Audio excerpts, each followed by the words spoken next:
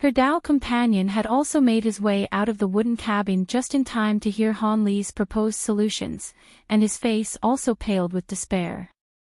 However, he took a deep breath to muster up his courage before making his way over to Han Li. He extended a deep bow toward Han Li, and said in an earnest voice, "We're not asking for much, we only want our daughter to live a little longer. Even if she only makes it to the foundation establishment stage, that's enough. Would my Dao companion and I somehow be able to combine our powers to repress the backlash from our daughter's Yang-type energy, just so we can help Qiner reach the foundation establishment stage?" Han Li glanced at the man before shaking his head as he said, "At your current early core formation stage cultivation basis, it would definitely be impossible. However, if you can reach the late core formation stage and be willing to sacrifice some of your cultivation base, you can give it a try." Even the man fell completely silent this time. They wanted to ask for Han Li's assistance, but they didn't dare to ask for more. Han Li had already provided them with more help than they had any right to ask for. No matter how much the two of them loved their daughter, they knew that it wouldn't be a good idea to keep pressing Han Li. After all, this was not an issue that could be resolved on a one-time basis. The solution would be for Han Li to constantly keep the young woman by his side, and it was quite clear that no high-grade cultivator would be willing to carry such baggage with them. However, to their surprise, Han Li provided them with an alternative arrangement, one that shocked them to such an extent that they couldn't help but think that they had misheard him. "I have a formation spells book here for your daughter. If she masters the contents of this book to a satisfactory degree the next time I see her, I can consider taking her under my wing. Of course, in that case, I'll also help her reach the foundation establishment stage and perhaps even the core formation stage. However, it's up to her to convince me to take her first. Let me make this clear now, this book is only for your daughter to read. If you two try to master the contents of the book, then attempt to teach her, I'll definitely be able to see through your tricks and I'll leave right away." Han Li's voice wasn't very loud, but his words exploded like claps of thunder in the hearts of Wen Xiue and her Dao companion. "Senior Han, are you being serious right now?" Wen Xiue was in complete disbelief. A faint smile appeared on Han Li's face as he swept a sleeve through the air. A jade box shot forth from within, hovering slowly toward the couple. That box contains the book Formation Spell Essentials.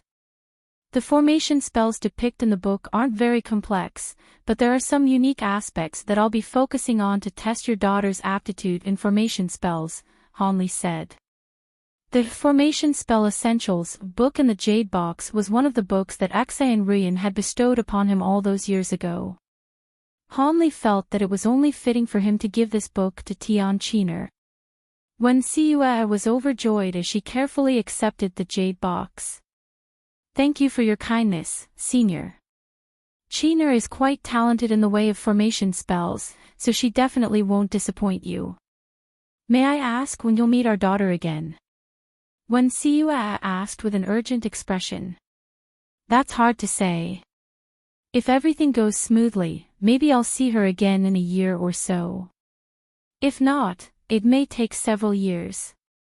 Let me reinforce this. During this period of time, she absolutely cannot use any cultivation arts. Otherwise, if something goes wrong, she won't be able to live until she sees me again. Here is a vial of purpleine pills.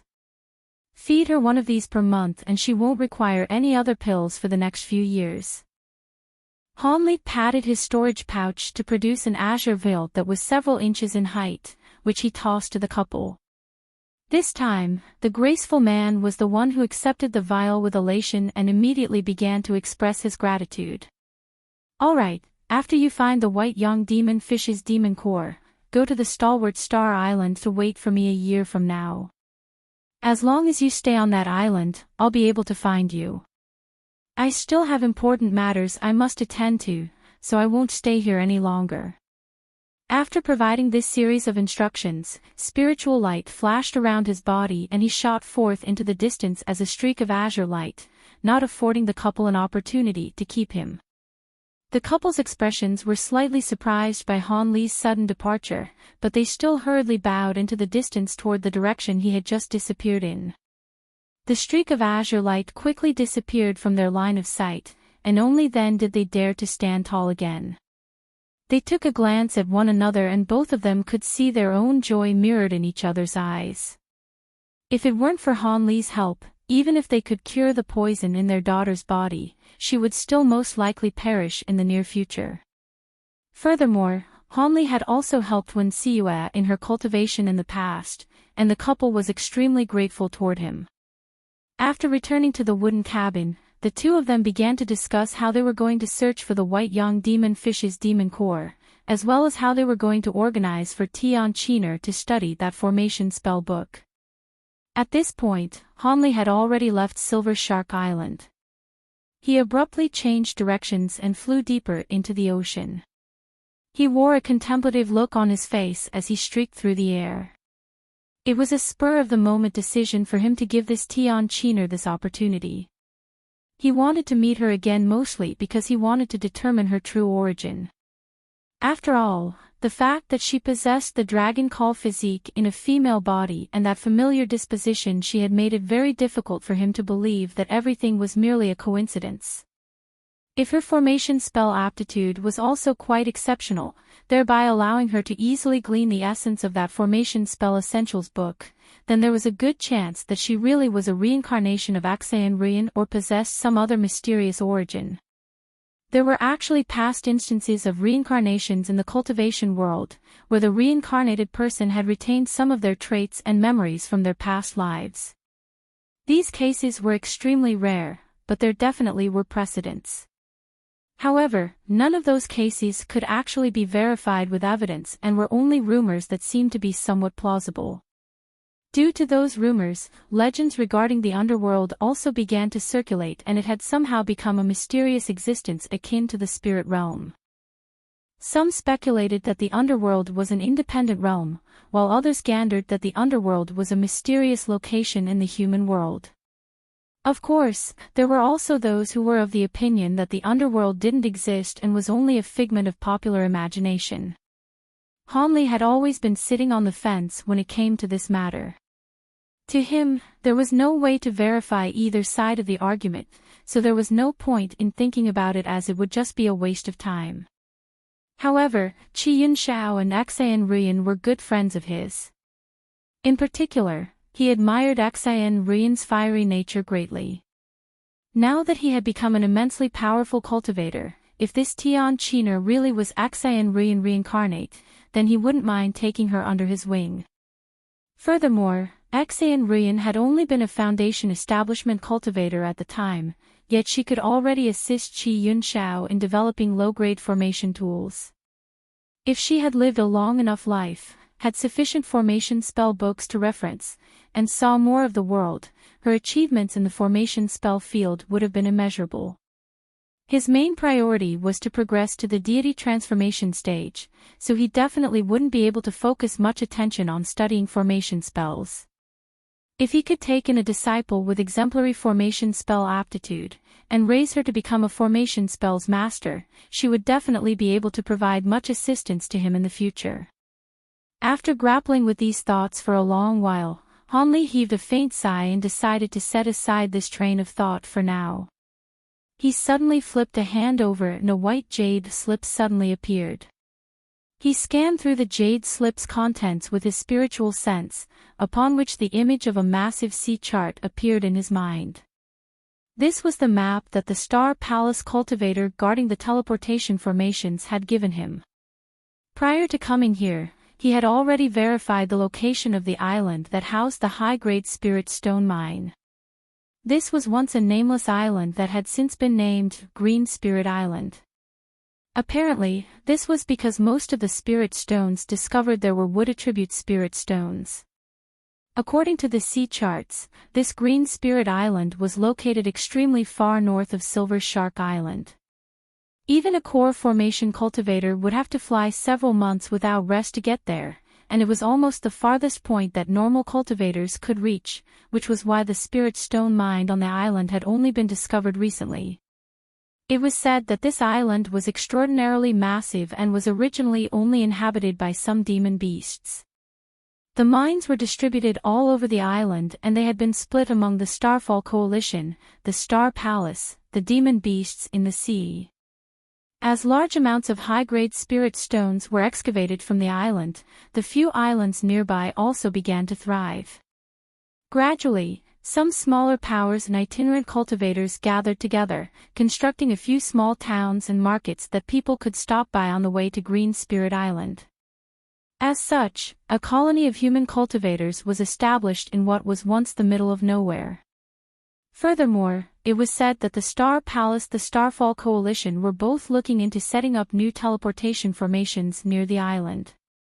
Hanlik assessed all of the information he had attained on Green Spirit Island again, and after deciding that he wasn't missing anything, he put away the jade slip and accelerated through the air. By his estimations, it would most likely take him 3 months to get the Green Spirit Island at his current speed. The scenery over the ocean was naturally extremely bland. There were only vast expanses of blue stretching as far as the eye could see in all directions, and there was nothing else to punctuate the stretches of seawater. Hanli continued on his journey, and more than a month had passed by in the blink of an eye. Along the way, he stopped by some islands to recover his magic power, and the journey had gone very smoothly. He hadn't encountered any mishaps or unexpected accidents thus far. He would occasionally pass by a few cultivators, but he merely flew past them without paying them any heed. Most of these cultivators were at the foundation establishment or core formation stages, and upon witnessing the speed at which Hanli was traveling, they naturally stayed out of his way in the knowledge that he was far too powerful for them to mess with. He did encounter an unidentifiable 6th-grade demon beast that sprang out of the ocean and tried to eat him. However, that demon beast was sliced in half by a stroke of his sword, and he plucked away its demon core for good measure. He had only slain the demon beast as it was of a relatively high grade. Otherwise, he couldn't even be bothered to swing his sword. On this day, Hanli encountered another small island that was piled up from black rocks. Aside from some seaweed, there was nothing living growing on the island. However, he descended upon it without any hesitation and sat down on a relatively flat rock, before closing his eyes to recover his energy. Half a day passed and the sky gradually began to darken. The crimson sun set beneath the horizon and the air temperature instantly dropped significantly. However, none of that was enough to faze Hanli. He merely summoned a layer of azure light to shield his body from the cold. When the final ray of sunlight disappeared, the entire surface of the ocean was plunged into complete darkness. Right at this moment, the entire small island that he was situated on suddenly tremored violently. Immediately thereafter, a loud roar that sounded like a muffled thunderclap erupted from the bottom of the ocean nearby.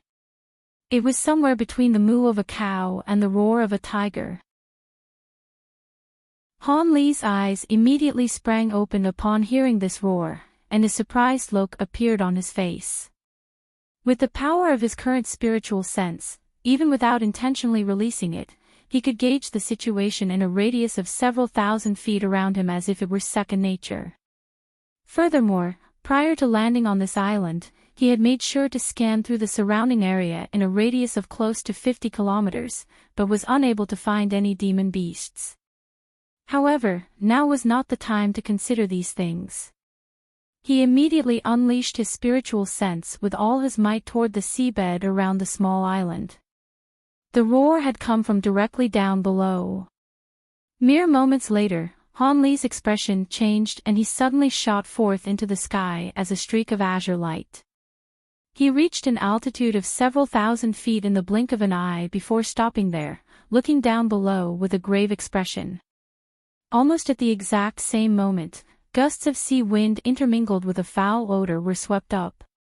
Countless vortexes of different sizes appeared on the face of the nearby ocean, and rows of massive waves, each over 100 feet tall, emerged one after the other.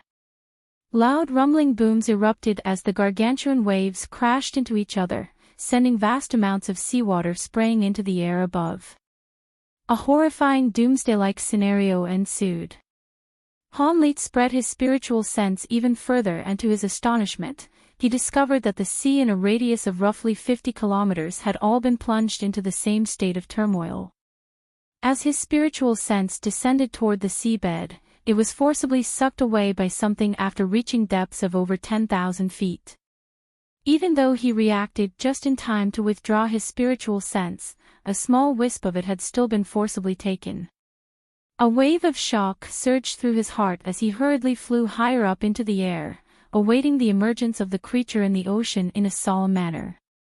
Could it be that there was some almighty demon beast down there? But even a 10th grade demon beast seemed to be unable to stir up such a terrifying commotion. Perhaps this was a legendary deity transformation stage demon beast, but that didn't seem to be the case either.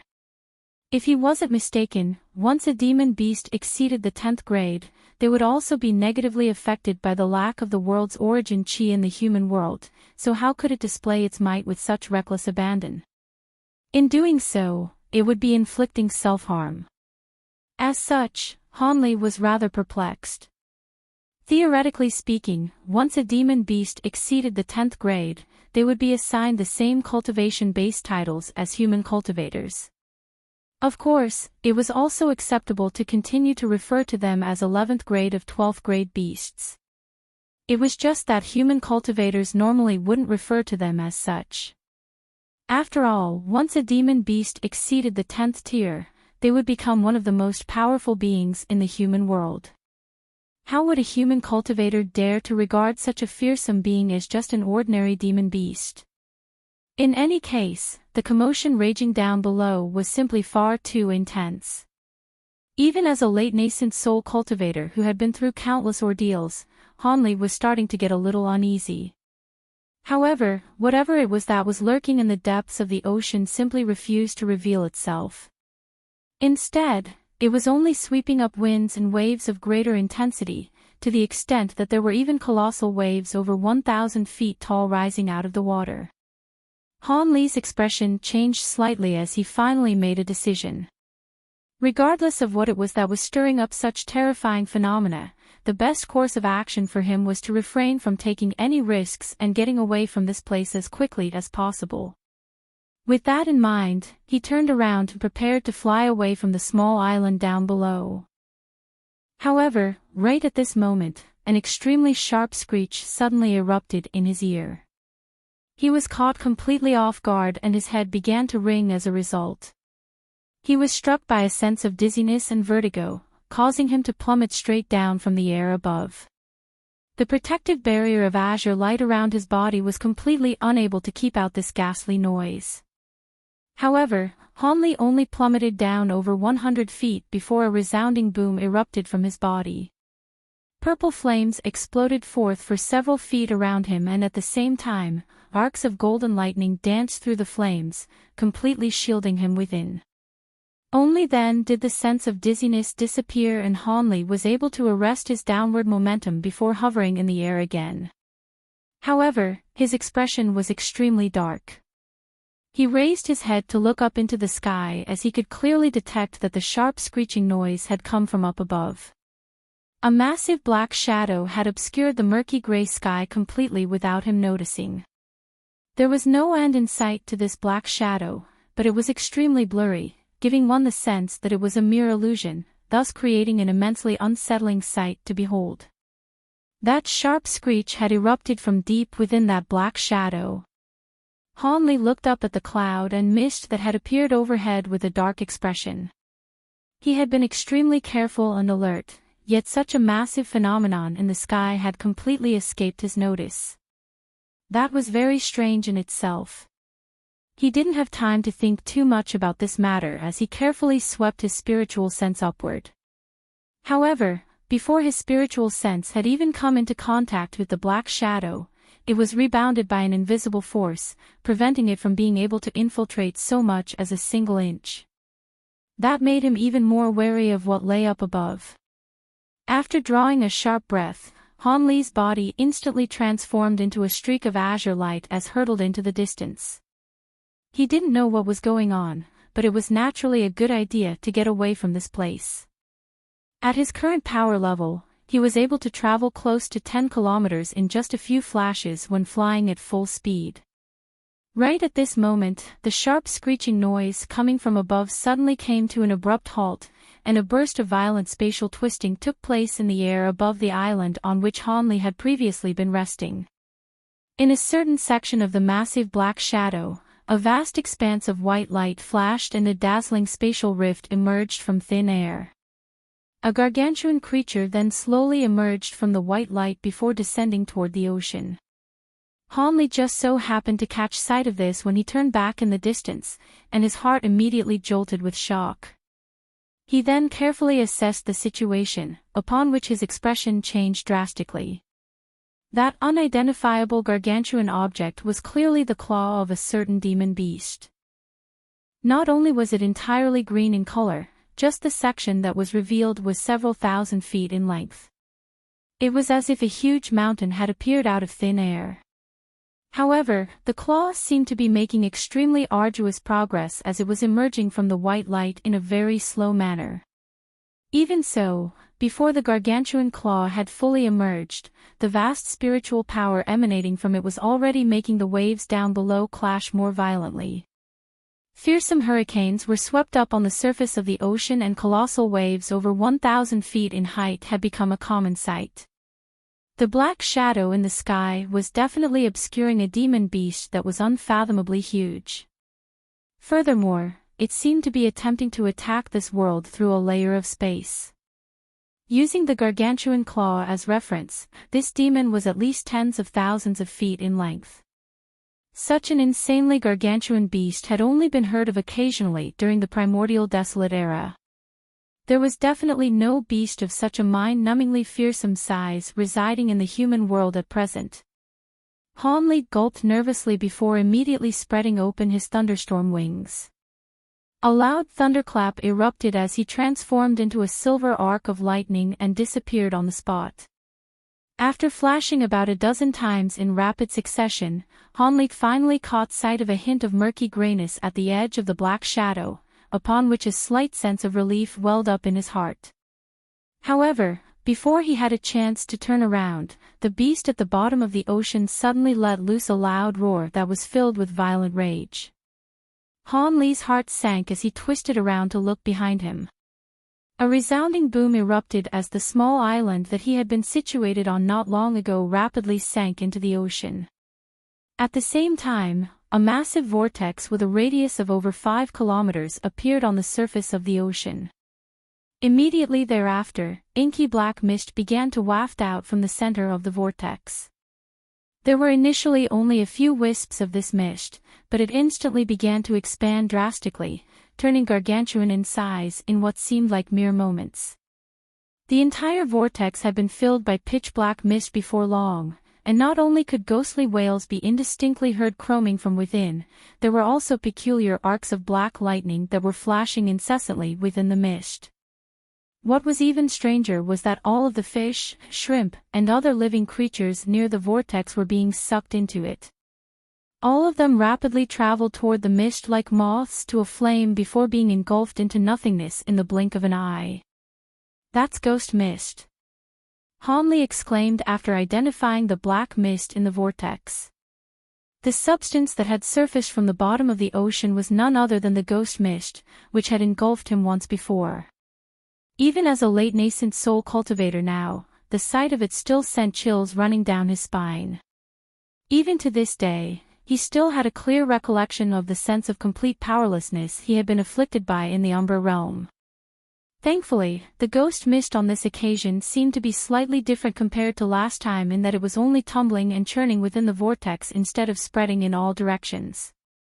Hanley temporarily set aside his plan to flee the scene upon seeing that. At his current power level, even if the ghost mist were to spread once again, he would be fast enough to outrun it from such a far distance away. Thus, he stared silently into the massive vortex. He was certain that the beastly roar he had heard earlier had come from the ghost mist, which struck him with a sense of bewilderment.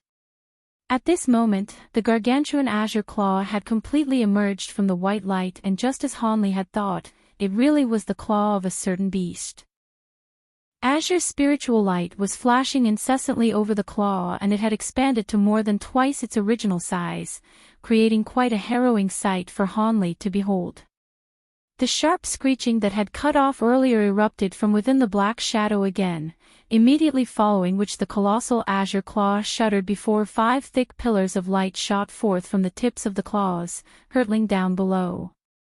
The pillars of light were remarkably green and immediately disappeared into the ghost mist down below.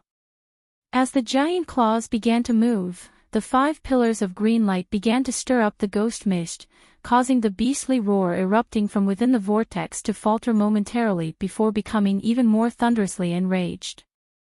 The mist tumbled before converging to form a massive inky black mouth filled with sharp fangs, which took up the entire vortex. The 5 pillars of azure light were immediately swallowed by the massive mouth. Hanli was dumbstruck by what he was witnessing.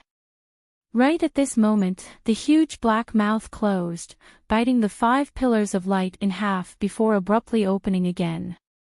A thunderous boom erupted from within the massive mouth as an inky black bolt of lightning shot forth, vanquishing the 5 pillars of light with its fearsome might.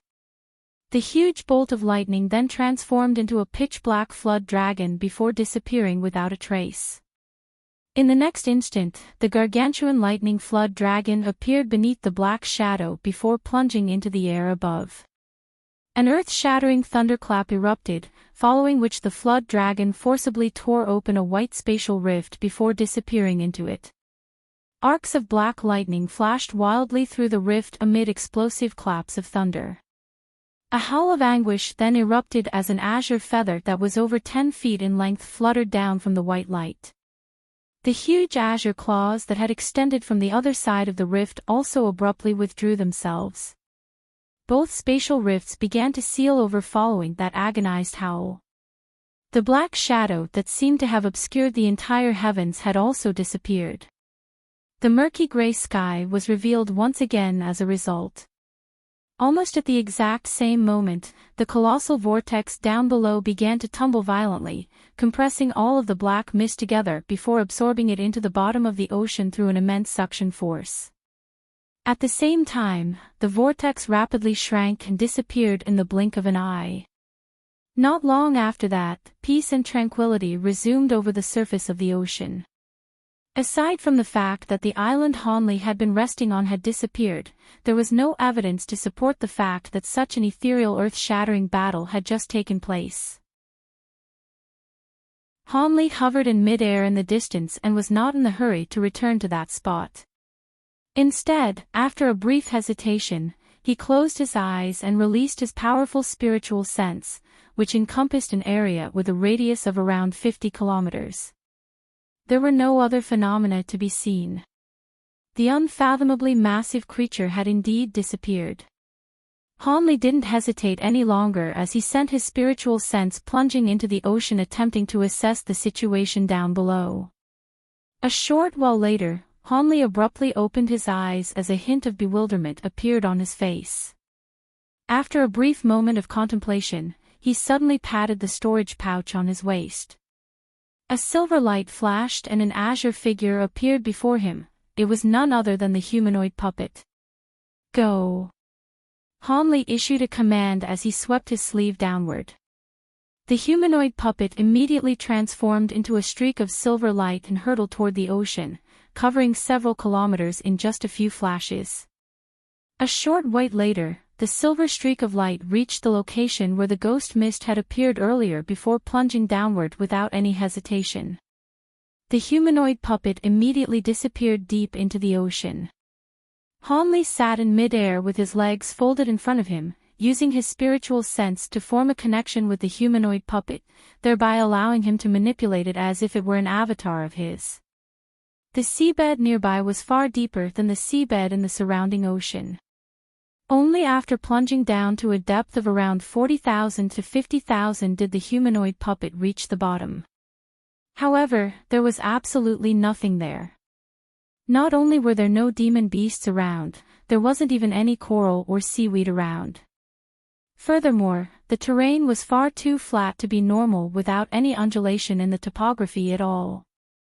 The humanoid puppet searched through the surrounding area before suddenly rushing toward a certain direction. After a short while, it discovered a ball of azure light hovering in the water several kilometers away. The ball of light was rising and sinking erratically, as if it possessed a spiritual nature. Golden light suddenly shot forth from the humanoid puppet's eyes as the speed at which it was traveling increased several-fold. After just a few flashes, it was only just over 100 feet away from the ball of light. At this point, it was finally able to identify that there was a feather roughly 10 feet in length within the ball of light. The feather was shimmering with faint spiritual light, as if it were a living creature. Silver light flashed from the humanoid puppet's body once again, taking it directly above the feather. It immediately reached down for the feather without any hesitation in an attempt to grab it. However, a surprising turn of events unfolded.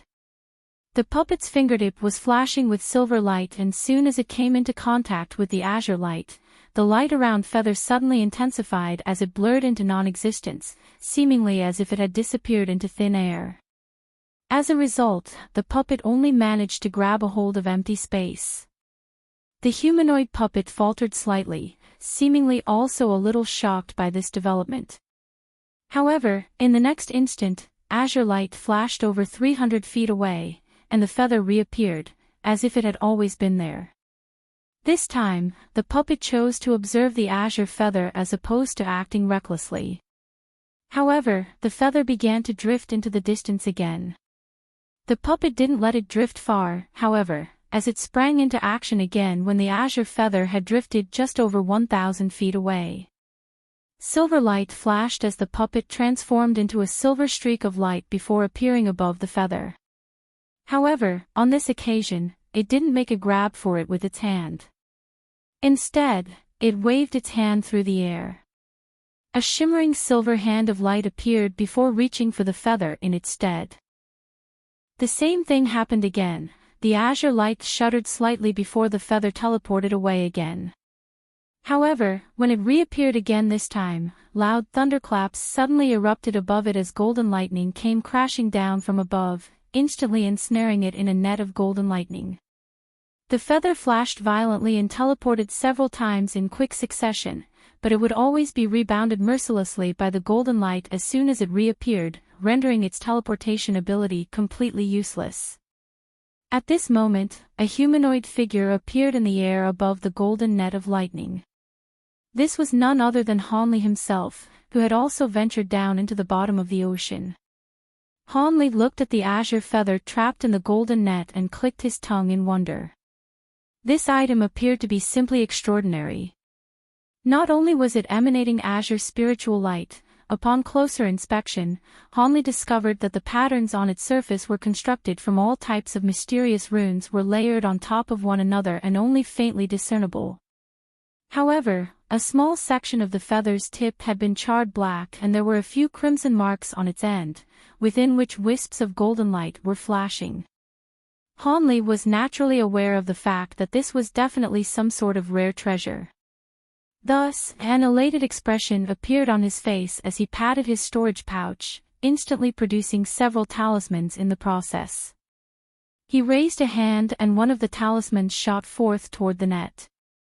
However, azure light flashed and the feather seemed to have adopted an insubstantial state of being, allowing the talismans to pass directly through it. Hanli's expression faltered upon seeing this, and rather than being enraged by this development, he was ecstatic. This item possessed an extremely potent spiritual nature, thereby lending further support to the notion that it was an extraordinary treasure. Thus, he immediately made a hand seal and began to chant something. The golden lightning net contracted drastically to a radius of around 10 feet at his behest, affording the azure feather no avenue for retreat or evasion. He then opened his mouth to expel a mouthful of blood essence onto the talisman in his hand. At the same time, he cast a series of incantation seals in quick succession, all of which disappeared into the talisman. After releasing that talisman, the azure feather in the golden net attempted to evade it again, but the talisman stuck to it like glue. The azure light receded and the feather took on a much more mundane appearance. Only then did Hanli withdraw his divine Devilbane lightning and feigned a grabbing motion, upon which the hovering azure feather was drawn to his hand. Upon careful inspection, he abruptly raised his eyebrows as he gently tapped the feather with his finger. An incredible scene ensued. Faint spiritual light began to shimmer around the azure feather, and it rapidly shrank to around a foot in length in the blink of an eye. Furthermore, the talisman that was stuck to the feather had also shrunk along with it. That was quite an interesting observation. Hanli stirred slightly as he held on to the shaft of the feather and waved it gently. Azure light instantly erupted from the feather, sweeping up an extremely powerful gust of wind attribute spiritual power. The spiritual power was extremely pure, and Hanli was delighted to make this discovery. However, this wasn't the time to be contemplating how to use this treasure. As such, Hanli stored it into a jade box before putting it into his storage pouch. He then deployed the humanoid puppet again to search for any other noteworthy items in the surrounding area. However, Hanli was already very satisfied. As such, he didn't linger any longer in this area. He withdrew the humanoid puppet and flew away from this place as a streak of azure light. During the rest of his journey to Green Spirit Island, Hanli began to carefully contemplate the incident surrounding the giant beast and the ghost mist. It was quite clear that the battle he had just witnessed was far beyond something that any cultivator in the human world could interfere with. That giant beast seemed to be a powerful demon from the spirit realm or some other alternate realm. Furthermore, that ghost mist seemed to be alive and also appeared to be more powerful than the giant beast. That was quite a shocking revelation to Hanli at the time. The only living beings in the human world that could be so astonishing had to those legendary devils. Back when he had been trapped in the Umbra realm, he had suspected that the Umbra realm had somehow been related to Devil Luo Mian. After all, only half-spirit half-demon beings like them would possess the incredible ability to easily tear through space and travel throughout the realms. That unfathomably massive beast appeared to also possess power that defied the natural order. Otherwise, it wouldn't have been able to forcibly attack the ghost mist through the boundary between realms. With Hanli's vast reserves of experience, in conjunction with the knowledge he had gleaned from reading the many ancient tomes that he could roughly make sense of what he had just witnessed. However, no matter how spot-on he was with his speculation, fearsome beings like Luo Mian were far too powerful for him to do anything against. As such, he could only treat that as a bizarre experience. 2 months and a day later, Hanli was just flying over the ocean when his expression suddenly changed, and he shot forth in a certain direction. He had only traveled a few kilometers when bursts of explosive booms erupted up ahead. In the distance, not too far away from his current location, spiritual light was flashing incessantly as 3 cultivators were fighting for their lives, trying to ward off a high-grade demon beast. Among the 3 of them, one was an early core formation cultivator, while the other 2 were only at the late foundation establishment stage. Unfortunately for them, that demon core was at the 6th grade. Even after the 3 of them combined their powers, they could only just barely ensure self-preservation. Hanli stopped in mid-air and began to carefully appraise this battle.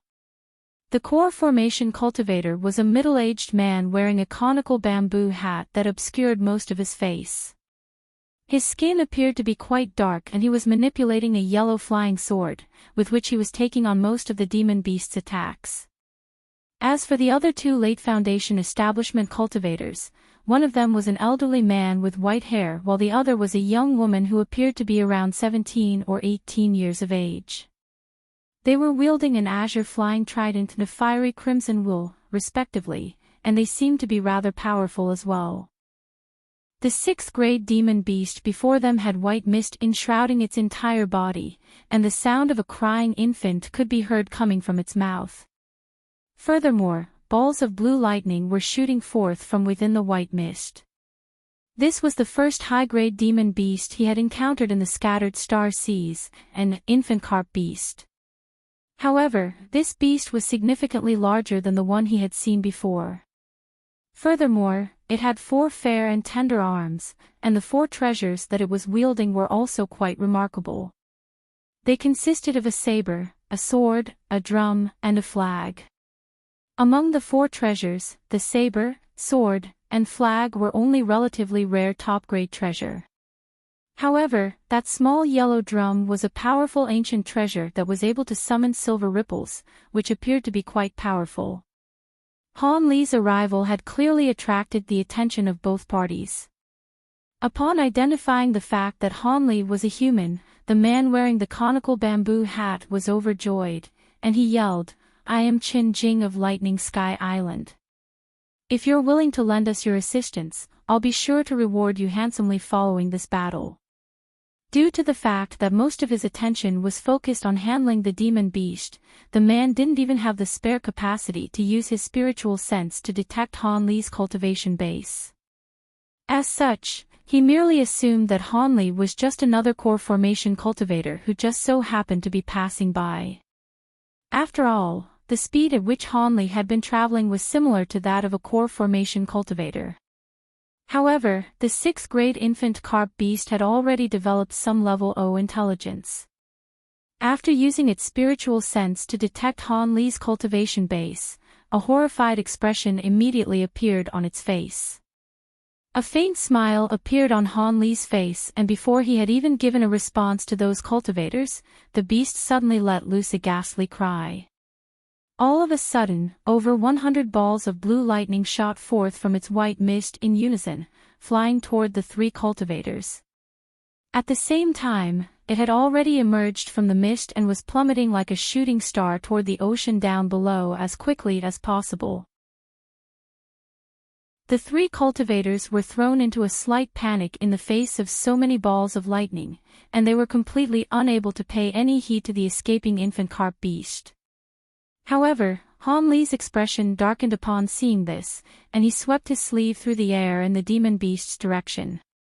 A flying sword that was around a foot in length shot forth from his sleeve, shuddering slightly before transforming into a streak of golden light over 100 feet long, which flew through the air. The sword was so fast that the infant carp beast only saw a flash of golden light, followed by a split second of excruciating pain, before it was unable to feel nor see anything ever again. The golden light sped around the demon beast a few times and large clouds of blood mist erupted into the sky, slicing the beast into 7 or 8 pieces. Even its soul didn't have a chance to escape before it, too, was destroyed. The segments of its body came plummeting down from above. At this moment, Han Li reached out and feigned a grabbing motion. One section of the demon beast's body suddenly exploded and a blue bead shot forth from within its flesh and blood, flying toward Han Li as a streak of blue light. Han Li closed his 5 fingers and the infant carp beast's demon core had already ended up in his hand. He looked at the demon core in a nonchalant manner without any hint of emotion in his eyes. A demon core of this caliber naturally wasn't going to catch his eyes. Following the death of the demon beast, the balls of lightning frantically attacking the 3 cultivators also disappeared in the flash. The 3 of them heaved a collective sigh of relief before turning to Han Li with awe and veneration in their eyes. They were unable to chase down the infant carp beast earlier, but they had clearly witnessed the scenes in which Han Li destroyed that 6th grade demon beast with ease. It was not difficult to imagine their astonishment. They had thought that at most, Han Li would only be a core formation cultivator who just so happened to be passing by, but who would have thought that he would be a nascent soul cultivator? However, this place was already quite far into the outer seas. Cultivators of Han Li's caliber were still rare here, but 3 of them had encountered a few in the past, so they weren't overly flustered. Thus, the 3 cultivators hurriedly stowed away their treasures before drifting over to Han Li. Before they had even reached the Han Li, the man in the conical bamboo hat extended a deep bow toward him. Qin Jing of the Azure Yang sect pays his respects to Senior. Thank you for your assistance, Senior. We've been tangled up in a battle with this demon beast for a long time and it would have been very difficult for us to escape on our own. May I have the honor of knowing your name, Senior? The man was surreptitiously sizing up Han Li as he spoke. His expression was quite respectful, but he spoke in a manner that was neither haughty nor humble. Azure Yang sect. You're Lord Three Yang's disciple? Han Li faltered slightly upon hearing this before a hint of surprise appeared on his face. Lord Three Yang is indeed my master.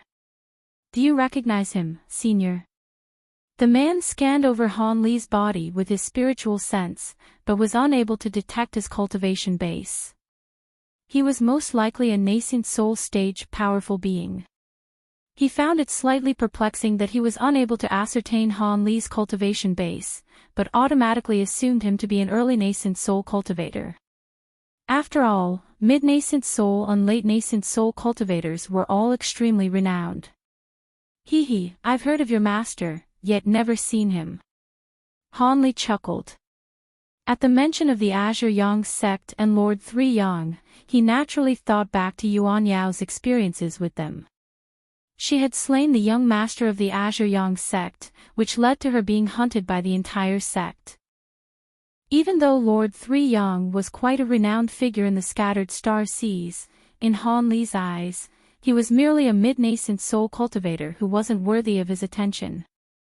Aside from that, he had no vendetta against the Azure Yang sect, so he certainly wasn't going to kill these three in cold blood. Next, he began to ask them some questions. The three of you must be quite familiar with this area, right? Do you know the specific location of the Green Spirit Island? Han Li's sea charts were very detailed, but it was no easy task trying to find an island in this boundless ocean. As such, he certainly wasn't going to give up on the opportunity to make an inquiry to these three cultivators. At the mention of Green Spirit Island, smiles appeared on the faces of the Azure Yang sect cultivators. Senior, you're trying to get to Green Spirit Island to obtain high-grade spirit stones, right? If that's the case, then there's no need for you to travel all the way to Green Spirit Island. You can purchase spirit stones from the markets nearby. Of course, if you're familiar with the mine guards from the Starfall Coalition or the Star Palace, you'll naturally be able to get a better price. Markets. How many high-grade spirit stones can be found there? I require more than just one or two, Han Li replied in a skeptical manner. I'm sure the markets will be able to satisfy your needs, senior. High-grade spirit stones are technically equivalent to over 10,000 spirit stones, but in reality, the price at which they're sold is over twice that amount. As long as you're not looking for more than 30 or 40 high-grade spirit stones at once, those markets will be able to provide them, Chen Jing replied with a smile. In that case, then take me to the markets first. If there aren't enough spirit stones there, then I'll make a trip to Green Spirit Island. You can take this demon core as remuneration for leading the way. Han Li tossed the infant carp beast's demon core toward them as he spoke. Chen Jing caught the demon core and was immediately ecstatic. Don't worry, senior, we've been residing around this area for over 10 years, so we know everything there is to know about these markets. We'll be sure not to disappoint you. The Azure Yang sect cultivators were still rather confused about Han Li's identity, but a 6th-grade demon core would rake in a large sum of spirit stones for a core formation cultivator, particularly when all they had to do in exchange for it was to lead the way to the market. They were naturally overjoyed. As for the elderly man and the young woman, their cultivation bases were inferior to Qin Jing's, so he naturally made all of the executive decisions for their group. However, they were even more fearful when they looked at Han Li now. After all, the disparity between foundation establishment and nascent soul cultivators was simply massive. Thus, Han Li was led by Qin Jing's trio away from this place. According to their description, this location was only about half a month's travel away from Green Spirit Island, and on the way there, they would pass by the island on which the three of them inhabited.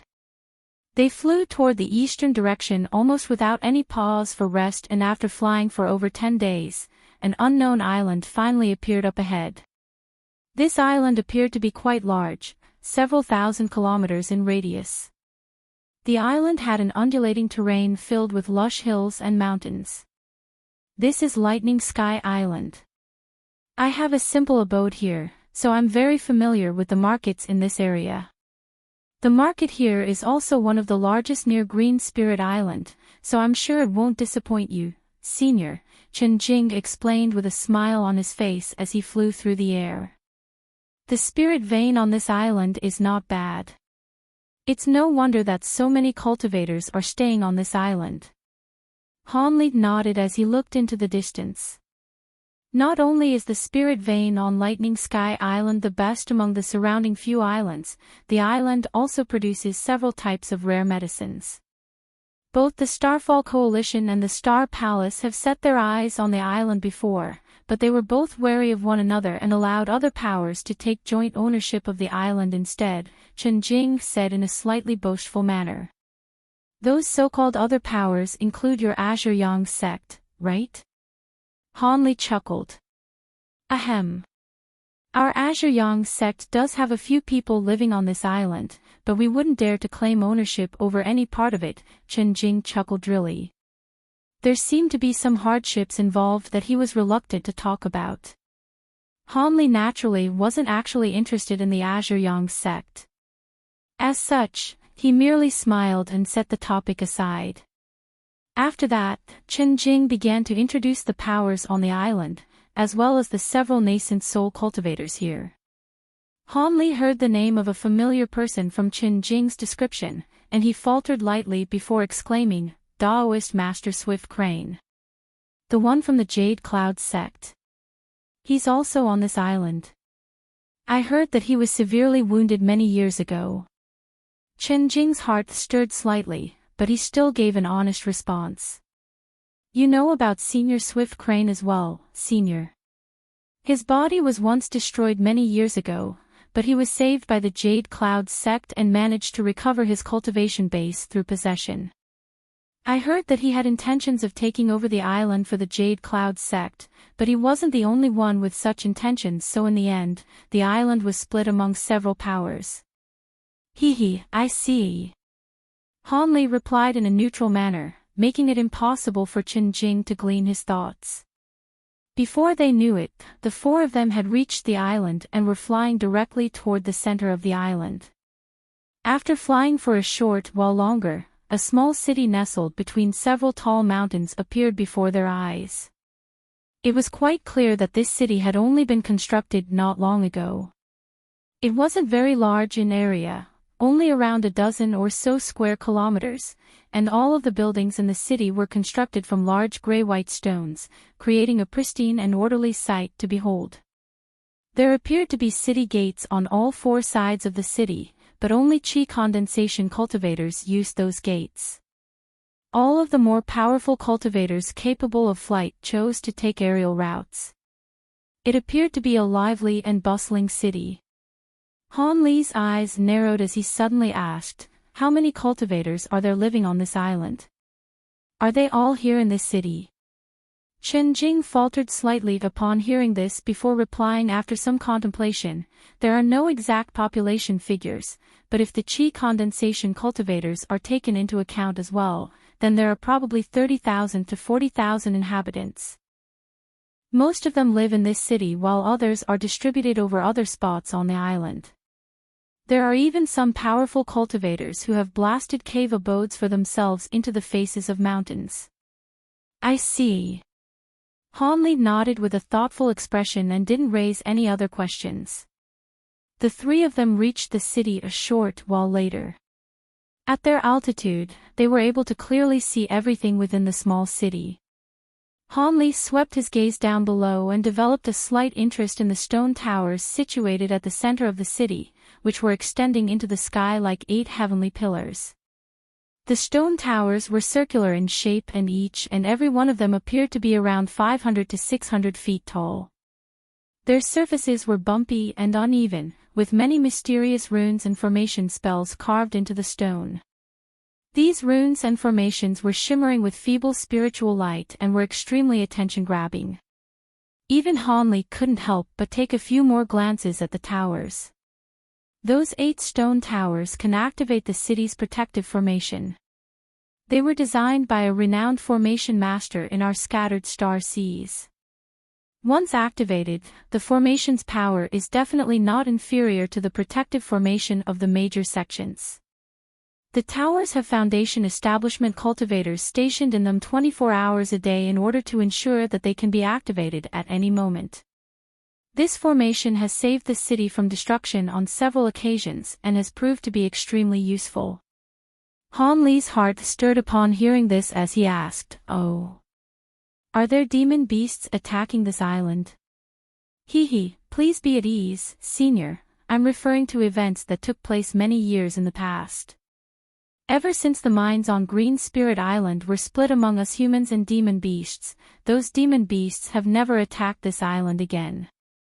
Let's get down now. The market is just over there and I happen to know a few shops that specialize in selling high-grade spirit stones.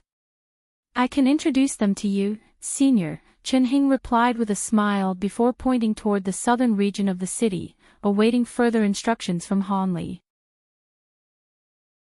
Han Li turned toward the direction that Qin Jing was pointing to find that there were some buildings there that were indeed different from others.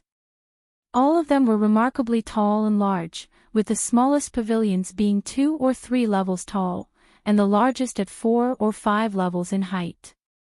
There were steady streams of cultivators entering and exiting the doors of these pavilions, creating a much more lively scene than anywhere else in the city.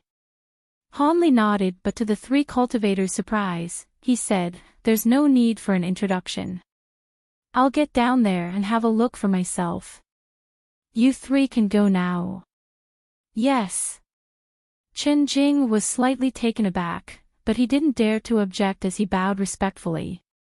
Han Li turned to the 3 of them and suddenly said in a cold voice, "I don't want anyone else to know about the fact that I came to this island. You know what you should do, right? Please rest assured, Senior, we won't tell anyone anything." Chen Jing's heart jolted with shock, but he still maintained a respectful expression. I hope you're telling the truth." Han Li chuckled in response, but he suddenly flicked a finger that was hidden in his sleeve. Immediately thereafter, his body swayed and he disappeared amid a flash of azure light. The 3 cultivators' expressions changed drastically and they hurriedly looked around, only to find that Han Li was nowhere to be seen. "Marshal Uncle Chin, we don't say anything. Let's go back first." The young woman wanted to say something, but Qin Jing cut her off with a dark expression. He then gestured for the 2 of them to follow him as he transformed into a streak of light traveling out of the city. The 2 foundation establishment cultivators were still a little shell-shocked, but they could only follow their leader. The 2 of them had flown over 50 kilometers before they knew it, and they descended on a nondescript little mountain. At an obscure location at the foot of the mountain, there was a small cave abode. Chen Jing led the 2 into the abode and activated all of the restrictions within before sitting down in the hall to meditate with his eyes closed. The 2 foundation establishment cultivators glanced at one another, but neither of them dared to say anything. A long while later, Chen Jing finally opened his eyes and exhaled as his expression eased slightly. "I can confirm now that that man's spiritual sense isn't spying on us here. Even if his spiritual sense can reach this place, it won't be able to bypass the cave's restrictions." "What did you want to say, Marshal Nisian?" Qing Jing turned to the young woman and asked. "I just wanted to say that this Senior Han's origins are a little suspicious. He's a nascent soul cultivator, yet we've never heard of someone like him. That's really strange. Should we report this matter to our sect so they can investigate this man? Perhaps our patriarch will know who he is." The young woman replied hesitantly. The elderly man nodded in agreement with this proposal. So what if we find out who that man is? Our patriarch is currently in seclusion to make a breakthrough to the late nascent soul stage. No matter who this man is, he's not important enough to disrupt our patriarch's seclusion. If our patriarch can't do anything to him, why would we risk irking him just to find out who he is? From what he said earlier, it appears that he has some knowledge about the scattered star seas, so he's most likely just come out of an extended period of seclusion. This is certainly not unheard of in our scattered star seas. He warned us not to reveal his location. Do you think he wouldn't dare to do anything to us just because we're from the Azure Yang sect? Even if he kills us, without our patriarch to stand up for us, the sect can't do anything to him. Why would we do something that incurs so much risk for no worthwhile reward? Chen Jing harumphed coldly. A chill ran down the young woman's spine upon hearing this, and she hurriedly agreed. Also, no matter who we reveal this information to, it doesn't benefit us in any way. Instead, Chen Jing was getting slightly carried away and continued in his tirade. However, what he failed to notice was that a faint golden light was shimmering beneath one of his shoes. The golden light flashed before silently departing from the sole of the shoe, then disappearing soundlessly into the stone floor of the hall. Moments later, the golden light reached deep into the ground, where an azure barrier of light abruptly stopped it in its tracks. This was the cave abode's protective restriction. The golden light faltered slightly before receding to reveal a thumb-sized golden beetle. It was one of Han Li's gold-devouring beetles. As soon as the beetle reverted back to its original form, it rushed toward the light barrier and began to take large bites out of it. The restriction wasn't some sort of high-grade restriction. Instead, it was extremely crude, and the beetle was able to pass through it almost instantly, appearing on the other side of the barrier. The restriction wasn't triggered throughout the entire process. Chen Jing's trio was not alerted at all to this sequence of events. The bug flashed before disappearing underground. A short while later, a flash of light suddenly appeared in the eyes of a tall and thin old man, who was walking along a certain street in the southern region of the city. A spot of golden light shot forth from the ground before silently disappearing into his sleeve. The old man's expression remained completely unchanged, but the corners of his lips had turned upward ever so slightly. This man was none other than Han Li, who had altered his appearance. That spot of golden light was naturally the gold-devouring beetles, within which he had imbued a sliver of his spiritual sense. After reaching the late nascent soul stage, even though his spiritual sense was still vastly inferior to that of a deity transformation cultivator, it was still far more powerful than that of a late nascent soul cultivator. As such, he was already capable of imbuing a wisp of his spiritual sense into an object. Of course, this wasn't a permanent arrangement.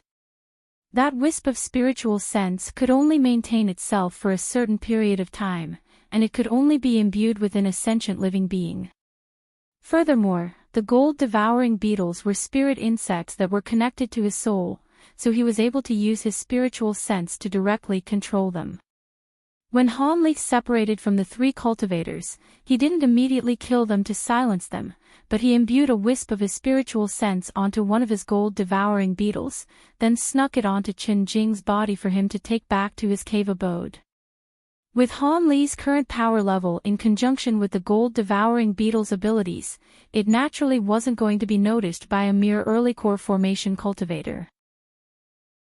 Han Li had made up his mind. If these three people followed his instructions, then he would naturally leave them alone.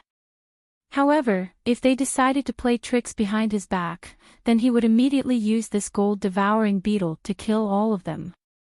Gold-devouring beetles that were yet to reach full maturity wouldn't be able to do much to nascent soul cultivators, but with their indestructibility and engulfment powers, it would be a very simple task for it to take care of an early core formation cultivator and 2 foundation establishment cultivators.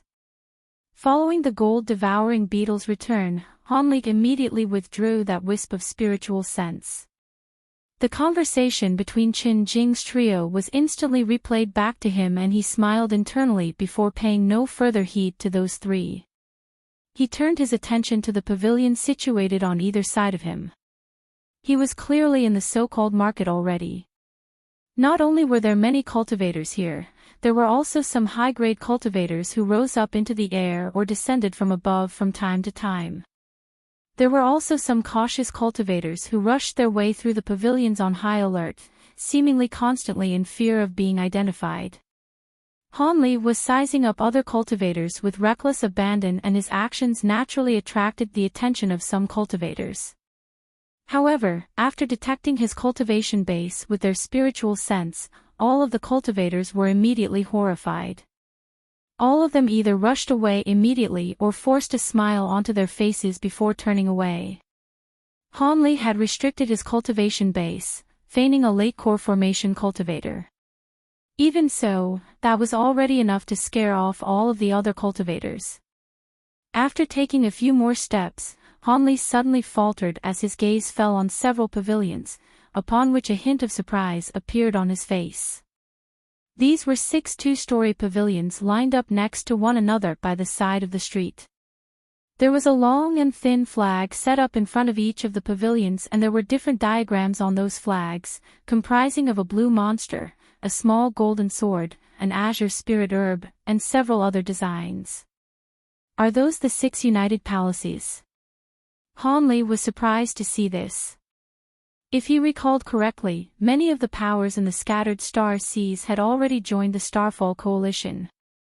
As such, it was very surprising to see another power set up a shop in such a bold manner on this island. It appeared that the Starfall Coalition was indeed quite powerful. Even though they weren't able to dominate the entire Green Spirit Island, the other powers on the island still don't dare to set up shops in the city. Hanli had been in conflict with many of the old nascent soul monsters in the Starfall Coalition, so he naturally wasn't going to seek them out. As such, he shook his head and decided to make his way toward the shop in front of him. However, before he had even begun to approach the shop, several cultivators suddenly emerged from one of the 6 united palace pavilions. Hanli caught sight of the cultivator at the forefront of the group, upon which his expression changed slightly. This was a yellow-robed old man who appeared to be over 50 years of age. There was a Taoist priest in a set of crane robes beside him. The latter appeared to be around just over 20 years old, and both of them were early nascent soul cultivators. There were 4 core formation cultivators behind them, as well as a middle-aged manager wearing a set of attire from the 6 united palaces. The manager wore a fawning smile on his face and was clearly trying to curry favor. That was to be expected. After all, nascent soul cultivators were revered beings everywhere, and it was quite an occasion to have 2 of them visit the same shop at once. What made Hanli's expression change slightly was none other than that young Taoist priest in the crane robes. The man appeared to be very young, but no matter how Hanli looked at him, he was clearly the very same Taoist priest who had hunted him down many years ago and almost taken his life, Taoist Master Swift Crane. It was just that he appeared to have reverted back to a far younger age. Despite that, his appearance hadn't changed much. This was the Taoist Master Swift Crane who had been resurrected from the dead. As for the fact that his appearance had remained largely unchanged, Hanli didn't find that be all that strange. There were countless secret techniques in the cultivation world that could allow one to permanently change their appearance and figure.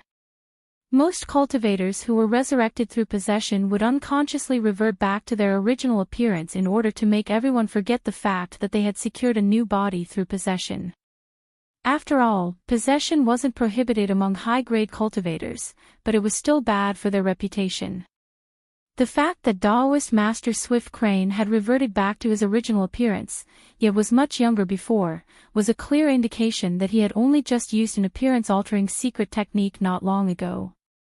As such, he hadn't yet had a chance to alter his age as well. After all, appearances could be altered in a short time, but age was a different story.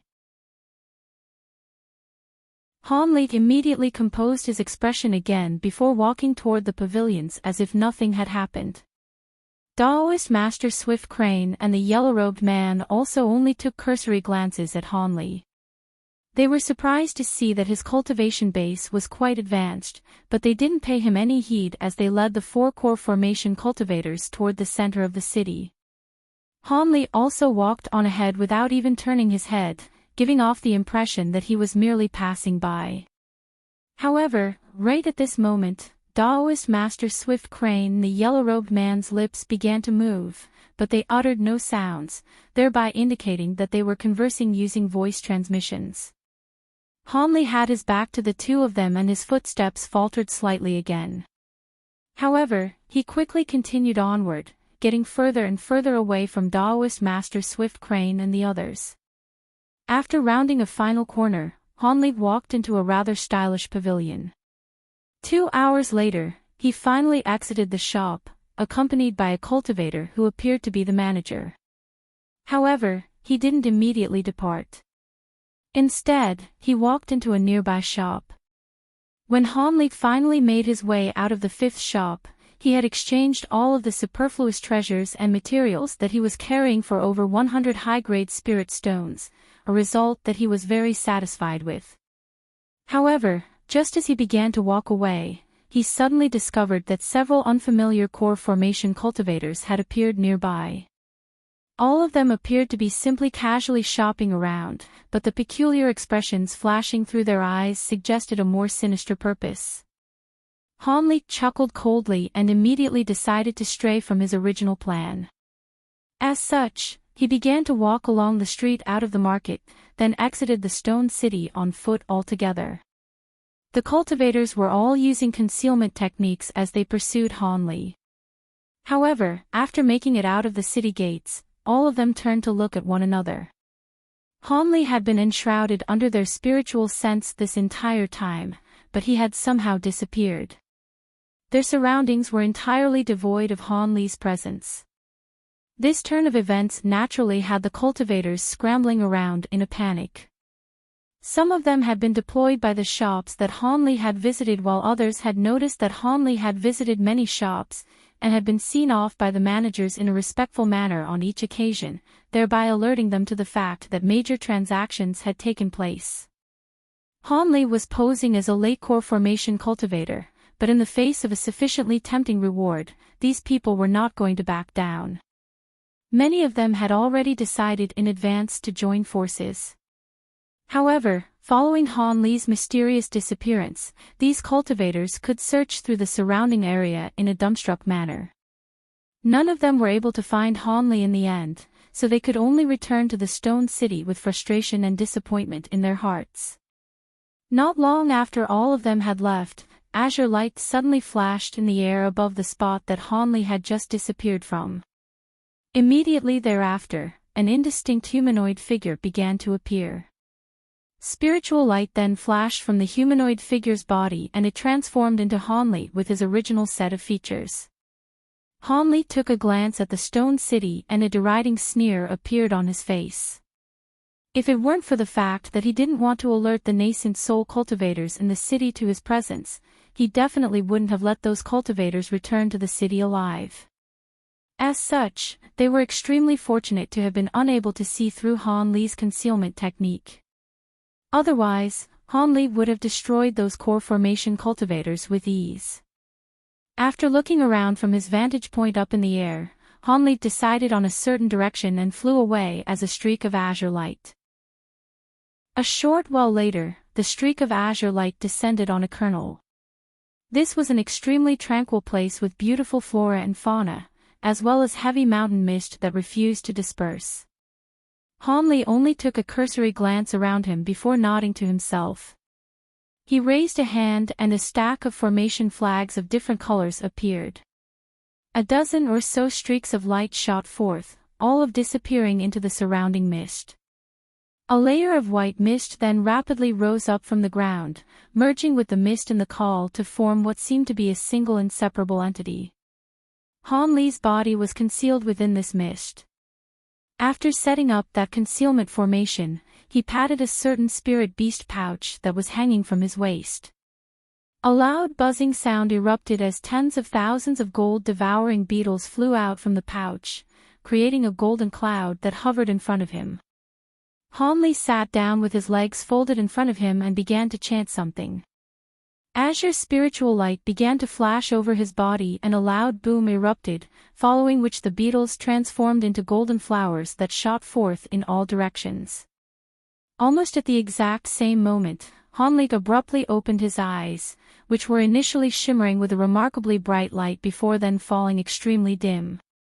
This was the secret technique that Hanli had once unleashed in the Devil Fall Valley to split his spiritual sense into over 1,000 strands. It was a technique he had mastered on his own using the Great Development Technique. The technique allowed him to divide his spiritual sense into countless thin strands, which he could then temporarily imbue onto a gold-devouring beetle. Thus, it was the equivalent of suddenly attaining over 1,000 new pairs of ears and eyes. This secret technique appeared to be similar to the technique Hanli had used to imbue the gold-devouring beetle with a wisp of his spiritual sense, but it was actually completely different. One of them involved splitting up his spiritual sense into countless tiny strands at once, then borrowing the senses of the gold-devouring beetles to detect and search for what he was unable to with his spiritual sense. This could only be accomplished by using his soul to directly instruct the beetles, and they couldn't be allowed to stray out of a certain range as his spiritual sense would be automatically withdrawn in that case. The other technique involved individually imbuing a creature with a fragment of his soul, then allowing the soul fragment to manipulate the living creature in a flexible manner based on a set of instructions received from Hanli in advance. He didn't have to use his soul to control the living creature in the process, and if he wanted to, he could even instruct the spirit insect to attack an enemy. To a certain degree, it was similar to an avatar technique. The white thread seemed to have struck something, and following a peculiar screeching noise, the fist-sized ball of golden light began to plummet toward the ground. "What's that?" one of the other cultivators exclaimed. Meanwhile, the cultivator who had unleashed the attack gestured with his hand, upon which the white thread shot back toward him at his behest. The thread spun through the air before transforming into a thin snowy white needle that fell into his hand. Only then did he reply, "I'm not sure. It seems to be some sort of spirit insect, but I don't know if it's wild or has been tamed. In any case, the spirit insect must have a very hard exoskeleton as it wasn't punctured by my white sorrow needle.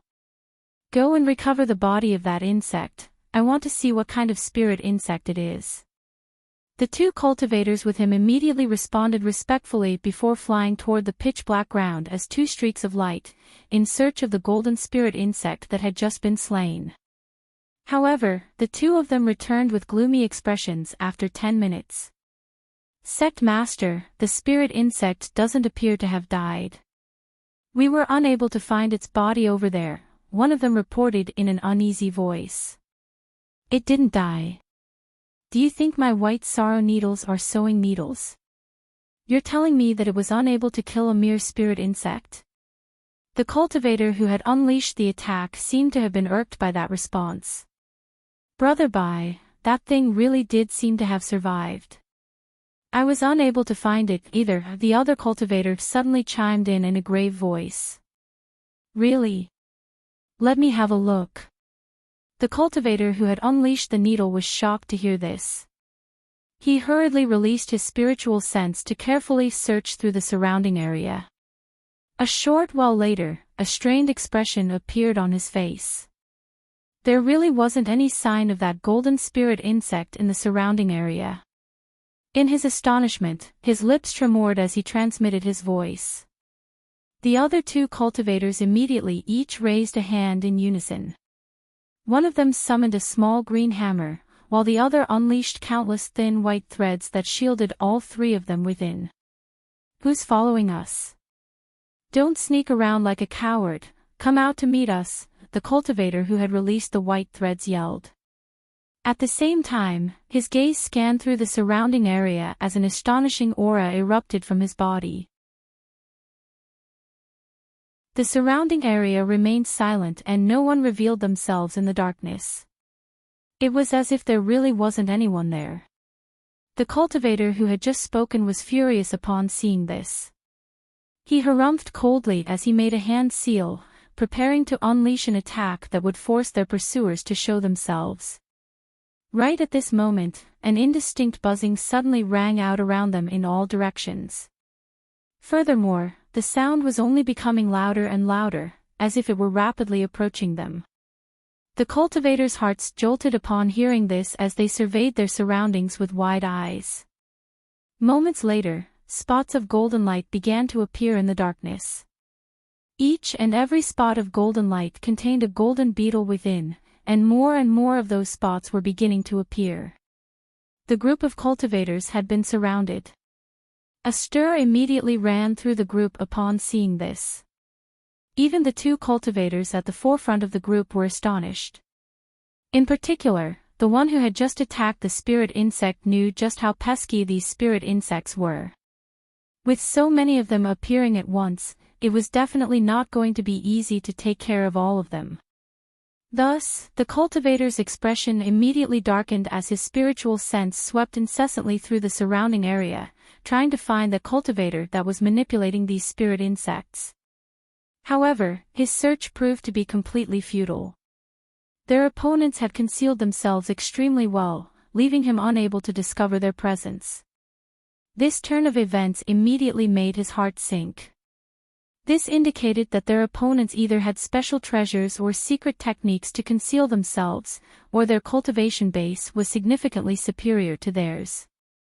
In any case, neither of those possibilities were good things.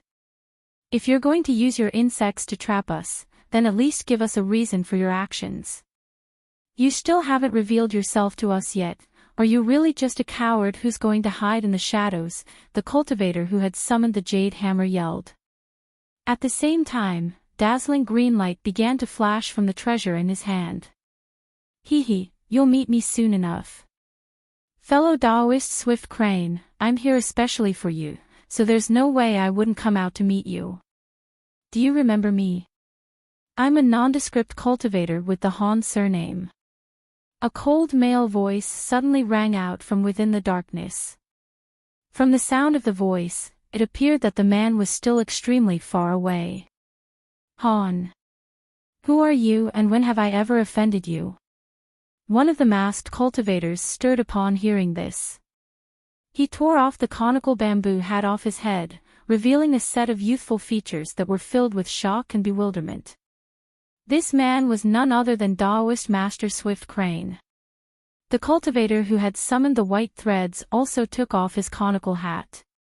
He was the yellow-robed cultivator who had accompanied Taoist Master Swift Crane earlier in the day. His expression was quite grim as his gaze flashed through the darkness. As for the cultivators behind them, they were naturally the disciples of these two nascent soul cultivators. It was rather strange that these people were leaving Green Spirit Island in such a sneaky manner during the dead of night. Upon hearing Taoist Master Swift Crane's questions, a burst of raucous laughter erupted from all directions before coming to an abrupt halt. The man clearly had no intention of answering him. This made everyone even more perplexed. Fellow Taoist Swift Crane, is this man one of your enemies?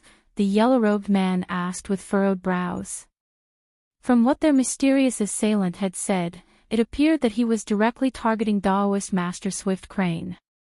I'm not sure. I don't have any recollection of an enemy with the Han surname, Taoist Master Swift Crane replied expressionlessly as he angled the horsetail whisk in his hand before him. Despite his calm expression, he was very confused. He simply couldn't recall having such a powerful enemy. The yellow-robed man seemed to be quite wary of this mysterious cultivator and he hesitated momentarily before cautioning, regardless of who this man is, he's clearly coming after you with bad intentions. You should take care, fellow Taoist. I'm naturally aware of that. However, this man is clearly also a nascent soul cultivator. How could I not be able to recall such a powerful enemy? Han. Taoist Master Swift Crane murmured as he fell into deep thought. During this brief delay, the sound of something tearing through the air suddenly erupted in the night sky. A dazzling streak of azure light then shot forth from the distance, appearing amid the horde of beetles following just a few flashes. The light receded to reveal a young man in azure robes. He looked at Taoist Master Swift Crane and chuckled coldly as he said, I was right to have waited for you for so long. So you really were planning to head to Green Spirit Island. Are you going to hand over your spirit stones, or will I have to take them from you? The young man wore a nonchalant expression, completely fearless in the face of Taoist Master Swift Crane and the yellow-robed man, both of whom were early nascent soul cultivators. The two of them swept their spiritual sense toward Han Li, upon which hints of fear appeared on both of their faces. The two of them were unable to detect Han Li's cultivation base. However, from the spiritual pressure that was indistinctly emanating from his body, they could tell that his cultivation base definitely outstripped theirs. This was most likely a mid-nascent soul cultivator. Furthermore, the fact that he had immediately exposed the secret behind their journey came as a huge shock to them. Fellow Taoist, I am Huang Kuan of Fire Dragon Island. I'm afraid I'm not sure what you mean by high-grade spirit stones. Perhaps you were misled by some rumors and harbor some sort of misunderstanding toward us. The yellow-robed man was extremely wily and crafty. He could tell that this enemy was more powerful than them, so he immediately put on a polite smile. Misunderstanding. Hee, I heard your voice transmission conversation from earlier. Is that a false rumor? You can only blame your luck for seeking out Swift Crane and running into me. Swift Crane, do you still remember me? A deriding sneer appeared on the young man's face. He then turned his attention to Taoist Master Swift Crane as a frosty look appeared on his face. He was naturally none other than Han Li, who had split his spiritual sense into over 1,000 strands, then employed the assistance of his gold-devouring beetles to track down Taoist Master Swift Crane. The yellow-robed man's smile immediately stiffened upon hearing Han Li's cold words. You're Han Li. You progressed to the nascent soul stage. At the same time as Han Li was replying to the yellow-robed man, Taoist Master Swift Crane was struck by a sense of familiarity. All of a sudden, he recalled back to the events that had transpired all those years ago, and he finally recognized Han Li. Upon making that realization, an incredulous look appeared on his face, as if he had seen a ghost. Brother Swift Crane, do you know this man? Who is he? Shock and rage were surging through the yellow-robed man, and he turned to Taoist Master Swift Crane with a dark expression. Han Li clearly had no intention of settling this in a peaceful manner, so a battle was inevitable. The yellow-robed man knew that he wouldn't be able to detach himself from the upcoming battle, so it was naturally best to get a gauge of what he was dealing with here. Even though they were facing a mid-nascent soul cultivator, both of them were early nascent soul cultivators, and if they were to join forces, they wouldn't have to fear this opponent. Han Li hovered in the air with his arms crossed, looking at the two of them with a cold sneer on his face. Fellow Taoist Huang, this man is the one who obtained the Heaven Void Cauldron all those years ago. I didn't think that he would have progressed to the nascent soul stage already, Taoist Master Swift Crane replied with a dark expression. What? He's the man that was being hunted down by the Starfall Alliance. I knew he looked familiar somehow, but wasn't he just a core formation stage brat? How has he reached the mid-nascent soul stage already? I'm not sure of that myself. The Heaven Void Cauldron is known as the #1 secret treasure of the scattered star seas, so perhaps it contains some kind of unimaginable pill that can drastically improve one's cultivation base. No one has ever opened the cauldron before, so it's not impossible for that to be the case. Taoist Master Swift Crane speculated with a greedy look in his eyes. If that really is the case, then we're in deep trouble. His cultivation base is already this fearsome and he has the Heaven Void Cauldron. Even if we combine our powers, we may not be able to defeat him. The yellow-robed man transmitted his voice to Taoist Master Swift Crane as he looked at Han Li with a wary expression. I'm naturally aware of that, but even if that turns out to be the case, how will he be able to stop us if we run away? Taoist Master Swift Crane's lips twitched slightly, but a confident look appeared on his face. As for those core formation stage disciples, in such a perilous situation, they would simply have to be left behind. You're right. The yellow-robed cultivator faltered upon hearing this before bursting into laughter. Are you done talking? If you're done, then it's time I sent you two on your way. Don't even think about trying to escape. Han Li stirred as he chuckled coldly. Crap. We forgot that he can eavesdrop on our voice transmissions. The yellow-robed man's expression changed upon realizing this. Daoist Master Swift Crane's expression also faltered upon hearing this. Right at this moment, a thunderclap erupted from behind Han Li as his thunderstorm wings appeared on his back. His body then swayed, and he disappeared amid another loud thunderclap. Look out! He possesses a strange treasure that allows him to unleash lightning movement techniques. Daoist Master Swift Crane had seen Han Li use his thunderstorm wings in the past, and he immediately offered words of caution to the yellow-robed man. Spiritual light flashed on the green jade hammer and it transformed into a barrier of azure light that shielded him within. At the same time, he feigned a grabbing motion with his other hand to summon a fiery red shield. The shield also transformed into a red barrier of light that surrounded his body. Meanwhile, the yellow-robed man made a hand seal. The white threads nearby instantly flashed through the air, interweaving with one another to form a dense net that encompassed his own body. After the two of them had unleashed their defensive techniques, silver light flashed over 100 feet in front of them as Han Li reappeared. Upon seeing the defensive measures they had taken, Han Li merely sneered and didn't even bother to summon any treasures. He raised both arms and a layer of purple flames surfaced over his body. His body then swayed as he transformed into a massive fireball, hurtling directly toward the yellow-robed man. The elderly man's heart shuddered at the sight of Han Li's ferocious attack, but he didn't have any time to think as he let loose a low roar. The white threads in front of him immediately changed directions, flying toward the fireball in unison as if he were trying to puncture countless holes into Han Li's body. A vicious light also appeared in Daoist Master Swift Crane's eyes as he pointed to the jade hammer in front of him, upon which light shot forth from the treasure in all directions. The green light that erupted from the hammer emitted loud rumbling booms before crashing toward Han Li. In the face of their attacks, Han Li took no evasive measures whatsoever. He plunged straight into the dense expanse of threads and the deriding sneer on his face was obscured by his purple flames. A peculiar turn of events unfolded.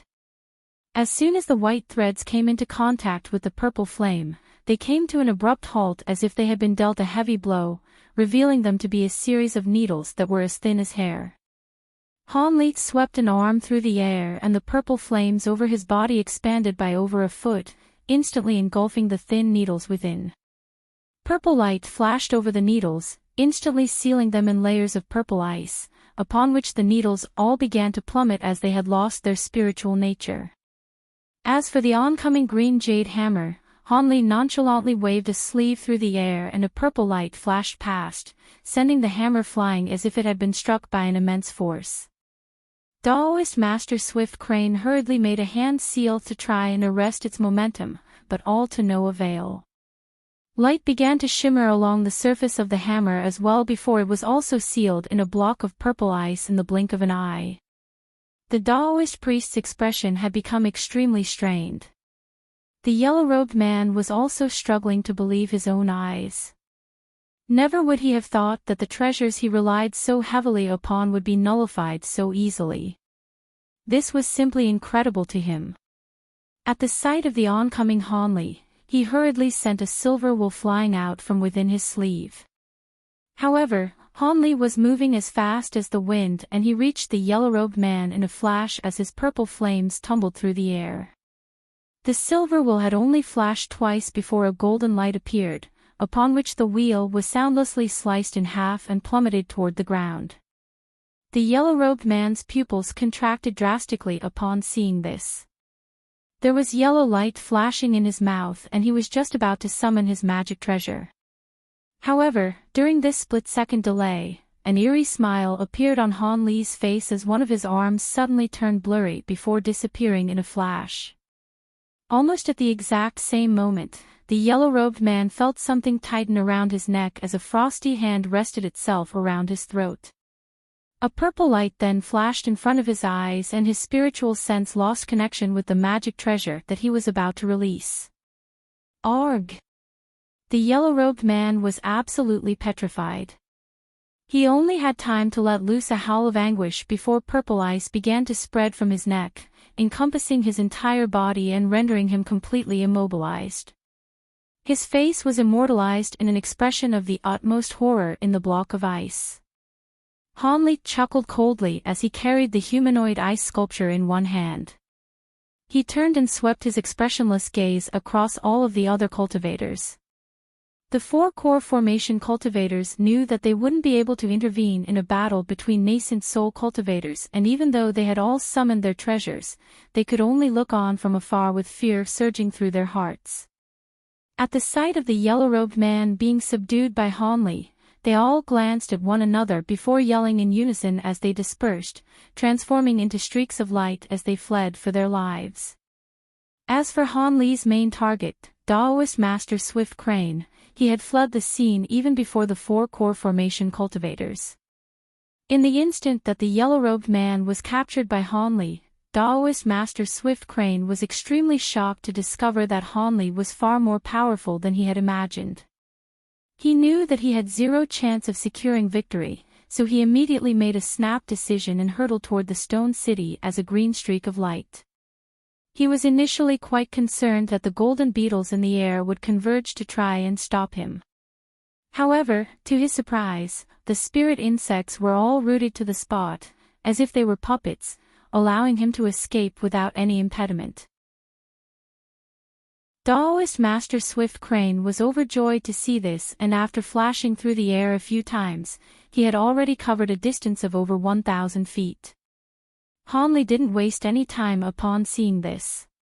He swept his long sleeve toward the core formation cultivators first, upon which 4 streaks of golden light shot forth, traveling so quickly that they were able to catch up to the 4 cultivators almost instantaneously. A series of agonized cries rang out in quick succession. The cultivators' protective treasures were all punctured by the golden light, sending blood raining down from above along with their mutilated bodies and ruined treasures. Only then did Hanli turn his attention to Daoist Master Swift Crane, who had almost disappeared from view. He chuckled coldly upon seeing this and didn't give chase. Instead, a loud thunderclap erupted from the hand that was carrying the ice sculpture, summoning several bolts of thick golden lightning, instantly transforming into a golden net that ensnared the ice sculpture within. Lightning flashed violently and the ice sculpture was pulverized by the golden light. At the same time, a yellow nascent soul that was about an inch in height appeared. The features on the nascent soul were completely identical to that of the yellow-robed man. The nascent soul wore an expression of sheer panic as it quickly made a hand seal. Spiritual light flashed over its body and it disappeared on the spot. However, in the next instant, a loud boom erupted from a certain spot on the golden net and the nascent soul was forced to reveal itself. Teleportation techniques were completely useless in the face of restrictions created by the divine Devilbane lightning. Hanli didn't say anything as he feigned a grabbing motion. The golden knight abruptly contracted, forming a golden ball of light that ensnared the nascent soul within. He then raised a hand and several talismans flew through the air, plastering themselves to the nascent soul's body. The nascent soul's spiritual power congealed as a result, and it was immediately completely immobilized.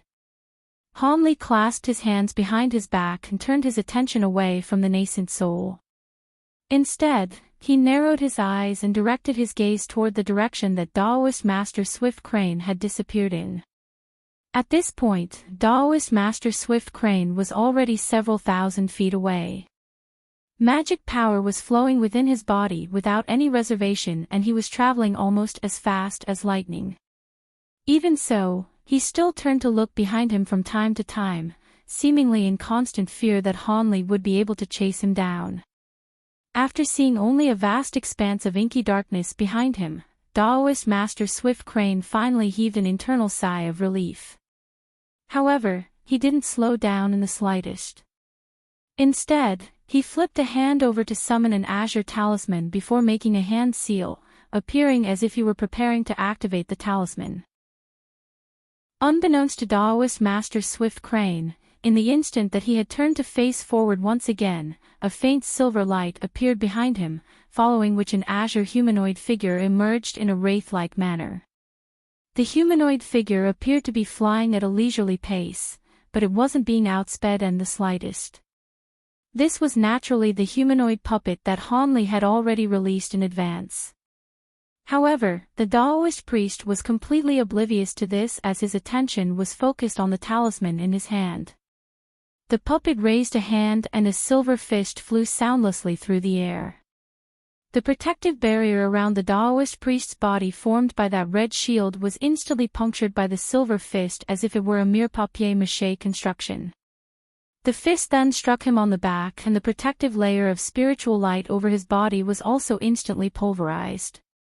Daoist Master Swift Crane's heart sank at the realization that he was being attacked from behind, but it was already too late for him to react. The fist suddenly protruded out from the front of the Daoist priest's chest, leaving a gruesome crimson trail in its wake.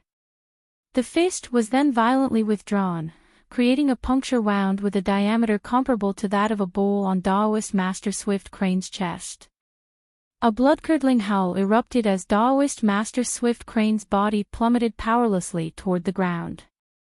The humanoid puppet rubbed its hands together before waving them downward, upon which a silver net of light descended from above. 10 minutes later, Hanli had already settled onto the nearby mountain peak when he saw a silver streak of light appear in the distance. The streak of light was flying directly toward him and a faint smile appeared on his face. A loud thump erupted as Daoist Master Swift Crane was hurled down from above, landing heavily at Hanli's feet. He had already been encapsulated in a layer of silver light and there were talismans of all different colors plastered onto his body. A humanoid figure flashed and the puppet appeared behind Hanli. Only then did Hanli turn his attention to Daoist Master Swift Crane. The latter's body was splattered with blood and he was already half dead. A hint of a smile appeared on Hanli's face. 4 hours later, a streak of azure light silently flew out from Lightning Sky Island, disappearing into the distance in the blink of an eye. The azure streak of light was none other than Hanli and he was holding 2 green storage pouches in his hands with a contemplative look on his face. The pouches were storage pouch that he had obtained from Daoist Master Swift Crane and the yellow-robed man. There were over 100 high-grade spirit stones in each pouch and they were going to sneak them back to Green Spirit Island. It turned out that Daoist Master Swift Crane appeared to have allied himself with the other powers on the island, but he had actually pledged his allegiance to the Starfall Coalition in secret. He was planning to control the islands near Green Spirit Island with the Starfall Coalition support, and this Lightning Sky Island was one of his targets. The high-grade spirit stones being sold on Lightning Sky Island by the sect that Daoist Master Swift Crane belonged to were given to him in secret by Starfall Coalition cultivators. The cultivators from the Starfall Coalition had excavated those spirit stones from Green Spirit Island and was doing this to support Daoist Master Swift Crane, so he could increase his influence on Lightning Sky Island. The yellow-robed man was a nascent soul itinerant cultivator who had been bribed by the Starfall Coalition.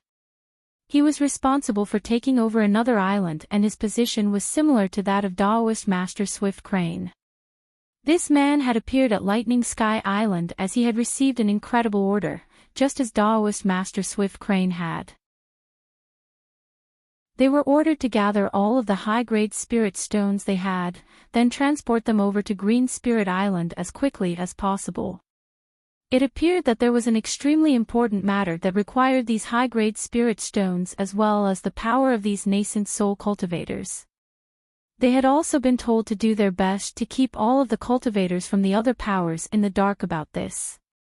Due to the facts that this order was very strange, and the island that the yellow-robed man was staying on was very close to Lightning Sky Island, the two of them decided to meet up before traveling to Green Spirit Island together, thinking that they would have more strength in numbers. However, unbeknownst to them, their conversation at the market about buying back spirit stones was overheard by Hanli. He didn't manage to hear the entire conversation, but from what he did hear, he deduced that the two of them had pledged their allegiance to the Starfall Coalition. They were both carrying a large number of spirit stones, and they were going to depart from the Stone City soon. Hanli had a score to settle with Daoist Master Swift Crane anyway, so he naturally wasn't going to hold back, especially after learning the fact that these two were both carrying large amounts of high-grade spirit stones, and taking into the account the fact that he had once been hunted down for a long time by the nascent soul cultivators of the Starfall Coalition. Thus, he immediately left the Stone City and split his spiritual sense into countless threads, then releasing over 10,000 gold-devouring beetles all over the Stone City to maintain surveillance over Daoist Master Swift Crane. As a result, he was able to stop their group just as they were about to leave the island. With his current power as a late nascent soul cultivator, he was naturally able to take down two early nascent soul cultivators with ease. Up to this point, he had achieved his objective for this journey and could immediately return to the inner star seas. However, when he was using his soul search technique on the two cultivators, he gleaned an important piece of information. It turned out that Zenithine, the man who had once almost taken his life, had also arrived in the nearby area. Furthermore, he was one of the mine-guarding elders deployed to Green Spirit Island by the Starfall Coalition. Zenithine was definitely one of the enemies that Hanli detested the most in the scattered star seas. Back when he was in the Heaven Void Hall, if it weren't for his own resourcefulness and a copious amount of luck, he would have most likely been tortured to death by this old devil already.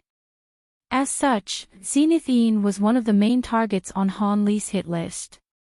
After learning the fact that this devil was currently on the nearby Green Spirit Island, Hanli naturally wasn't going to pass up this opportunity to exact his revenge.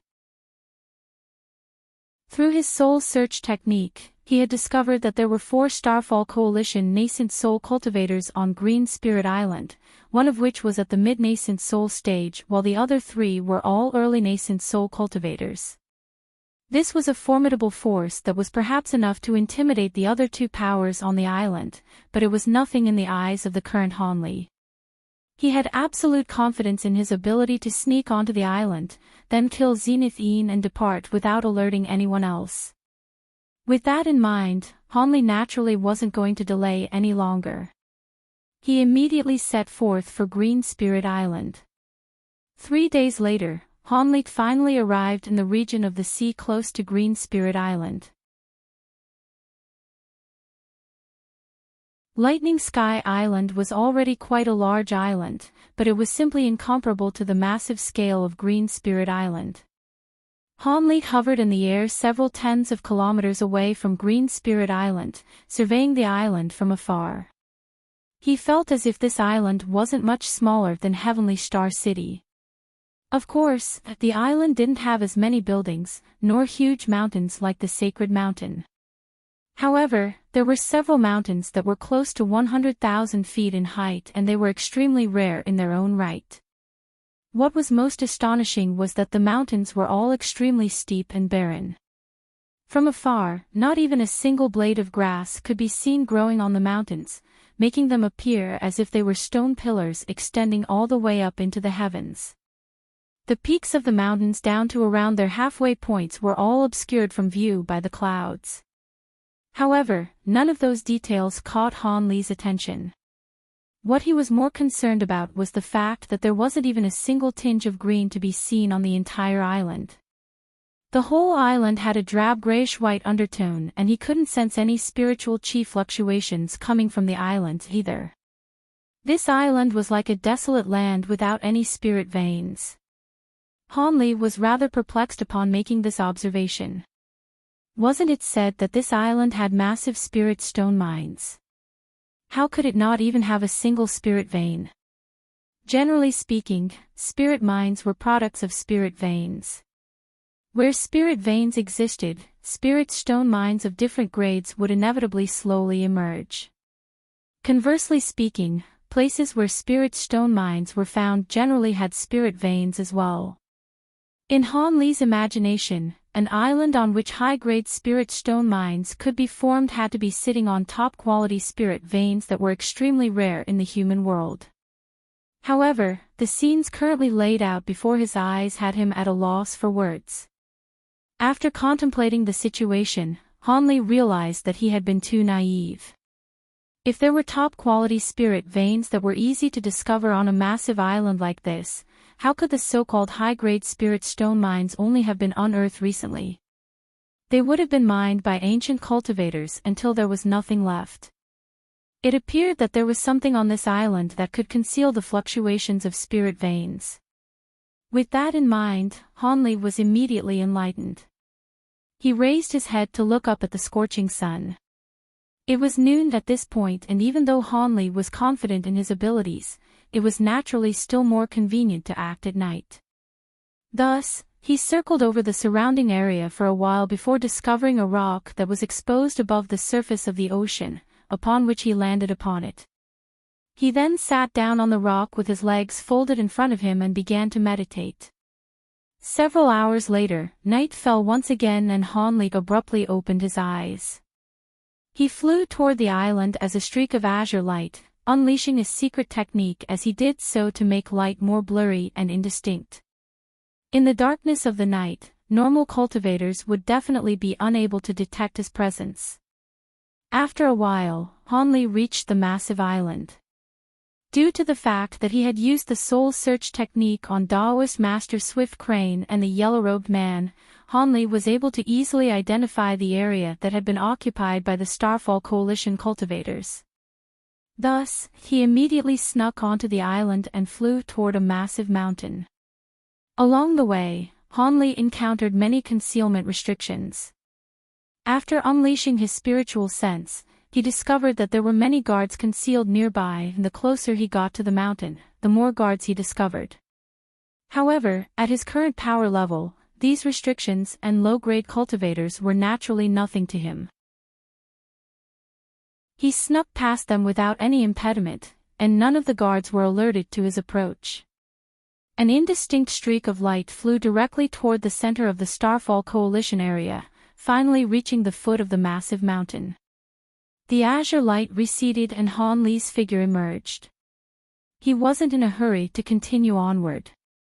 Instead, he looked up toward the mountain peak and contemplated momentarily before a blue light suddenly flashed through his eyes. A faint blue barrier of light was suddenly revealed to Hanli as a result. The light barrier encompassed the entire mountain peak and its surface was as smooth as flowing water. This was a powerful restriction created by some sort of rare formation spell. Hanli's brows furrowed upon seeing this. Such a massive formation restriction couldn't be broken just by using some sort of secret technique. Of course, this didn't mean that the restriction was actually going to be able to stop Hanli. The blue light in his eyes faded. He flipped his hand over, upon which a ball of three-colored flames emerged. It was none other than his tri-flame fan. Doing this could alert the nearby guards, but Hanli had no choice. In the worst-case scenario, he would just have to kill the guards. As long as he didn't waste any time, it wouldn't be difficult for him to find Zenithine, and after killing him, no one on the island would be able to stop him from escaping. With that in mind, Hanli raised his feather fan prepared to blast his way into the restriction. However, right at this moment, his expression suddenly changed and the spiritual light on his tri-flame fan was snuffed out as a surprised look appeared on his face. He then immediately stowed the fan away into his sleeve and disappeared on the spot. Almost at the exact same moment, light flashed in the distance as several streaks of light came rushing toward the mountain with reckless abandon, making no attempt to conceal themselves. A short while later, the streaks of light reached the foot of the mountain and as the light receded, 3 people were revealed. The one at the forefront of the group was a cultivator with disheveled white hair. He had a set of remarkably youthful features, yet his cultivation base was at the mid-nascent soul stage. The 2 people behind him were rather similar in appearance to the white-haired man, but their faces were completely pale and devoid of blood. Neither of them had any expressions on their faces and their white robes presented a slightly eerie sight in the darkness of the night. The white-haired cultivator seemed to be very familiar with the restriction around the mountain peak. He stopped directly in front of the blue barrier of light before raising a hand, upon which a fiery red voice transmission talismans shot forth into the light barrier. A short while later, light suddenly flashed from the blue barrier and a loud rumbling erupted as an opening slowly appeared. The three cultivators flew in through the opening one after the other, following which the light barrier rapidly sealed over again. No one noticed that there was a faint azure figure that had flown in with them behind the last white-robed man in their group. Even the white-haired cultivator didn't notice that anything was amiss. Within the blue barrier of light, several cultivators stood in front of the white-haired cultivator with respectful expressions on their faces. "Greetings, Senior Fei. Elder Tang currently has some important matters to attend to, so please rest for a night in the guest pavilion first, and tomorrow, Elder Tang will meet you at the Cloud Smoke Hole." The man who had spoken was a burly core formation cultivator who appeared to be around just over 30 years of age, and was wearing an extremely respectful expression on his face. "What do you mean by that?" "He told me that there was urgent business to be taken care of and asked me to get to the island as soon as possible, but he's now telling me to meet him tomorrow. Is Elder Tang intentionally trying to play games with me?" The white-haired cultivator's expression immediately darkened with displeasure. The burly man's face immediately paled as he hurriedly explained, "That's definitely not the case. Elder Tang really is busy attending to important matters. There's no way he would show any disrespect toward you, Senior Fei." The white-haired cultivator harumphed coldly before abruptly changing the topic. "Forget it. I'll ask him about this in person tomorrow. How many fellow Taoists have arrived on the island so far? Tomorrow is the final deadline for arrival, right?" The burly man was clearly very relieved by this change of subject, and he truthfully replied, "Aside from Senior Swift Crane of Lightning Sky Island and Senior Huang Mo of Heavenly Light Island, all of the other seniors are here. Ever since that Swift Crane had his body destroyed, he's become as cowardly as a rat. He'll surely come with Huang Kuan, so it's no surprise that he's late." A disdainful look appeared on the white-haired cultivator's face. The burly man could only pretend that he hadn't heard that. He didn't dare to voice his opinions on nascent soul cultivators. The white-haired man chuckled coldly upon seeing this before issuing an instruction to one of the white-robed men behind him. Crimson light flashed through the man's eyes as his body twisted at an incredible angle.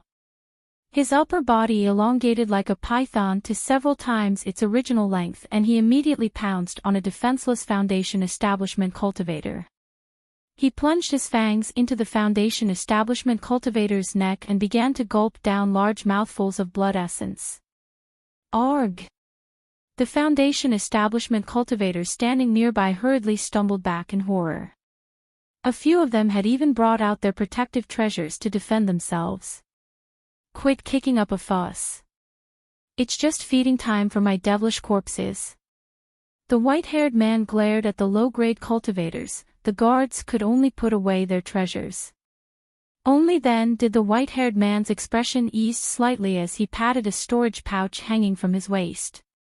A thumb-sized pill that was filled with blood energy shot forth from the storage pouch, upon which the man pointed a finger at the pill, sending it flying toward the other white-robed man. The man opened his mouth expressionlessly and swallowed the pill before continuing to stand still on the spot.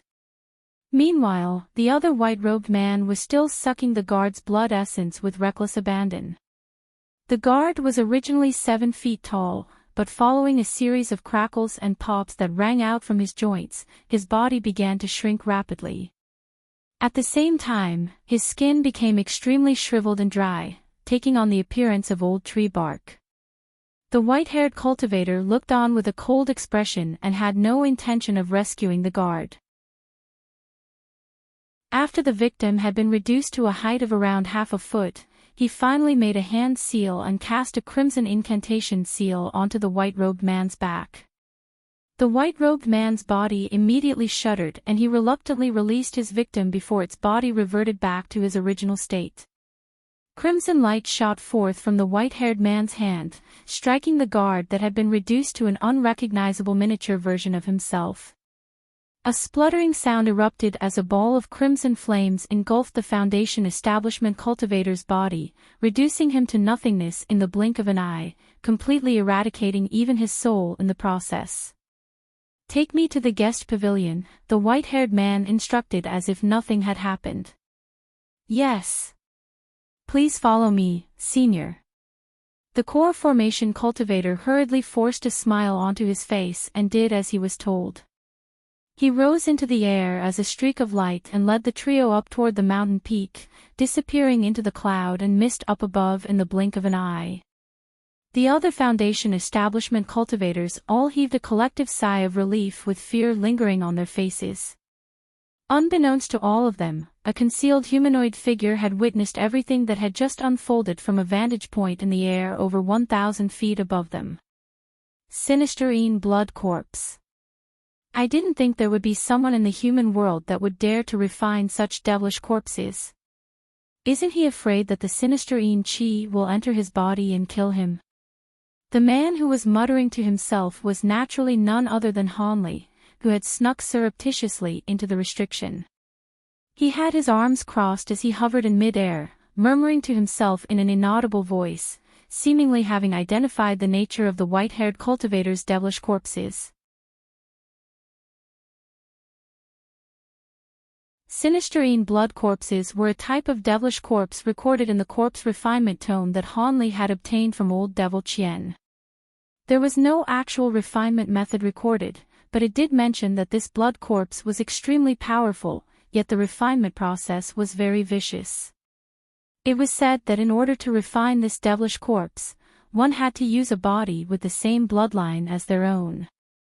Only then would they be able to use the power of their bloodline to repress the backlash from the blood corpse. During the refinement process, the soul of the body being used would be trapped in the body for eternity without being able to pass on to the afterlife. Cultivators didn't hold blood ties in as high a regard as mortals, but there were still very few cultivators who could do something so heinous and obscene. It was rather peculiar now that Hanli thought about it. Even if there were some extremely cruel cultivators who managed to refine such blood corpses, all of them suffered extremely gruesome fates, with none of them living out the entirety of their natural lifespan. As such, there were many evil cultivators who yearned for these powerful blood corpses, but there weren't that many who dared to actually refine them. At this point, there were almost no cultivators who knew the method to refine these blood corpses.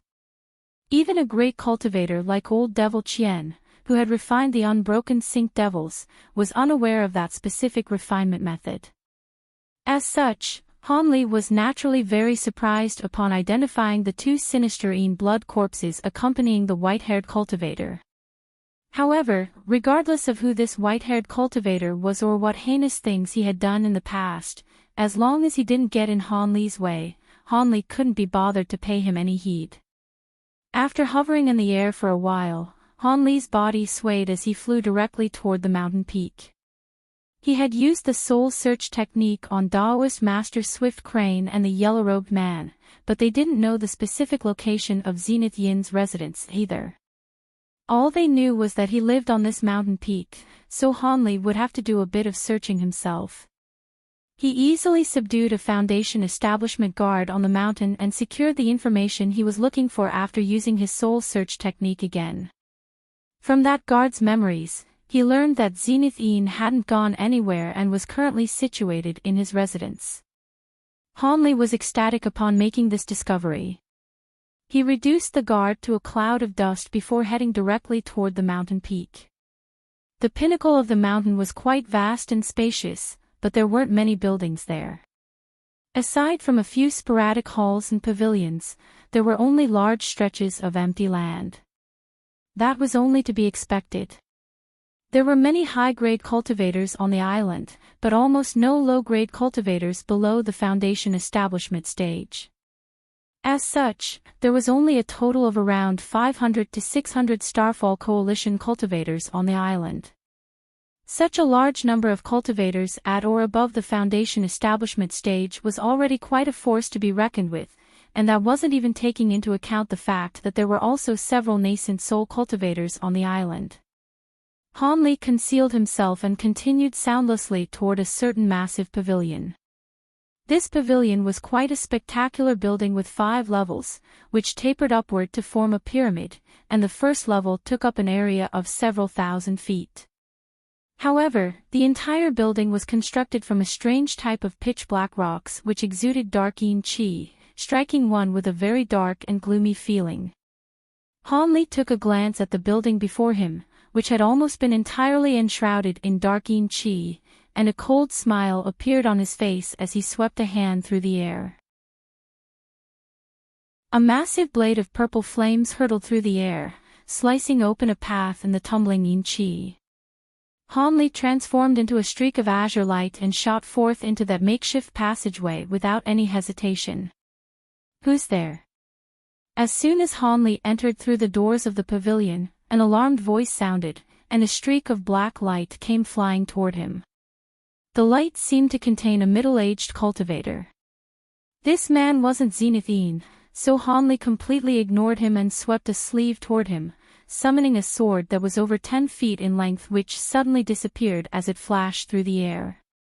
The middle-aged cultivator's heart jolted with shock upon seeing this, and he opened his mouth to try and expel some sort of magic treasure. However, it was already too late. Golden light flashed through the air and the sword reappeared above his head before shooting downward like a bolt of lightning. A howl of anguish rang out as the cultivator body was instantly sliced into several pieces. Even his soul had been pulverized by the golden light and not even a single shred of it was able to escape. Han Li glanced expressionlessly at the mutilated body. This was clearly a core formation cultivator, and judging from the cultivation art that he had unleashed, he appeared to be one of Zenith Yin's disciples. He flicked a finger and a crimson fireball shot forth. Scorching heat waves radiated through the air as the sections of the body were burned into nothingness. Han Li turned toward the staircase and a hint of surprise flashed through his eyes. It was rather strange that Zenith Yin still hadn't been alerted to the fact that something was amiss at this point. He immediately unleashed his spiritual sense and sent it sweeping up into the higher levels of the pavilions. A short while later, a peculiar look appeared on his face. He discovered that the higher levels of the pavilion were completely empty with not a single person to be found. It was as if that core formation cultivator had been the only one guarding this entire pavilion. Could it be that Zenith Yin had already left the pavilion and wasn't staying in his residence? Han Li was feeling slightly disappointed. He stroked his chin and a contemplative look appeared on his face. All of a sudden, a thought seemed to have occurred to him as he sent his spiritual sense sweeping into the ground below. Immediately thereafter, a smile appeared on his face. He immediately patted the storage pouch hanging from his waist to summon 2 red and yellow jade scepters. He gently waved the scepters through the air, upon which a yellow barrier of light appeared, encompassing his body within. He then twisted his body and somehow burrowed into the ground. The first level of the pavilion was immediately empty again. After traveling over 100 feet underground, a gray barrier of light and a pitch-black stone wall appeared before Han Li. Han Li immediately summoned a layer of purple flames over his hand before swiping it toward the light barrier. A small gash was immediately torn into the gray barrier of light. Han Li twisted his body and transformed into an azure thread, thus allowing him to insert himself through the gash that was only around half a foot wide. When he set foot on a pristine stone step, he discovered that he was situated on a stone staircase that was leading downward with smooth black rocks in all directions around him. Han Li looked downward with a cold expression before narrowing his eyes as he released his spiritual sense. He was going to assess the situation down below first before deciding on a course of action. However, he then immediately raised an eyebrow as he uttered a sound of surprise. After traveling downward for several hundred feet, his spiritual sense was rebounded by an invisible force. Someone had set up a spiritual sense repelling restriction at the bottom of the passageway. Han Li was a little surprised and also quite curious upon making this discovery. Not only were spiritual sense formations extremely complex, they were also very expensive to set up. Even a nascent soul cultivator wouldn't erect one for no good reason. This place should only have been a temporary abode for Zenithine, so why would he set up a restriction of this caliber? That was very strange. With a hint of surprise in his heart, Han Li immediately went drifting downward. The length of this stone staircase far exceeded Han Li's expectations. After making his way all the way downward for several thousand feet, he still hadn't reached the bottom, and it was as if he were descended into a bottomless pit. Han Li's brows furrowed as a sense of confusion welled up in his heart. After drifting down for a while longer, a powerful burst of spiritual qi suddenly came rushing toward him. His heart jolted with shock in response and his footsteps reflexively came to an abrupt halt. This was indeed spiritual qi of the utmost purity, far superior to the caliber of spiritual qi found in normal top-grade spirit veins. Han Li took a deep breath and his expression changed slightly as he backtracked for over 100 feet. Once he scaled back up a few steps, the spiritual qi suddenly ceased to exist. There really is something interesting going on here. Han Li mused to himself as he reverted back to his normal expression. He then surveyed his surroundings and suddenly raised a hand without any premonition, grabbing viciously toward the stone wall beside him. Glacial light shimmered on his fingertips and the black stone gave away like tofu, allowing his fingers to sink into the stone before gouging out a large chunk. Behind the black stone wall was a type of faint azure stone. Han Li withdrew his hand and looked down at the large chunk of azure stone in his hand. The stone didn't appear to be any different compared to normal azure stone. Han Li raised an eyebrow as his 5 fingers converged. The chunk of stone was immediately crushed into a fine powder before spilling down onto the stone steps. Almost at the exact same moment, blue light flashed in Han Li's eyes as he unleashed his bright-sight spirit eyes. What's this? He had finally noticed something peculiar. Within the powdered azure stone, there was a faint silver granule that was flashing incessantly. Of course, this type of flashing was only perceivable to Han Li after he had injected his spiritual power into his eyes. He was unable to identify what kind of strange material this silver granule was, but Han Li knew that this substance was most likely what had sealed the spiritual qi deep within this mountain. That also explained why the spirit stone mines on this island had never been discovered by ancient cultivators or the demon beasts in the sea. After ascertaining the reason for this, Han Li didn't delay any longer as he drifted down the stone steps again. Seeing as spiritual qi of such a high level of purity had already appeared, Han Li estimated that he couldn't be far away from Zenithine. As expected, after traveling downward for about 500 to 600 more feet, a ray of white light appeared around a corner up ahead. Furthermore, the sound of a conversation could be indistinctly heard. Could it be that Zenithine wasn't alone? Han Li's eyes narrowed as a peculiar feeling welled up in his heart.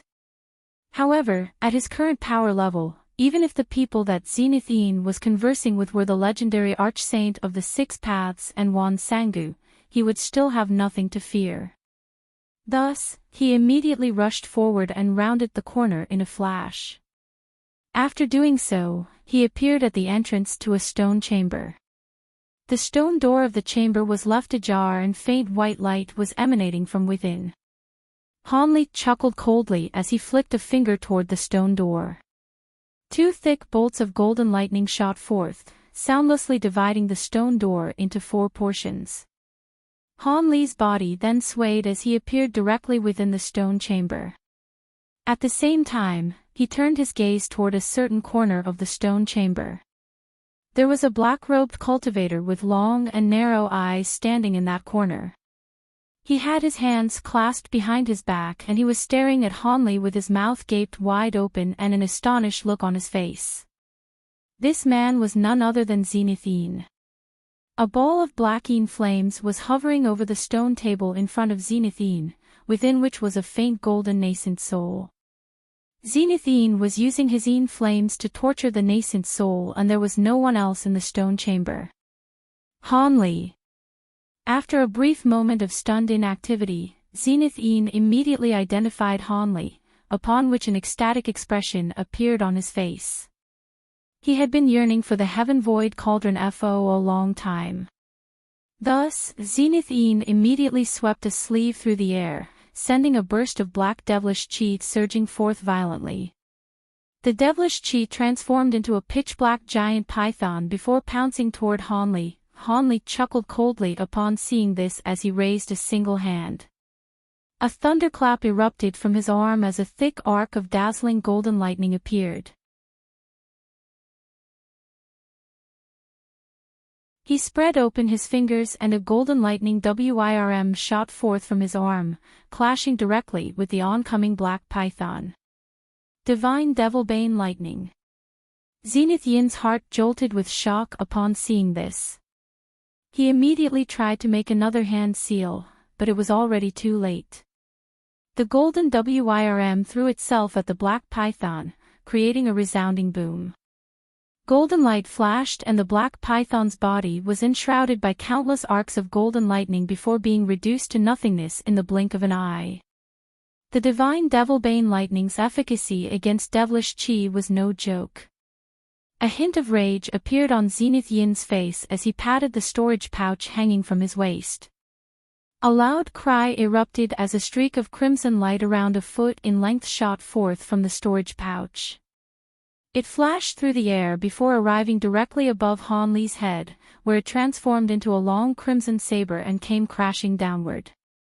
Before the saber had even begun its descent, the pungent odor of blood and gore came rushing toward Han Li first.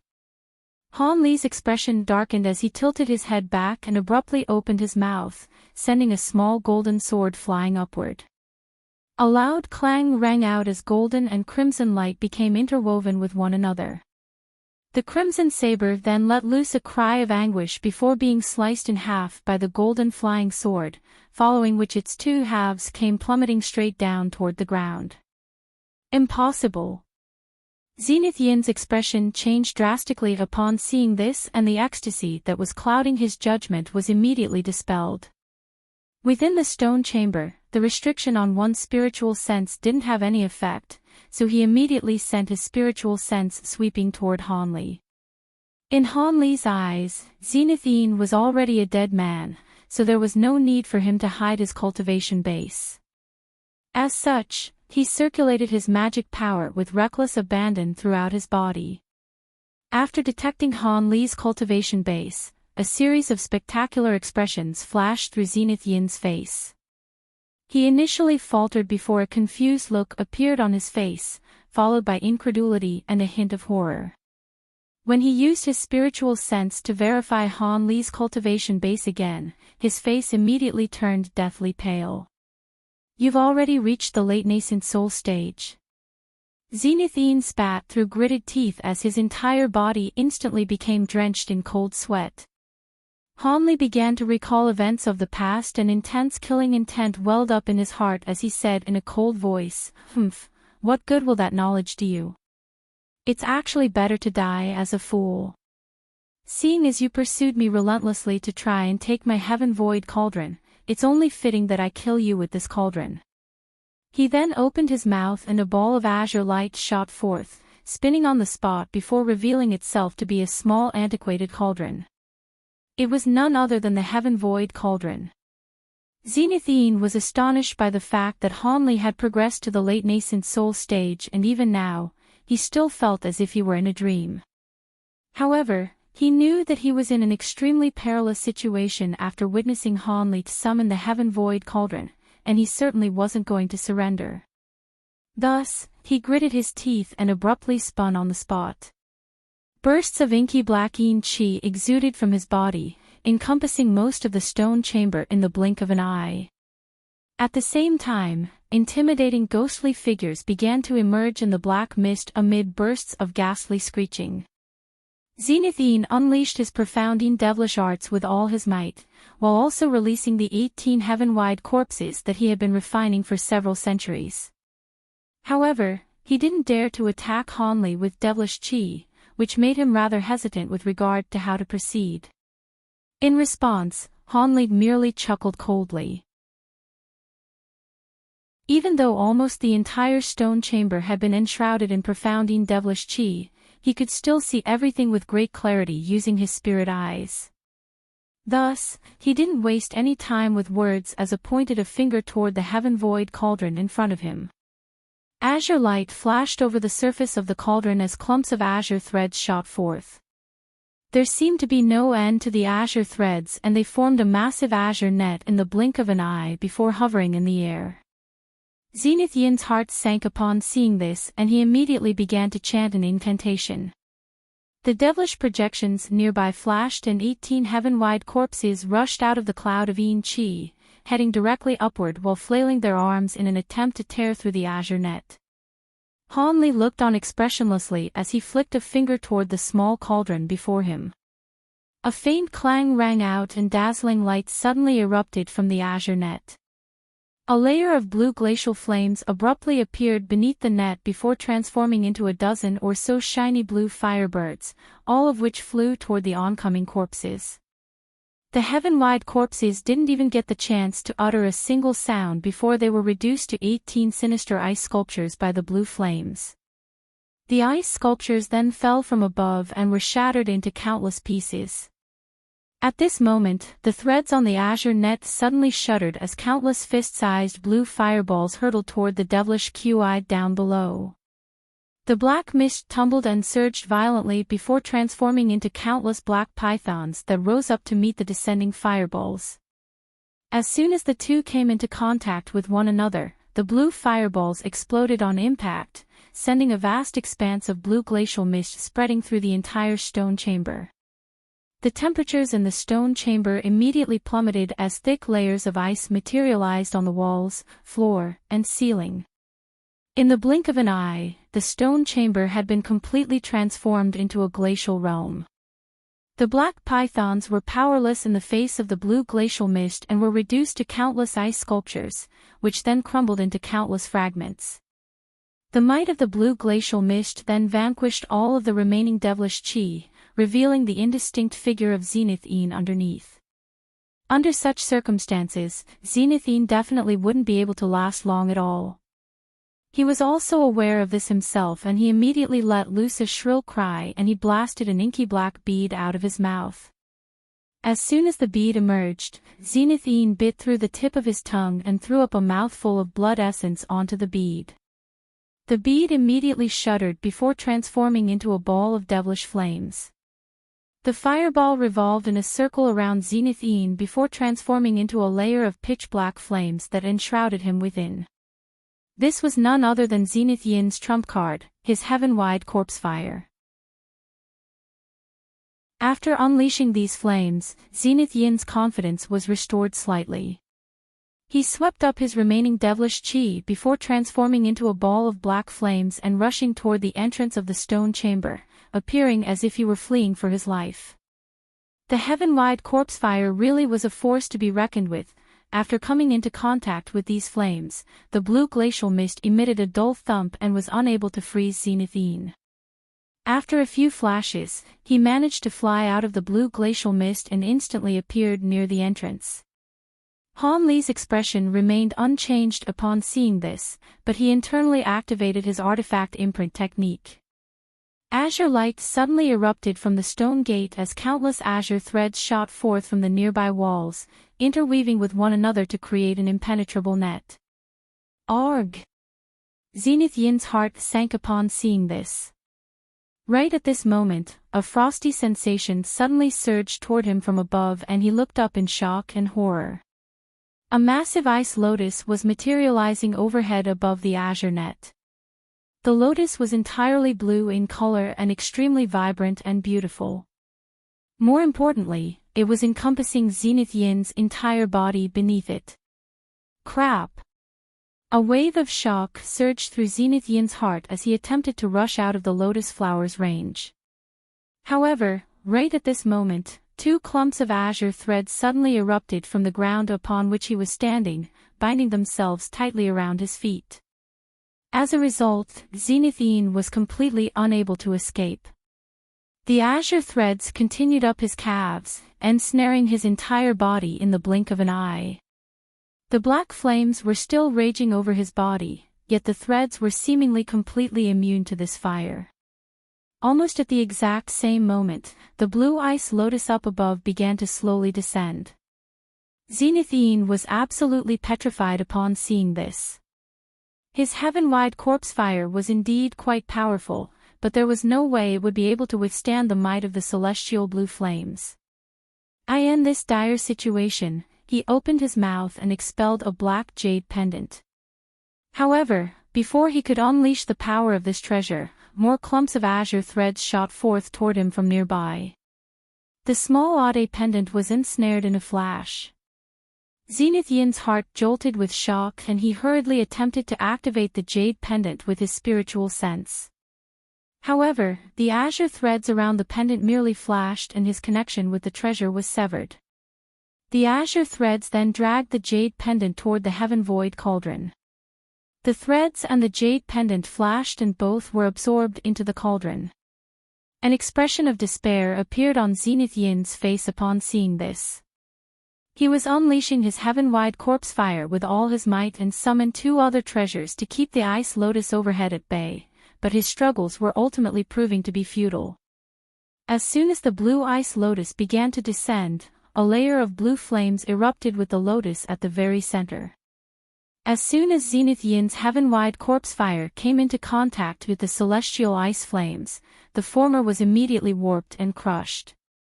Following a string of loud bangs, the heaven-wide corpse fire was reduced to a pitiful state and appeared to be on the verge of being snuffed out. During this period of time, Zenith Yin unleashed several secret techniques in quick succession to try and struggle free from the azure threads binding his body, all to no avail.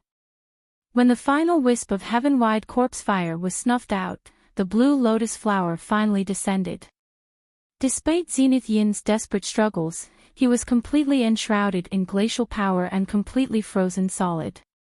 His entire body was encapsulated in a block of blue ice that was several tens of feet tall, and an expression of shock and horror still lingered on his face.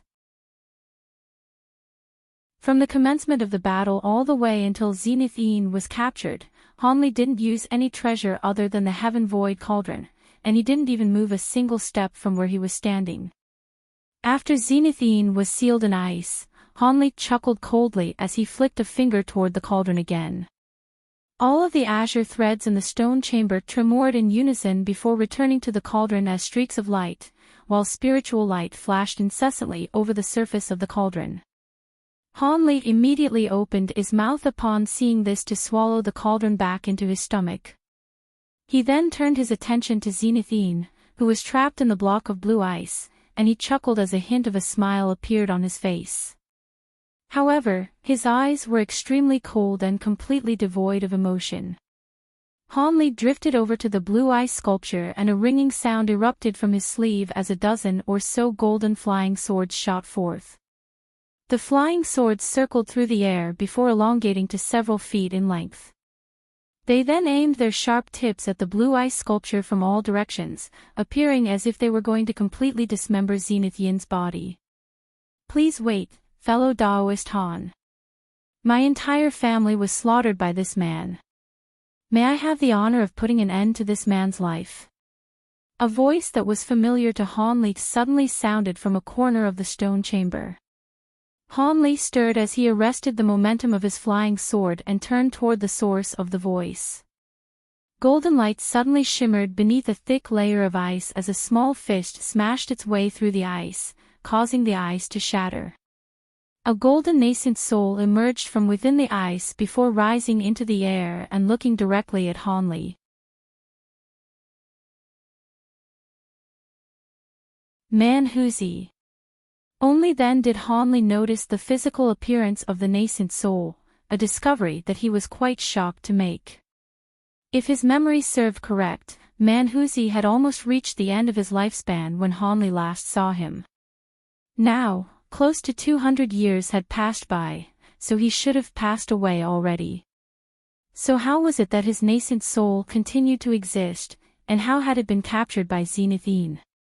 In his confusion, Hanli set aside his intention to kill Zenithine right away.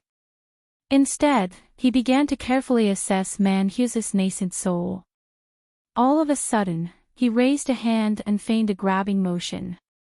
A large azure hand appeared above the nascent soul before swooping down like lightning, immediately ensnaring the nascent soul between his 5 fingers. Spiritual light was shimmering over his hand, and the nascent soul was completely unable to move. There's no need to be so cautious, fellow Daoist Han.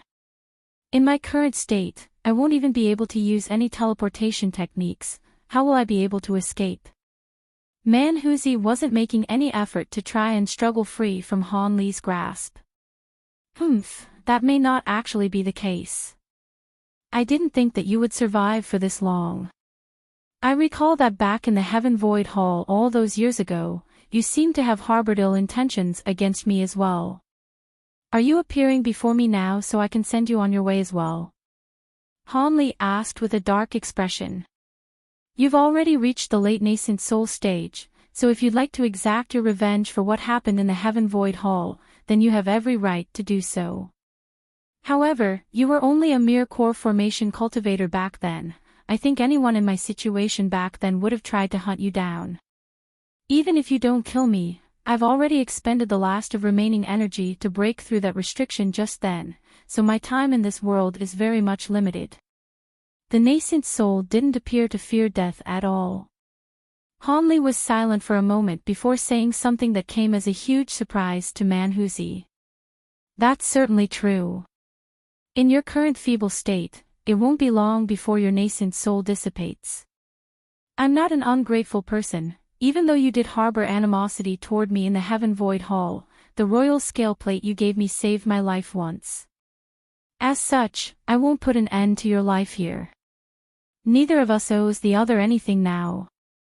Manhuzi faltered initially upon hearing this before a wry smile appeared on his face as he replied, I didn't give you that treasure out of generosity or kindness, I was merely trying to use you.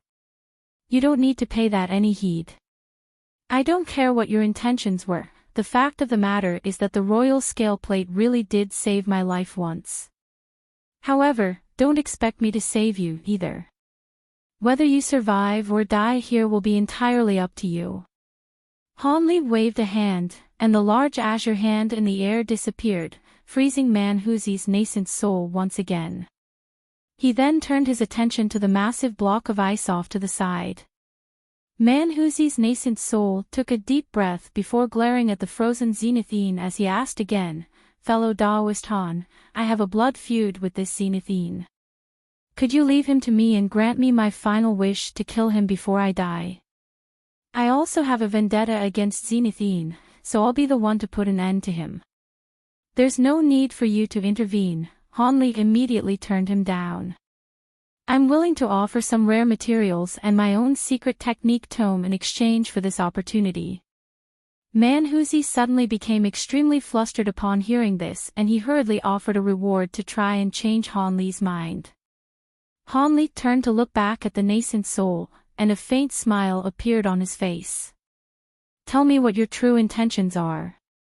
I'm not naive enough to believe that you'd be willing to pay such a heavy price just for revenge. If you tell me your true intentions and your plan isn't detrimental to me in any way, then I might agree to let you do the honors. Also, I'm very interested to hear how you were able to survive until this point and how you ended up in Zenith Yin's hands. I hope you can impart this knowledge upon me, Han Li said in a slow voice. Upon hearing this, the urgent expression on the nascent soul's face slowly disappeared and was replaced by a hesitant look.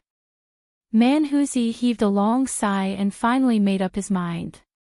So be it, there's no need for me to keep this a secret from you. Let me tell you everything. I'd be honored to hear it. Han Li replied calmly. He then waved a sleeve toward the block of ice, upon which all of the golden flying swords were withdrawn by a burst of azure light before disappearing into his sleeve in the blink of an eye. Manhuzi began to tell his story through gritted teeth. "You're actually aware of this already, fellow Daoist Han. Back over 100 years ago, I was already about to reach the end of my lifespan. I managed to obtain some pills and medicines that could extend my lifespan in the Heaven Void Hall, but that was only delaying the inevitable. The only reason why my nascent soul still exists is because Zenith Yin used a cruel secret technique to completely overexert my nascent soul's latent potential, thereby forcing me to survive through his torture. As a price for extending my lifespan, when my spiritual power runs out and my nascent soul dissipates in the end, my soul won't be able to exist in this world, so there's no chance of reincarnation for me." Hanli didn't say anything in response. He knew that Manhuzi was only building up context for the rest of his story. As expected, Manhuzi required no encouragement as he continued, "Back then, I obtained the Heaven Mend pill from the Heaven Void Hall and lived the good life for a while. No one was actually going to challenge me just over a pill. However, good times never last. Just as I was about to reach the conclusion of my lifespan, the Archsaint of the Six Paths came to my residence and asked me to give my body to him after I died so he could cultivate his devilish arts with it. I naturally refused, and in the end, I was severely wounded by his six apex devil's art. Thankfully, I was able to unleash a secret technique and escape, but along the way, I bumped into that accursed Zenith Yin.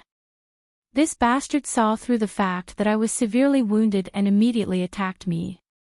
We battled for 3 days and 3 nights, but I succumbed to my injuries in the end, and my body was destroyed. That was how my nascent soul ended up in his hands. He had always yearned for my collection and that Heaven Mend pill, so he imprisoned me for interrogation, all the way until now." Interrogation. Why didn't he use a soul search technique on you? Hanli was slightly surprised to hear this. Manhuzi chuckled coldly before replying in a proud manner, "Hee, if this were any other cultivator, even a late nascent soul great cultivator wouldn't be able to avoid the fate of having their soul forcibly searched. However, the heaven-bearing devil arts that I cultivated makes me immune to soul search techniques. With it, I can guard my spiritual sense resolutely within my soul, making it very difficult to forcibly extract. If he increases the power of his soul search technique, then my soul will be destroyed. He was never going to be able to find out my secrets. Such a secret technique exists." Hanli raised an eyebrow upon hearing this. He was rather interested in such a technique. "Of course. Do you think the heaven-bearing devil arts has a false reputation? It's just that I never made this known to the world. Zenith Yin couldn't do anything to me, so he could only use his corpse fire to torture my nascent soul from time to time. My eye won't fold that easily. In any case, even if I did tell him everything, it would only be destroyed anyway. However, it's been over 100 years since my nascent soul was forcibly enhanced by his secret technique, and I really am at the end of the road. Unless I unleash a secret technique to devour another nascent soul, reincarnation will definitely be beyond me. Even if I do manage to engulf a nascent soul, it's still yet to be seen whether I'll have a chance for reincarnation." At the conclusion of his story, Manhuzi turned to glare at the frozen Zenith Yin, looking as if he wanted nothing better than to sink his teeth into Zenith Yin's flesh. "I see. So you're planning to engulf Zenith Yin's nascent soul for a chance at a second life. I've heard of a secret technique like this, but it really is impossible to verify whether it's actually effective," Hanli murmured as he stroked his chin. "Regardless of whether it works or not, it's my only opportunity, so I must at least try it. In any case, someone else may take my collection after I die anyway, so why not use it to exchange for a ray of hope for myself?" Manhuzi heaved a resigned sigh. "That is indeed true. Do you still have that Heaven Mend pill?" Hanli asked. "Not anymore. I took it as soon as I got out of the Heaven Void Hall, but unfortunately, it didn't have much of an effect on me at all. Zenith Yin could see that my cultivation base hadn't improved, so he thought that I never took the pill in the first place, and had constantly been interrogating me about its whereabouts. Otherwise, he may not have had the patience to interrogate me for so long, Manhuzi replied in an honest manner. Oh. Is that really the case? A hint of surprise flashed through Han Li's eyes. Back when he had taken his Heaven Mend pill, it had had an extremely pronounced effect. However, Manhuzi had already been reduced to such a pitiful state, so he most likely wasn't lying. As such, it appeared that the Heaven Mend pill's effect on nascent soul cultivators was negligible. Of course, that could also be because the aptitude of Manhuzi's spiritual roots was quite good to begin with, so there wasn't much room for improvement. Han Li contemplated the situation for a while before giving his response. I can allow you to do as you please, but you have to give me a copy of the heaven-bearing devil arts first. After that, I'll leave Zenith Yin to you. I'm rather interested in the soul-locking secret technique you were referring to earlier. After you devour Zenith Yin's nascent soul, you can tell me about where the rest of your collection is. No problem. The nascent soul was overjoyed to hear this. Han Li nodded in response, but he could see that the nascent soul was very feeble. As such, he made a few hand seals and cast a few incantation seals onto the nascent soul's body in quick succession.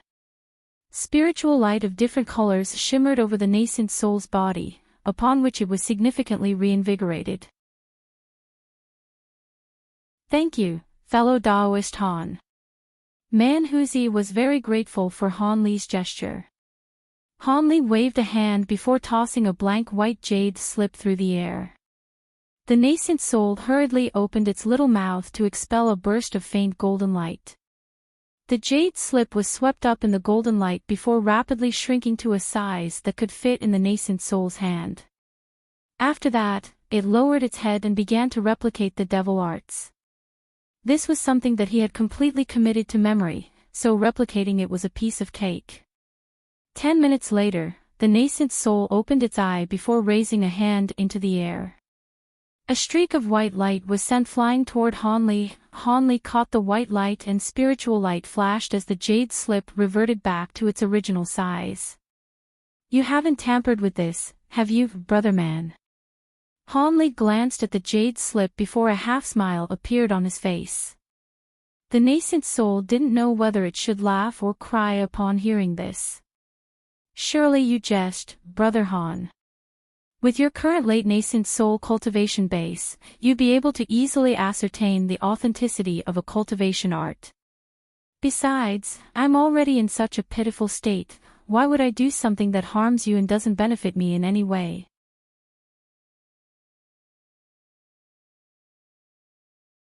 Han Li chuckled and didn't say anything else.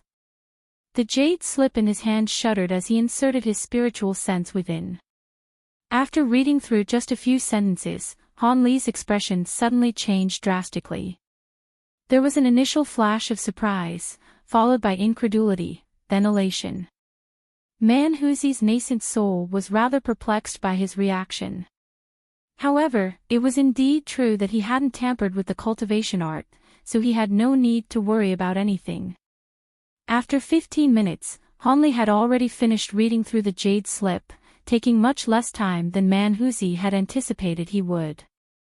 Han Li withdrew his spiritual sense from the jade slip and his expression became rather confused. Brother man, where did you learn this heaven-bearing devil art? Do you know its origins? Han Li asked.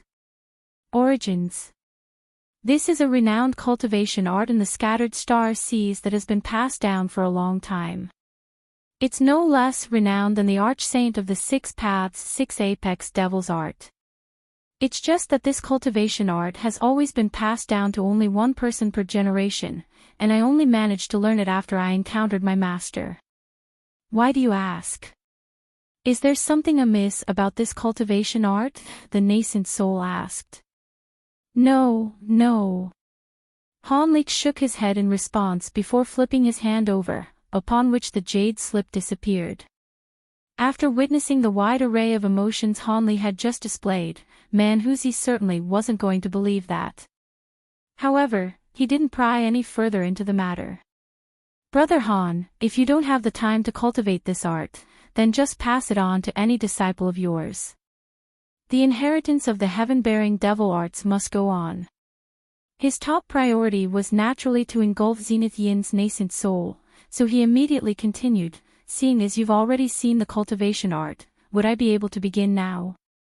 Red light flashed in the nascent soul's eyes and a solemn look appeared on its face as it spoke. Hanli glanced at the frozen Zenith Yin before a smile appeared on his face as he asked, "Of course. You're a little feeble at the moment, though. Would you like me to assist you?" "Thank you for your kind offer, but that won't be necessary. My current magic power isn't comparable to even a tenth of what it once was, but it's still more than enough to handle an immobilized cultivator." Manhuzi shook his head with a confident look. "All right, then I'll be waiting outside." Hanli smiled and didn't say anything further. His body swayed and he appeared at the entrance before slowly making his way out of the stone chamber. Thus, only Manhuzi and the frozen Zenith Yin were left in the chamber. Manhuzi turned to Zenith Yin and a sinister look appeared on his face. Zenith Yin was completely immobilized, but there was a horrified look in his eyes. Meanwhile, Hanli was standing in the passageway outside the stone chamber, silently surveying the jade slip in his hand. The stone chamber was completely silent. After around 15 minutes, a weary voice sounded from within. "Fellow Daoist Han, you can come in now." The voice belonged to none other than Manhuzi, but it was slightly hoarse. Hanli raised an eyebrow as he put his hands together, upon which the jade slip in his hand disappeared without a trace again. He then made his way into the stone chamber. The massive block of blue ice was still completely untouched, but Zenith Yin's eyes had already completely rolled over and he was clearly very much dead. Meanwhile, the nascent soul was hovering over the block of ice. It had grown a little in size and was filled with vitality, creating a strong contrast with its previous feeble state. However, it wore an exhausted expression on its little face as it said, "You have my thanks, Brother Han. I've only temporarily recovered most of my energy and I must take this opportunity to pass on to the afterlife. Otherwise, my efforts would all be wasted." My secret cave abode is located at. As the nascent soul began to disclose the location of its collection, it fell silent and began to transmit its voice to Hanli instead. Hanli listened carefully before nodding expressionlessly. The nascent soul exhaled and calmly said, "All right, I've exacted my revenge, so it's time for me to pass on now. Farewell, fellow Daoist Han." Its body then swayed as it flew toward a corner of the stone chamber, where it sat down with its legs folded in front of itself. Dazzling golden light erupted from the nascent soul's body and its aura became extremely unsteady, oscillating between strong peaks and feeble troughs. A smile appeared on Hanli's face as he turned his attention away from Manhuzi's nascent soul. Instead, he rubbed his hands together before raising them. A loud thunderclap erupted as several thick arcs of golden lightning struck the massive block of ice. The ice exploded amid a flurry of golden light, and Zenith Yin's frozen body was shattered into countless pieces. Hanli inspected the remains carefully to ensure that there wasn't a soul fragment or a second primal soul or something of that nature. After verifying that, he nodded with a content expression before turning away. Right at this moment, a series of cracks had already surfaced on the nascent soul's shimmering body. Golden light flashed from within the cracks and it was as if golden liquid were about to spill out. Hanli's eyes narrowed as he stared intently at Manhuzi's nascent soul, but he didn't say anything. Following a faint thump, the entire nascent soul exploded into specks of golden light before disappearing. After witnessing Manhuzi's nascent soul passing on to the afterlife, Hanli heaved a faint sigh. He flicked a finger at Zenith Yin's remains on the ground, and a fireball shot forth, enshrouding everything in scorching flames. Hanli didn't stay behind to watch everything burn. He transformed into a streak of golden light before disappearing from the stone chamber in the blink of an eye. Hanli didn't need to fear anything when escaping from this place, so he traveled at full speed and quickly reached the end of the passageway. A stone wall that was shimmering with spiritual light stood in his way. Hanli immediately raised a hand without any hesitation. Golden light began to flash from his fingertip as he prepared to summon sword chi to slice through the wall. However, right at this moment, an earth-shattering boom suddenly erupted. The entire passageway began to tremor and quake while emitting a rumbling echo. Hanli was slightly surprised by this turn of event, but his hands didn't slow down in the slightest. Several streaks of golden light layered on top of one another before flying through the air and slicing through the stone wall. Hanli's body swayed and he emerged on the other side. He had emerged on the first level of the pavilion, and the stone wall that he had just broken through was a secret door located in a corner of the pavilion. As soon as he emerged from the passageway, the rumbling and quaking were exacerbated by several fold. There was raucous laughter, cries of rage, and loud explosions erupting outside. It was as if the entire stone peak had become a battlefield and there were people engaged in battle outside. Hanli's brows furrowed, yet a streak of red light suddenly came flying into the pavilion from outside. Before the incoming cultivator had even identified the man inside the pavilion, he immediately began to yell, "Bad news! The demon beasts of the Ironstone Peak have suddenly..." Who are you? Where's Elder Wu?" The cultivator was stunned upon making the discovery that the man standing in the hall wasn't actually Zenithine. Hanli chuckled coldly before opening his mouth, upon which golden light flashed from within, and a cry of anguish rang out. The cultivator within the red light had been sliced in half before he even figured out what was going on. This Starfall Coalition core formation cultivator was very unlucky. He didn't even manage to get a good look at Hanli before his life was forfeit. However, Hanli roughly understood the situation from what the core formation cultivator had said prior to being killed. It appeared that the demon beasts in the sea had suddenly attacked the Starfall Coalition. He was rather confused about the situation, but he didn't want to get involved in these affairs. As such, he made a hand seal and withdrew his aura, completely concealing his presence. He then strutted straight out of the pavilion. However, before he had even reached the main gate, he heard a thunderous roar erupting from up above. "Fellow Daoish Tang, RC race has deployed a large number of Metamorphosis stage brethren this time. There's no way your Starfall Coalition will be able to contend with us. If you're smart, you'd hand over that top-grade spirit stone right now. Perhaps we can consider letting you live, then." The owner of the voice sounded rather wheezy and out of breath, yet he possessed an astonishing cultivation base. All of the low-grade Starfall Coalition cultivators outside the pavilion were struck by a sense of physical debilitation just by hearing this voice, and the spiritual power within their powers also congealed as a result. Hanli's heart jolted upon hearing the words, "top-grade spirit stone." He immediately shot through the gates of the pavilion and looked up into the sky. A mass brawl was taking place there and spiritual light was shimmering incessantly amid strings of resounding booms. There were several tens of cultivators engaged in intense battles with some strange-looking demon beasts. In the air above, blue cloud and mist had almost obscured the entire sky. Beneath the cloud and mist, there were also several battles taking place. There was a thin blue-robed elderly man holding an azure mirror in his hand, from which countless streaks of piercing azure light were hurtling through the air. In his other hand, he was wielding a blue flying sword that was as powerful as a raging flood dragon. Before him stood an incredibly tall and portly mendicant. There was a golden ring around each of his two arms and he was holding a round bowl in his hand. At the same time, he was expelling blue mist from his mouth, and was able to keep all of the blue-robed man's attacks at bay. The thunderous roars were coming from none other than that massive mendicant's mouth. Blue light flashed through his eyes as he appraised the mendicant, and he noticed several shimmering silver scales on his neck.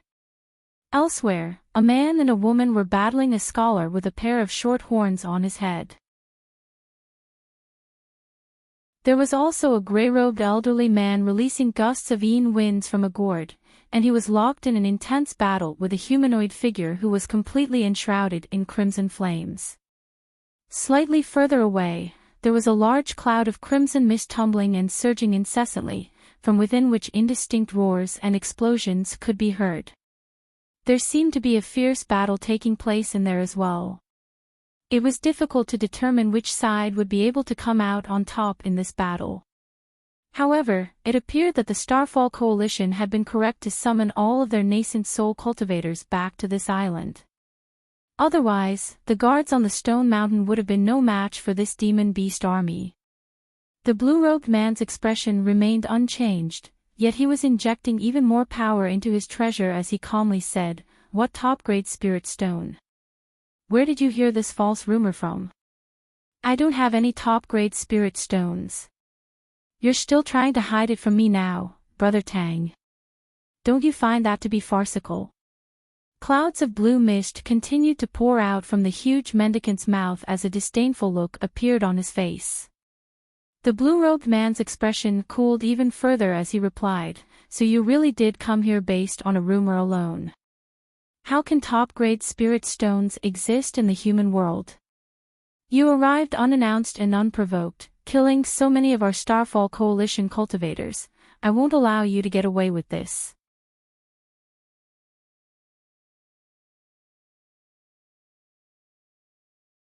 In the end, someone suddenly yelled, "Retreat!" All of the low-grade cultivators down below immediately fled in all directions, while the nascent soul cultivators in the air above all began to search for opportunities to extricate themselves from their respective battles. Some adopted a more defensive approach as they slowly retreated toward the stone peak, while others unleashed powerful attacks with all their might, hoping to temporarily force back their demon beast opponents before taking the opportunity to flee. There were also some who had secret techniques that could help them escape, so they were combating their opponents in a calm manner while scanning their eyes across their surroundings, seemingly in search of something. Meanwhile, Hanli was initially planning to get away, but those plans were immediately aborted upon hearing the words, "top-grade spirit stone." Even though he had never seen any legendary top-grade spirit stones, he had seen records of their miraculous effects in countless tomes. Setting aside the fact that this spirit stone was a compulsory item for setting up several types of legendary primordial formation spells in the human world, just its effect in assisting cultivators in breaking through bottlenecks alone was an extremely tempting prospect. Furthermore, this assistance effect was applicable to all cultivators from the core formation to the deity transformation stages. Of course, the more advanced one's cultivation base, the less pronounced the spirit stone's effect would become. Even so, top-grade spirit stones were still extremely sought after among cultivators of the human world.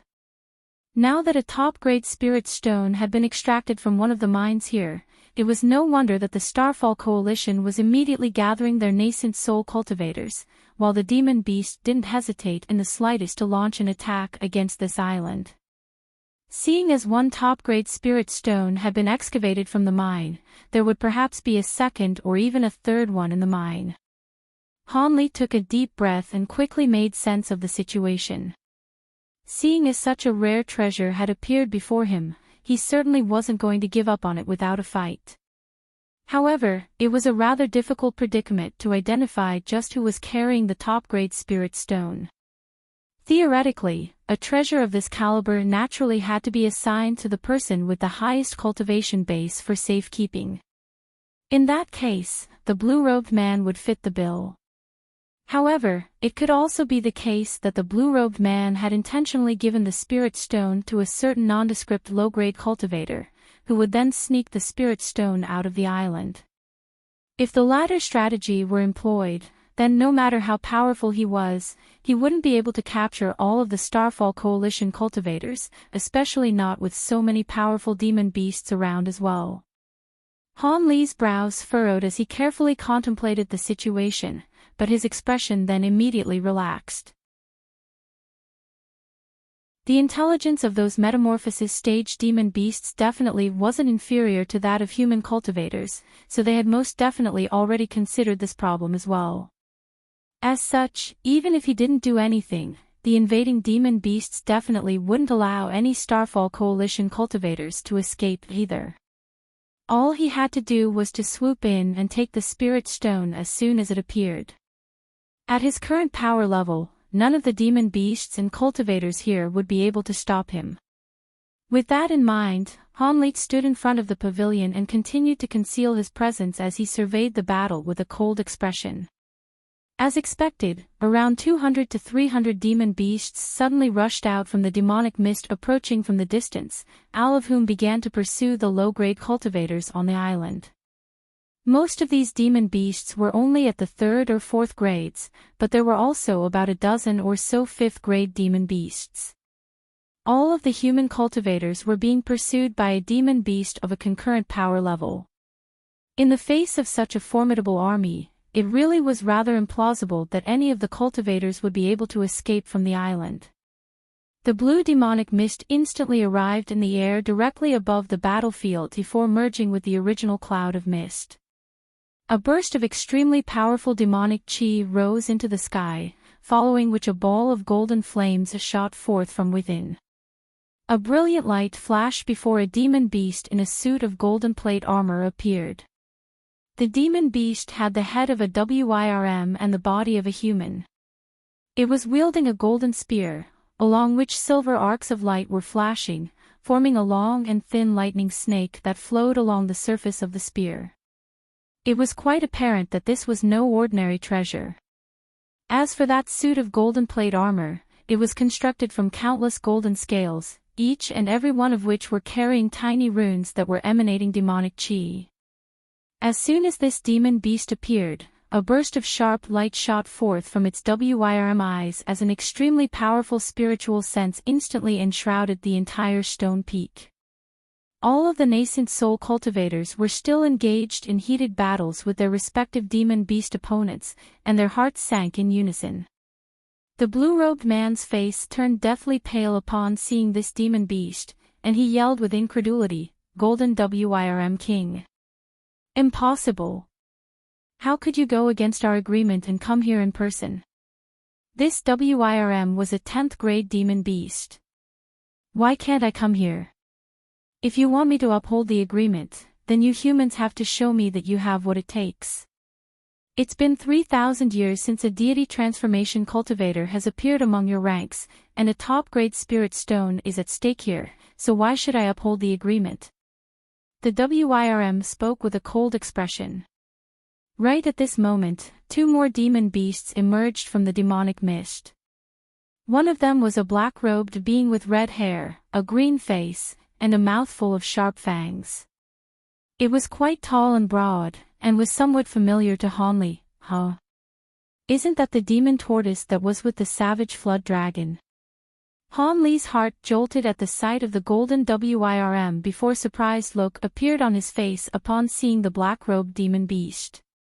His expression immediately darkened as he hurriedly cast his gaze toward the demonic mist, but no other demon beasts emerged from within. Han Li's brows furrowed upon seeing this, but he didn't recklessly unleash his spiritual sense or spirit eyes to assess the situation.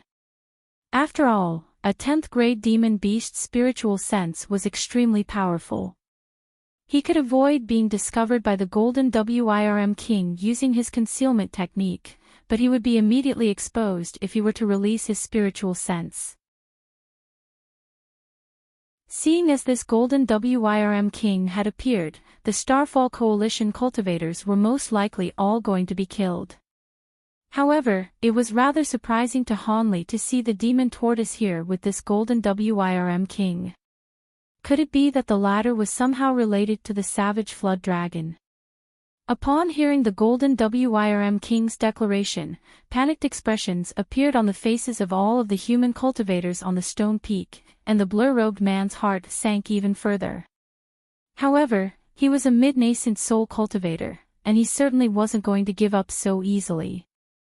All of a sudden, he let loose a shrill cry, and the blue flying sword that was wreaking havoc within the demonic mist suddenly exploded amid a loud boom. This flying sword was quite a powerful ancient treasure, and after being forcibly detonated by Elder Tang, the power it could unleash was simply unimaginable to normal cultivators. A massive ball of silvery white light appeared in the air above the stone peak, repelling all of the blue mist that was emanating from the Fatso's mouth.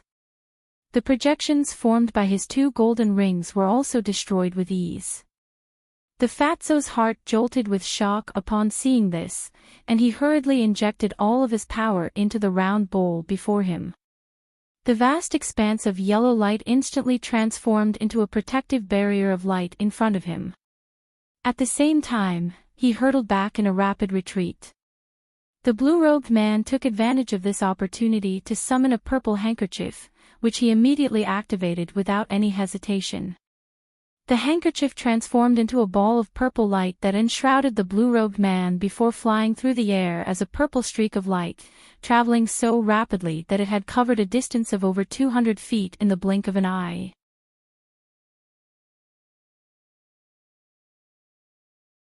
The blue-robed man's actions seemed to have acted as a signal, prompting all of the other nascent soul cultivators to unleash incredible secret techniques. Some of them disappeared on the spot amid bursts of white light, some of them threw up mouthfuls of blood essence and fled into the distance as streaks of crimson light. In any case, all of them fleeing with all their might, even if doing so necessitated the infliction of severe self-harm. Humph! A cold harumph rang out in the air as a frosty look appeared on the Golden Wyrm King's face. It waved a hand and a loud thunderclap erupted, following which a streak of golden and silver light shot forth through the air. The demon beast had hurled its golden spear directly toward the blue-robed man. As soon as the spear left its hand, it disappeared in the flash. Crap! The blue-robed man was paying close attention to the Golden Wyrm King, and his heart shuddered upon seeing this as he immediately tossed his azure mirror behind him. Azure light erupted, creating the projection of a full moon that was several tens of feet in diameter. The moon projection was azure in color and encapsulated the blue-robed man's body within. Almost at the exact same moment as the moon projection's emergence, a golden spear that was over 100 feet in length appeared nearby. Silver lightning flashed along the spear before striking the very center of the azure moon. The surface of the azure moon cracked like a mirror, and as the huge spear continued onward, the moon projection was completely destroyed. Arg! The blue-robed man was extremely alarmed to see this, and the purple light on his body swayed as he attempted to unleash a secret technique to get away. However, right at this instant, the huge spear shrank to about half its size and shot forth from within the remnants of the moon projection before striking the purple light in the flash. A resounding boom erupted. The handkerchief was quite a powerful treasure in its own right, as evidenced by the fact that the purple light it was manifesting was able to keep the spear at bay. Even so, the blue-robed man felt as if he had been dealt a heavy blow, and was completely unable to control his own body as he was sent flying for several tens of feet. The Golden Wyrm King raised a leg and somehow managed to cover a distance of over 100 feet with a single step. Its body only had to flash through the air a few times before it caught up to the blue-robed man before reaching out with its hand. Golden light shimmered over its 5 fingers, making it appear as if they were constructed from pure gold. The blue-robed man had only just recovered slightly from the last attack when he caught sight of the Golden Wyrm King reaching for him from nearby. In his panic, he hurriedly opened his mouth to blast out a ball of green light. It was a green fist-sized bead. The golden claws clashed with the green bead amid a loud clang, as well as the loud ear-splitting screech of metal scraping against metal. The green bead instantly expanded drastically, attempting to free itself from the golden WIRM king's hand. A cold light flashed through the golden WIRM king's eyes as nails of several feet in length abruptly sprouted from its 5 fingers. At the same time, a golden scale of roughly the same size as a copper coin appeared on the back of his hand. Following a dull thump, it was able to crush the bead with its bare hand. A burst of piercing green light flashed past, yet the golden claws remained completely unscathed. The Dragonification Arts. The blue-robed man exclaimed in the same instant that the bead was destroyed. At the same time, he threw up a mouthful of blood essence due to the backlash he had incurred from having his magic treasure destroyed. However, the exchange did buy him some, allowing him to rush through the air again and opening up a distance of over 100 feet in the blink of an eye. On this occasion, the golden WIRM king didn't set off in pursuit again. Instead, its expression darkened slightly as it slowly threw a fist at the streak of purple light in the distance. A huge golden fist around 10 feet in size suddenly appeared in the air directly above the purple light, before crashing down at the speed of lightning. Following a thunderous boom, the blue-robed man was struck down by the massive fist, plummeting like a meteorite toward the stone peak. His body crashed straight through a pavilion, leaving a huge gaping hole several tens of feet in diameter in his wake, before being inundated by countless fragments of rubble. A cold smile appeared on the golden WIRM king's face. Its body swayed and in the next instant, it appeared directly in front of the huge hole in the pavilion's wall. It raised an arm and shiny golden light erupted from its palm as it prepared to put an end to the blue-robed man's life. However, right at this instant, his expression changed and he abruptly feigned a grabbing motion toward the gates of the pavilion. As he did so, he yelled, "Who's there? Show yourself." 5 golden claw projections streaked through the air before disappearing into the ground. 5 trenches, each several tens of feet in length, were gouged into the ground in front of the pavilion. The trenches were incredibly deep, yet they didn't strike any target aside from the ground. A hint of bewilderment flashed through the golden WIRM king's eyes up seeing this. A moment ago, he had suddenly been struck by a hint of fear without any premonition. This bone-chilling sensation sent a shiver running down his spine, and he lashed out without any hesitation. He hadn't actually discovered anything, it was his instinct as a heavenly spirit beast that had prompted him to attack in a reflexive manner. During his tens of thousands of years of cultivation, this sense of foreboding had saved his life on several occasions.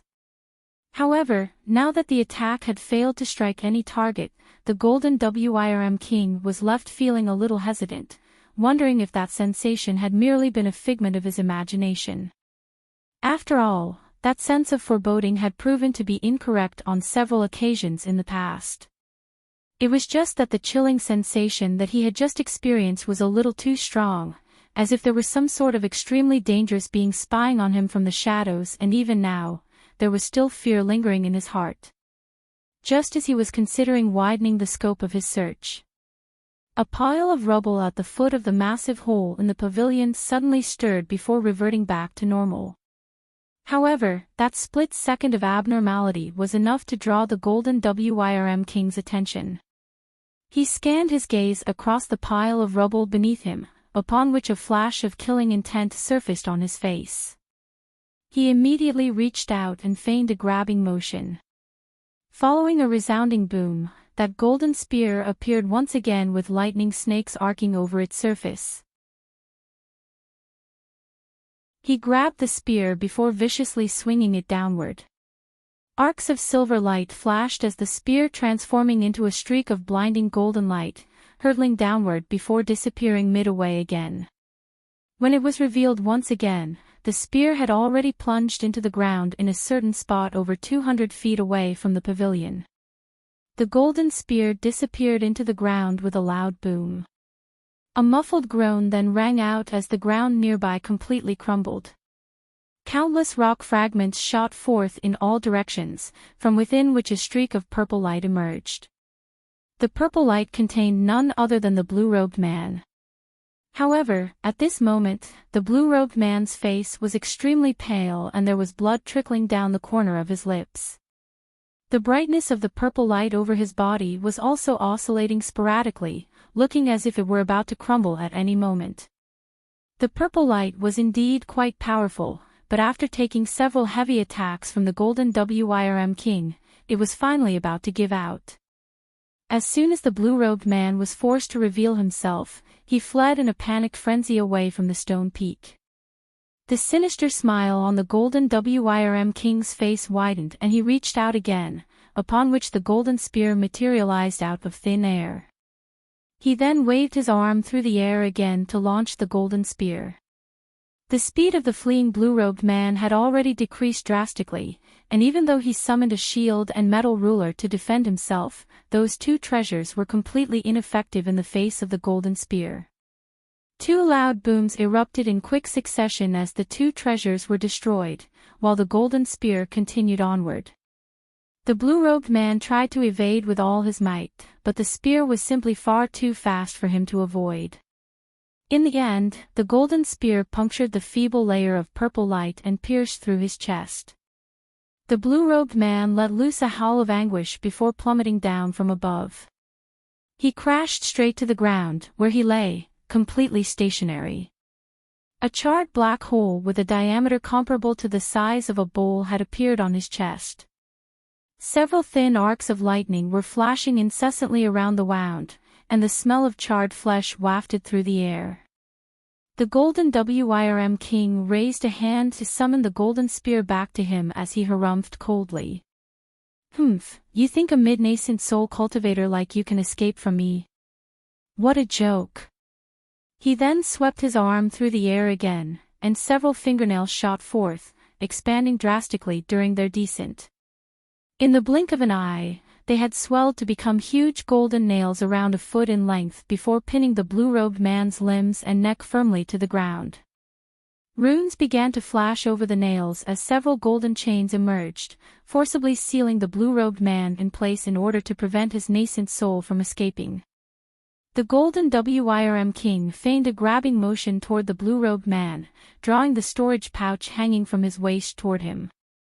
He then swept his spiritual sense through the contents of his storage pouch, upon which his expression immediately darkened. He raised his head with a dark expression as he swept his gaze around him. A short while later, two of the other fleeing nascent soul cultivators had been caught up in battles against demon beast opponents again, while a grey-robed gourd-wielding cultivator and a cloud of blood mist fled into the distance. In the blink of an eye, they had already become two black spots on the horizon. There were demon beasts flying toward the grey-robed man in hot pursuit, yet the cloud of blood mist was getting further and further away from his demon beast opponents, traveling at a far faster speed than his pursuers. The Golden Wyrm King's lips twitched as he looked at the cloud of blood mist in the distance. He contemplated momentarily before his body flashed through the air, transforming into a streak of golden light as he hurtled toward the blood mist. As the golden light flashed into the distance, Hanli heaved a faint sigh of relief as he stood behind the pavilion gates. When the blue-robed man had been sent flying into the pavilion, he had been tempted to quickly subdue him before searching to see if he were carrying the top-grade spirit stone. However, he deemed that to be too risky in the end, and refrained from doing so. To his surprise, the Golden Wyrm King's spiritual sense was able to detect something during Han Li's split second of indecision. The attack he had unleashed almost managed to strike Han Li. Thankfully, he had mastered his teleportation technique to an extremely high degree, thereby allowing him to soundless travel to the other side of the pavilion gates, causing the Golden Wyrm King to miss his attack. From the Golden Wyrm King's expression, it appeared that the top-grade spirit stone wasn't in the blue-robed man's storage pouch, and nor could he possibly be carrying the spirit stones on his body somewhere. After all, if an item with such pure spiritual chi weren't placed in a storage pouch, anyone would be able to identify its whereabouts. Han Li paid no heed to the blue-robed man on the ground and turned his attention to the air above.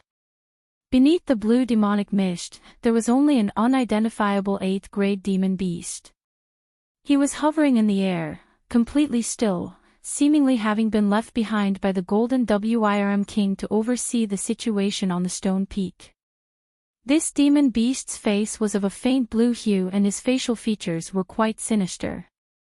There were also large patches of blue scales on his arms and legs, giving him an extremely ghastly appearance. All of a sudden, he turned his gaze toward a certain direction. Han Li stirred upon seeing this and also turned his attention toward the same direction. A ball of light yellow light was flying over from the distance, within which there seemed to be a demon beast that was carrying something. A blue light flashed through Han Li's eyes as he unleashed his bright sight spirit eyes to survey the demon beast within the yellow light.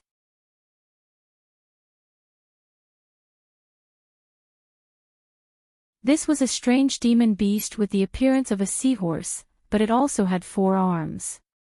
All 4 of its hands were cradling an azure storage pouch, and there was elation on its hideous features. Han Li's pupils contracted minutely upon seeing this.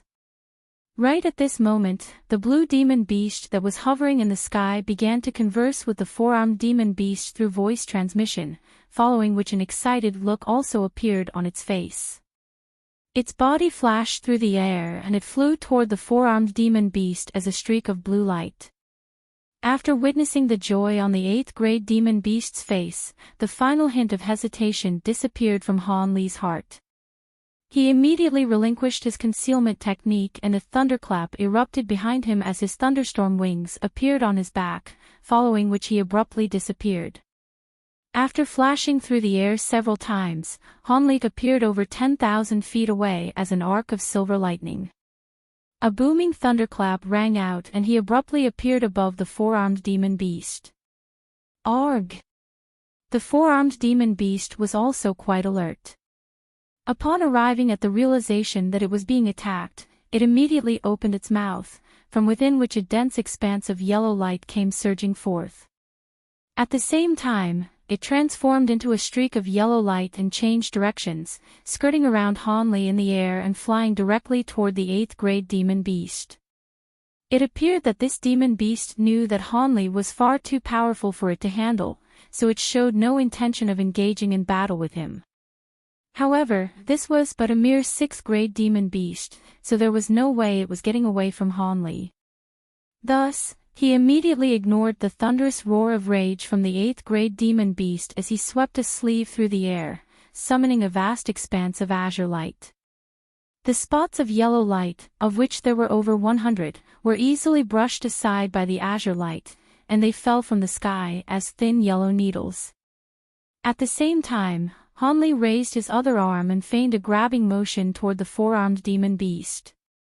A scene akin to how the golden Wyrm king had handled the blue-robed man ensued. Azure light flashed above the demon beast's head as a huge azure hand was manifested.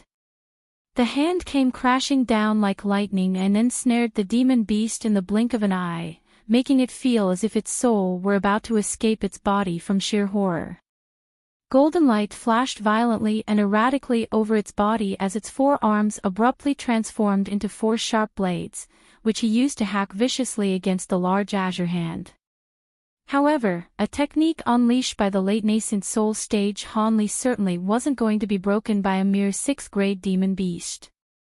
The blades were attacking the azure hand relentlessly, yet the latter remained completely unscathed. Han Li raised an eyebrow as a cold expression appeared on his face.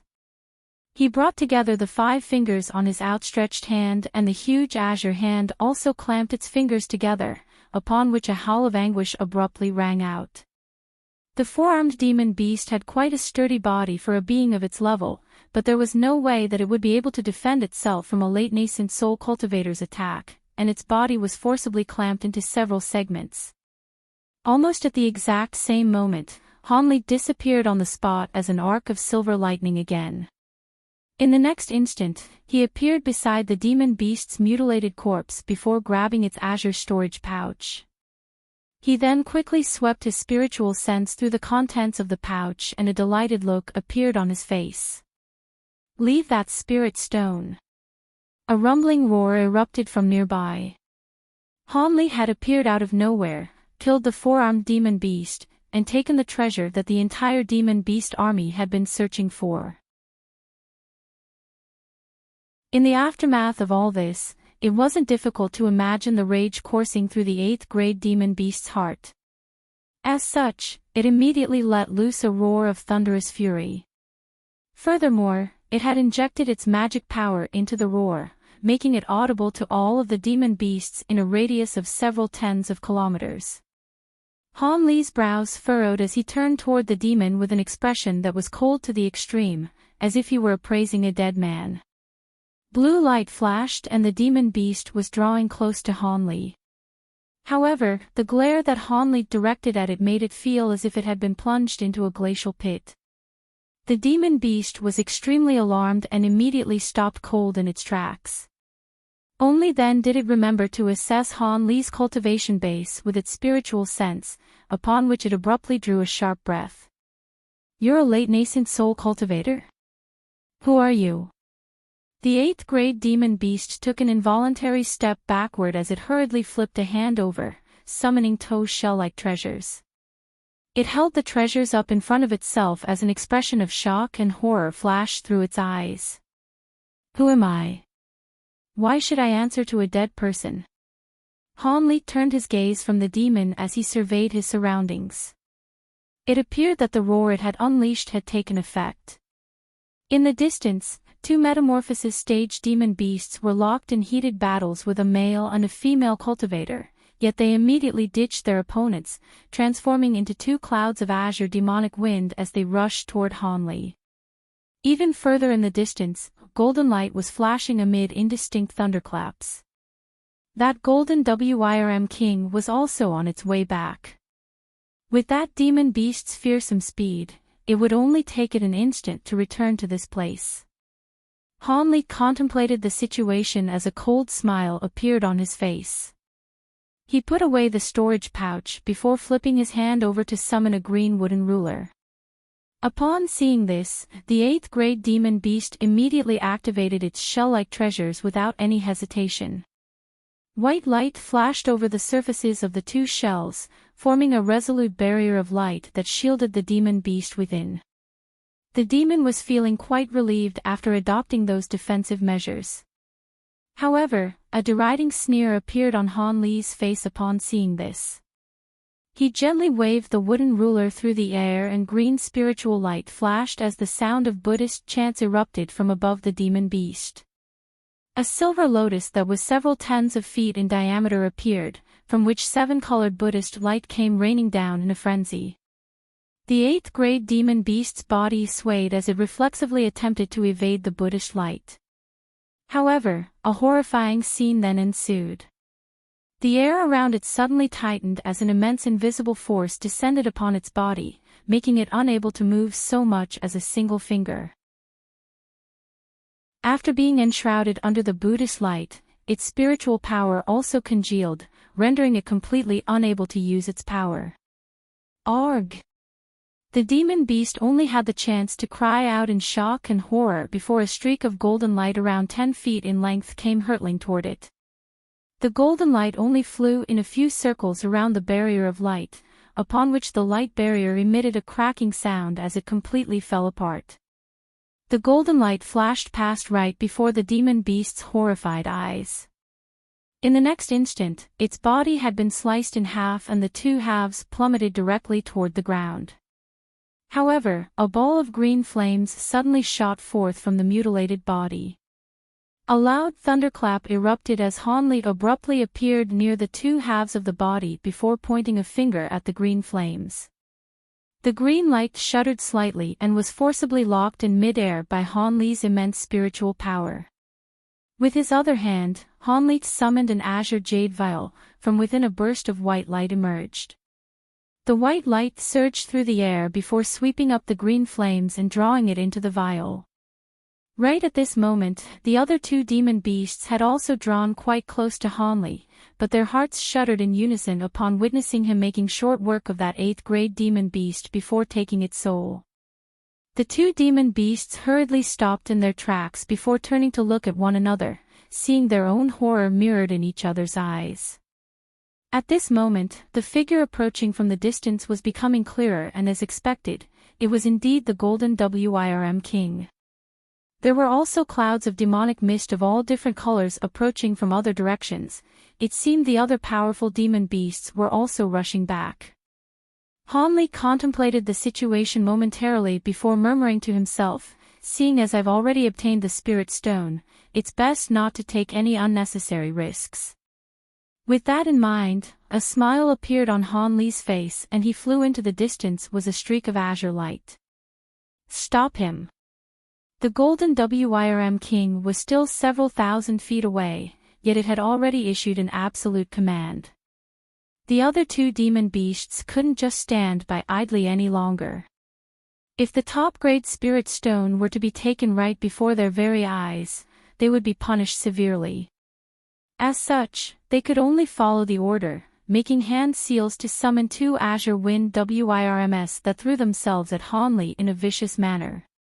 However, Hanli chortled boisterously as he disappeared on the spot, appearing over 200 feet away in the next instant as an arc of silver lightning. Only then did he continue to fly through the air as a streak of silver light, and the two wind Wyrms were completely unable to match his speed. "Leave the spirit stone behind." A vicious light suddenly flashed through the golden Wyrm king's eyes as he hurled his golden spear from afar. Hanli faltered slightly upon seeing this.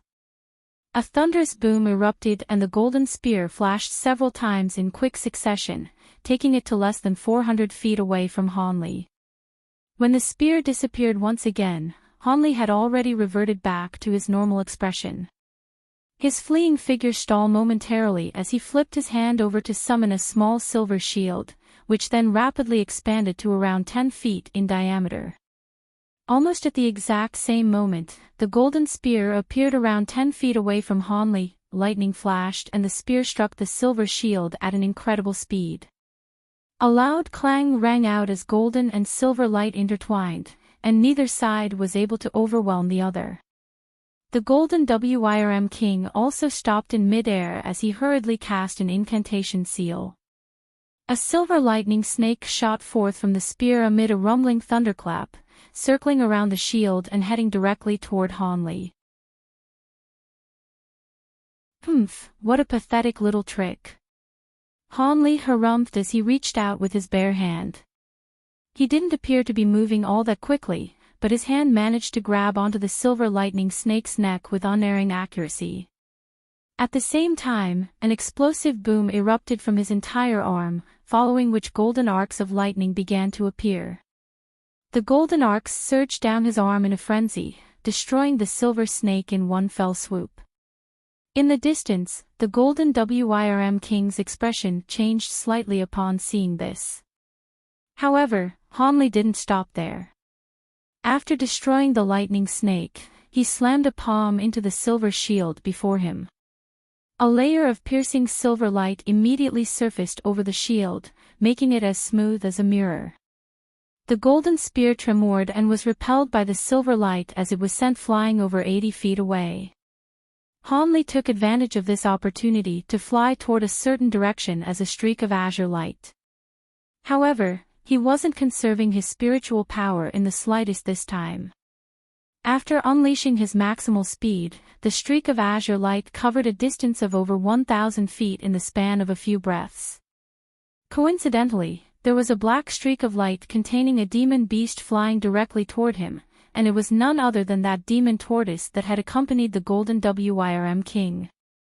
Hanli was traveling far too quickly for the demon tortoise to get a clear look at his appearance. However, it had witnessed Hanli slaying an 8th-grade demon beast before blocking an attack from the golden Wyrm king with ease. As such, the demon tortoise's expression changed drastically upon seeing Hanli flying in its direction. It immediately changed directions in an attempt to avoid Hanli. A cold light appeared in Hanli's eyes upon seeing this, and the azure light around him suddenly flashed violently before vanishing. The vast expanse of space before him suddenly became completely empty. The demon tortoise couldn't help but falter upon seeing this, and it slowed down slightly in the process.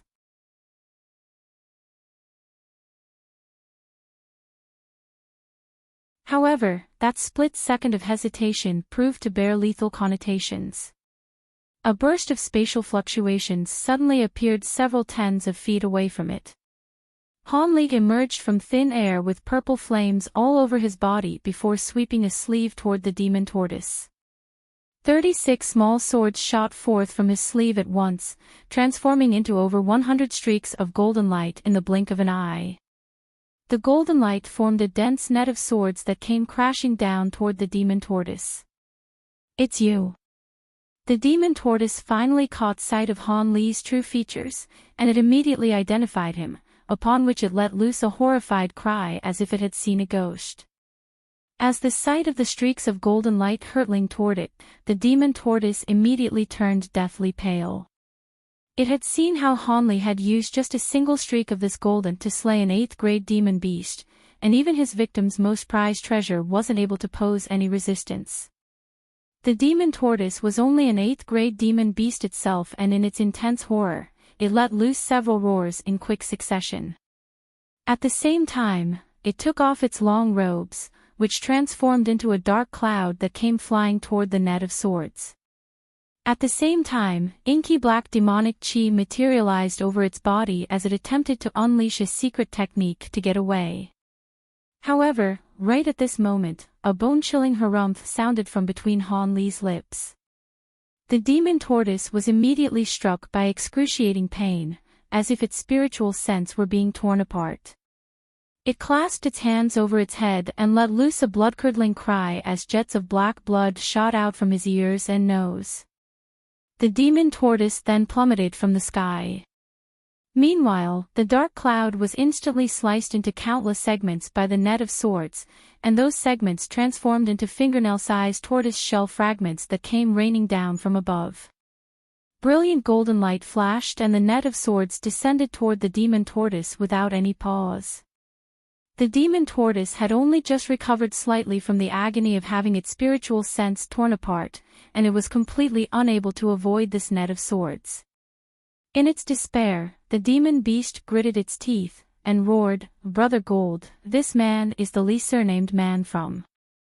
However, before it had a chance to finish its sentence, Han Li's expression darkened as he abruptly activated his sword arts.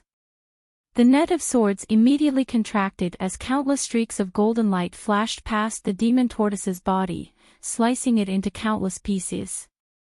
Even the green flames manifested by its soul only flashed once before it was inundated by golden light. It had only taken Han Li several seconds to slay the demon tortoise. His body swayed and he transformed into a streak of azure light again, covering a distance of several thousand feet in the blink of an eye. The azure light flashed several times in the distance between completely disappearing from view. The Golden Wyrm King was naturally unwilling to let him escape, but he was unable to catch up to Han Li, and nor was he confident that he would be able to defeat Han Li in a one-on-one battle. As such, he could only give up in his pursuit and return to the stone peak with a thunderous expression. A man with the surname of Li, the Golden Wyrm King's expression suddenly changed as he murmured to himself. At this moment, all of the other metamorphosis stage demon beasts gathered around, and their expressions were also quite strained. A demon whose true features were obscured by the flames all over its body asked, "Brother Gold, who was that late nascent soul cultivator?" From his voice and appearance, he doesn't appear to the archsaint of the 6 paths, and there's no way that the Heavenly Star Sages would leave the Heavenly Star City. Could it be that he's a new great cultivator among the human race? I'm not sure. However, his cultivation arts and treasures are all very unfamiliar, so I know I've never fought him before. It seems that there's no one among the nascent soul cultivators of the scattered star seas that fit his description, the Golden Wyrm King replied in a dark voice. A green-robed demon beast said with a fearful expression, "This man is extremely powerful. Even fellow Daoist Lan and fellow Daoist Wu couldn't last more than a few seconds each against him. He's most likely even more powerful than the archsaint of the 6 paths and the Heavenly Star Sages." The other demon beasts also wore the same fearful expressions. After all, most of them were 8th grade demon beasts and were no more powerful than the 2 8th grade demon beasts that Hanli had just slain with ease. If Hanli had set their sights on them, they would have also undoubtedly been killed on the spot. Many of the demon beasts had already made up their minds. If they were to ever encounter Hanli again, they would drop everything and run for their lives. I fought the arch-saint of the 6 paths once in the past, and this man does indeed appear to be an even more troublesome opponent. At the very least, without employing the use of sneak attacks, the arch-saint of the 6 paths wouldn't be able to kill our metamorphosis stage brethren so easily. However, there's no need to be too fearful of him. This is our first time clashing with him, so his skill set is very unfamiliar to us. Otherwise, he wouldn't have been able to succeed in his plans so easily, the Golden Wyrm King analyzed calmly. Upon hearing this, some of the other demon beasts were enlightened, while the others remained silent with contemplative looks on their faces. Right at this moment, a 9th grade demon beast, the portly mendicant who had been battling the blue-robed man, suddenly asked, "Brother Gold, what was that about a surnamed man that fellow Daoist Wu yelled before his death? Have you managed to figure it out?" If I recall correctly, back when we attacked the human cultivators on their island near the unfathomable depths, we were searching for a cultivator with the surname of Li. Does that man have anything to do with this? The mendicant's speculation sent a stir running through the rest of the demon beasts present. However, the Golden Wyrm King's brows furrowed as he replied, "I don't think so.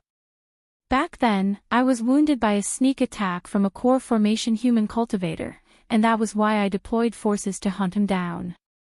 However, that man was a late nascent soul cultivator. How could it be the same person? Unless this man is a once-in-100,000 years freak prodigy, how could he have become this powerful in less than 200 years? That's not necessarily the case. I slew a nascent soul human cultivator once, and after using a soul search technique on him, I discovered that the so-called #1 treasure in the human world, the Heaven Void Cauldron, had appeared, and was obtained by a core formation cultivator with the surname of Han. However, after an extensive investigation by many nascent soul cultivators, they discovered that this man was at our outer seas for a long time, posing as a man with the surname of Li. The Heaven Mend pill in the Heaven Void Cauldron is vastly renowned.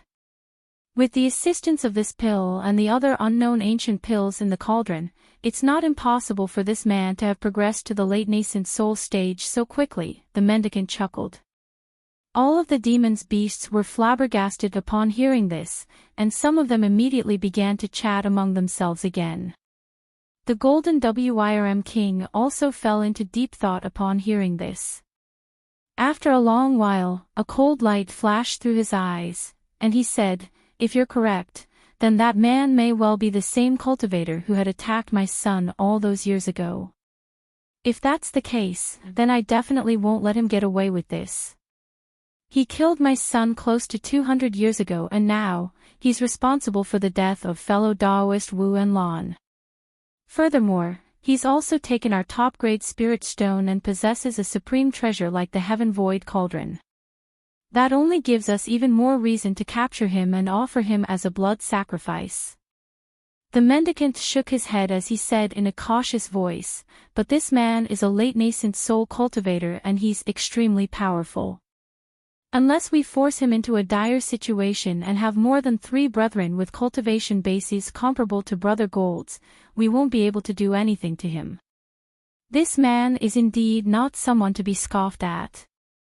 We'll have to devise a plan and invite Brother Jia and fellow Daoist Bai to assist me.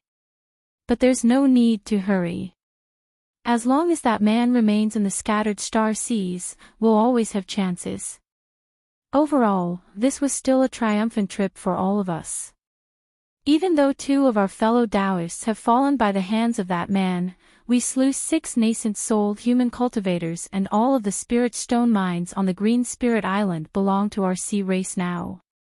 Even though that top-grade spirit stone had been taken, there may be other top-grade spirit stones that have yet to be excavated in the mines, so there's no need to overly frustrated. Our top priority is to set up the restrictions again and gather more troops in case the human cultivators launch a counterattack. The Starfall Coalition and Star Palace won't be willing to accept defeat so easily, so we have to be prepared for them. The Golden Wyrm King didn't seem to be very interested in the subject of revenge, and he immediately changed the topic to focus on the Spirit Stone mines. These mines were going to benefit all of the demon beasts present, and as expected, their attention was entirely drawn to this new topic of discussion. Only that mendicant wore a concerned expression with his brows furrowed, seemingly still a little unsettled. At this moment, around 5,000 kilometers away, Hanli unleashed his spiritual sense to verify that there were no pursuers within a radius of several hundred kilometers before slowing down significantly. Of course, Hanli wasn't going to return to that so-called Lightning Sky Island. Instead, he was heading straight back to Silver Shark Island. As he flew through the air, he couldn't help but pull out that azure storage pouch before tipping out its contents with an excited look on his face. A burst of white light erupted from the storage pouch as a green thumb-sized spirit stone appeared in his hand. Hanli cradled the spirit stone in one hand and began to carefully assess it. There was spiritual light revolving erratically over the surface of the spirit stone, and the brightness of the green light emanating from it was oscillating sporadically, as if it were a living being. There also seemed to be tiny white substances flowing out from the surface of the spirit stone. However, the white substance was extremely minuscule and Hanli was struggling to identify it. Hanli's pupils contracted upon seeing this, and blue light abruptly flashed through his eyes, finally allowing him to clearly see the substance within the green light. They were spots of white light that somewhat resembled snowflakes, but also appeared to be runes. These spots of light were relentlessly pouring out of the spirit stone before self-detonating, transforming into traces of pure wood attribute spiritual chi in the process. There was simply an excessive amount of spiritual chi contained within this spirit stone, thereby forcing it to expel some out from its surface. Hanli was both shocked and elated to see this. This was definitely a legendary top-grade spirit stone, and it just so happened to be a wood attribute one, so it was perfect for him. When he thought about it, it made sense that this was a wood attribute spirit stone. The spirit stone mines on Green Spirit Island had always yielded an abundance of wood attribute spirit stones, so it was only to be expected that this top-grade spirit stone followed that trend.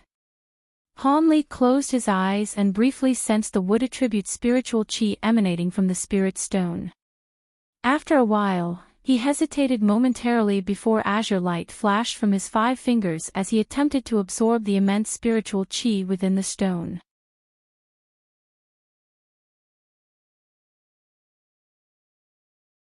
Five thin wisps of spiritual chi poured out from the spirit stone. The spiritual chi was cool to the touch and remarkably substantial, crawling up Hanli's fingers like 5 tiny snakes. Hanli was caught off guard and given a fright as he reflexively withdrew his fingers from the spirit stone. Even so, the 5 tiny snakes still squirmed into the meridians in his arms before dissipating on their own. All of a sudden, a burst of spiritual power that was filled with exuberant vitality spread through his entire body. Hanli was immediately enshrouded by a warm yet cool sensation, making him feel extremely comfortable, as if he were floating on a cloud. So this was a top-grade spirit stone. As expected, the spiritual chi that it provided was far superior to that from high-grade spirit stones. Hanli hurriedly absorbed this influx of spiritual power with elation in his heart. Absorbing just that small amount of spiritual power had the same cultivation effect as half a month of meditation. If he were to absorb all of the spiritual power in the entire spirit stone, it would save him at least 10 years of arduous cultivation. Of course, he wasn't going to succumb to that temptation and waste such an exceptional treasure. A spirit stone that contained such an immense amount of spiritual chi naturally had to be reserved for critical junctures during breakthroughs. Hanli flipped his palm over and a small azure box appeared. He carefully placed the top-grade spirit stone into the wooden, then plastered several talismans of different colors onto the box before stowing it away into his storage pouch. Hanli let loose an internal cry of elation as he shot forth into the distance as an azure streak of light. Several months later, Hanli was close to returning to Silver Shark Island. However, he immediately realized that something was amiss. As he approached the island, he didn't encounter so much as a single cultivator. That was very bizarre. When Hanli finally caught sight of Silver Shark Island from afar, the scene presented before his eyes made him falter involuntarily.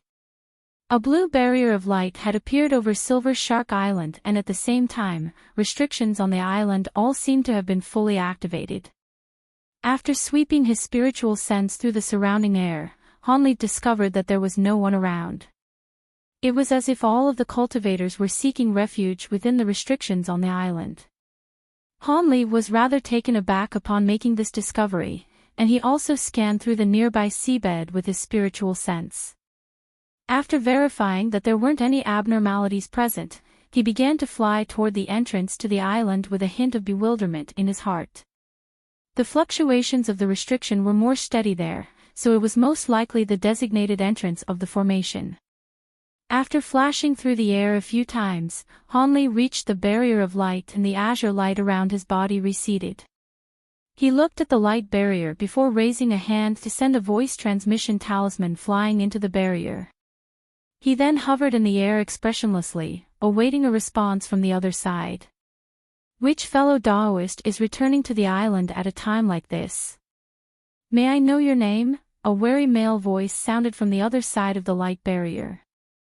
At the same time, a burst of spiritual sense scanned toward Hanli. Hanli's expression darkened as azure light erupted from his body.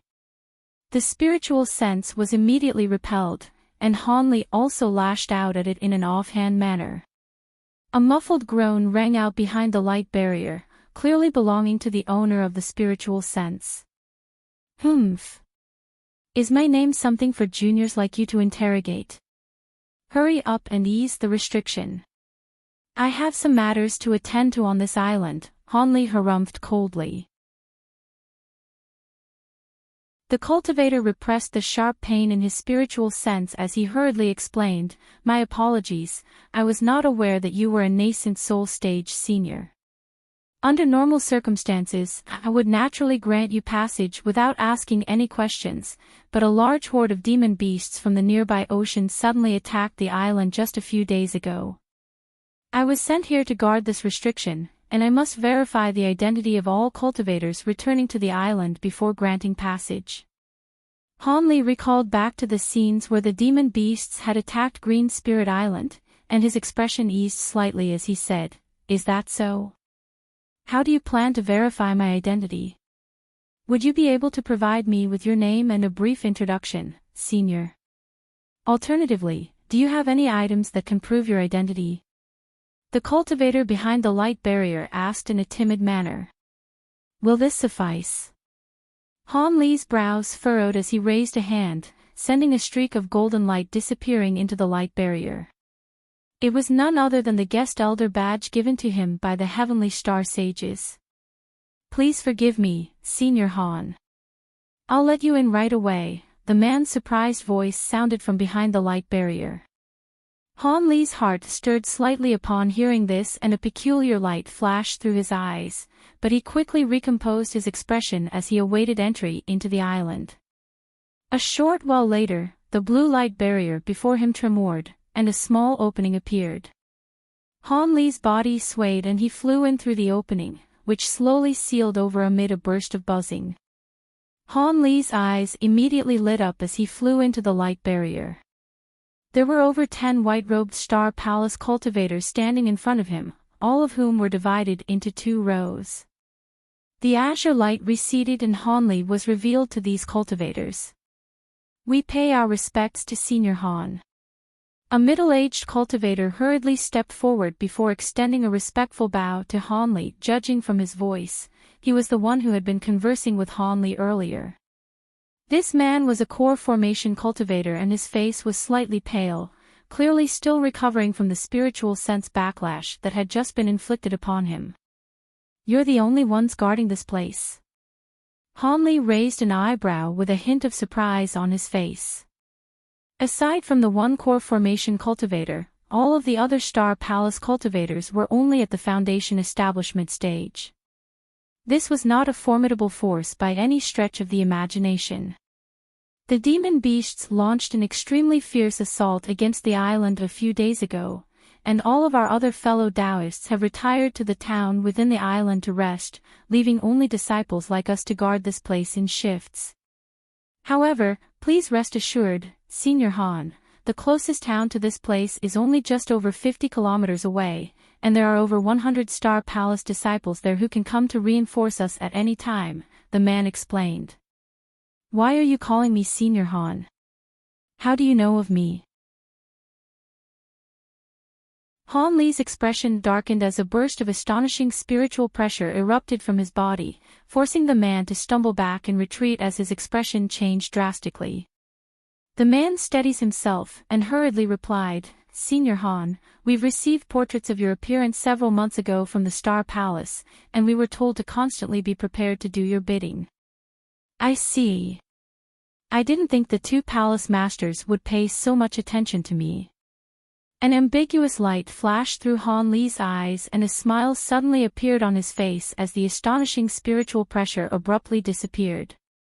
The man heaved an internal sigh of relief as a fawning smile appeared on his face. Right at this moment, Han Li turned his attention deeper into the island as he asked, Have you notified everyone else of my arrival? The man gave an honest reply. I have. We were told to immediately notify the elder on the island of your arrival should you come here. I see. Han Li remained expressionless and it was impossible to identify what he was thinking. However, a shiver suddenly ran down the man's spine as a hint of unease welled up in his heart. Right at this moment, a streak of white light appeared in the distance, rapidly approaching them. Han Li turned to look up into the sky with narrowed eyes. It's Elder Zhao coming to welcome Senior Han in person, the man hurriedly said in a fawning manner.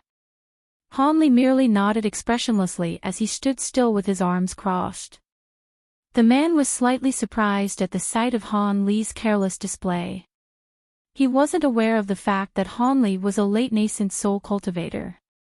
After his spiritual sense had been repelled, he didn't dare to try and ascertain Han Li's cultivation base again, so he simply assumed that he was an early nascent soul cultivator that the Star Palace had only recently recruited.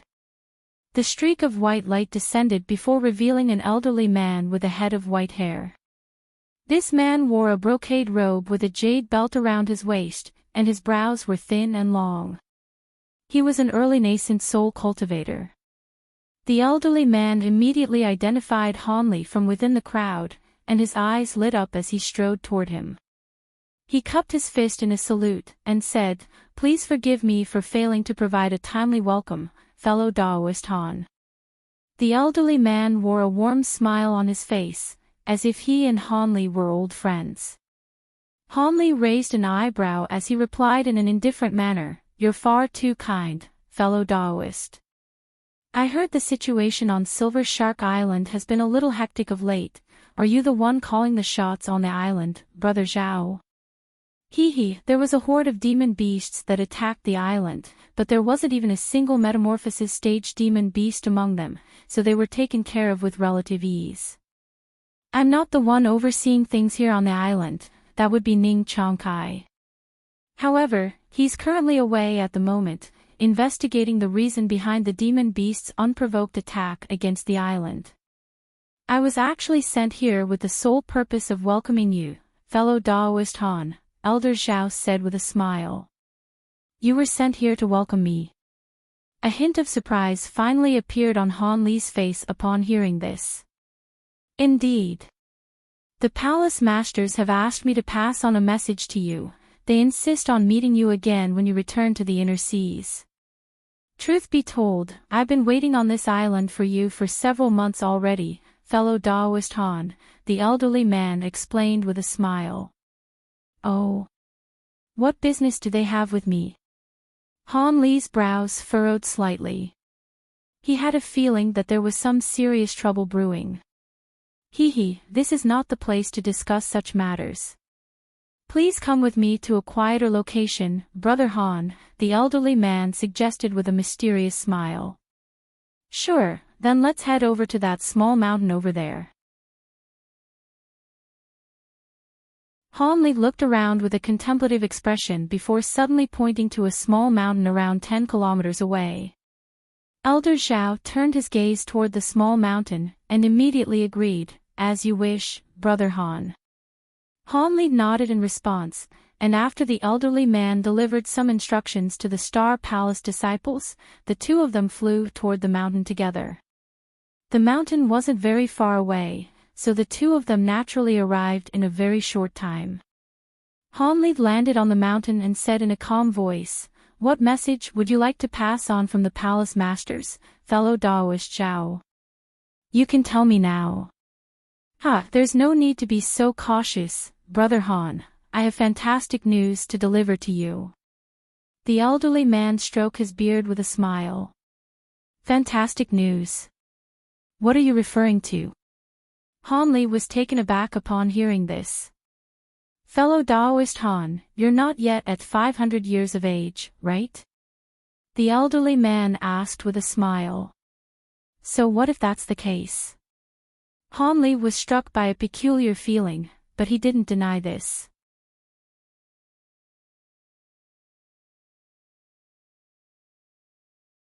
That's all I needed to hear. What do you think of Elder Ling from our Star Palace? The elderly man asked with a smile. Are you referring to fellow Daoist Ling Yuling? Han Li asked with a peculiar look on his face. Indeed, she is also the daughter of our two palace masters. The elderly man nodded in response. Fellow Daoist Ling naturally has exceptional cultivation aptitude to be able to reach the nascent soul stage at such a young age. I'm not quite sure I understand what you're asking, fellow Daoist. A hint of confusion flashed through Han Li's eyes. Elder Ling's aptitude is indeed quite exceptional, but it's far inferior compared to yours, Brother Han. However, there's no doubting the fact that both of you are supremely talented prodigies. If you two join forces, perhaps there will be a chance for you to succeed in your pursuit of the great Tao and immortality. Brother Han, would you be willing to become Elder Ling's Tao companion? Tao companion? Han Li was given a massive fright upon hearing this, and his jaw dropped straight to the ground. Indeed. Both Brother Han and Elder Ling are so young with such exceptional aptitude. You two are a match made in heaven. Would you allow me to act as a matchmaker for the two of you? The elderly man wore a wide smile on his face. The astonishment on Han Li's face immediately receded as his brows furrowed. The elderly man was slightly surprised to see this. Could it be that Han Li was unwilling to accept such a brilliant arrangement? One had to realize that in the cultivation world, female nascent soul cultivators were almost non-existent, and it was even more difficult to find a female nascent soul cultivator of a similar age as Han Li. As such, even though everyone knew about the benefits of dual cultivation, most male nascent soul cultivators could only take core formation or even foundation establishment female cultivators as their servants or concubines. There were very few of those couples who actually became Tao companions. A female nascent soul cultivator would occasionally appear, but she would immediately be pursued by many male cultivators with similar cultivation bases. Ling Yuling was a nascent soul cultivator and extremely beautiful one, at that, and she was also the daughter of the vastly renowned Star Palace masters. Wasn't this almost the best possible thing that could happen to Han Li? So why was it that he appeared to so reluctant to accept this arrangement? That was simply astonishing to the elderly man. However, this man was a late nascent soul cultivator, so the elderly man naturally didn't dare to express the displeasure in his heart. His expression remained unchanged as he continued in an enthusiastic manner. The two palace masters have said that as long as you're willing to become Elder Ling's Tao companion and live in our heavenly star city, you'll be the next master of the Star Palace for sure. In that case, you'll become the ruler of the scattered star seas, Brother Han, and on top of that. The elderly man began to rattle off a long list of benefits that the dual cultivation arrangement could bring to Han Li, and his voice was tinged with more than a hint of envy. Han Li continued to remain silent, but the elderly man didn't have any intention of stopping anytime soon, so he could only heave an internal sigh in the end, and cut him off. I'm very grateful to the palace masters for thinking so highly of me, but I must refuse this proposal. What? Please consider this carefully, Brother Han. This is an important matter and it would be unwise to make a rash decision. The elderly man could sense from Han Li's aloof reaction that he was quite averse to the proposal. However, his heart still sank after hearing Han Li's refusal, yet he was still unwilling to give up. It would place him in a very awkward situation if he failed to complete this mission that the Heavenly Star Sages had assigned to him. It's not that I think fellow Daoist Yuling isn't good enough for me or that I harbor any unfavorable bias toward the Star Palace, it's just that I already have a Dao companion, and she's also a nascent soul cultivator, Han Li explained. I see. There's no helping it then. Looks like you and Elder Ling simply weren't meant to be. I still think it's quite a pity, though. The elderly man heaved a resigned sigh upon hearing this. However, he was also quite relieved that he would have an excuse to pass on to the Heavenly Star Sages. At the same time, he was feeling rather perplexed. It seemed that in the past 100 years, there were no new female nascent soul cultivators that had appeared in the scattered star seas aside from Ling Yuling. Could it be that this man's Dao companion was also a powerful yet obscure cultivator like him? The Heavenly Star Sages hadn't mentioned to him that Han Li may have been a foreign cultivator. As such, he automatically assumed that Han Li was one of those cultivators who spent the majority of time cultivating in seclusion, thereby making him an obscure figure in the cultivation world. The elderly man heaved a forlorn sigh before suddenly changing the subject as he said, I won't press the issue with Elder Ling any further, but the palace masters have instructed me to pass on another message to you if you turn down the dual cultivation proposal. Would you be interested in hearing it, Brother Han? Of course, please go ahead, Han Li replied. Seeing as the Star Palace had failed to recruit him, they were naturally going to try some other tricks. This did not come as a surprise to Han Li. The elderly man suddenly adopted a more solemn expression as he said, the palace masters would simply like to meet with you again. Of course, you're free to choose the location as long as it's within or somewhere close to Heavenly Star City. The palace masters have said that they would like to discuss an important matter with you regarding a breakthrough to the deity transformation stage. I hope you can accept this proposal, Brother Han. Something related to a breakthrough to the deity transformation stage, eh? Han Li stroked his chin with a contemplative look.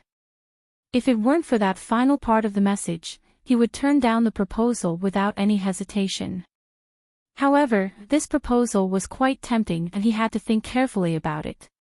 After all, he didn't have a single clue with regard to how he was going to progress to the deity transformation stage. Even if the process was likely going to be quite risky, he still didn't want to miss out on an opportunity like this. After contemplating for a long while, Han Li finally said, if the Heavenly Star Sages wouldn't mind, I can meet them on that small island 1,500 kilometers north of Heavenly Star City. I'll be there on the island in the 3 days. At his current power level, as long as he wasn't trapped in an inescapable place and ganged up on by too many nascent soul cultivators at once, he didn't need to fear any ambushes or sneak attacks. As such, meeting them shouldn't incur too much risk. Alright, I'll be sure to pass on your response to the palace masters. An elated expression appeared on the elderly man's face. Han Li chatted with this man for a while longer before taking his leave. The elderly man could see that Han Li wasn't interested in conversing with him any further, so he didn't try to keep Han Li. After that, Han Li headed straight toward the teleportation formation on the island. At his speed, it didn't take him long at all to reach the mountain upon which the teleportation formation was situated.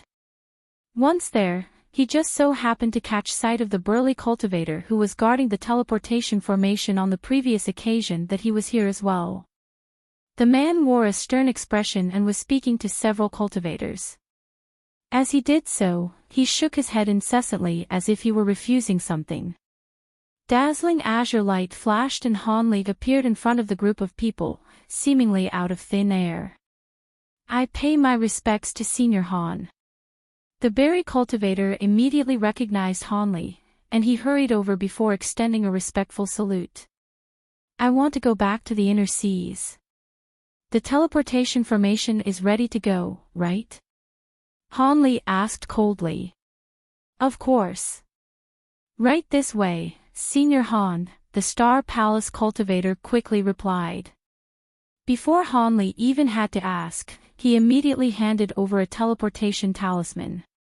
Even though he had the greater teleportation medallion, Han Li still took the talisman before entering the teleportation formation. Moments later, white light erupted within the stone chamber and Han Li disappeared. The other cultivators had all put on reverent expressions in response to Han Li's arrival, and following his departure, their expressions eased in unison. One of the core formation cultivators who was familiar with the burly cultivator asked, "Brother Yu, was that senior an elder of your Star Palace? He looks quite unfamiliar to me." "He actually isn't. I've only met this senior on one previous occasion, and he's carrying a guest elder badge from our Star Palace. Even though no official announcement has been made, I assume he must be a new elder who's about to join our Star Palace," the burly man replied with a smug smile. "I see. Doesn't that mean your Star Palace is going to grow even more powerful now? It appears this elder is quite powerful. I wonder if he's an early nascent soul or mid-nascent soul cultivator." The core formation cultivator clicked his tongue with wonder. "I'm not too sure of that, either. This senior seems to be carrying some sort of treasure that prevents people from ascertaining his cultivation base. However, I assume that he's still an early nascent soul cultivator. After all, if he were at the mid-nascent soul stage already, surely he would be more renowned," the burly cultivator speculated hesitantly. "I agree with you on that one. In any case, he's not someone that the likes of us can compare with. TSK, 1,000-year lifespan. I wonder if we still have a chance to progress to the nascent soul stage." A cultivator with a sword strapped to his back heaved a forlorn sigh. 3 days later, on a nondescript coral island 1,500 kilometers north of Heavenly Star City that was only several kilometers in size, there was a young man meditating with his legs crossed and his eyes tightly closed. That young man was, of course, none other than Han Li. Several days ago, after returning to the inner seas using the teleportation formation, he had immediately left the massive island without delaying so much as a single moment. He had been wary that the Heavenly Star Sages would take advantage of that opportunity to attack him, but it appeared that he had been overly paranoid. He managed to leave the Star Palace's territory without any impediment. Han Li was quite relieved as a result, and stayed for a few days in the nearby region before arriving on the island that he had agreed to meet the Heavenly Star Sages on. At this moment, he had already released his powerful spiritual sense to its maximal extent as a safety precaution. Everything within a radius of several hundred feet had been enshrouded within his spiritual sense, regardless of whether it was the seabed that lay at depths of tens of thousands of feet or the sky hundreds of thousands of feet above. All of it was within the scope of his surveillance. Han Li naturally wasn't going to get complacent when faced with vastly renowned cultivators like the Heavenly Star Sages. They were a couple and both were using the same cultivation art, so when they combined their powers, they would most likely be far more troublesome to deal with than two normal late nascent soul cultivators. Furthermore, the divine essence fused light was certainly no joke. It was said that it could crush all powers of the 5 elements in this world. That was clearly an exaggeration, but it wasn't too far off the mark. Han Li didn't want to lose his life over a moment of carelessness. Thus, he had made sure to establish surveillance over everything in the surrounding region prior to the arrival of the sages, in order to protect himself from any sinister intentions they could harbor. When it was close to noon and the sun had almost reached its highest point in the sky, Hanli suddenly stirred as he opened his eyes. In the far distance, there were two spots of white light flying through the air side by side, heading directly toward the small island that he was situated on.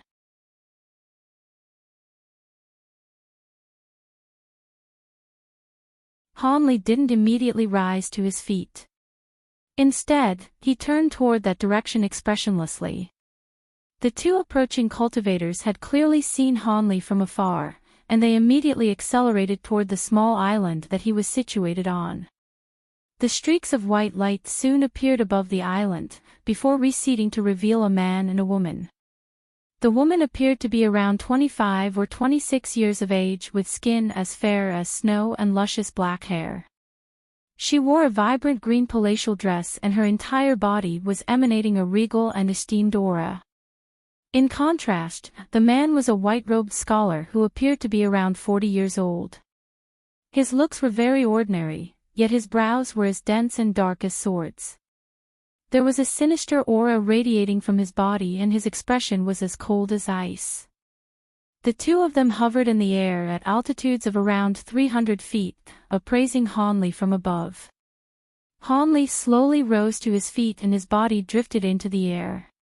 Moments later, he was standing at the same altitude as the two of them. I've heard a lot about the heavenly star sages, and I am immensely fortunate to be able to see both of you today, fellow Taoists. Hanli put on a smile that was neither cold nor enthusiastic. At the sight of Hanli's indifferent display, a vibrant smile appeared on the face of the woman in the palatial robes, who had seen Hanli once before, and the exuberant smile on her face presented a glorious scene akin to that of myriad flowers blossoming at once.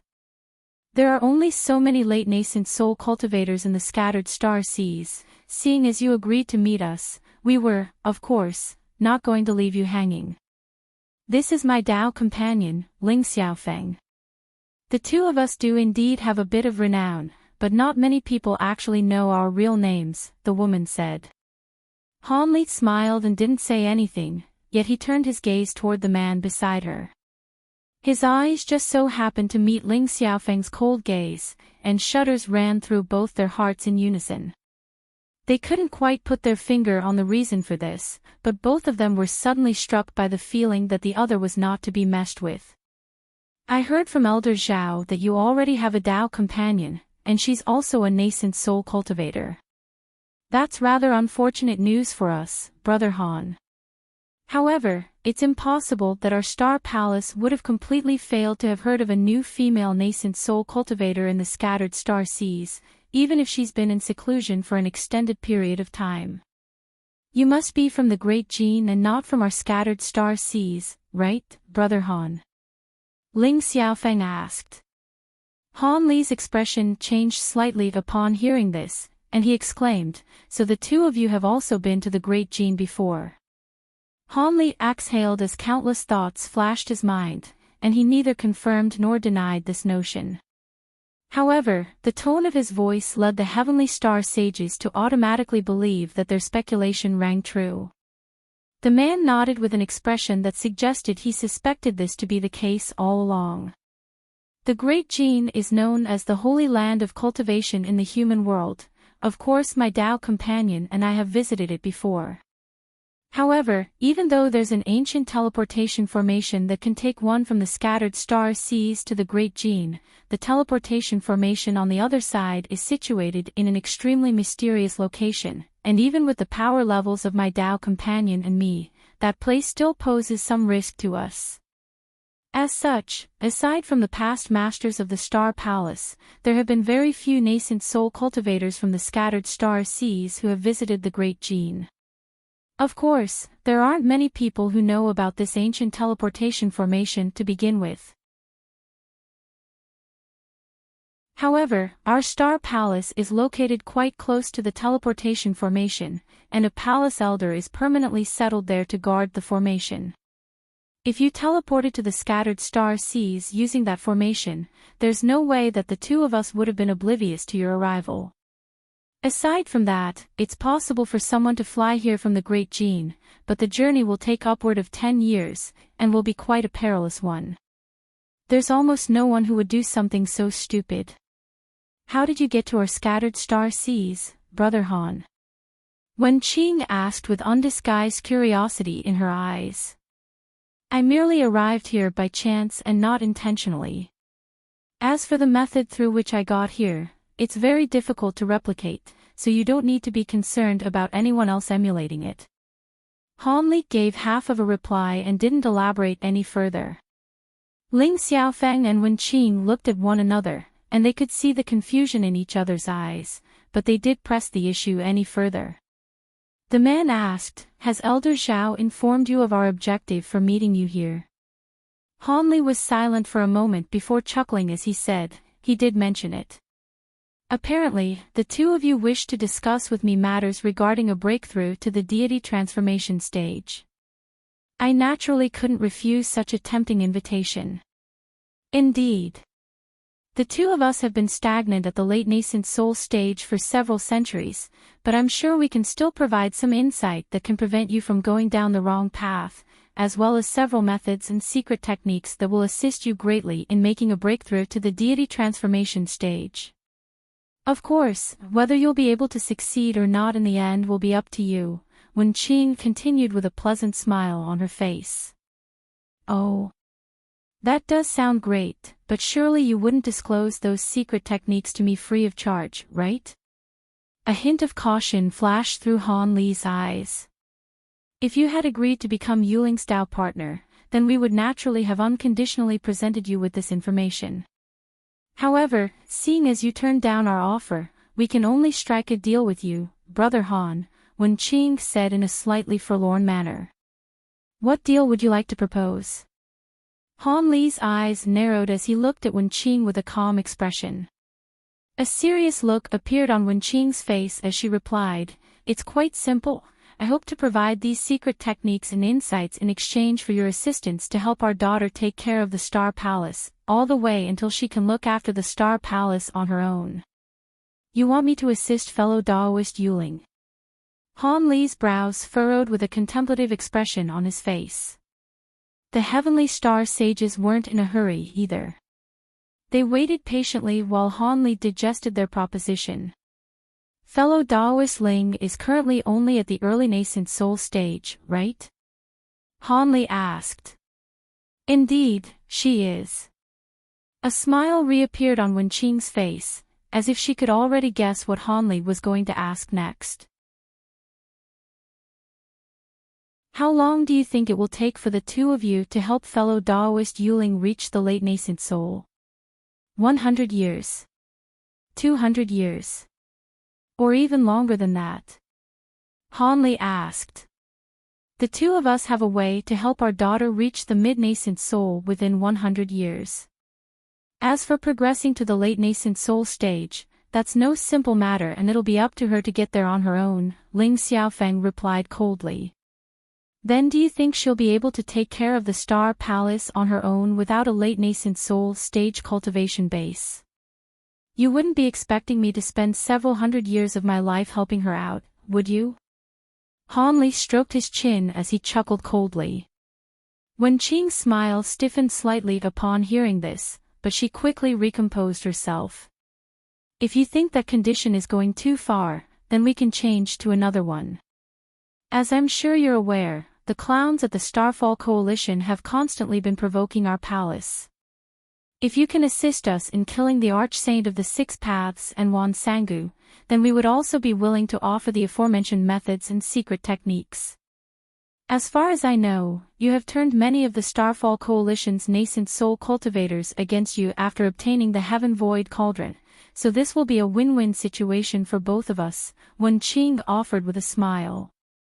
Even though the Archsaint of the Six Paths and Wan Sangu are vastly renowned great cultivators, I'm sure the two of you will fancy your chances against them. Besides, I have no intention of getting swept up in any feuds in the scattered star seas. After this, I plan to go into seclusion to cultivate, so I'm afraid I can't help you with this either.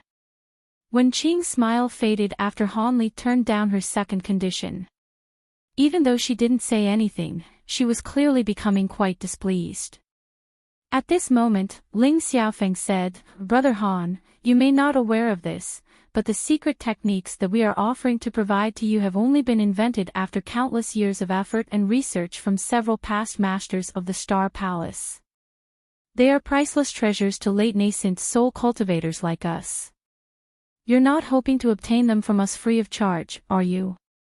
Ling Xiaofeng's expression had cooled even further. Han Li completely disregarded the two sages' discontent, and clasped his hands behind his back as he said, "I wouldn't dare to dream of it. According to my knowledge, all of the past masters of the Star Palace were late nascent soul great cultivators, yet very few of them actually managed to reach the deity transformation stage.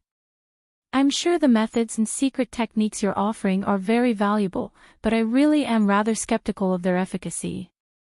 Of course, referencing these things will surely be of great benefit to me, even if they can't directly assist me in making a breakthrough.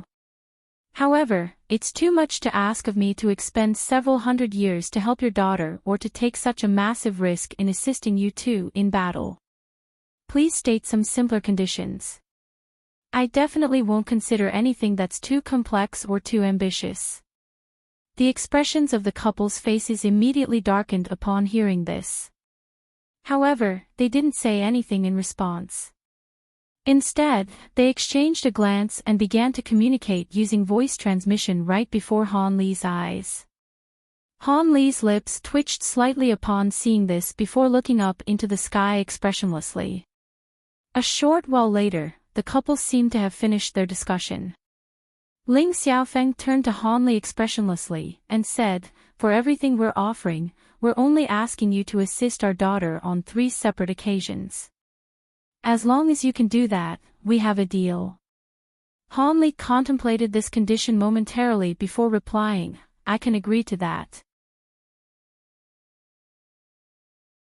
However, I will only step in when fellow Daoist Yuling's life is under threat, and I'll only do what I can." "All right. There's no need for you to swear a vow or do anything of that nature. As a fellow great cultivator, I'm sure you'll keep your promises, fellow Daoist Han. I have 3 myriad distance talismans here that were refined by ancient cultivators using special methods. Even if you're millions of kilometers away from our daughter, you'll be able to see anything that she writes on her talismans replicated on your talismans. Please keep the safe, fellow Daoist Han." Ling Xiaofeng swept a sleeve through the air, and 3 shimmering white talismans appeared. He then swiped a finger across the 3 talismans and a thin golden line flashed past, upon which the 3 talismans split up into 6. 3 of those talismans disappeared into his sleeve, while the other 3 shot forth toward Han Li as 3 streaks of white light. Han Li raised an eyebrow as he caught the 3 jade talismans before taking a cursory glance at them.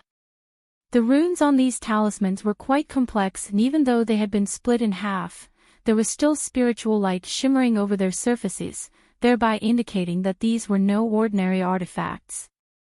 Han Li flipped his palm over and stowed them away into his storage pouch.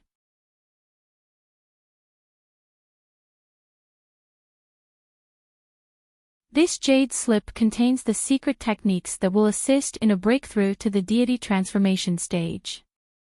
With your vast knowledge and experience, I'm sure you'll be able to verify its authenticity with ease. A smile reappeared on Wen Qing's face as she raised a hand to hurl forth a streak of green light. Han Li caught the object to find that it was a palm-sized green jade slip. He nodded and immediately injected his spiritual sense into the jade slip. Sure enough, there appeared to be around 7 or 8 secret techniques and methods in there. Han Li picked one at random and began to carefully scan through it. Unbeknownst to Han Li, just as he was verifying the authenticity of the contents in the jade slip, Wen Qing took a glance at Ling Xiaofeng and a hint of smug look appeared on her eyes. 10 minutes later, Han Li withdrew his spiritual sense from within the jade slip, and said, "Indeed, the content authentic and will be very useful to me. Alright, if that's the case, then we have a deal. The two of us still have important matters to attend to, so we won't stay here any longer, Ling Xiaofeng said with an indifferent expression. This place is still part of the Star Palace's territory, so I should be the one bidding farewell to the two of you. Han Li chuckled as he cupped his fist in a salute. He then transformed into a streak of azure light and covered a distance of over 200 feet in a flash. The speed of his movement evoked a hint of surprise even in the hearts of the heavenly star sages. As the azure streak of light disappeared into the distance, Wen Qing turned to her Dao companion, and asked, "No wonder he's so arrogant, he does indeed appear to have the skills to back himself up. What do you think? Will he fall for our trap? As long as he still wants to progress to the deity transformation stage, there's no way he won't fall for the trap. Even though all of the secret techniques we provided to him are genuine, he'll know when he puts them into practice that they'll either provide only an infinitesimal effect, or be impossible to achieve at all. Only the method we provided to use the power of the 5 elements to break through the bottleneck is plausible, and at his age, if he were to begin cultivating the divine essence fused light now, he should be able to completely master it within his lifetime. Do you think he'll be willing to pass up this shortcut?" A cold smile appeared on Ling Xiaofeng's face. "That's true. In that secret technique, we briefly mentioned some of the divine essence fused light's special attributes and powers. Even if he isn't interested in progressing to the deity transformation stage, there's still a good chance that he'll be tempted into using this cultivation art. If he plans to cultivate the divine essence fused light, then he must draw upon the power of the divine essence fused mountain and go through the same process we went through. In that case, he'll be forced to stay in Heavenly Star City. He'll probably only realize how difficult it is to completely master the divine essence fused light close to the end of his lifespan, and that'll be countless years into the future. After such a long time, as long as Yuling can progress to the late nascent soul stage, she won't have to worry about him exacting revenge on the Star Palace, Wen Qing mused with a smile. Ling Xiaofeng was silent for a moment before he suddenly said, "What if Yuling can't progress to the late nascent soul stage? She'll be in massive trouble then." Wen Qing faltered slightly upon hearing this before heaving a forlorn sigh. "We've already bought so much time for her. If she still can't progress to the late nascent soul stage, then there's nothing more we can do for her. In that case, she should give up on the Star Palace and leave Heavenly Star City to become an itinerant cultivator. Without a late nascent soul stage cultivation base, it'll be very difficult for her to establish dominance over the elders of the Star Palace. Even with the trump cards we left behind for her, they won't be able to help her forever. Our top priority now is to teach Yuling the method to refine the divine essence fused mountain. Only after taking control over the mountain will that Han brat be wary of her. Otherwise, if he really does refrain from cultivating the divine essence fused light until after we pass away, then come to Heavenly Star City to take the divine essence fused mountain by force, the situation will be very bad for Yuling. On the bright side, Yuling's aptitude isn't bad. If she can find a suitable Dao companion for dual cultivation, there's a good chance that she'll be able to progress to the late nascent soul stage with the help of some pills, Ling Xiaofeng analyzed. In any case, we've done everything we can to take care of this Han brat. Now, we have to get rid of the Archsaint of the Six Paths and Wan Sangu in the next century or so. This is a really inconvenient juncture for the demon beasts in the outer seas to be wreaking havoc. Looks like we'll have to call a temporary truce with the Starfall Coalition and take care of these demon beasts first. Wen Qing's brows furrowed as resigned look appeared on her face, and she said, "These demon beasts must planning on revoking our agreement as no deity transformation cultivators have appeared in the inner seas for many years, and we currently have less great cultivators than in other periods as well. These demon beasts really are idiots. We dared to forge this agreement in the first place, so naturally wouldn't fear revocation from them. After the past tens of thousands of years of careful preparation, the inner seas have already been transformed into an unimpregnable fortress by us cultivators. Even if those 10th grade demon beasts join forces and attack us all at once, they still won't be able to force their way into the inner seas. Besides, as far as I'm aware, the current sea race isn't a completely unified entity either, Ling Xiaofeng harumphed coldly. You're referring to the conflict between the flood dragons and the Swan Ni. 1. Swan Ni is a Chinese mythological creature said to be one of the dragon's 9 sons, race? Wen Qing asked. Indeed. The Swan Ni race in the outer seas isn't much more powerful than the flood dragons to begin with, and they're only able to exert dominance with the 2 10th grade demon beasts among their ranks. However, the 10th grade Grand Elder of the Swan Ni race passed away 300 years ago, so the flood dragons are unwilling to concede anymore. We just have to devise a plan to start a war between these 2 major demon beast races, and we'll have nothing to worry about. Ling Xiaofeng was very confident. Your confidence is greatly reassuring. It's a shame that the spirit stone mines on Green Spirit Island have been taken, though. We just received news that a top-grade spirit stone had been unearthed, yet these demon beasts have taken over the island before we could deploy anyone to the scene. I even sent out an urgent message asking them to transport that top-grade spirit stone and all of the recently unearthed high-grade spirit stone back to the inner seas as soon as possible, but I was still too late. Even Elder Gui fell by the hands of the Golden Wirm King.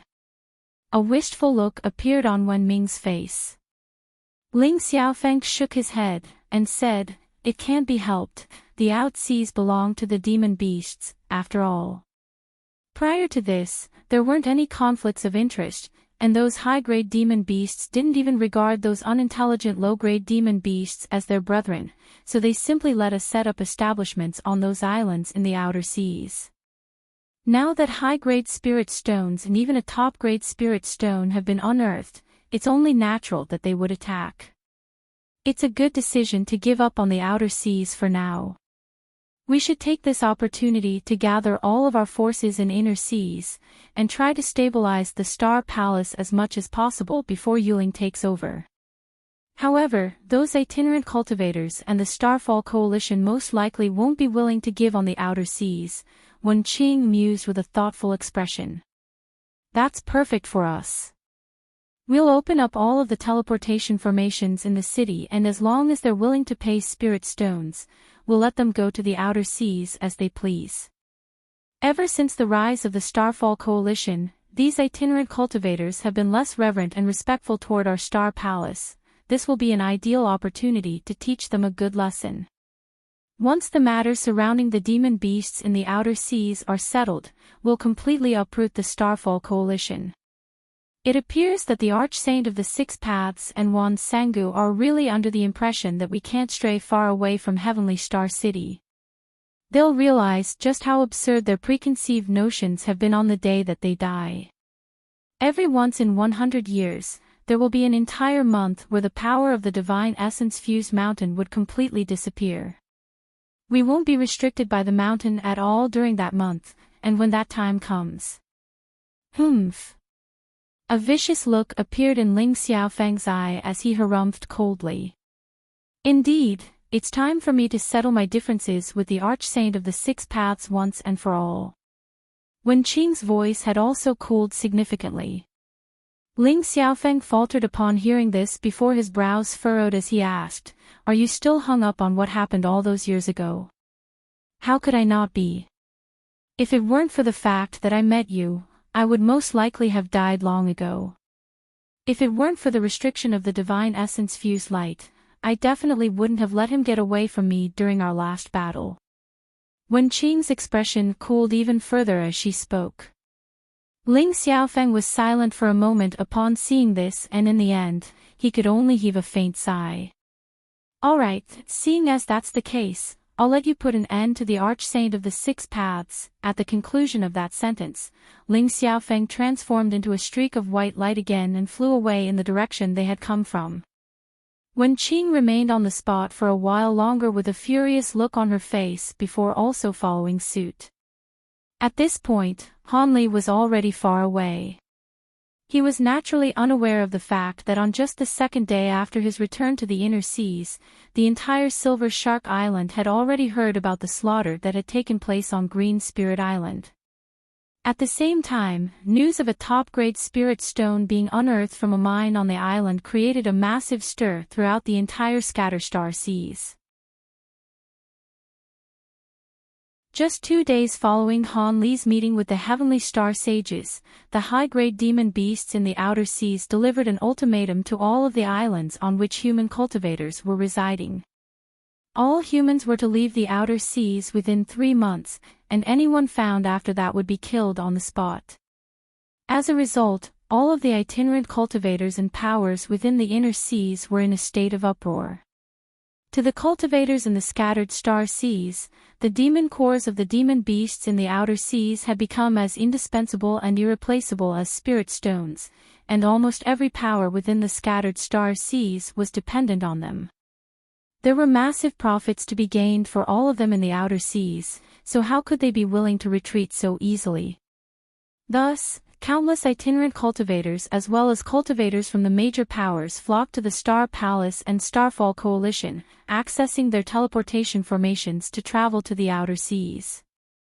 Due to the fact that high-grade spirit stone mines and a top-grade spirit stone had been discovered on Green Spirit Island, a large proportion of cultivators chose to teleport to the region near this island.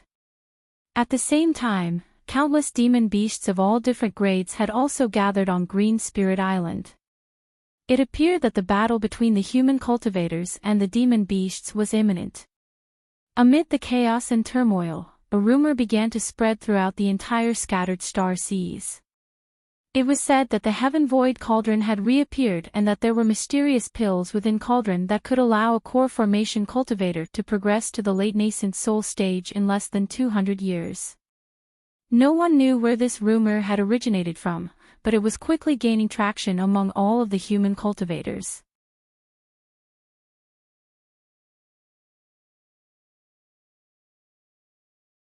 Devil Lake Island was a nondescript island situated on the outskirts of the inner seas.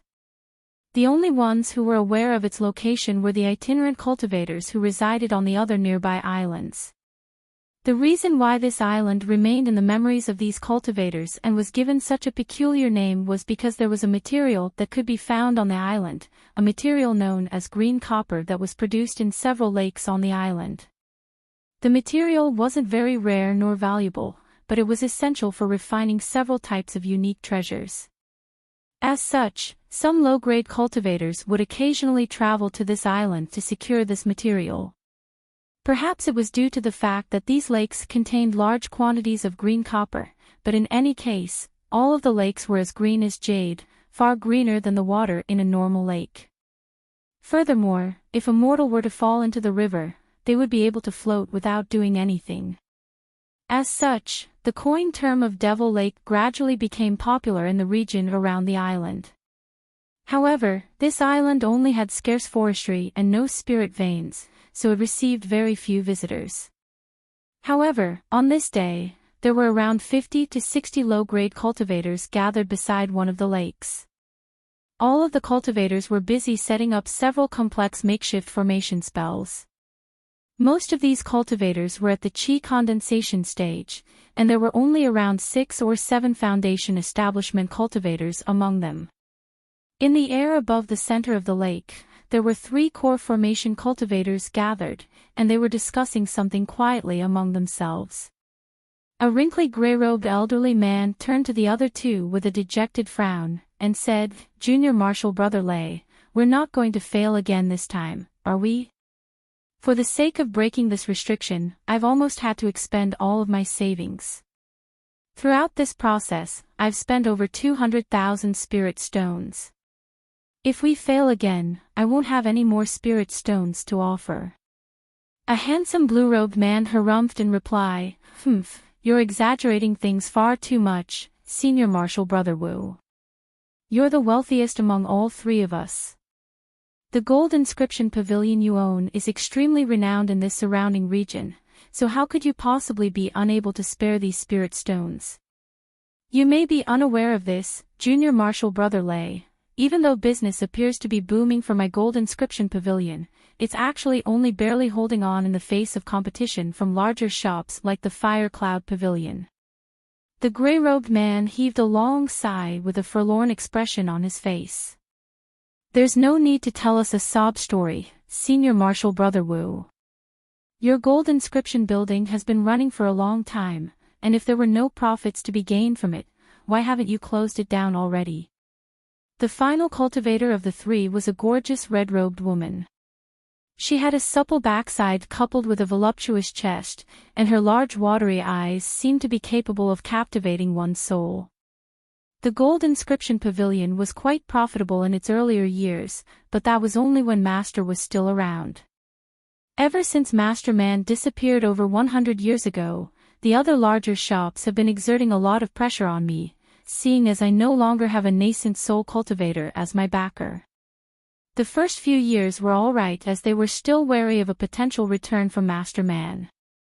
However, 20 years ago, ever since news had spread of Master Man succumbing to his injuries following his battle with the Archsaint of the Six Paths, business has been deteriorating day after day. If it weren't for the fact that I'm a late core formation cultivator myself, my shop would have most likely been forcibly taken from me already. I'm much more envious of your carefree and leisurely lifestyles. A wry smile appeared on the elderly man's face. I have no interest in hearing about these things. All I know is that I haven't contributed any fewer spirit stones to this cause than you have, Senior Marshall Brother. Furthermore, you're the only one who has been struggling in the aftermath of Master Man's disappearance. With Master's fiery personality, he offended countless cultivators during his lifetime. Now that he's disappeared, I've been targeted by his enemies as someone to exact their revenge against. I was hunted for several decades before I finally managed to shake them off. In contrast, you've gathered your own forces and can rely on your ties with the Bloodlight sect to keep you safe. You're the only who's truly living a carefree and leisurely life, Senior Marshall Brother Wu. A bitter look appeared on the blue-robed man's face as the pungent odor of blood wafted from his body. What are you saying, Junior Marshall Brother? If it weren't for the fact that I have many disciples under me, I would have emulated you too and gone into hiding long ago. Why would I continue to toil like this? Setting aside the massive costs I'm incurring every single year, I have to offer a large number of spirit stones each year to the Bloodlight sect just so I can continue to benefit from their protection. My life is nowhere near as easy as you make it out to be. In comparison, I've heard some things about what you've been up to in the past few years, Junior Marshall Brother. Your title as the Bloodhand Devil is vastly renowned among us core formation cultivators. The cultivation art you're using allows you to progress rapidly through slaughter, and now, you've already progressed from the early core formation stage to the mid-core formation stage. The elderly man seemed to be intent on showing everyone else how miserable he was. The blue-robed man raised his eyebrows with displeasure and he wanted to continue the argument, but the beautiful woman chuckled and interjected, Senior Marshall Brother Wu, Junior Marshall Brother Lay, there's no need for you two to continue quarreling. Ever since Master Man disappeared, all of us have been struggling. However, if we can obtain the treasures hidden within this secret cave abode, I trust that Master's collection as a mid-nascent soul cultivator will be enough for us to split among ourselves. When that time comes, we can either go into hiding or seek protection from other powers, and at the very least, self-preservation shouldn't be an issue. Upon hearing her words, the elderly man and blue-robed young man looked at one another and they really did stop arguing, thereby hinting at the fact that they were both somewhat wary of this woman. The three of them looked on in silence as the low-grade cultivators down below continued to set up formation spells. After a short while, the blue-robed man suddenly said, Senior Marshal Sister Kai, you're sure that Master's secret cave abode is actually under this restriction, right? I can tell that Master definitely cast this restriction, but at the same time, Master also has many temporary cave abodes set up on many small islands. This couldn't be one of those, could it? If so, then all of our efforts would be completely in vain. Are you doubting me, Junior Marshal Brother Lay? The beautiful woman was rather displeased to hear this. The blue-robed man licked his lips, and replied expressionlessly, "You were the one who told us that you knew the location of Master's hidden treasures and led us to this island several months ago, but you never told us how you attained this information. Master does have a certain inclination of bias toward you, but I know Master's personality and there's no way that he'd reveal this information to you. Now that this restriction is about to open, why don't you clarify the situation to put me and Senior Marshal Brother Wu at ease? Junior Marshal Brother Lay is right. We received no news from you for years on end, yet you suddenly came to us out of the blue and led us to this island. You can't blame us for being suspicious," the gray-robed man chimed in calmly. "So what's it going to be?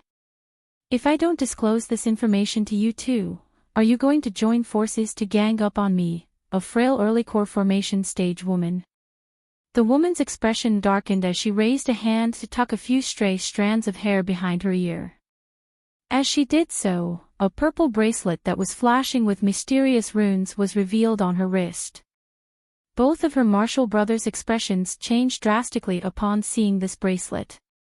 "I didn't think Master had even bestowed his purple ice bracelet upon you, Senior Marshal Sister. Just with that ancient treasure alone, you'll be more than powerful enough to take on Senior Marshal Brother and me." A hint of rage and jealousy appeared in the eyes of the blue-robed man, and it was unclear whether this rage was directed toward this woman or Master Man. The gray-robed man quickly composed himself as a smile reappeared on his face. "Surely you jest, Junior Marshal Sister, there's no way we would harbor such ill intentions. It's just in order to break through the restriction under the lake, Junior Marshal Brother Lay and I really have given everything. As such, I hope you can forgive us for erring on the side of caution. After all, you didn't contribute so much as a single spirit stone to this endeavor, Junior Marshal Sister." The woman hesitated momentarily before her expression finally eased, and she said, "I led you two to this secret cave abode, and I'm only taking a third of the treasures inside, so why do I need to contribute additional spirit stones? However, seeing as both Senior Marshal Brother Wu and Junior Marshal Brother Lay are harboring some suspicions, I can disclose the information want to hear." "We'd be glad to hear it." The elderly man was elated. The young man stood off to the side in silence with a dark expression on his face. "On the surface, I'm Master Man's female disciple, but I'm actually one of his concubines. I trust that two of you are already aware of this. One night, I learned the location of this secret cave abode as he talking in his sleep. At the time, he knew that his lifespan was about to run out soon, and he was planning on coming to this cave abode and passing away surrounded by all of his treasures," the woman elaborated. "That's it." The elderly man and the young man looked at one another with incredulity in their eyes. Why does it have to be a complex story? In any case, it's up to you two whether you believe me or not. Besides, do you think Master Man would set up such a complex restriction formation if he were only trying to guard one of his temporary cave abodes? Even after combining our powers, we were still unable to break through it after several months. Is there any plausible explanation for this other than the fact that is the secret cave abode where he keeps all his treasures? The woman retorted. A contemplative look flashed through the gray-robed man's eyes before he cupped his fist in a salute, and cleared his throat as he said, "You pose a convincing argument, Junior Marshal Sister. It appears that Junior Marshal Brother Lay and I were overly paranoid. Thankfully, there's only one final layer of restriction left. After we break through this one, our efforts during the past few months will come into fruition. Let me check on how they're going with setting up the formations." He then transformed into a streak of yellow light and flew toward the riverbank. The blue-robed man raised an eyebrow as he took a glance at the woman. I'll also go check on how they're progressing down there. Crimson light appeared over his body, transforming into a crimson barrier. His body then sank straight into the lake down below that disappeared. The woman pursed her lips upon witnessing the departure of her two martial brothers. At the same time, a barely detectable cold light flashed through her eyes. A short while later, the elderly man delivered some instructions to the low-grade cultivators beside the river before flying into the air to rejoin the woman. Almost at the exact same moment, the water in the lake tumbled and surged down below, following which the blue-robed man also rose into the air. The three of them were back together in the blink of an eye. Junior Marshal Brother Lei, Junior Marshal Sister Kai, the formation spells are almost. What's that? The elderly man turned to the two of them with a smile and was just about to say something when his expression abruptly changed as he turned toward the distance. Both the woman and the blue-robed man were alarmed by this sudden development, and they hurriedly turned toward that direction. There in the distance, an azure streak of light was hurtling toward them, seemingly heading directly for this lake.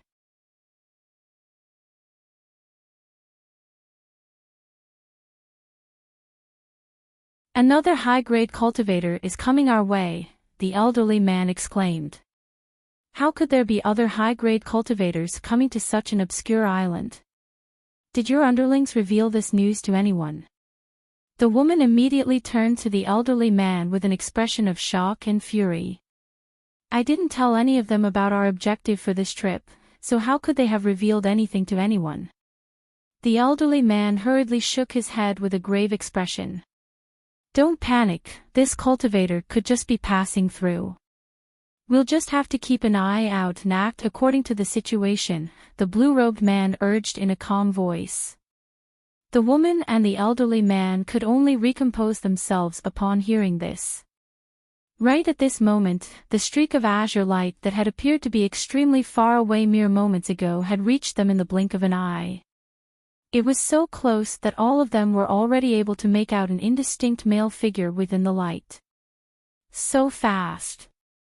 All three of them were stunned to see this as a hint of foreboding welled up in their hearts. After a few more flashes, the azure light appeared directly above their heads. The light receded to reveal an azure-robed cultivator who only appeared to be only in his 20s, an observation that was quite startling to the three cultivators down below. The young man looked down expressionlessly and asked in an implacable voice, "Is this Devil Lake Island?" The three cultivators' hearts sank in unison. They scanned their spiritual senses toward Hanli, and were even more astonished by what they discovered. The spiritual power emanating from this young man's body was clearly far more powerful than theirs, so he was most definitely a nascent soul cultivator. This was almost the worst thing that could happen. This is indeed Devil Lake Island. Do you require any assistance, Senior? We would more than willing to lend you a hand. The elderly man hurriedly put on a smile and bowed respectfully. That's all I need to hear. Why are all of you here? Hanli faltered slightly at the sight of the low-grade cultivators down below before a hint of a smile appeared on his face. A stir ran through the elderly man's heart, yet he could only pull out the excuse that he had prepared in advance.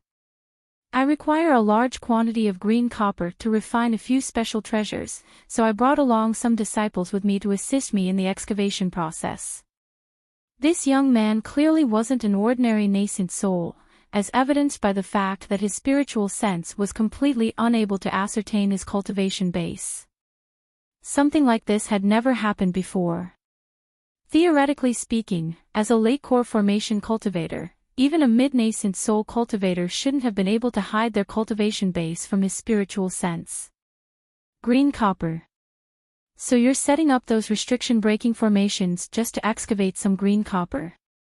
The young man chuckled as he crossed his arms and glanced at the formation spells that the low-grade cultivators were setting up, then at the green surface of the lake below him. The skepticism in his chuckle was very apparent. Cold sweat was beginning to pour down the elderly man's face upon hearing this. Never would he have thought that this young man would be proficient in the art of formation spells as well. One had to realize that most formation spell masters didn't have high cultivation bases, and those with advanced cultivation bases normally wouldn't waste their time researching formation spells. Furthermore, the formation spells being set up were rather rare and obscure ones, so for this young man to be able to immediately identify them clearly indicated a high level of knowledge in this field. The woman and the blue-robed man immediately became extremely docile, lowering their heads and casting their eyes downward, making it appear as if the elderly man were the leader of their group. As such, the elderly man had no choice but to deal with this young man on his own, and he was fuming internally by this betrayal. After all, there were very few nascent soul cultivators with amicable personalities, so his situation was an extremely perilous one. Please don't misunderstand, Senior. I'm quite interested in formation spells as well, and I wanted to set these up to test their effects. The elderly man floundered for a split second before inventing a rather plausible excuse. The young man's expression remained unchanged upon hearing this. He looked down at the three of them, and suddenly said something that gave them a massive fright. In what way are the three of you related to Manhuzi? I don't know what you mean, Senior. The woman raised her head in response.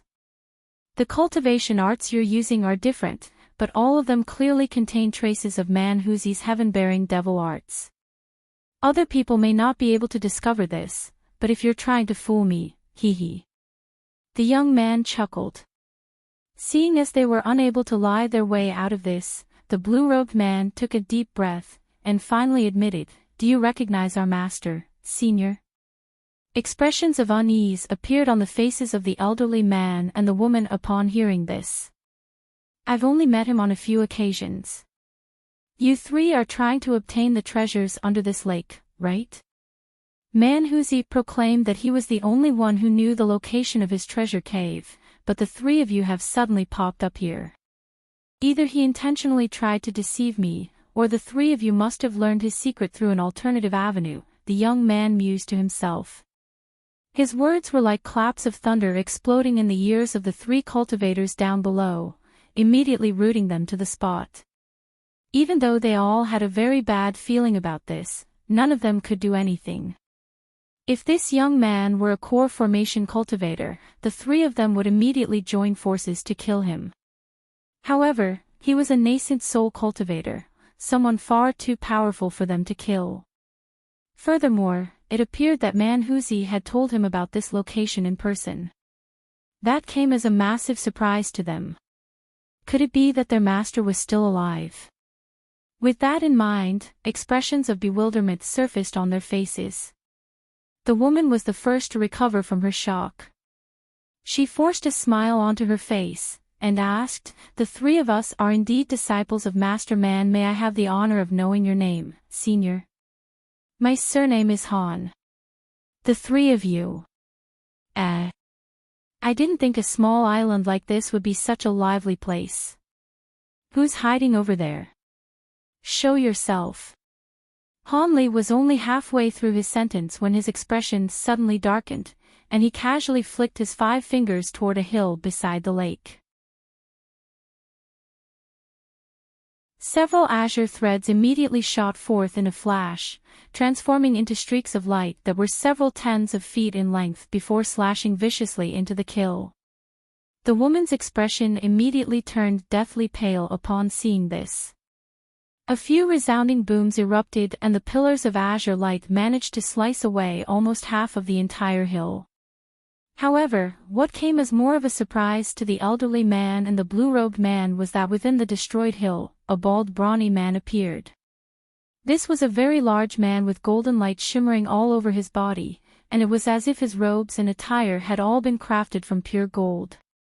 At this moment, the man wore a shocked expression on his face and was holding a golden shield in one hand, which was releasing a semicircular barrier of light that kept the streaks of azure light at bay. "Patriarch Golden Flower," the elderly man immediately exclaimed upon seeing this man. All of a sudden, a streak of red light suddenly flashed toward the man, upon which a lithe and graceful figure quickly appeared beside him. It was none other than Manhuzi's female disciple.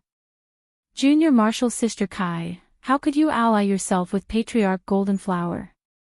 The elderly man immediately figured out what was going on, and an expression of shock and fury appeared on his face. The blue-robed man's expression also darkened upon hearing this. It was quite clear that the woman had planned to use them to gain access to the cave abode, then join forces with this Patriarch Goldenflower to kill them and split the treasures between themselves. Humph, you're sure one to talk. Senior Marshal Brother Wu, did you not notify the people from the Bloodlight sect to intercept and kill me after we left this island? And Junior Marshal Brother Lei, you joined the Wood Sword Pavilion of Grass Haven Island, and are preparing to marry the Pavilion Lord's daughter, yet you promised them all of the treasures in this cave as your dowry. If I didn't find allies of my own, today would be the day I die. However, don't pin your hopes on receiving any reinforcements. Patriarch Goldenflower's underlings have already cut them off. I was with Manhuzi and satisfied his desires for so many years. Everything that he left behind should be left to me. Patriarch Goldenflower has also agreed to officially make me his Tao companion after this. A smug smile appeared on her face as she stood beside Patriarch Goldenflower in an extremely intimate manner. If that's the case, then why did you come to Senior Marshal Brother Wu and me? You could have just obtained the treasures on your own. A panicked expression appeared on the blue-robed man's face, but she quickly recomposed himself. If it weren't for the fact that the restrictions under the lake are extremely troublesome to deal with, and you two were the only ones who were instructed by Manhuzi in the way of formation spells, why would I inform you two of this? The woman casting aside all pretenses and laying the cards directly onto the table. The elderly man and the blue-robed man's expressions became extremely dark upon hearing this. That's enough, you can settle your differences with those two another time. I want to speak with this fellow Daoist. Patriarch Goldenflower's brows furrowed as he cut off what the woman was about to say next. The woman fell silent obediently upon hearing this. Fellow Daoist, are you also here for the Manhuzi's secret cave abode? Patriarch Goldenflower asked. As an early nascent soul cultivator, he was also unable to ascertain Han Li's cultivation base, and that made him extremely wary. Indeed. I'm taking everything under this lake. If you don't have anything else you want to say, you can go now. Han Li hovered in the air and replied coldly. Patriarch Goldenflower was instantly enraged upon hearing this. At the same time, his heart jolted with a hint of shock. The fact that Han Li was speaking in such a bold manner clearly indicated that he was extremely confident in his abilities. With that in mind, he suppressed the rage that had ignited in his heart and adopted a stern expression as he said, "You sure can talk big, fellow Daoist. Are you planning to send me on my way so you can take all of the treasures here for yourself?" Patriarch Goldenflower's voice had suddenly become rather unpleasant.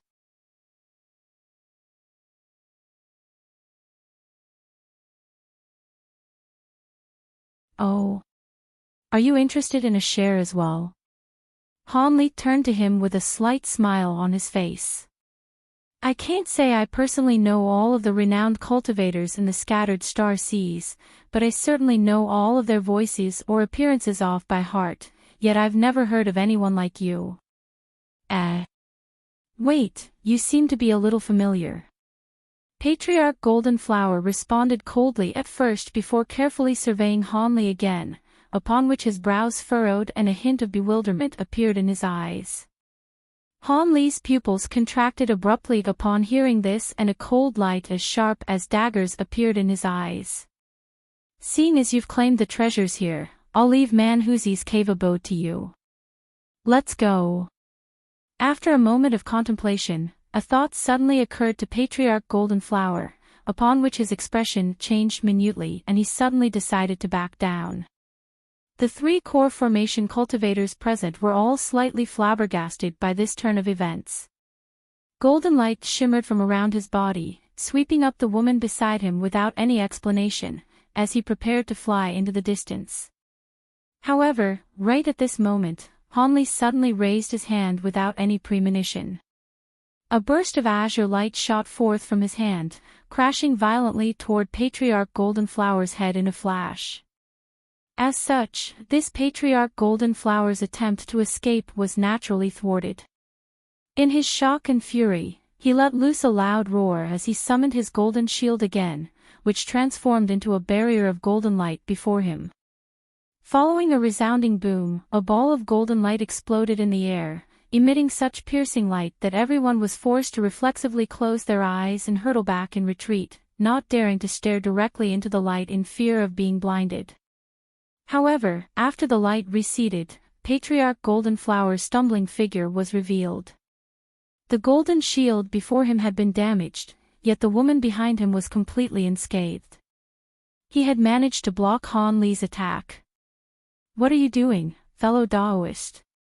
I've already left all of the treasures here to you, so why are you still attacking me?" Patriarch Goldenflower roared with an enraged expression. "Why? You think I'll let you go after you've identified me?" Han Li chuckled coldly. Killing intent welled up in his heart and he didn't waste any more time with words as he slapped the storage pouch hanging from his waist. A monk's staff shot forth, disappearing in a flash before instantly reappearing above Patriarch Goldenflower's head. Han Li made a hand seal and began to chant something. Brilliant yellow light erupted from the monk's staff as it swelled to over 100 feet in length before crashing down with devastating might. It was like a small mountain falling from above. Even prior to its initial descent, the surrounding space had begun to twist and warp, and there was even a sharp ringing sound being emitted. Following the major advancement in his cultivation base, Han Li was able to unleash far greater power when using the treasures of the three masters of Kunwa now than compared to before. Below the monk's staff, Patriarch Goldenflower's face was twisted with shock and fury. Only then did he realize that Han Li was an extremely vicious and decisive person. He was intent on killing Patriarch Goldenflower based on some assumptions alone, and he didn't allow Patriarch Goldenflower any chance to explain himself. Furthermore, the treasures that he had summoned was far more powerful than what Patriarch Goldenflower had imagined, and there was no way that the damaged golden shield overhead would be able to keep such a fearsome attack at bay. In this dire situation, Patriarch Goldenflower didn't summon any more treasures.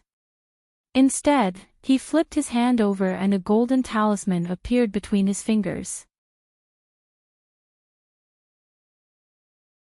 He waved a hand through the air and uttered a peculiar chant before spinning on the spot, upon which large swathes of dazzling golden light immediately erupted from his body.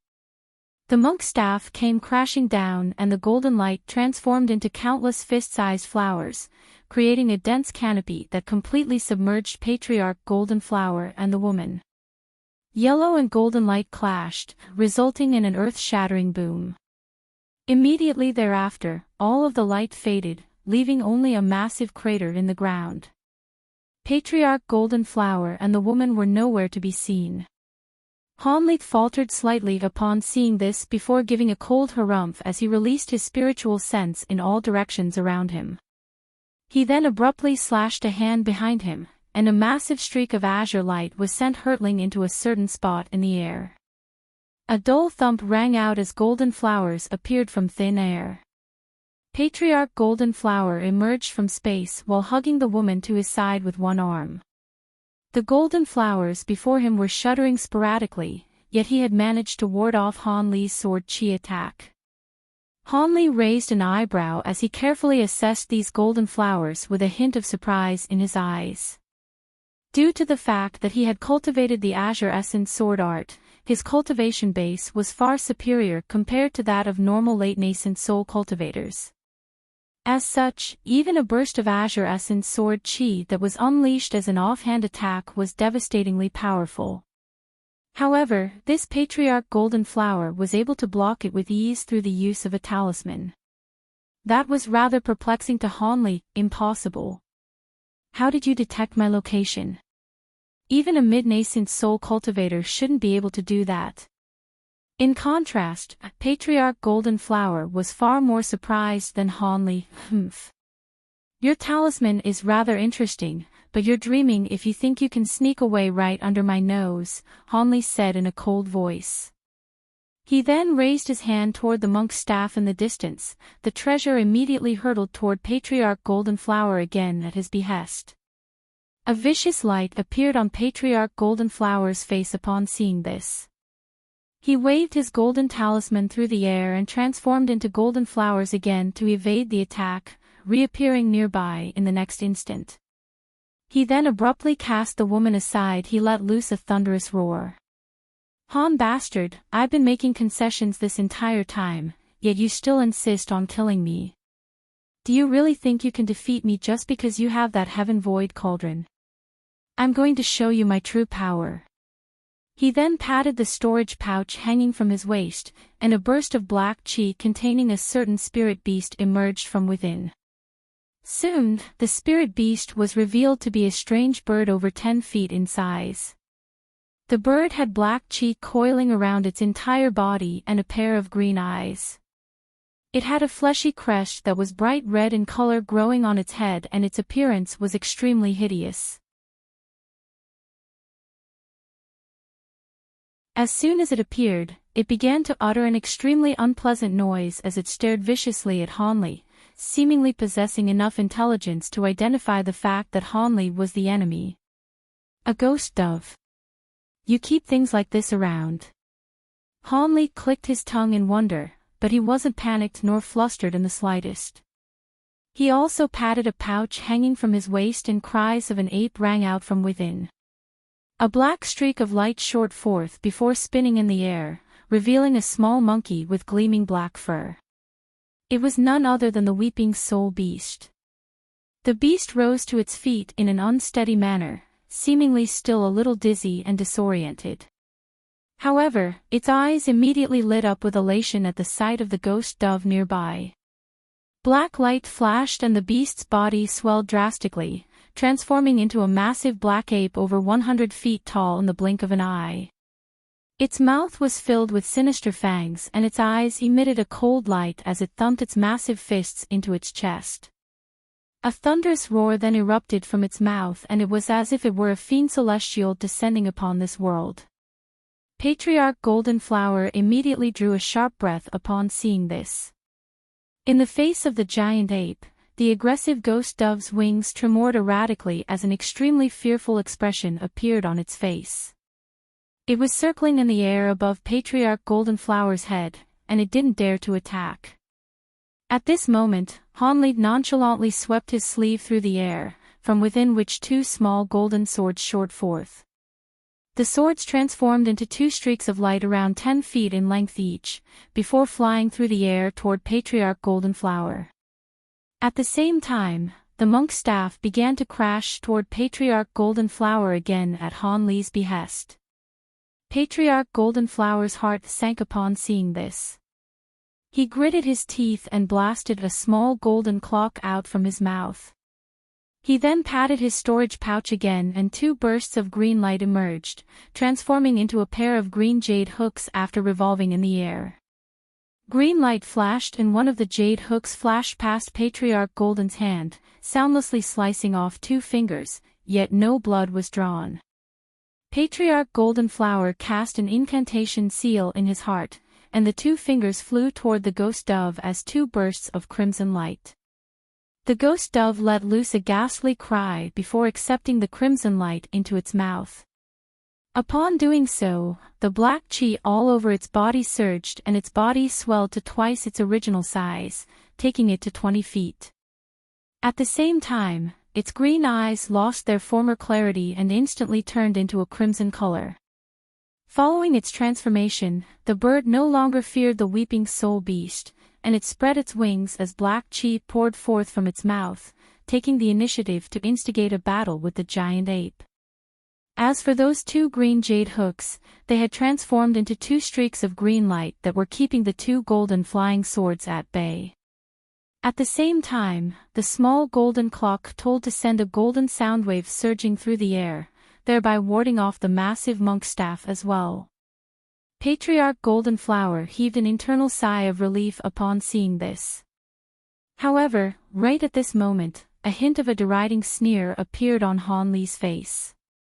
As the ghost dove reached the air above the massive ape, it blasted forth 2 bursts of black chi from above. The massive ape harumphed and a burst of yellow light suddenly swept through the air from its nostrils. The light flashed once before wrapping the ghost dove within it. The light then tumbled violently and the ghost dove was only able to utter a howl of anguish before it was reduced to a ball of black chi, which the massive ape gladly swallowed. Patriarch Golden Flower was petrified upon seeing this. He had anticipated that the ghost dove wouldn't be able to match the giant ape in battle, but never would he have thought that it would be eaten after just a single exchange. He had bred the ghost dove according to a ghostly cultivation secret technique that he had obtained by chance, and only managed to refine it after expending a vast amount of time and effort. It was said that this bird was born with a pair of ghostly eyes that could repel evil spirits and evil ghosts, and that it was proficient in a captivation secret technique that could launch invisible attacks against the enemy. In the case of normal cultivators, as long as the ghost dove was able to fly above their heads and blast out a burst of yin chi, the victim's soul would suffer severe backlash.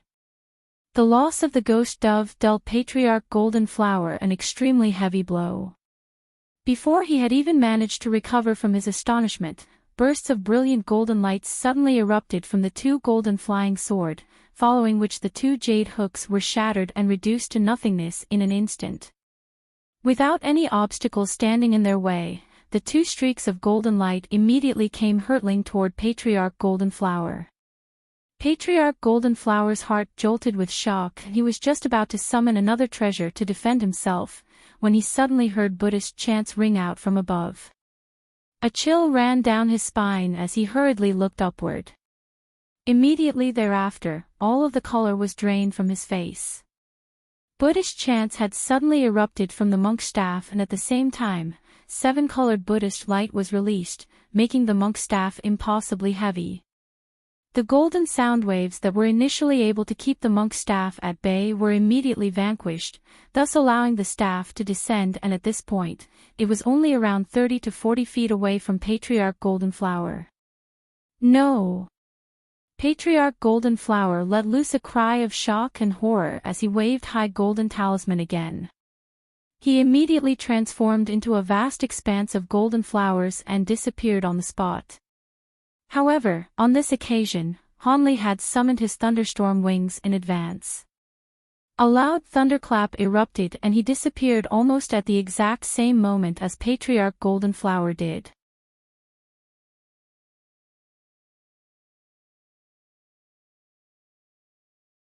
Patriarch Golden Flower had only just disappeared into space using the power of his talisman, when he felt a burst of devastating force approaching him soundlessly from behind. He desperately attempted to gather the golden flowers behind him as a makeshift barrier, but he was still struck by this immense force. Right at this moment, a rumbling thunderclap erupted from behind him. Patriarch Golden Flower turned around with an expression of shock and horror on his face.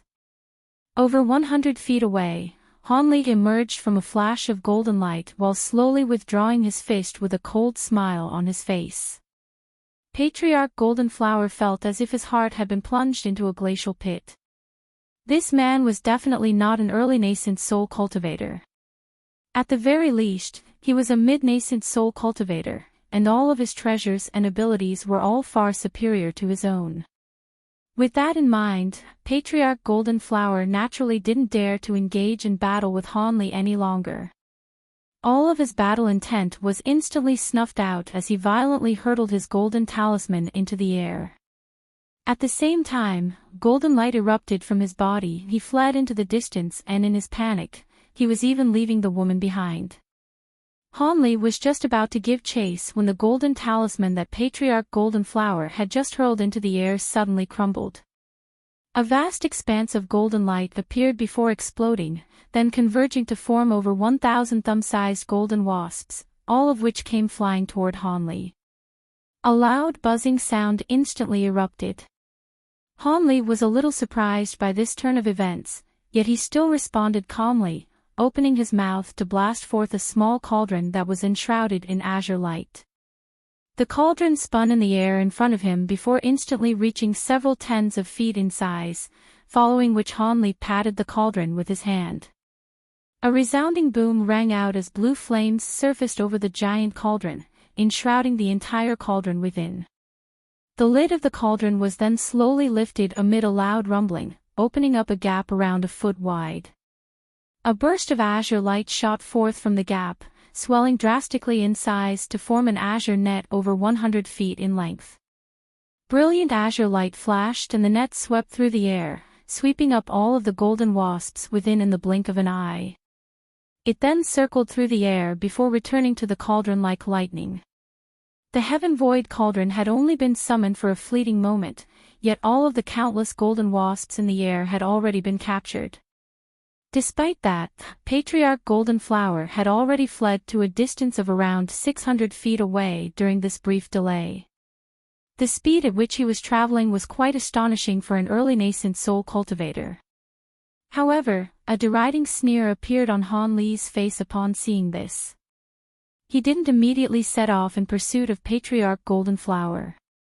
Instead, he cast his gaze around him first, upon which his brows furrowed as he harumphed coldly. During his clash with Patriarch Golden Flower, the gray-robed elderly man and the blue-robed young man had retreated to a distance of over 1,000 feet away, preparing themselves to flee the scene at a moment's notice. Ever since Han Li and Patriarch Golden Flower had appeared in quick succession, they had relinquished all ambitions of securing the treasures beneath the lake. All they were thinking about was how to escape alive from this perilous place.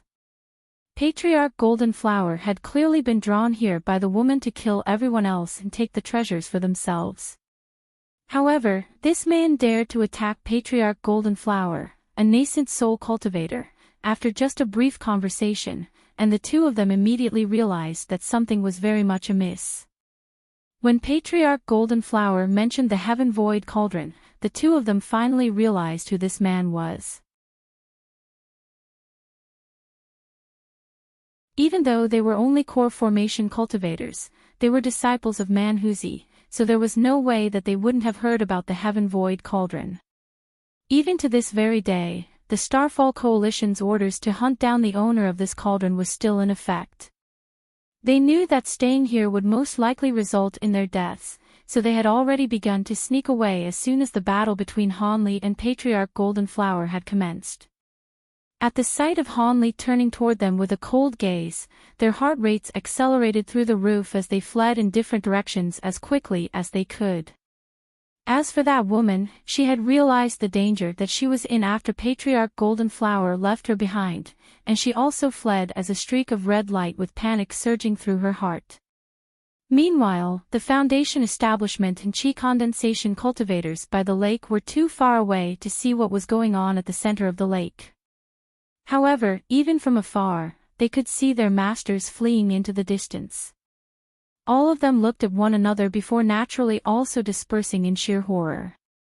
Upon seeing this, a dark expression appeared on Han Li's face. He abruptly grabbed a spirit beast pouch hanging from his waist before raising it up into the sky. A screeching sound rang out from within the pouch, following which a burst of white glacial mist appeared, within which was contained a dozen or so snowy white centipedes. Each and every one of the centipedes was around half a foot long with pairs of transparent wings on their backs. Their appearance was very sinister and they began to fly in the air above Han Li's head. Han Li didn't say anything, all he did was point toward the three core formation cultivators in the distance. The 18 six-winged frost centipedes split up into three groups, transforming into three gusts of white glacial wind as they rushed toward the three core formation cultivators with glacial qi emanating from their mouths. They were clearly traveling faster than the prey they were pursuing.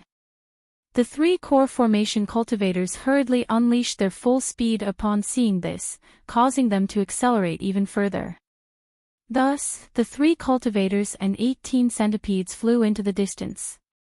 As for the low-grade cultivators down below, Han Li couldn't be bothered to take care of them. With their absurdly slow speed, even if they wanted to report this matter to someone, it would take them at least several days, by which time Hanli would be far away from this island. However, a hint of killing intent flashed through his eyes as he turned his gaze toward Patriarch Goldenflower.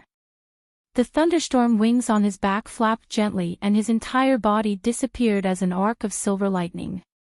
Even though Patriarch Goldenflower was already more than 1,000 feet away at this point, Hanli was able to cover a distance of over 200 feet with each and every flash. After around only 6 or 7 flashes, he had already appeared in the air above Patriarch Goldenflower. He immediately raised a hand and a vast expanse of purple flames shot forth, transforming into a massive hand that came crashing down from above. Arg! Never would Patriarch Goldenflower have thought that Hanli would be able to catch up to him so easily. A cry of shock escaped his mouth and a horrified expression resurfaced on his face at the sight of the massive purple hand. In his desperation, he could only open his mouth and blast forth a golden flying saber that swept toward the huge hand, while hurriedly making a series of hand seals in an attempt to evade this attack. However, a massive hand manifested by purple apex flames was not something that an early nascent soul cultivator could deal with. Ever since Hanli had attained these glacial flames, all he had to be wary of were late nascent soul cultivators and 10th grade demon beasts. The golden flying saber struck the massive hand, but the former was immediately coated in a thick layer of purple glacial ice following a flash of purple light, upon which it plummeted straight down from above. The massive purple hand spread open right before Patriarch Goldenflower's petrified eyes, before ensnaring his body within its palm. A howl of anguish erupted as the purple flames on the hand rose up a further several feet. Patriarch Goldenflower was transformed into a purple ice sculpture in the blink of an eye. Upon seeing this, Hanli immediately cast an incantation seal and the massive purple hand brought its 5 fingers together in a violent manner. Following a crisp cracking sound, the entire ice sculpture was shattered. A flash of golden light emerged from the shards of ice as Patriarch Goldenflower's nascent soul attempted to escape. However, Hanli was already prepared for this. The huge hand disintegrated into raging purple flames at his behest, immediately trapping the nascent soul within. The nascent soul was only able to last a few seconds within the flames before it was reduced to nothingness. Hanli swept a sleeve through the air and the purple flames transforming into a fiery python, disappearing into his sleeve in a flash. Only then did a faint smile appear on his face. He scanned his gaze downward before feigning a grabbing motion with his hand, following which Patriarch Goldenflower's storage pouch was obtained. He stuffed the storage pouch up his sleeve before turning his attention to other directions. The 3 core formation cultivators and the 18 snowy white centipedes were already nowhere to be seen. However, Hanli wasn't overly concerned about that. He stowed away the weeping soul beast, which had already reverted back to its miniature form, and closed his eyes as he sat down with his legs crossed. His spiritual sense slowly fanned out around him as he sat in mid-air, completely stationary. Everything around him became very peaceful and there was no other sound to be heard aside from the rustling sea breeze. After about 10 minutes, a faint smile appeared on Hanli's face as he reopened his eyes. Almost at the exact same moment, spiritual light flashed from afar in a certain direction as a cloud of white glacial winds flew toward him. A few moments later, it had reached the air above Hanli's head, upon which the glacial winds dissipated to reveal 6 sinister-looking snowy white centipedes. Each and every one of the centipedes had swelled to over 10 feet in size, and there were a few faint sword incisions on the snowy white exoskeletons of 2 of the centipedes, indicating that they had just endured an intense battle. Hanli let loose a low cry before casting a few incantation seals into the air. White light flashed from the bodies of the 6 centipedes, and they quickly shrank to their original size. Hanli then brought out his spirit beast pouch and the 6 centipedes flew into the pouch as streaks of white light. A short while later, the other two groups of centipedes already returned. One of the groups was completely unscathed, but there was one centipede in the other group that had had a few of its legs severed, seemingly having sustained some wounds. However, all of these spirit insects naturally had extremely powerful life forces and possessed the inherent ability to regrow severed limbs. As such, it wouldn't take long before such a minor injury was completely healed. After stowing away these centipedes as well, Hanli turned toward the center of the lake on Devil Lake Island before he flew toward the island as a streak of azure light. The streak of azure light soon disappeared into the lake. This so-called Devil Lake wasn't actually very deep. At depths of just over 2,000 feet, Hanli was already able to indistinctly make out the lake bed. However, the water in this lake really was remarkably green. Even after unleashing his spirit eyes, there was only visibility of over 100 feet. Anything that was further away than that was very blurry and unclear. As for his spiritual sense, it was seemingly unable to leave his body as soon as descended into this lake. This Devil Lake seemed to be able to naturally cut off one's spiritual sense. However, Manhuzi had already provided Hanli with the specific location of his cave abode, so he was able to find it with ease.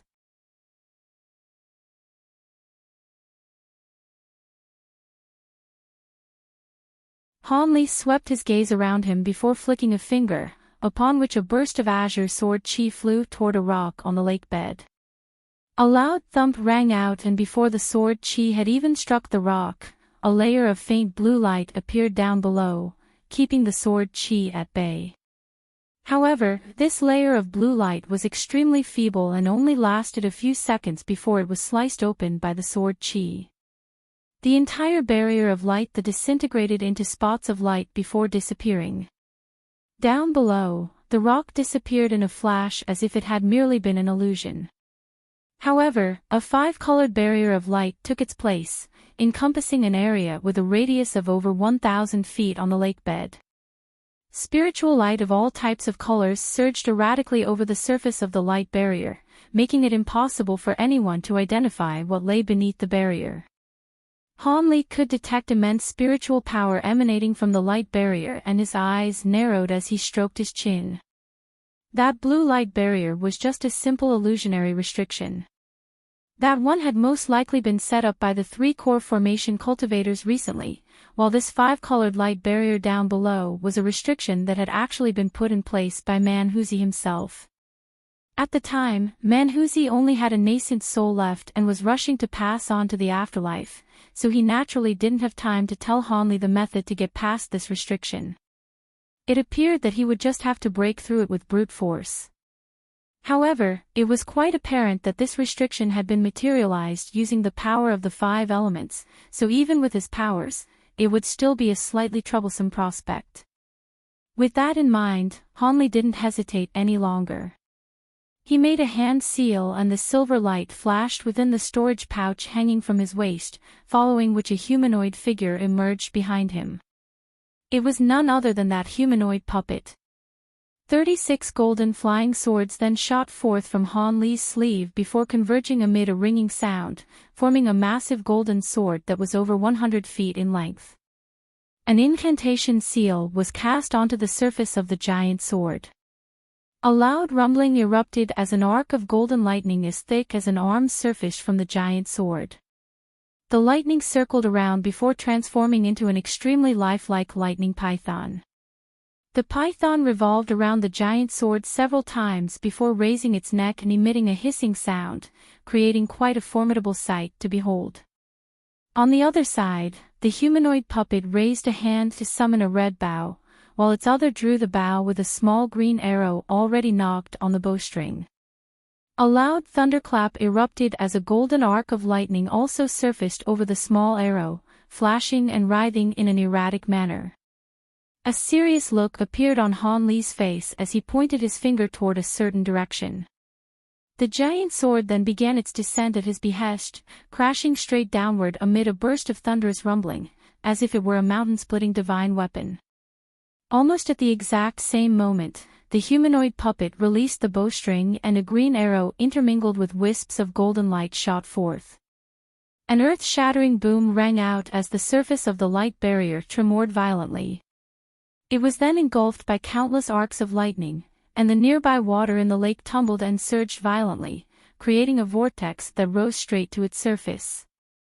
Han Li stood at the center of the vortex in a completely stationary state, appearing as if he were an immovable structure amid the chaos. The light finally began to recede as the golden arcs of lightning disappeared. Han Li looked down below him and a smile appeared on his face. The five-colored light barrier down below had already vanished, revealing a small and faintly shimmering formation spell that was over 100 feet in diameter. The green water in the lake surged toward it in a frenzy, only to be kept at bay by the white light emanating from the formation. This formation had been refined using some kind of special material, thereby making it waterproof. A hint of surprise flashed through Han Li's eyes as he raised a hand to stow his puppet away. His body then swayed as he appeared directly above the formation. He wasn't in a hurry to descend and approach the teleportation formation. Instead, he decided to carefully inspect it from up above. A short while later, he nodded as he patted the spirit beast pouch hanging from his waist. Most of the six-winged frost centipedes that he had just stowed away were released once again, and he delivered instruction to them through the use of his spiritual sense. The snowy white centipedes immediately burrowed into the lake bed surrounding the formation at his behest. Only then did Han Li decide that it was appropriate to cast an incantation seal toward the border of the formation, which immediately activated the formation. White light abruptly began to flash and Han Li disappeared into the formation. In the next instant, when he recovered from the discomfort of teleportation, he looked around to find himself situated within a stone chamber. The stone chamber wasn't very large and it was completely empty. However, there was a bluestone door up ahead, and it was slightly ajar. After a brief moment of contemplation, Han Li sat down with his legs crossed and released his spiritual sense. His spiritual sense slowly crept beyond the stone door before fanning outward to assess the room on the other side. After a short while, Han Li's expression eased upon verifying that he was the only cultivator in the cave abode and that there weren't any other cultivators lurking in the shadows. Having been reassured by this discovery, Han Li rose to his feet and made his way over to the stone door. His body swayed and he disappeared into the passageway on the other side. Half a day later, a burst of piercing azure light erupted from the lake bed. Following a few flashes, the azure light disappeared into the distance. Han Li was situated within the azure light with a smile on his face, fiddling absent-mindedly with a faint golden ore fragment in his hands. His trip to Manhuzi's secret cave abode had proven to be quite a fruitful one. Manhuzi's collection was far more plentiful than he had anticipated. Regardless of whether it was those materials and treasures that were worth several million spirit stones each, or those priceless tomes and secret techniques, many of them were prized treasures that Han Li had only ever heard, yet never had the chance to witness in person. As such, he was overjoyed by his bountiful trip. However, the treasure that excited him the most among Manhuzi's collection was a fist-sized fragment of auric essence. In the Great Gene, Han Li had already collected most of the auric essence required to refine the remaining half of his flying swords. With the addition of this fragment of auric essence from Manhuzi's collection, Yi had gathered all of the materials he required and could add auric essence into all of his flying swords. As such, he would finally be able to set up the complete aureate sword formation with all 72 flying swords. In the past, Han Li had set up half of the sword formation with 36 flying swords, and that had already been powerful enough to pose a serious threat to a late-nascent soul cultivator. If he were to complete the entire sword formation, it would definitely be unimaginably powerful. It was no wonder that the creator of the Azure Essence sword art had proclaimed that anyone who mastered the aureate sword formation would be invincible in the human world. Han Li was very much looking forward to witnessing the power of the completed sword formation. He exhaled gently and flipped over his palm, upon which the auric essence disappeared, having been stowed away into the storage pouch. After that, he continued onward at a leisurely pace. Han Li wore a contemplative look for a while before suddenly opening his mouth to produce a small cauldron that was roughly an inch in size. It was none other than the Heaven Void Cauldron. Han Li raised a hand and the cauldron hovered over the center of his palm.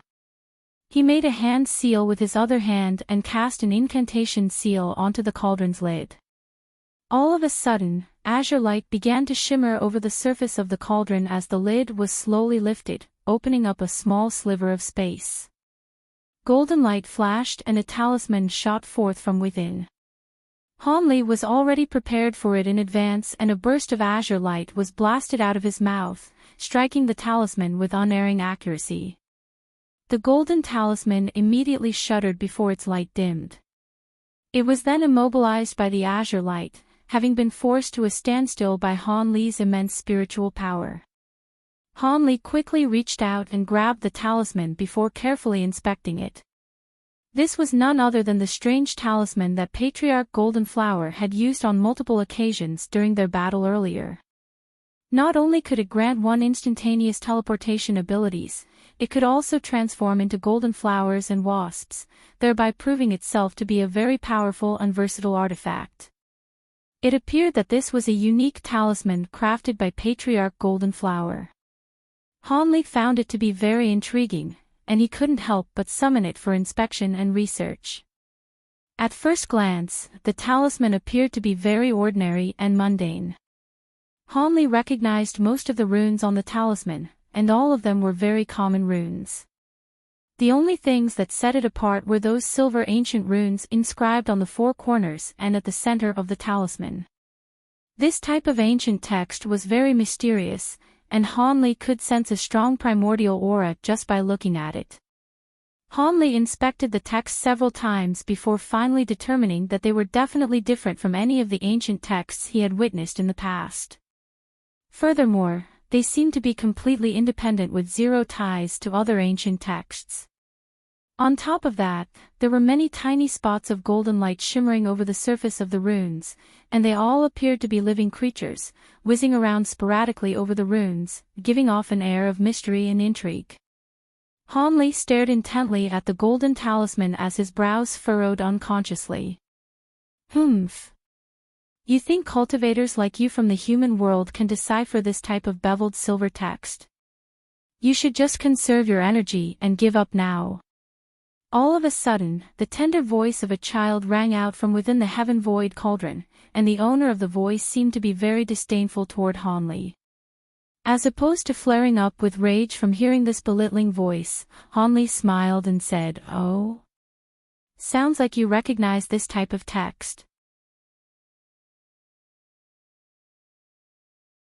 Humph, even in the higher realm, there won't be many people capable of comprehending this text. If it weren't for the fact that I once engulfed the soul of a human cultivator who just so happened to understand this text, I wouldn't be able to identify it either, the tender voice replied. A slightly grave look appeared on Han Li's face as he looked at the Heaven Void Cauldron, and said in a cold voice, "Why are you suddenly talking to me today? I thought you were just going to stay in the Heaven Void Cauldron forever, and never come out.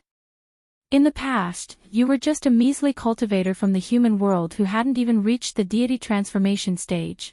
Why would I possibly want to talk to you? But it's different now. You've obtained the feather of a heaven-roaming Kuan-Peng. 1.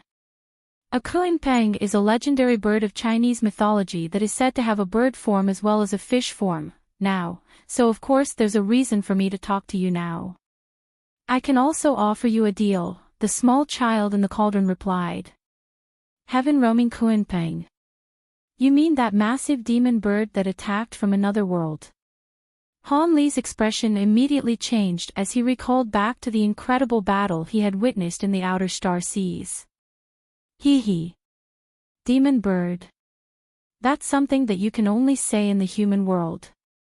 If you were in the spirit realm and the worshippers of the Kuan-Peng, the Tianping race, were to overhear you, you'd be in a lot of trouble, the small child chuckled. Tianpeng race. Han Li's heart stirred upon hearing that. There's no point in telling you about things in the spirit realm now. If you can ascend to that realm, then you'll naturally figure out all of these things for yourself. If you fail to do so, then providing an introduction would just be a waste of my energy, the small child said in a disdainful manner. You sure can talk big. Even if you were once an exceptional demon cultivator in the spirit realm, here in the human world, your power level is only comparable to that of an 8th grade demon beast.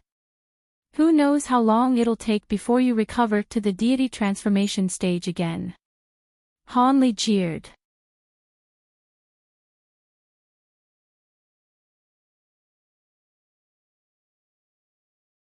The voice of the small child within the cauldron was coming from none other than that avatar of the endless sky beast, which Han Li had drawn into his cauldron during his battle with Saintess Tianlan. This beast was once just a primitive demon beast with only basic survival instincts, yet after spending over a century in the Heaven Void Cauldron, it had developed intelligence and even recovered most of its memories from its time in the spirit realm. However, it was trapped in the Heaven Void Cauldron, so it naturally couldn't escape.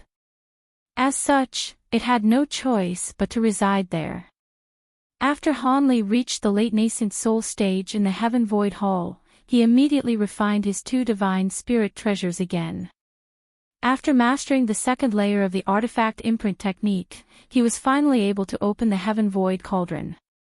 The avatar of the endless sky beast immediately unleashed some sort of movement technique from the spirit realm, allowing it to escape right before Han Li's eyes and travel a distance of over 1,000 feet in the blink of an eye. At such an incredible speed, if it were to flash a few more times, even Han Li wouldn't have been able to chase it down. However, an incredible sequence of events ensued thereafter. For some reason, after the beast had traveled about 2,000 to 3,000 feet away from the Heaven Void Cauldron, azure light suddenly erupted from its body and the cauldron in unison, upon which the endless sky beast abruptly disappeared, only to reappear back inside the Heaven Void Cauldron in the next instant. It appeared that it was unable to leave the cauldron. Han Li was naturally ecstatic upon seeing this. Only then did he discover that due to the fact that the beast had resided in the Heaven Void Cauldron for too long, its aura had already been assimilated by the cauldron, thereby placing it in a situation akin to the one that Silvermoon was in. However, it wasn't an insubstantial entity and nor was it the artifact spirit of the Heaven Void Cauldron. As such, aside from its inability to get far away from the cauldron, it maintained complete autonomy and didn't have to answer to Han Li's commands. Thus, Han Li sealed the beast and tossed it into the cauldron again. He was planning to think carefully about the matter before deciding what to do with this endless sky beast avatar. However, the endless sky beast had suddenly spoken as he was investigating the golden talisman, and was proclaiming this beveled silver text to be runes found only in the spirit realm. Han Li was naturally very surprised to hear this. Haha! Deity transformation stage. Why would I want to get there? Here in your human world, it'll be impossible for me to reach that stage even after tens of thousands of years. The small child suddenly began to chortle boisterously within the cauldron. You're telling me you don't want to advance your cultivation base? Do you think I'm a gullible 3-year-old child? Han Li was very skeptical. Looks like you won't believe me until I disclose some things to you, little boy. Let me divulge some information, then. I was indeed rather renowned in the demon race of the spirit realm, and my cultivation base had reached a stage that's completely unfathomable to you. However, I went through extensive effort to send my avatar to the human world.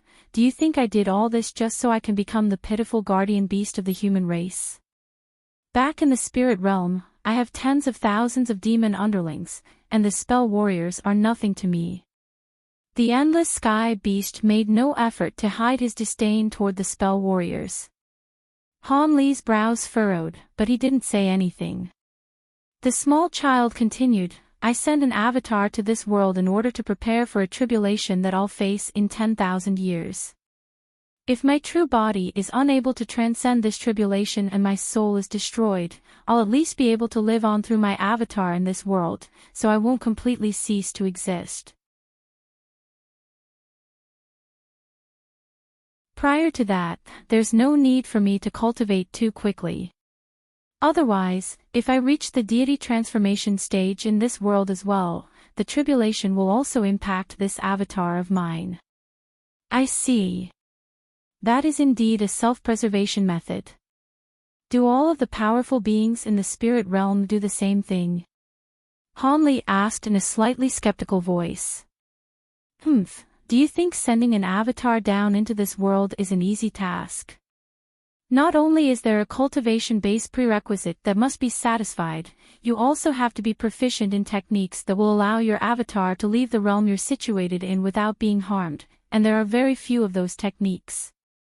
On top of that, the expenditure of a realm-transcending stone is required to defy the boundary between realms in order to transport your avatar to this world, and that's a treasure that's extremely rare even in the spirit realm.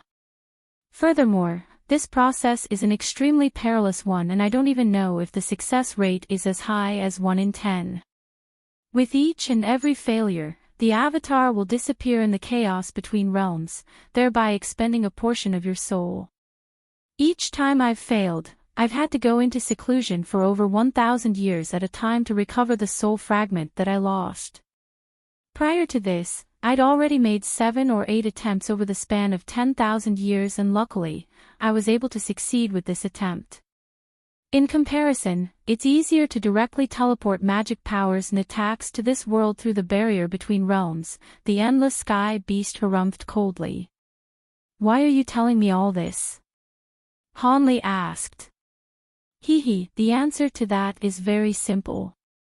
I'm just trying to tell you that we have no conflict of interests whatsoever. Back when I was drawn into this spirit treasure of yours, I hadn't developed any intelligence yet, and had been temporarily used by those spell warriors. Furthermore, my cultivation base won't be progressing to the deity transformation stage anytime soon, so you won't have to worry about me taking revenge on you or anything like that, the beast chuckled. In that case, why don't I just destroy you right now? Won't that be a better course of action for me? A cold expression suddenly appeared on Han Li's face.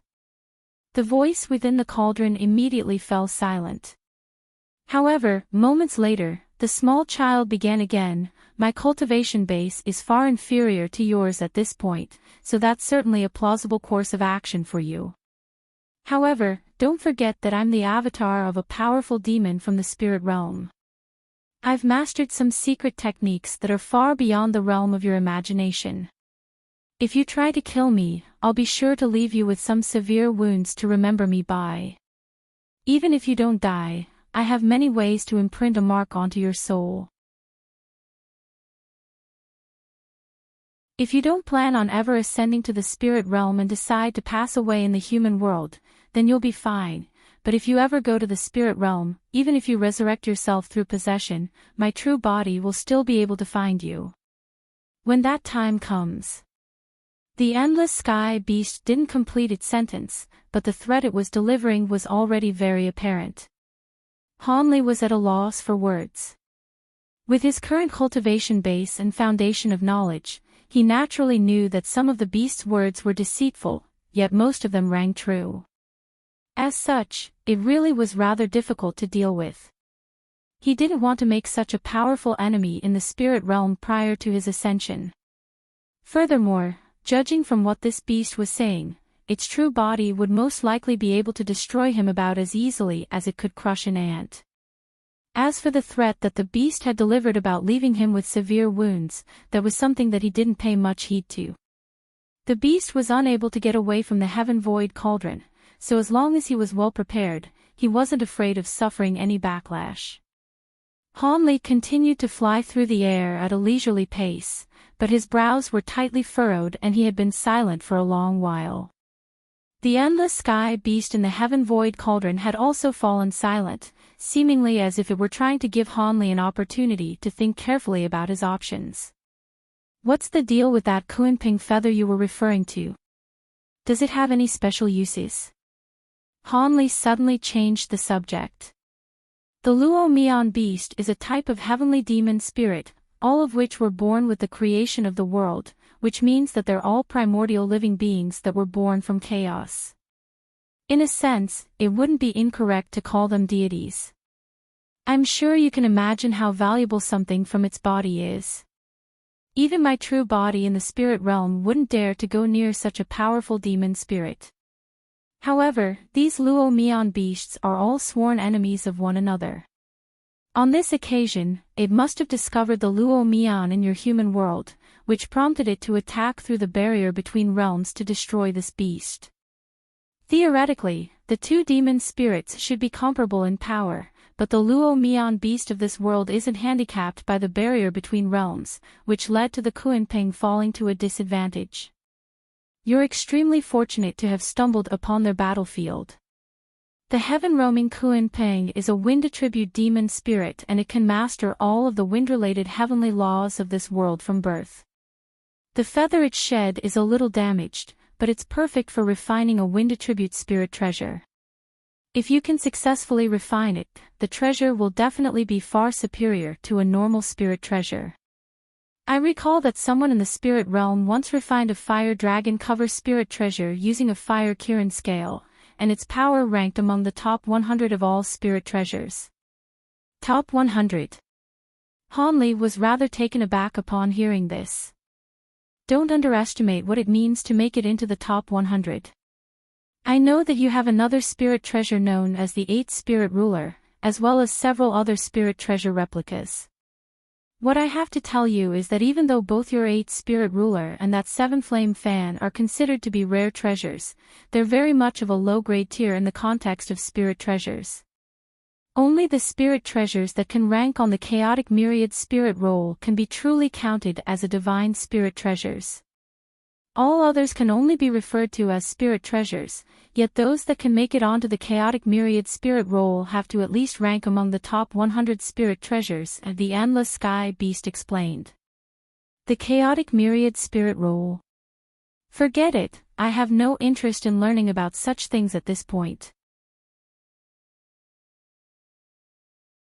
From what you're saying, it sounds like the divine spirit treasures that are considered to be very rare in the human world are available in abundance in the spirit realm. I don't recall the ancient cultivators of the past crafting all that many divine spirit treasures. Does the deal you're about to propose have something to do with this Kunping feather? Han Li stroked his chin as a serious look appeared on his face. You can unleash a lightning movement technique with your thunderstorm wings, but they don't appear to have been completely refined, right? And there seems to be a hint of wind attribute spiritual power contained within them, am I right? The Endless Sky Beast suddenly changed the subject to Han Li's thunderstorm wings. Han Li was naturally slightly taken aback by the abrupt turn that this conversation had taken. What do you mean by that? It is indeed true that when the thunderstorm wings were first refined, the intention was for them to be able to use both the powers of wind and lightning. However, only my divine Devilbane lightning can be used, so I can only unleash a lightning movement technique. As for whether it's been completely refined or not, I'm not particularly sure, Han Li replied truthfully.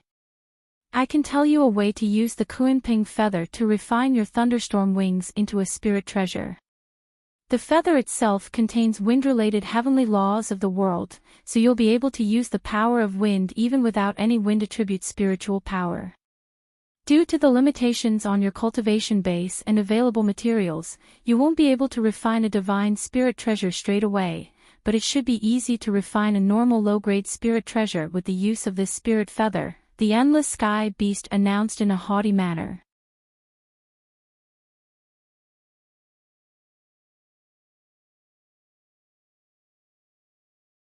In the face of the tempting proposition, Han Li didn't appear overly ecstatic. Instead, he asked in a cold voice, "What do you want in exchange? You're not just going to teach me the refinement method free of charge, are you? I want you to try and remove the assimilation effect the Heaven Void Cauldron has had on me, and I also want you to protect me for a while before you pass away or ascend to a higher realm." I already have an 8th grade cultivation base, but I've been in the Heaven Void Cauldron this entire time, so I haven't been able to experience my metamorphosis lightning tribulation. It's going to be a little dangerous to face the tribulation on my own, so I'm most likely going to need your help to transcend it. The endless sky beast rattled off a string of conditions at once. That's all. Han Li's expression remained unchanged. If I ask for more than that, you're most likely going to consider killing me, right? The endless sky beast chuckled. All right, if those are all of the conditions that you have, then I can certainly agree to them. However, with regard to helping you escape the Heaven Void Cauldron, that has to wait until right before I pass away or prepare to ascend. You have no problems with that, do you? Han Li considered the pros and cons for a short while before deciding to agree. None whatsoever. You've made a very wise decision, fellow Daoist. There's no need for us to turn on each other, so it's much better for us to be mutually beneficial to one another. As a gesture of my sincerity, I can bestow upon you this beveled silver text first. The endless sky beast was clearly greatly relieved and it began to laugh heartily.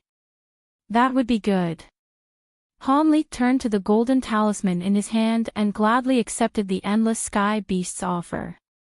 However, he suddenly patted his waist following a brief moment of contemplation, and an azure bag appeared in his hand. It was none other than Patriarch Golden Flower's storage pouch. Han Li swept this spiritual sense through the pouch and all of its contents were revealed to him. Moments later, he rustled the bag and a burst of azure light erupted from within as several jade slips shot forth, all of which were of different colors. Han Li immediately checked carefully through the cultivation arts and secret techniques recorded within the jade slips, appearing as if he had completely forgotten about the endless sky beast in the Heaven Void Cauldron. The beast was very considerate and didn't say anything to disrupt Han Li during this time. A short while later, Han Li raised his eyebrows and withdrew his spiritual sense from the final jade slip, upon which a puzzled look appeared on his face. He hadn't found anything related to this golden talisman from within these jade slips. Could it be that Patriarch Golden Flower hadn't refined this talisman, and had instead obtained it elsewhere? With that notion in mind, Han Li fell into deep thought. All of a sudden, his expression stirred and a thought seemed to have occurred to him.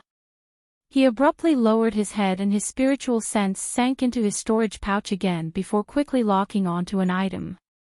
Azure light flashed once again from the storage pouch as another item emerged. This was a yellow wooden box around half a foot in size with a restriction talisman plastered over its surface. Han Li raised a hand and immediately tore off the talisman before patting the lid of the box. The wooden box slowly opened itself to reveal an item. This was a fist-sized white jade badge, upon which silver runes were flashing indistinctly. All of those silver runes were beveled silver text. These runes were extremely minuscule, yet they were presented to him in an extremely clear manner after he scanned over them with his spiritual sense. However, it was quite apparent that this was only half a badge and was clearly an incomplete item. Han Li faltered slightly upon seeing this, yet before he had a chance to inspect the badge more carefully, the silver runes on the badge suddenly flashed wildly before the badge itself flew into the distance as a streak of silver light. Han Li's heart jolted with surprise, but he had been somewhat prepared after seeing the restriction talisman plastered over the wooden box. As such, the silver light had only traveled around 10 feet before his hand shot forth like lightning. Azure light erupted from his 5 fingers in unison. The space around him began to emit a buzzing sound, following which the silver light began to shudder unsteadily. The light faltered as a result, and the jade badge was revealed again. Han Li wore a dark expression as he brought his 5 fingers together. An immense suction force immediately acted upon the jade badge, causing it to shoot back into Han Li's hand where it lay, completely immobilized. The endless sky beast within the Heaven Void Cauldron detected what had just taken place, and it suddenly exclaimed in a slightly trembling voice, "The Golden Jade Tome." Impossible. How could something like this have been left behind in the human world? Do you recognize this item? Han Li's heart stirred upon hearing this. This jade badge clearly had to be an extraordinary item to draw such a vehement response from this powerful spirit realm demon cultivator. The endless sky beast continued to murmur to itself, as if it hadn't heard Han Li's question. Impossible. There's no way that this item can exist in the human world. With its spiritual nature, how could it be willing to stay in this lowly realm with such scarce spiritual chi? Wait, I understand now. This page of the tome is incomplete and almost all of its spiritual nature has disappeared, so it no longer possesses the ability to return to the spirit realm. But who could have been powerful enough to tear this page apart?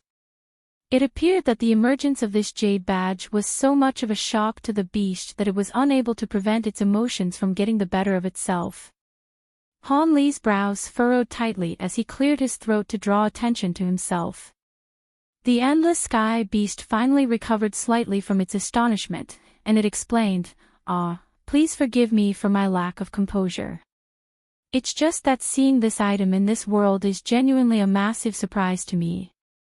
Han Li waved the jade badge slowly in front of the heaven void cauldron, and asked, judging from your reaction, it seems that this is quite the extraordinary item.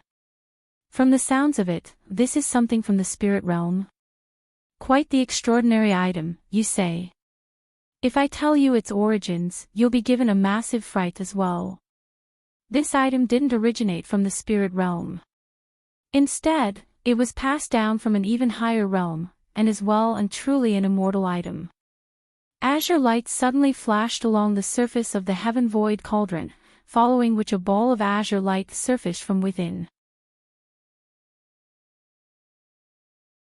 The azure light tumbled and materialized into a fair and chubby male child around a foot in height, appearing to be around only 3 or 4 years of age.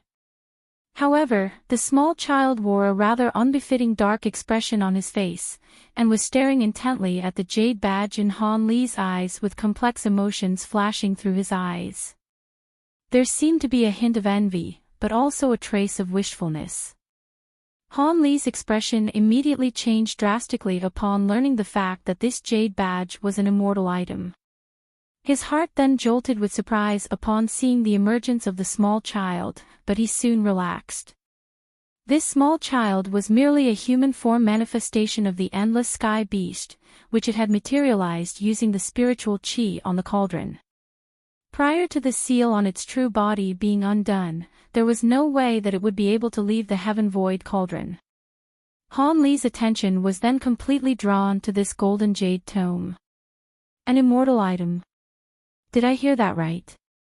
Han Li stared at the jade badge in his hand with a skeptical expression. Compared to the true immortal realm, the boundary between realms is much weaker between the human world and the spirit realm. However, it's not all that uncommon for immortal items to fall into our spirit realm. It's just that this golden jade tome is simply far too renowned, which is why I couldn't help my reaction, the endless sky beast sighed. Oh. If it's not too much trouble, could you tell me about this item? Han Li asked. Of course I can. This item is so renowned among the human race of the spirit realm that virtually everyone knows about it, so this is not a secret. To begin with, I'll have to tell you a little bit about the immortals of the true immortal realm. It's common to find immortal items in the spirit realm as they often drop down into our world due to a variety of reasons. However, there are very few of those immortal items that are actually useful. For some reason, ever since the inception of historical records in our spirit realm, there have almost been no immortals who have descended into our spirit realm.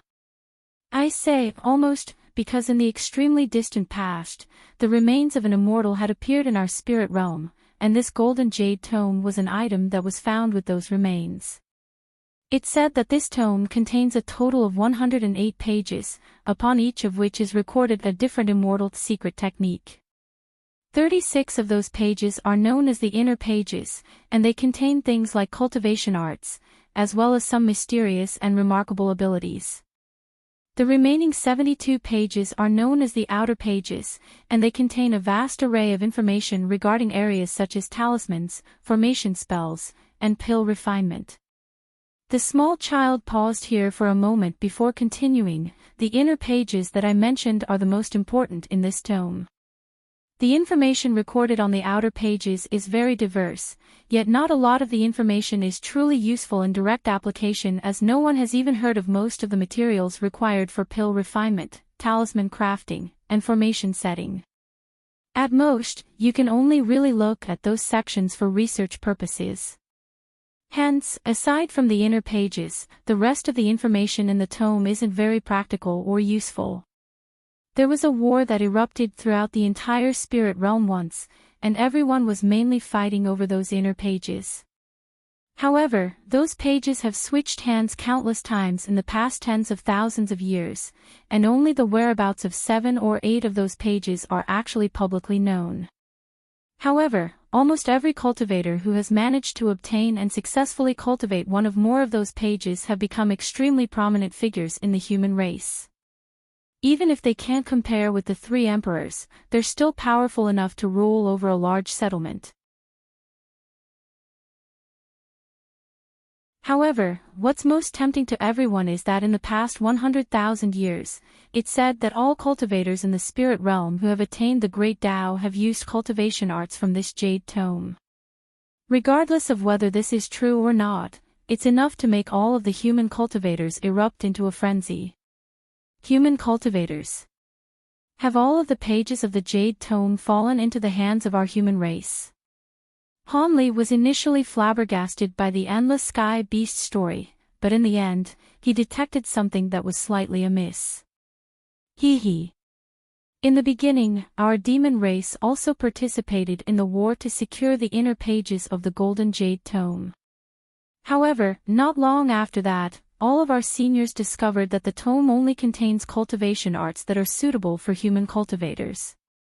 If a demon cultivator like us were to use any of those cultivation arts, not only would it not benefit us in any way, it would even severely damage our cultivation base, to the extent that some have even self-detonated on the spot. After some experimentation, our demon race completely gave up on this jade tome. The pages are indeed extremely precious, yet they're completely useless to our demon race. The remains of that immortal was also a set of human remains, so it's no surprise that the cultivation arts on the Golden Jade Tome were created for you humans. Han Li stroked his chin and mused in a thoughtful manner. I see. But if no immortal has ever descended into the spirit realm, how do you know that set of human remains were the remains of an immortal? Perhaps they were merely the remains of an extremely powerful cultivator from the spirit realm. The small child faltered slightly upon hearing this before replying with furrowed brows. I'm not sure about the specific details there. These events took place a very long time ago and I hadn't developed any intelligence back then, so how would I know? However, what I'm sure of is that at the time, many of the most powerful beings among the human and demon races gathered together to verify that those were indeed the remains of an immortal, so I can only assume that to be the case.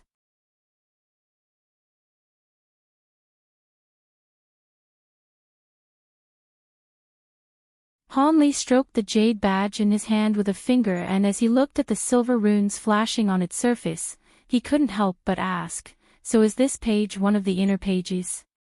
The inner pages are written in golden seal text, while the outer pages are written in beveled silver text. Golden seal text is an even more obscure text that even fewer people recognize, the small child replied with a hint of a smile on his face. This is beveled silver text, so it must be one of the outer pages, and it's only half a page as well. Han Li didn't express any dismay or dejection upon hearing this.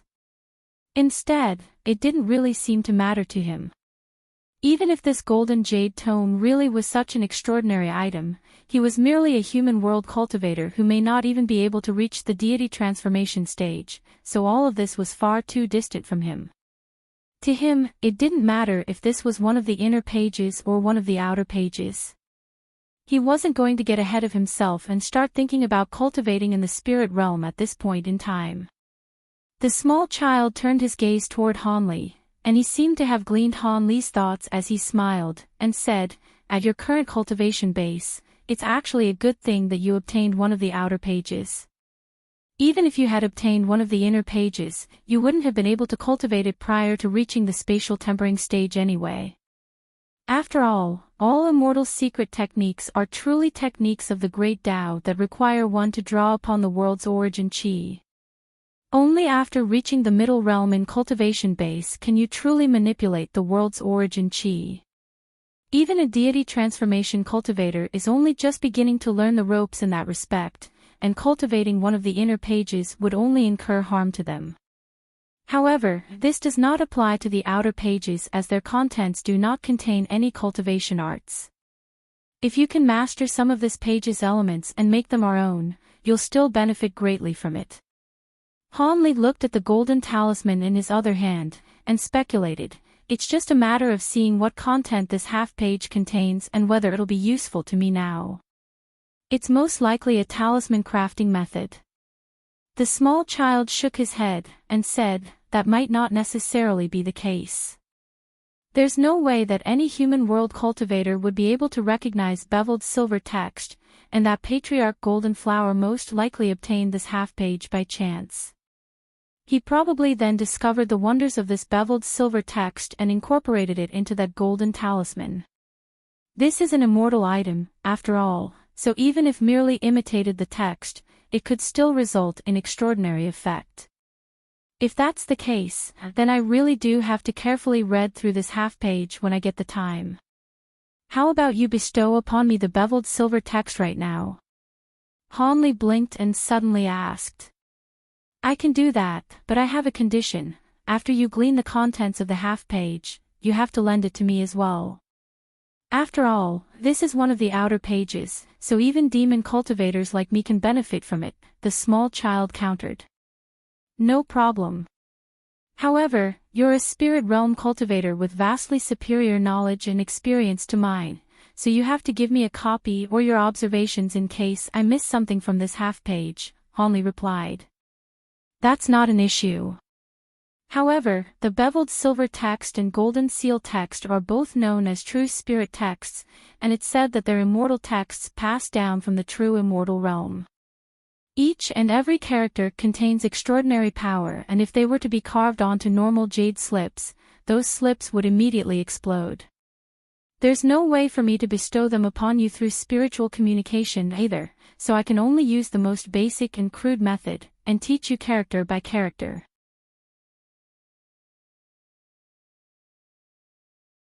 "That's going to be a very time-consuming task," the small child explained. "We have plenty of time on our hands. It'll take me at least 2 months to get to the next island, so you can take your time and teach me during our trip there." Hanli flipped his hand over and placed the jade badge back into the wooden box. He then reapplied the talisman onto the box before stowing it away into his storage pouch. After doing all that, he turned to the small child in front of the cauldron with a smile, yet didn't say anything. A wry smile appeared on the small child's face upon seeing this. "All right, then let's begin now." The beveled silver text first appeared when they were discovered to have been inscribed on some immortal items that fell from the true immortal realm into our spirit realm. The mighty figures of our spirit realm then expended countless time and efforts to slowly compile and decipher this text. The definitions derived may be slightly different from what they were originally intended to be, but they definitely won't be very far off. I'll start off with the 100 or so most commonly used runes for talisman crafting. The small child began to teach Hanli about the beveled silver text as they flew through the air. Hanli naturally wasn't going to squander such a valuable opportunity, and he listened with rapt focus, asking questions immediately when there were areas that he failed to understand. The small child was also a very patient teacher, answering his inquiries one by one. Thus, 2 months passed by in a flash. When the two of them were finally close to the next island on their journey, Hanli had almost mastered the basics of the beveled silver text. On this day, Hanli had just finished listening to the small child's lesson and was slowly digesting the information as he flew through the air, when a tiny black spot suddenly appeared on the surface of the ocean up ahead. Hanli's heart stirred upon seeing this and he immediately accelerated, reaching that black spot in the blink of an eye. After drawing closer, Hanli discovered that this was a small island with an area of only around 30 to 35 square kilometers. It was downright tiny compared to the islands that Hanli had seen earlier on his journey. However, this tiny little island was emanating faint spiritual chi, indicating that there was a small spiritual chi on the island. Of course, this quality of this spirit vein was naturally of an extremely low caliber. Hanli hovered in the air several thousand feet above the island and looked down at the mountain ranges down below. His face remained completely expressionless, yet there was an undisguisable trace of nostalgia in his eyes. This small island was none other than the Minor Expanse Island, 1. The Minor Expanse Island is first mentioned in Chapter 372, that he had once lived on. Back when he had left the island, he hadn't even reached the core formation stage yet.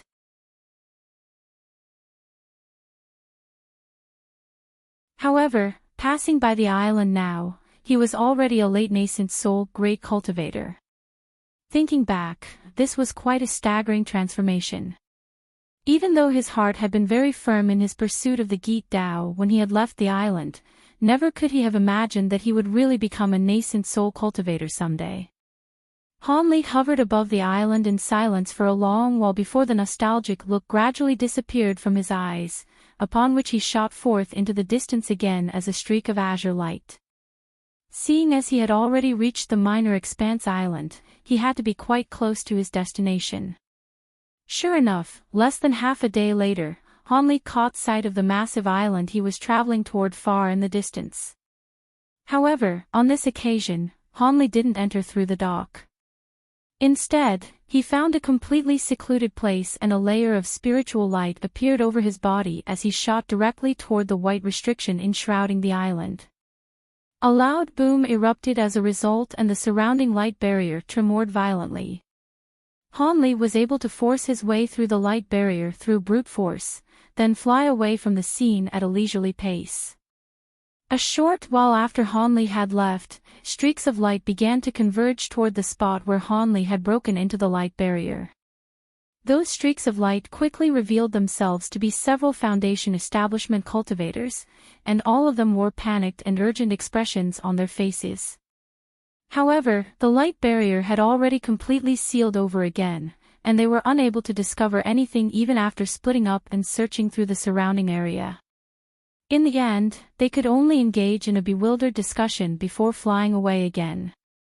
At this point, Hanli had already descended upon a mountain several hundreds of kilometers away. All of a sudden, a formation plate that was emanating faint white light appeared in his hand.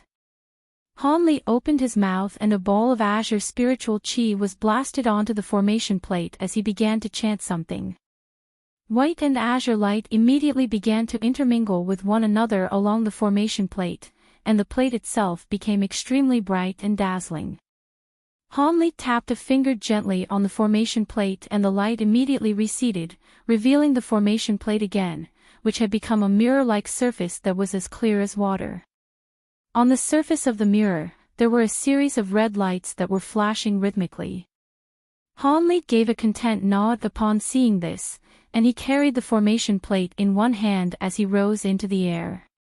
After ascertaining a certain direction in the air, he began to fly into the distance again. A short while later, Hanli appeared in the air above a certain spot on the island. He looked down at the farmstead down below and an incredulous look appeared in his eyes.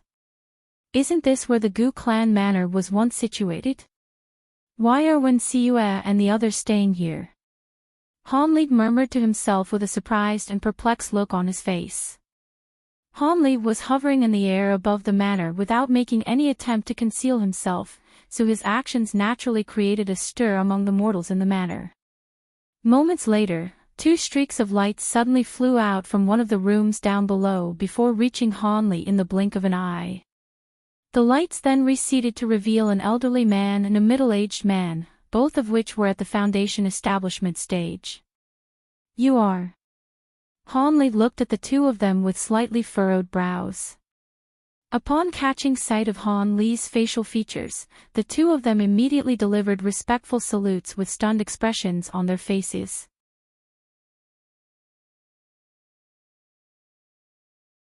"We pay our respects to Senior. We didn't know that you would be visiting this place, so please forgive us for not preparing a more thorough welcome." These two were both Wen Siyue and her Dao Companions Foundation establishment disciples. They were aware of the fact that Hanley was a great cultivator, so they were naturally filled with awe and veneration. "Why are you living here? Where are you masters?" Hanley asked expressionlessly. "This is the residence of one of my in-name disciples, so I decided to bring everyone here. Master and his Dao companion find this place too rowdy for their liking, so they're living in a makeshift cave abode nearby with their daughter," the elderly man replied in a respectful manner. "An in-name disciple of yours? Is he a member of the Gu clan?" A peculiar look appeared on Han Li's face. "That's right. You know of the Gu clan as well, Senior." The elderly man was suddenly struck by a sense of unease. "The master of the Gu clan had some ties with me in the past, but that was over 200 years ago," Hanley replied. "What? Is that so?" The elderly man was stunned to hear this. "And now, I'm back at this place. Looks like I really do have some sort of affinity with the Gu clan. I'm going to meet your masters first. Get you in-name disciple from the Gu clan to see me later," Hanley instructed in an implacable tone. "Yes, I'll be sure to do so." The elderly man was both stunned and elated to hear this. He didn't know what kind of ties Hanley had had with the Gu clan in the past, but at the very least, it didn't sound as if they were enemies. Hanley nodded and sent his spiritual sense sweeping through the air, allowing him to quickly track down the location of Wen Siyue and her Dao companion.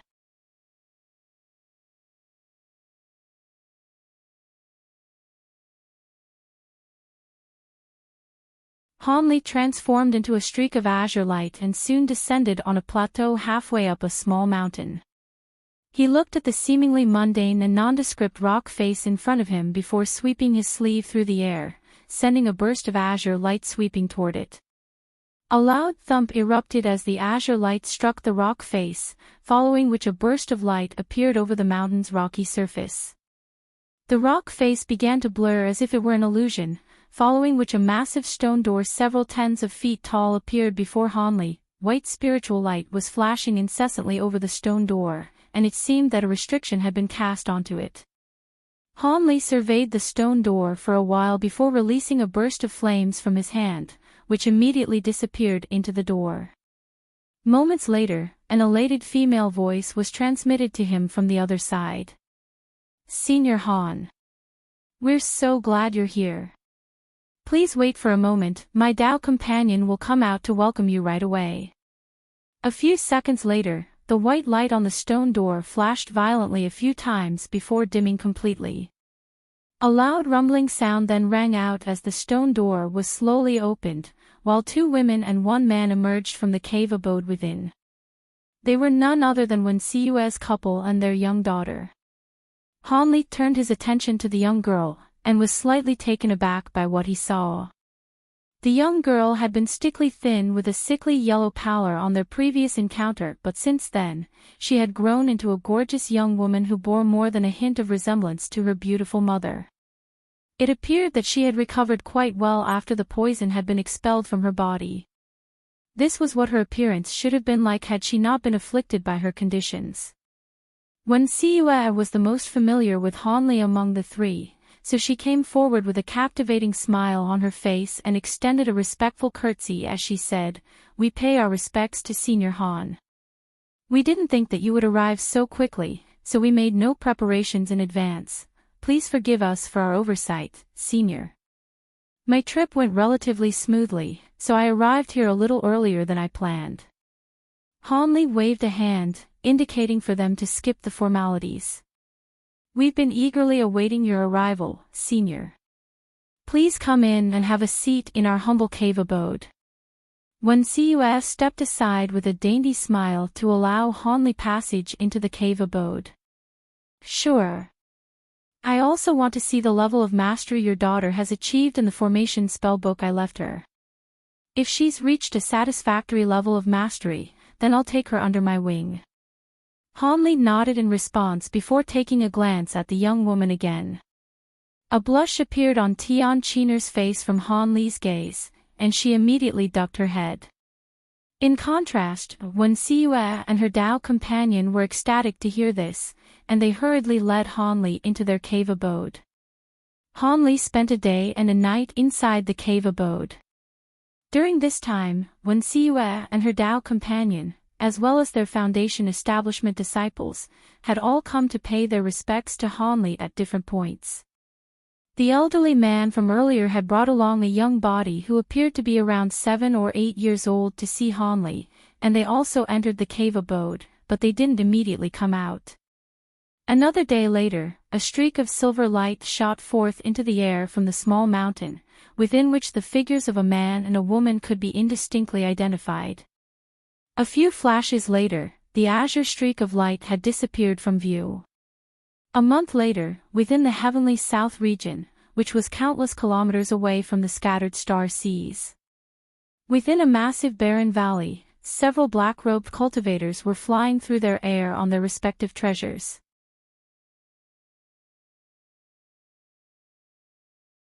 They all appeared to be quite graceful in flight, but they were absurdly slow, and it was quite apparent that none of them were high-grade cultivators.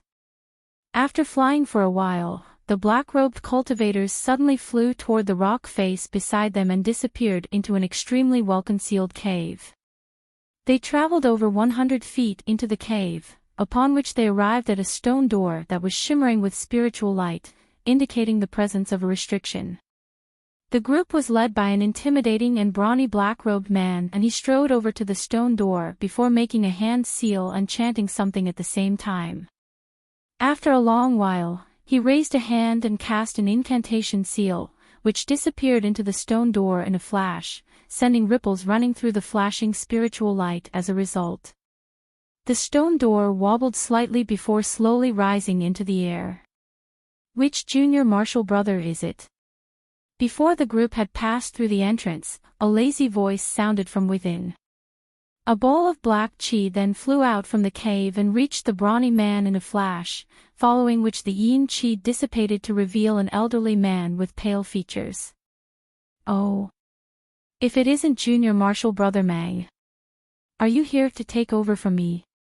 The elderly man initially wore a dark expression on his face, but he faltered slightly upon seeing the brawny man before immediately putting on a smile.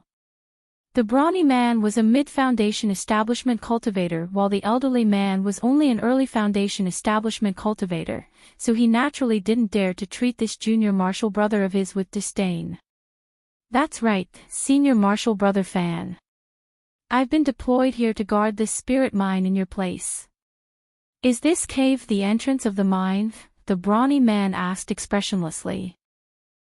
You sure do have a straightforward personality, junior martial brother Mang. Indeed, the entrance to the spirit mine is in here. However, is this all the people that you have with you? It doesn't appear to be enough.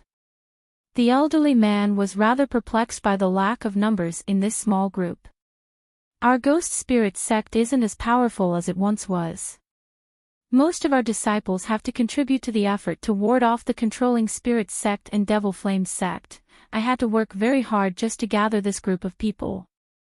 Thankfully, this is the core region of our sect and we're only overseeing some mortals, so this should be enough, the brawny man harumphed in response, seemingly also very displeased with the current situation. That makes sense. You'll just have to work slightly harder, junior martial brother Mang. The elderly man could only nod with a resigned expression upon hearing this. That's enough of this depressing conversation. Senior martial brother, please take me to the mines and show me around first, the brawny man said as he cast his gaze into the cave. Of course. Please come with me, Junior Marshall brother. The elderly man nodded and made a hand seal to close the stone door again before leading the group of black-robed cultivators deeper into the cave. After a few twists and turns, the group appeared in front of a massive fissure in the ground that's several tens of feet wide. There was faint light flashing within the rift and it appeared to be leading to the underground. There were two black-robed Chi condensation cultivators sitting with their legs crossed on either side of the entrance to the rift. The two of them hurriedly rose to their feet and extended respectful salutes at the sight of their approaching Foundation establishment Marshall brothers. The elderly man waved a hand in a calm manner before leading the brawny man and his group directly into the rift. 15 minutes later, the elderly man had led the brawny man on a tour of almost the entire mine. There were many passageways within the mine that were rather complex and convoluted, within which there were many young and fit mortal men that had been hired to mine for spirit stones. The elderly man led the way while providing an introduction like a tour guide, seemingly very familiar with every single inch of this place. It was no wonder that this was the case. If anyone were to stay in this place for over 10 consecutive years, they would most likely be able to navigate the passageways even with their eyes closed. The brawny man and his group listened carefully, but didn't say much. After the group made another turn, another passageway appeared before them, this one leading downward, seemingly reaching even deeper underground. The elderly man's brows furrowed slightly upon seeing this passageway and he shook his head to himself. Instead of leading the group down that passageway, he turned and prepared to lead them back in the way that they had come. Senior Marshall brother Fan, where does this lead to? Why aren't you taking us down there to have a look? The brawny turned to his senior Marshall brother with a perplexed look. Many years ago, this was once a restricted area and the sect had deployed a few disciples solely to guard this place, but it's been abandoned long ago and all of the guards have been withdrawn, the elderly man replied in a casual manner. A restricted area. What's in there? And why was it abandoned in the end? The brawny man was intrigued to hear this. The elderly man hesitated momentarily before deciding that this was an inconsequential matter, and explained, nothing much, there's only an ancient teleportation formation in there, but it's been in disuse for a long time and isn't functional anymore. As for why this place was once a restricted area and why it was abandoned later on, I'm afraid I do not know. However, it seemed to have something to do with Marshall Uncle Wang Chan, Marshall Uncle Wang. So it's...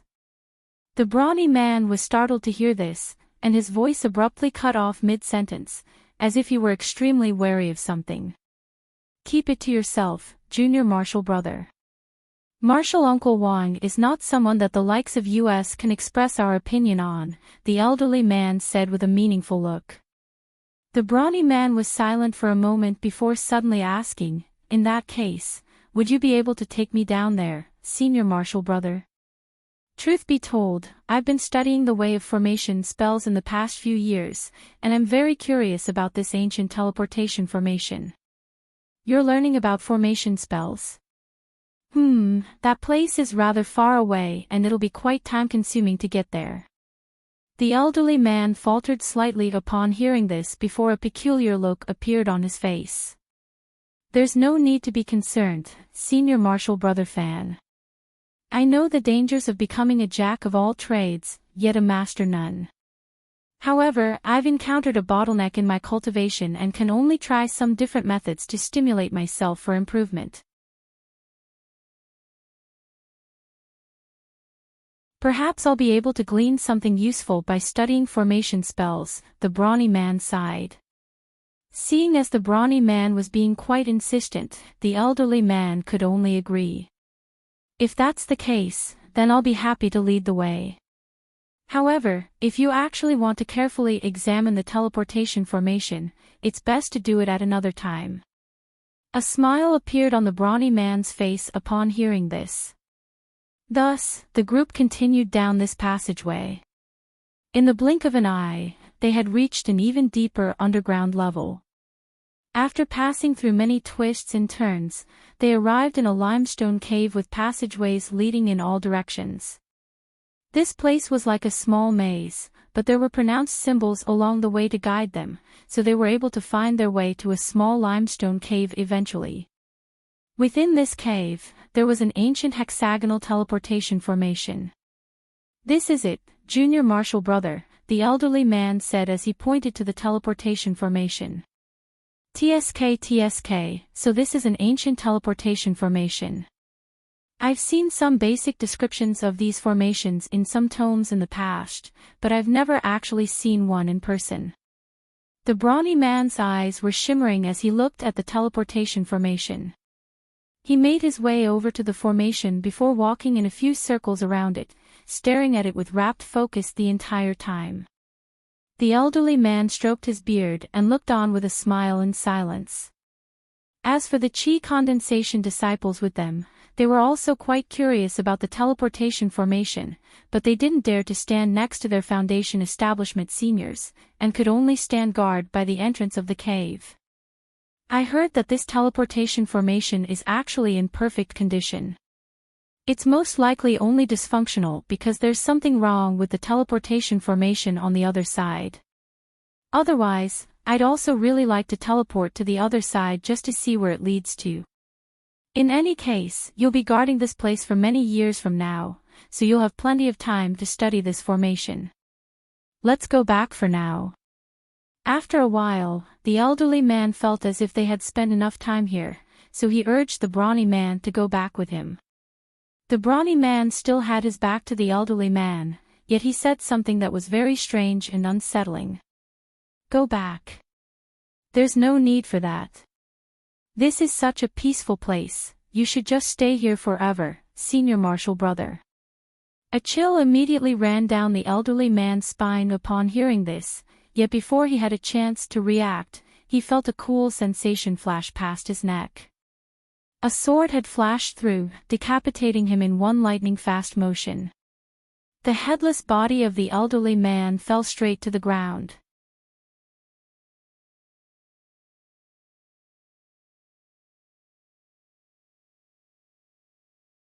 Only then did the brawny man turn around.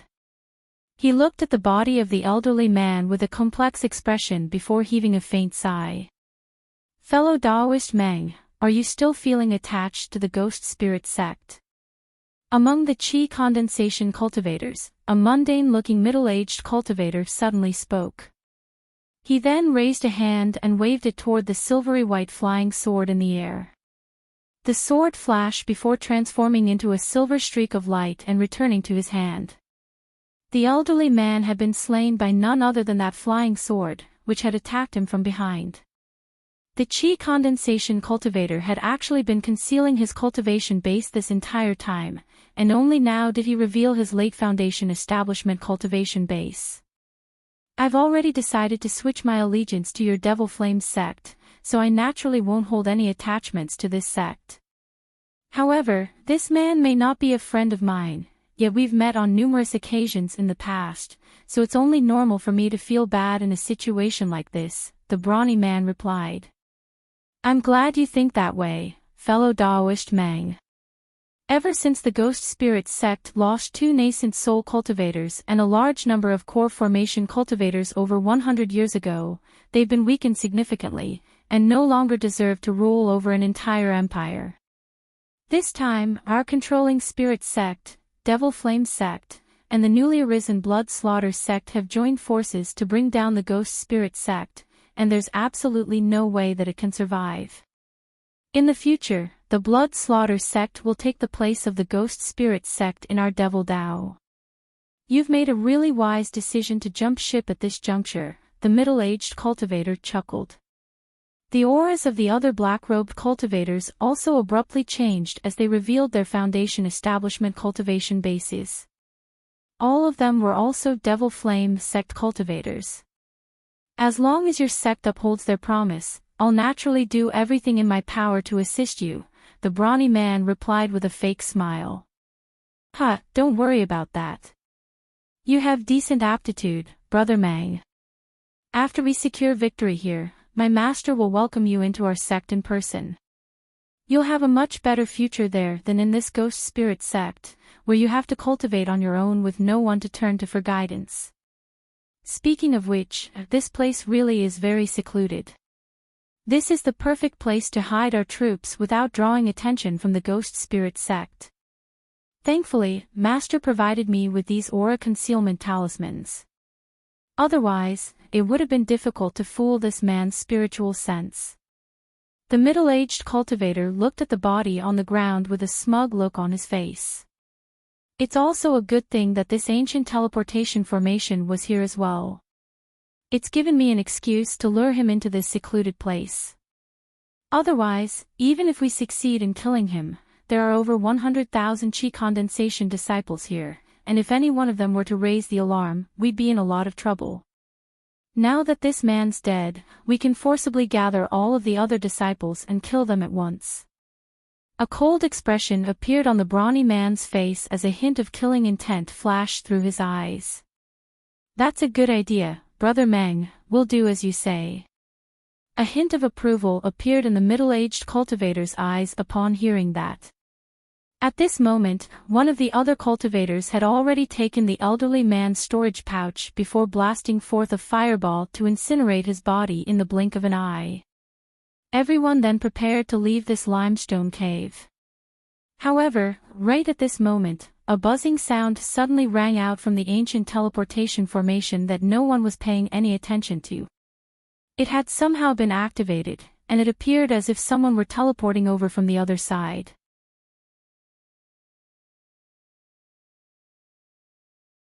This sudden turn of events had everyone completely dumbstruck.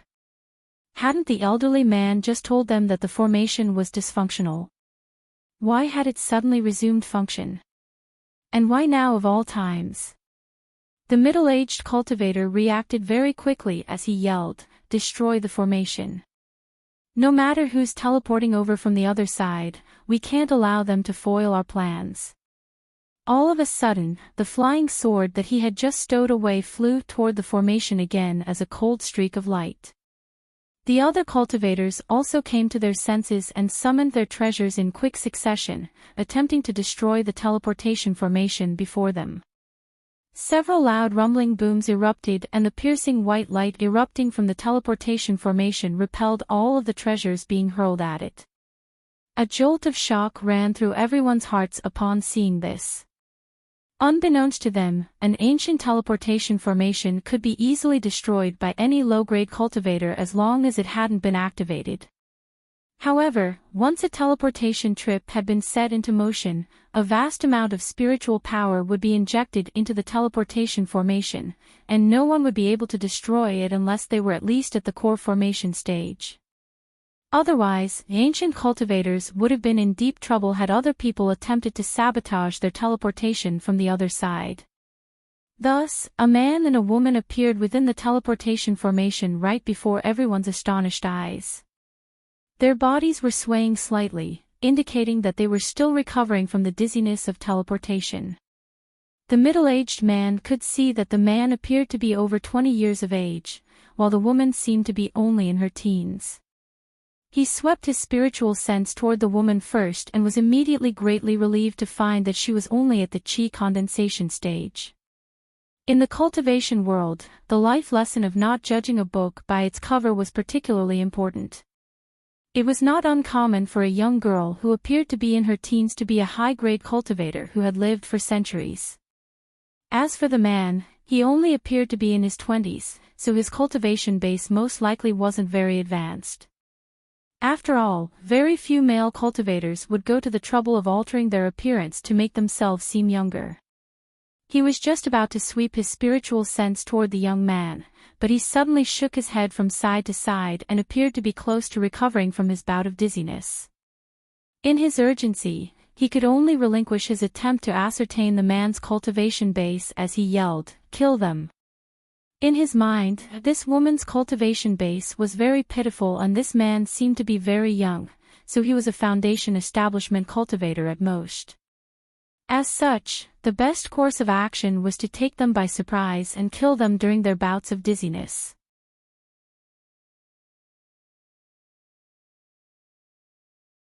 However, an expression of horror suddenly appeared on the brawny man's face at the sight of the young man, and he hurriedly urged, "Wait. Don't do it." However, the other Devil Flame sect cultivators answered only to the middle-aged cultivator. Even though they could hear the abnormally high level of fear and panic in the brawny man's voice, they still attacked the duo in the teleportation formation without any hesitation. As for the middle-aged cultivator, he was simply under the impression that this duo may have been the brawny man's acquaintances, so he intentionally ignored him. Just as their treasures were about to strike the duo within the teleportation formation, a frosty voice suddenly sounded, "Looks like all of you want to die." Right as his voice fell, an earth-shattering boom erupted as a ball of piercing azure light exploded within the teleportation formation. It was so bright that it appeared as if an azure sun had emerged in the cave. All of the treasures were immediately shattered as soon as they came into contact with this azure light. Several streaks of golden sword chi then shot forth from within the azure light, and all of the Devil Flame sect cultivators, including the middle-aged cultivator, were instantly killed before they could even utter a single sound. The brawny man with the Meng surname remained completely unscathed, but he was too petrified to even move, and his face was deathly pale with horror. "You recognize me?" The young man slowly walked out of the formation and turned to the brawny man with a frosty expression. The young girl who was in her teens followed behind him respectfully, putting on a very obedient display. It was quite clear that she was this man's junior. The young man was naturally none other than Han Li, who had repaired the teleportation formation on the other side in the scattered star seas, and finally returned to the heavenly south region after over a month. As for the young girl behind him, she was naturally Tian Qiner, whose formation spell aptitude was very much satisfactory to him. The brawny man immediately fell to his knees in front of Han Li and hurriedly replied, "When I was younger, I was with a senior from my family and witnessed you in action during the invasion of the Milan people. I've committed your appearance to memory ever since then, senior." The Milan invasion. Hee, that was an event of the distant past. I'm surprised you still remember what I look like. You're a ghost spirit sect disciple, right? Were these people fellow martial brothers of yours? Han Li asked nonchalantly. The brawny man hesitated momentarily, but the cold look in Han Li's eyes sent a shiver running down his spine, and he was intimidated into telling the truth. "I am indeed a disciple of the ghost spirit sect, yet these cultivators were from the Devil Flame sect." The Devil Flame sect. It's a good thing that you're honest. If you told me that they were your fellow martial brothers, I would have killed you on the spot. The cultivation art fluctuations from their bodies clearly indicate that they're not from the ghost spirit sect. Han Li's cold words made the brawny man feel as if he had been plunged into a glacial pit, and any inclination he had of lying his way out of this situation immediately disappeared. Tian Qiner stood behind Han Li and surveyed her surroundings with a curious light in her eyes. "I have no interest in knowing why a ghost spirit sect disciple like you would appear here with cultivators from the Devil Flame sect, but I do have some questions for you, and you'd better answer them truthfully," Han Li continued. "I'll be sure to tell you everything I know, senior," the brawny man hurriedly replied. "It's been some years since I was last in the heavenly south region. Give me a recount of what happened in the cultivation world of the heavenly south region in the past century," Han Li commanded. "Yes." In terms of significant events, there's none more significant than an incident from 80 years ago, where the mystical sect of the Tian Lu nation destroyed the entire fire spirit sect in one night. What happened there was. The brawny man immediately launched into a tale at Han Li's behest. The vast disparity in their cultivation bases had the brawny man in constant horror, and he didn't dare to fabricate any false tales. Han Li's expression remained completely unchanged as he listened to the brawny man's story, and he would only interject with a question from time to time when something caught his interest. The brawny man naturally provided the best answers he could, trying his best to satisfy Han Li. After around 2 hours, the brawny man had delivered a recount of all of the significant events that had taken place in the heavenly south region for the past century, and his mouth fell closed as he wore a nervous look on his face. How's Drifting Cloud sect going at the moment? Has anything significant happened to it? Is Elder Ching still the one in charge at the moment? Han Li suddenly asked after a brief silence. The brawny man hesitated momentarily before giving a shaky response, the Drifting Cloud sect. That sect is quite far away, so I don't know much about it. However, I do recall that the one in charge of the sect is now a senior with the Lu surname.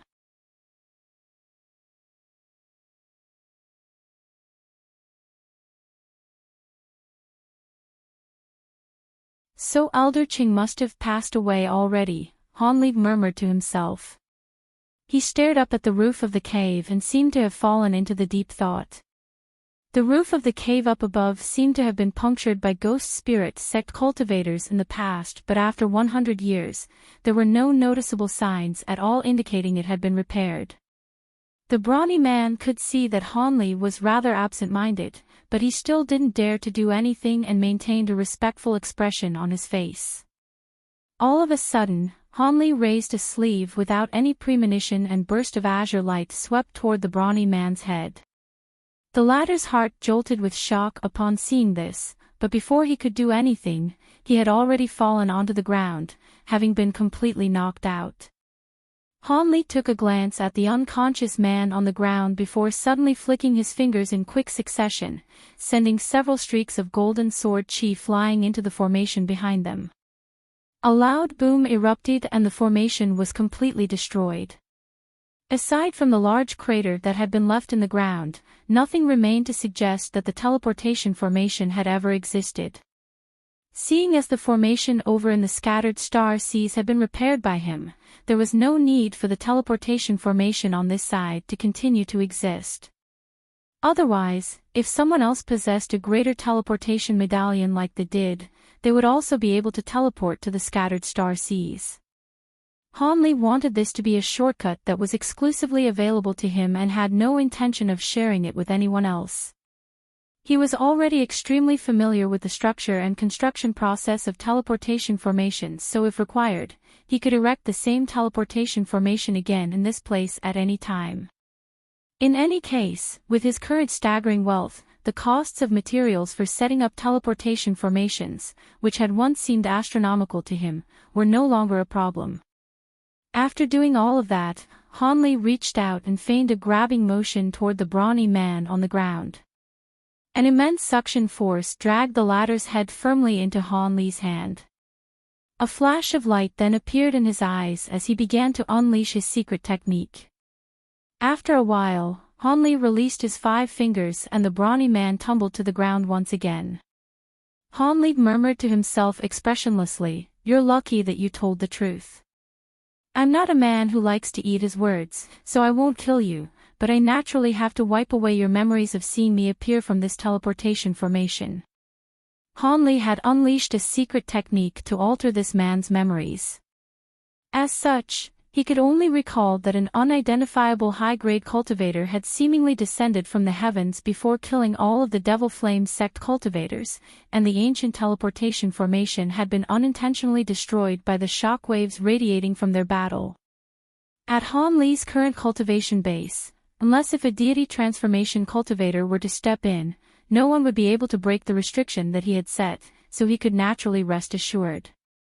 After that, Han Li released a few fireballs to incinerate the bodies of the Devil Flame sect cultivators into ashes. Brilliant azure light then erupted from his body, sweeping up the young girl behind him as they shot forth, directly upward. An earth-shattering boom rang out and the roof of the cave that had been repaired by the Ghost Spirit sect was punctured again. The streak of azure light flashed once, and Han Li had already reached the surface of the ground up above. The streak of azure light then hurtled into the distance, completely disappearing after just a few flashes. After a while, all of the Ghost Spirit sect cultivators were drawn to the scene by the massive commotion that had just ensued, only to find the unconscious brawny man, and the limestone cave where he was located, which was in a state of complete turmoil. Unbeknownst to them, a sneak attack that the Devil Flames sect had planned against the Ghost Spirits sect had been foiled, just like that. Meanwhile, Han Li was already on his way to the state of Shi. At Han Li's current cultivation, he was capable of traveling at extraordinary speeds. Even though he hadn't unleashed his full speed, the rate at which he flew was still quite astonishing. Along the way, Han Li would encounter the occasional cultivator, and all of them felt as if they had only just seen a spot of azure light flash several times in the distance before it had passed them by in the blink of an eye, an observation that left many of them completely dumbstruck. These cultivators were all naturally given a fright upon seeing this. Some of the cultivators with superior cultivation bases were aware that they had just encountered an unfathomably powerful senior, while the low-grade cultivators began to speculate about supernatural activity, thinking that they had just encountered some kind of monster in broad daylight. It only took Han Li several days to fly out of the state of Yu and reach the state of Yuanwu.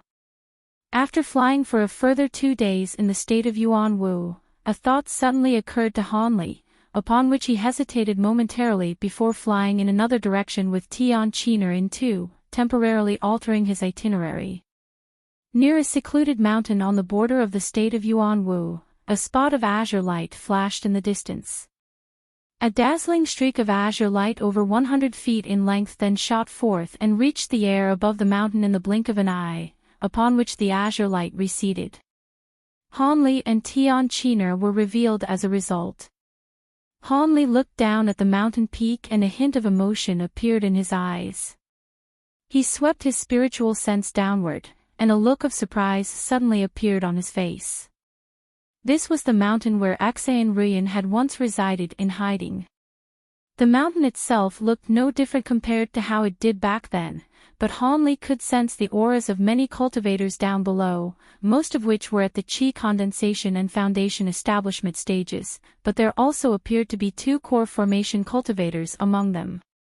Some of the formation spell restrictions that Aksane Ruyin had set up were still in place, creating a dense layer of white mist down below that made it impossible for anyone to see what was going on down below.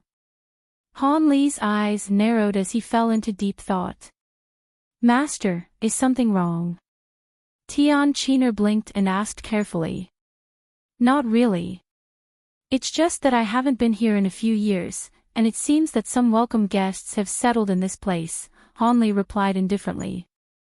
However, the young girl could see hints of displeasure on Han Li's face, and she immediately knew that it was best not to pry further into the matter. However, Han Li suddenly turned to her, and asked her something that caught her completely off guard. "What do you think of this mountain?"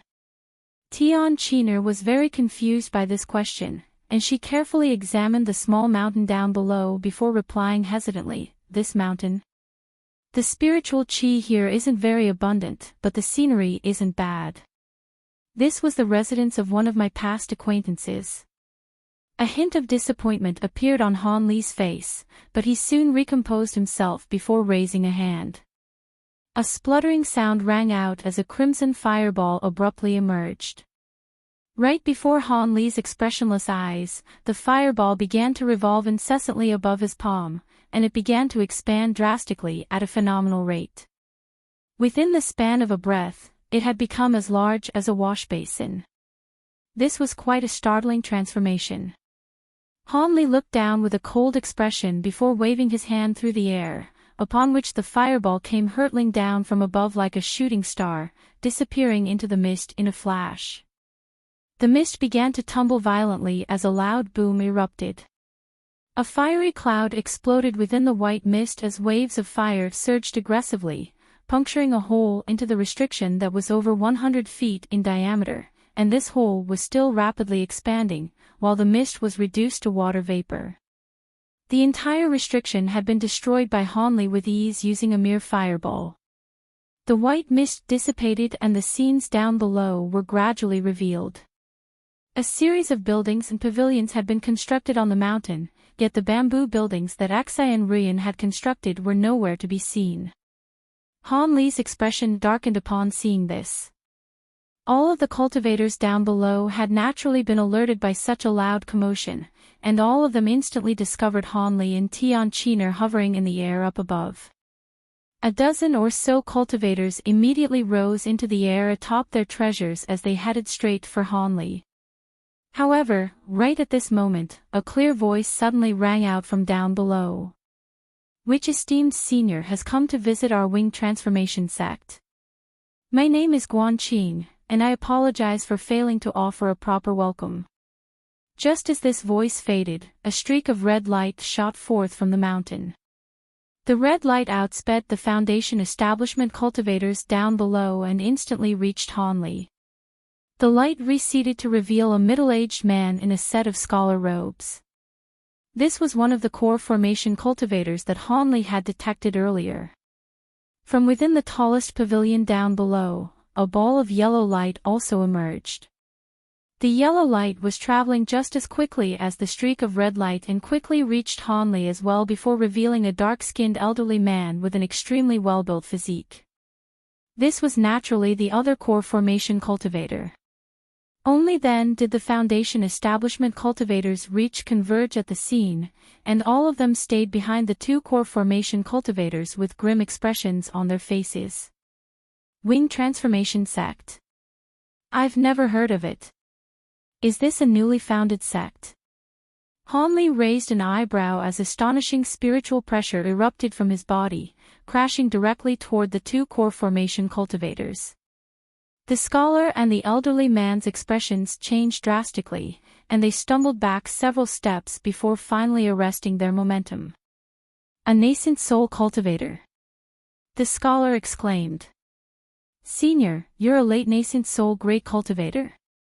The dark-skinned elderly man swept his spiritual sense toward Han Li, upon which an incredulous look appeared on his face. Han Li made no attempt to hide his cultivation base, and this elderly man had quite a powerful spiritual sense for a cultivator of his caliber, so he was naturally able to detect Han Li's power. A late nascent soul cultivator. The scholar was given another fright as he also swept his spiritual sense toward Han Li. Meanwhile, Han Li stood with his hands clasped behind his back, surveying the two of them expressionlessly. After the scholar had ascertained Han Li's cultivation base with his spiritual sense, his expression had also become very strained. The two core formation cultivators glanced at one another before extending respectful bows in unison, and the elderly man said, "We pay our respects to the esteemed senior. Our sect is indeed a newly founded one. May I ask for the purpose of your visit, senior? If there's anything I can help you with, I'll be sure to do my best."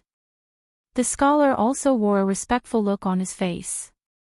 This was a great cultivator that could destroy their entire sect with ease, and the two of them were feeling extremely uneasy.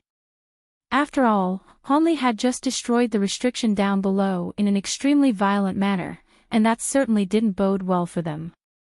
Upon seeing their masters concede in such a tame manner and hearing the words, late nascent soul cultivator, the Foundation establishment cultivators behind them were also completely petrified.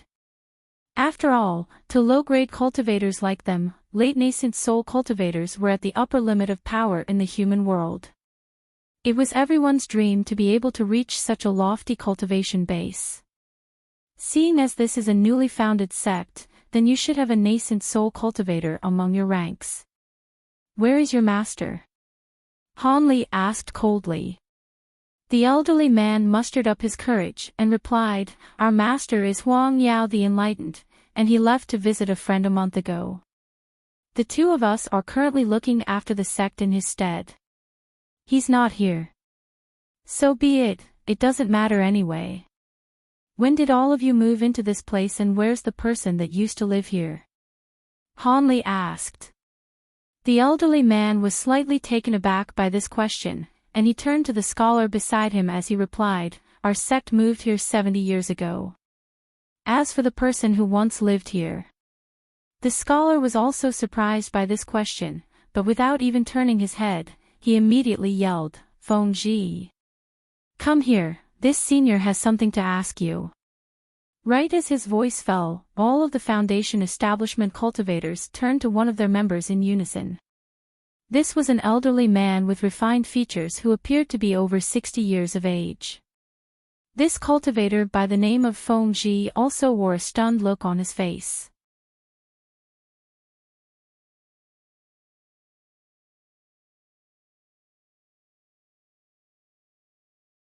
"You're calling for me, master."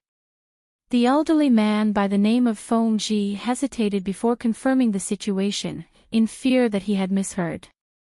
"Yes, I'm calling for you. Hurry up and get over here. This senior has some things to ask you." "Didn't you live in this place before we came here?" the scholar urged in a stern voice, in fear that Hanli would be irked by this slow disciple. "Yes, I'm coming right away." After confirming that he hadn't misheard, the Foundation establishment stage elderly man could only muster up his courage and fly over to the scholar's side. Hanli turned his attention to Feng Ji, and asked, "You lived in this place before?" "Yes, senior. Prior to joining this sect, I did indeed live in this place, as had many generations of my forefathers," Feng Ji replied in an uneasy manner. Hanli nodded before raising a question that came as quite a surprise to everyone. "I see. How did you reach the Foundation establishment stage?" Feng Ji was also puzzled by this question, but he still hurriedly replied, "My mother encountered a powerful senior many years ago, and he gifted my mother a Foundation establishment pill, which allowed me to reach the Foundation establishment stage." "So that means you're Xiao Mei's descendant." Han Li's expression eased slightly. Feng Ji faltered momentarily upon hearing this before a thought seemed to have occurred to him, and he exclaimed, "Xiao Mei. Could you be referring to my maternal grandmother, senior? Are you the one who gifted my mother the Foundation establishment pill all those years ago, senior? You're pretty quick-witted, after all." Han Li confirmed this notion indirectly with a chuckle. "Thank you for your kindness, senior. I've always wanted to meet you and thank you in person."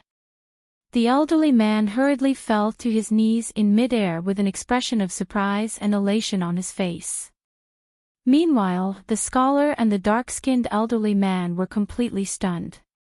Han Li allowed the elderly man to extend a salute to him before continuing, "Back then, I was nowhere near as powerful as I am today, and I met your forefathers on several occasions. After that, I encountered your mother and gifted her a Foundation establishment pill.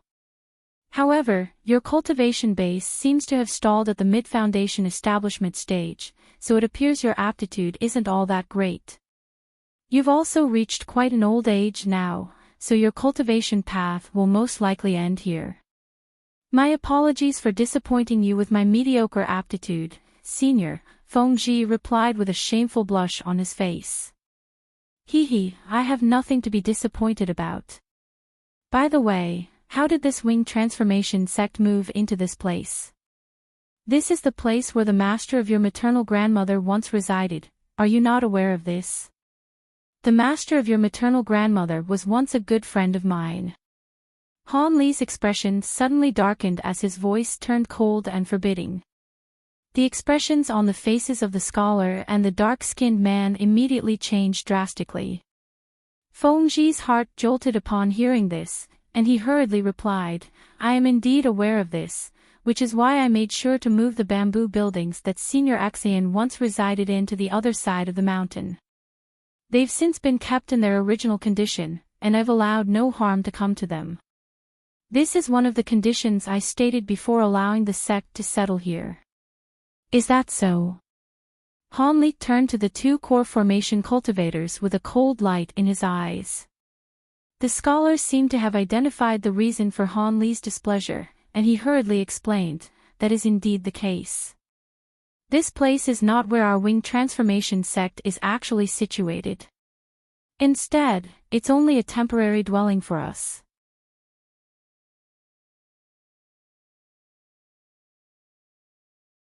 The reason why so many of our disciples are here is because we have to take care of a few matters in the state of Yuanwu, so we had no choice but to stay here for the time being. After transferring fellow Daoist Xian's bamboo buildings to the other side of the mountain, we haven't touched them at all. I see. Regardless of all that, this is the past residence for an old friend of mine, and I don't want to see any other cultivators here. I trust the two of you are aware of what you should do next, Hanli said in a cold voice. The dark-skinned man shuddered, and immediately said, "Of course. We'll move out of this place with our disciples right away." The scholar nodded eagerly in agreement. "That would be great. I'll leave you to it, then. Take me to fellow Daoist Xian's bamboo buildings." Hanli turned his attention to Feng Ji and asked him to lead the way. "Right away, senior." Feng Ji naturally didn't dare to delay as he gave a respectful reply. He bowed toward the scholar before activating his treasure and flying toward the other side of the mountain. Azure light erupted from Han Li's body, sweeping up Tian Qiner within as he flew along behind Feng Ji. The scholar heaved a sigh of relief before transmitting his voice to the dark-skinned man as he asked, "Is that man really a late nascent soul cultivator? We haven't made a mistake here, have we? Why is it that he doesn't look like any of the three legendary great cultivators?" Even from so far away, he still didn't dare to communicate directly with words. That should be the case. The spiritual pressure he released just then was several times more terrifying than even our masters.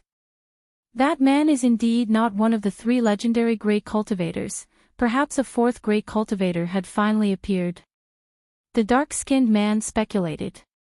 If that's really the case, then news of this man should have spread through the entire Heavenly South region already, the scholar murmured. Forget about it. No matter who he is, he's definitely someone whom our master wouldn't even dare to mess with. Let's hurry up and evacuate this place. If we're too slow in moving out and he decides to change his mind, we'll be in big trouble, the dark-skinned man said with a grave expression. You're right, senior marshal brother. I'll start the evacuation process right away. What a pity that we have to give up such a fantastic dwelling, though, the scholar sighed reluctantly. We're already extremely fortunate. Thank heavens you recruited Feng Ji into our sect. Without him here, I feel like that man would have destroyed our sect in a fit of rage. How come I didn't know that this disciple of yours has ties with such a powerful senior? Were you aware of this, junior marshal brother? And who was the person that lived here in the past? To think that they were once the acquaintance of a late nascent soul cultivator, the dark-skinned man sighed. You've stumped me there, senior marshal brother. You already know this. I accepted Feng Ji as my disciple very early on, but that was only because he was a foundation establishment cultivator.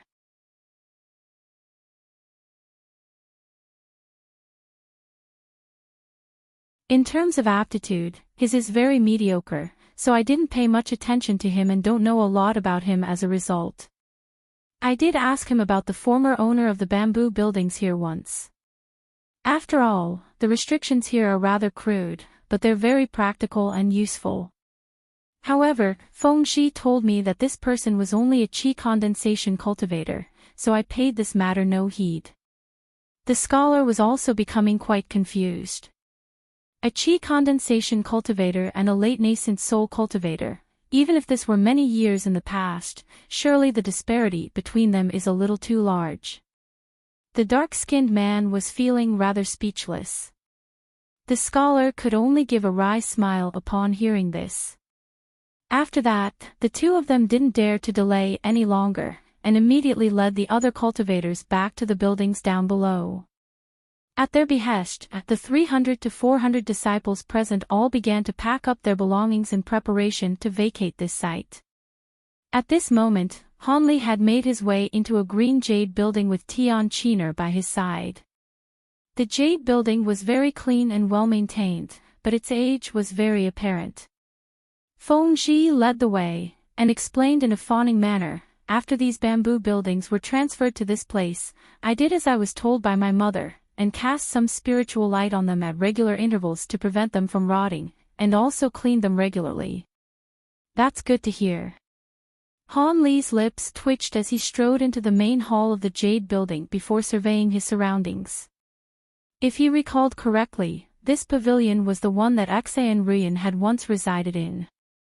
Everything here was still the same, yet she had already passed away. Han Li heaved an internal sigh as he turned his gaze toward Tian Qiner, upon which his heart stirred slightly in response to what he saw. Tian Qiner's eyes were completely glazed over as she stroked the bamboo tables and chairs within the hall. As she began to slowly walk around the room, she appeared to have fallen into a trance. A complex expression flashed through Han Li's eyes upon seeing this. He was silent for a while before waving Feng Zhi away as he instructed, "Leave us alone in this place. I'm going to spend a day here with my disciple, and you can come back again tomorrow." Han Li's voice was completely implacable, and Feng Zhi's heart stirred slightly as he nodded respectfully before departing. Han Li's body swayed and he appeared in a corner of the hall, where he sat down with his eyes closed and began to meditate, leaving Tian Qiner to slowly wander Axayan Ruyan's past residence. The next morning, Feng Zhi came to the bamboo building uneasily to meet Han Li again, only to discover that he and his disciple were nowhere to be seen. However, there were 2 vials of unidentifiable pills left on the bamboo table. Feng Zhi was ecstatic upon seeing this. Pills left behind for him by a late-nascent soul cultivator were naturally prized treasures in his eyes. He carefully stowed the pills away and at the same time, he had made up his mind, he was going to maintain these bamboo buildings to the best of his abilities. If this senior decided to visit this place again, perhaps more cultivation resources would be bestowed upon him for his efforts. Han Li was, of course, oblivious to Feng Zhi's thoughts as he was already hundreds of thousands of kilometers away. However, the entranced look in Tian Qiner's eyes refused to fade. Instead, she was becoming even more absent-minded and unsettled. Tian Qiner hadn't spoken a single word ever since they left that mountain, but she suddenly said, "Master, why did you take me to that place? Did those bamboo buildings have something to do with me?" "I couldn't be sure whether they had something to do with you or not, but I can almost be certain now that they are indeed related to you," Han Li replied calmly.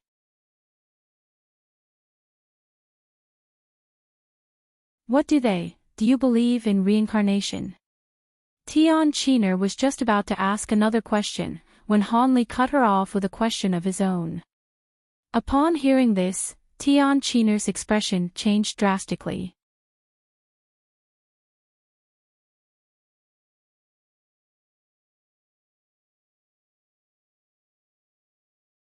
"Master, what do you mean by that?" Tian Qiner was starting to feel a little unsettled. "What did you feel during your time in the bamboo building?" Han Li answered her question with another question. "I don't know, but it was a very strange feeling that I can't put into words," Tian Qiner murmured in reply. "That was the past residence of one of my old friends. She also possessed the Dragon Cry physique and was a natural formation spellmaster. However, she passed away at a very young age," Han Li said in a slow voice. Tian Qiner faltered upon hearing this before asking, "Didn't you try to save her, Master?" "I hadn't even reached the core formation stage yet back then, how was I supposed to save her? Besides, her heart had already died due to other factors. The formation spell book I left to you was something that she had given me. I first came into contact with fellow Daoist Axayan Ruyan through another fellow Daoist by the name of Qiyun Xiao. Back then, I had only just reached the foundation establishment stage, and attended an underground auction." Han Li began to give Tian Qiner a recount of past events, from how he had encountered Qiyun Xiao by chance, then encountered Axayan Ruyan, then the reasons for their eventual deaths. His story only concluded after he told Tian Qiner about he had met Axayan Ruyan's servant following his departure. However, by this point, Tian Qiner was completely dumbstruck by the story. Only after a long while did she exhale as a complex look appeared on her face, and she said, "I see. So you think I'm a reincarnation of that person, Master?" "I was rather skeptical initially, but after seeing your reaction in that bamboo building, I'm at least 50% sure that this is indeed the case, and that's enough for me. It appears that reincarnation most likely does exist, after all, Han Li chuckled. Then the reason why you accepted me as your disciple. Tian Qiner was becoming rather uneasy upon hearing that. Don't worry, I genuinely wish to take you under my wing. Fellow Taoist Axian was a good friend of mine, and I admired her greatly for her aptitude in formation spells. I accepted you as my disciple partly because you could very likely be the reincarnation of my old friend, but I also want to raise you to become a true formation spell master, as you could prove to be very useful to me in the future. Of course, if you change your mind and no longer wish to be my disciple, I can take you back to the scattered star seas right away, Han Li said calmly. I don't know if I'm a reincarnation of Master's old friend, but even if that were the case, I can't remember anything about my past life. I am extremely fortunate that a great cultivator like Master has decided to accept a Qi condensation stage disciple like me. How could I possibly give up on such a brilliant opportunity? Tian Qiner hurriedly shook her head with a panicked expression, as if she really were afraid that Han Li would change his mind about taking her under his wing. After all, no official disciple acceptance ceremony had been held yet, so she was only an in-name disciple of his. Good. I can't guarantee you much else at the moment, but at the very least, I'm confident in my abilities to get you to progress safely to the core formation stage, Han Li said with a smile. Qiner is willing to serve her master wholeheartedly. Tian Qiner immediately pledged her loyalty to Han Li. All right, when we get back to the Drifting Clouds sect, I'll officially take you as my disciple. I've never officially accepted any disciples in the past, but I do have an in-name disciple. You'll be able to see her at the sect, Han Li continued with a smile. Tian Qiner's heart stirred upon hearing this, and an elated smile appeared on her face. After that, Han Li accelerated even further, and the two of them disappeared into the distance in the blink of an eye. A few months later, Han Li and Tian Qiner reached the state of Shi. Several days after that, a streak of piercing azure light appeared near the Dream Cloud Mountains. When they were roughly 50 kilometers away from the mountain ranges, an ear-splitting cry suddenly erupted from within the azure light. The cry was like the roar of a dragon, but also like the cry of a phoenix, and even the nearby clouds were disturbed by the powerful resulting sound waves. The streak of azure light was traveling at an incredibly fast speed, and covered a distance of several tens of kilometers in just a few flashes. The immense spiritual power imbued within the cry had alerted all three of the major sects within the Dream Cloud Mountains. Everyone within those sects, from ordinary Qi condensation and foundation establishment disciples, to nascent soul elders, were all stunned upon hearing this cry from afar. All of the nascent soul cultivators sprang into action at once, emerging from their respective sects to see which powerful being was declaring his arrival at the Dream Cloud Mountains in such a reckless manner.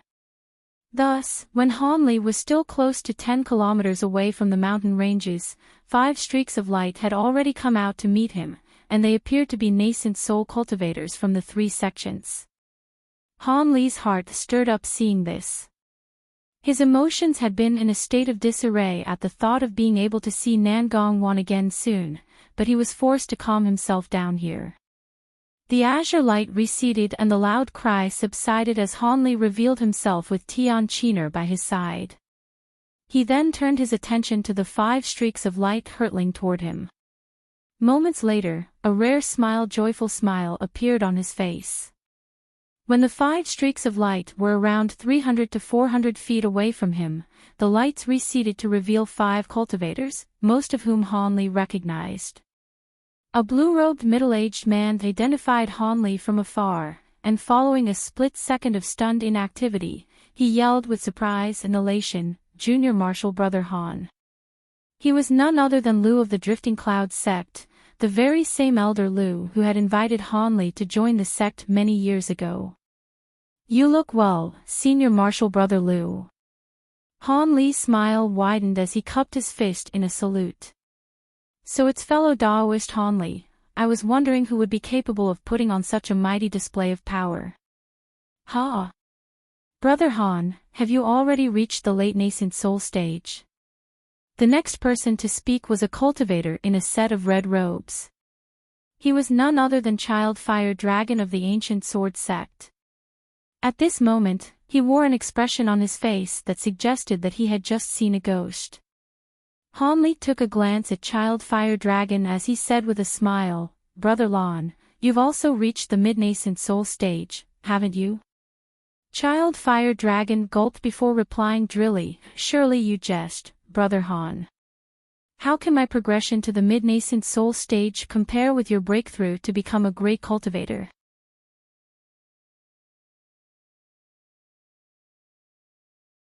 His words sent waves of shock surging through everyone else's hearts, and they all swept their spiritual sense toward Han Li in unison, upon which the same dumbstruck expression appeared on their faces.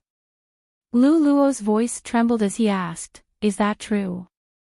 Have you reached the late nascent soul stage already, junior martial brother?"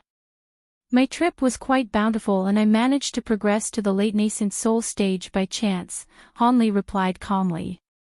Lu Luo was naturally ecstatic to hear this, and he was temporarily at a loss for words, but there was a beaming smile on his face. "Congratulations, Brother Han. Who would have thought that after a mere century apart, fellow Daoist Han would make such massive strides on your cultivation path? Looks like our Dream Cloud Mountains will also be a force to be reckoned with in the Heavenly South region from now on." The man who had just spoken was none other than Elder Feng, the man whom Han Li had once encountered in the 100 Possibilities Pavilion. Following a brief stunned stupor, the man immediately put on a warm and enthusiastic expression. Han Li nodded with a smile, but didn't say anything in response. Even though early nascent soul cultivators and late nascent soul cultivators were both nascent souls, and referred to one another as equals, both of them were well aware of the massive disparity between the two. As such, everyone else was naturally struck by a sense of inferiority when standing before Han Li. As for the other two unfamiliar men present, they were new elders of the Ancient Sword Sect and the 100 Possibilities Pavilion. In the presence of Han Li, these two were feeling even more uneasy, and after extending a greeting toward Han Li, both of them refrained from saying anything else. "Brother Lan, fellow Daoist Feng, you too can go back for now. I've been away from the sect for a long time, so I plan to stay there for a few days before visiting the Ancient Sword Sect, the 100 Possibilities Pavilion. How does that sound?" Han Li proposed. Child Fire Dragon and Elder Feng immediately replied by expressing that there was no need for Han Li to visit their sections. Instead, they were going to gather their fellow elders to visit the Drifting Clouds sect instead. They secured Han Li's agreement to pay the Drifting Clouds sect a visit in 3 days before taking their leave. Thus, the only one that remained from the initial 5 was Lu Luo. After the other 4 cultivators disappeared into the distance, Han Li turned to Lu Luo with furrowed brows, and asked, "Senior Martial Brother Lu, the other 2 sects have all recruited new nascent soul cultivators. Does our sect still not have a new nascent soul elder? Why do you have to go to the trouble to come here and welcome me in person? I'm quite ashamed to admit this, but with your resounding reputation, we were able to recruit many disciples with good aptitudes. However, their cultivation bases are all rather lacking, and there aren't that many who are even close to reaching the nascent soul stage. However, I'm sure they'll all develop into pillars of our sect in the future. By the way, who's this?"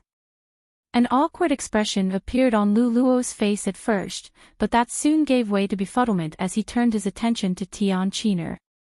"This is a disciple that I accepted during my travels. I haven't held an official disciple acceptance ceremony yet," Han Li replied with a smile. Tian Qiner was very clever and she immediately stepped forward before extending a respectful curtsy. Tian Qiner pays her respects to Martial Uncle Lu. She was only a Qi condensation cultivator, but after being accepted by Hanli as his disciple, she was naturally different from all of the other sect disciples, whose position in the sect hierarchy was determined by their cultivation base. I didn't think that junior martial brother Han would be accepting disciples so quickly. As your martial uncle, I don't really have anything good to give you. Here's a protective treasure that I've used in the past. Lu Luo laughed heartily as he patted the storage pouch hanging from his waist, upon which a shimmering red crystal ball appeared in his hand, which he offered to Tian Qiner. Tian Qiner faltered upon seeing this before extending another delighted curtsy, then accepted the treasure with a joyful expression. Hanli smiled upon seeing this exchange before the two of them flew toward the Drifting Clouds sect with Tian Qiner in tow. On the way there, Lu Luo gave Hanli a rough recount of what had happened in the Drifting Clouds sect during the past century. However, the most important events were naturally the death of senior martial brother Qing, and Nan Gongwan's perilous situation. Hanli had anticipated that senior martial brother Qing was close to the end of his lifespan, but he was still struck by a hint of grief upon hearing about his demise. After all, Hanli was once very close with this senior martial brother Qing. Upon learning the fact that Nan Gongwan was still afflicted by her seal, Hanli's heart sank as a tense look appeared on his face. However, Lu Luo smiled and explained, "Not to worry, junior martial brother. Even though Sister Nangong's seal still hasn't been lifted, she's already woken up and she'll be fine. It's just that she's practicing a cultivation art in the ice wall, and if she were to break out from it now, her prior efforts would be wasted."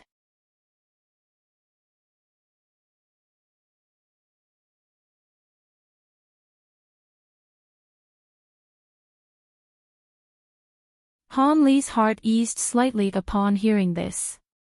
It appeared that the situation was just as he had anticipated. Even without lifting the seal on Nan Gongwan's body, she would still be fine.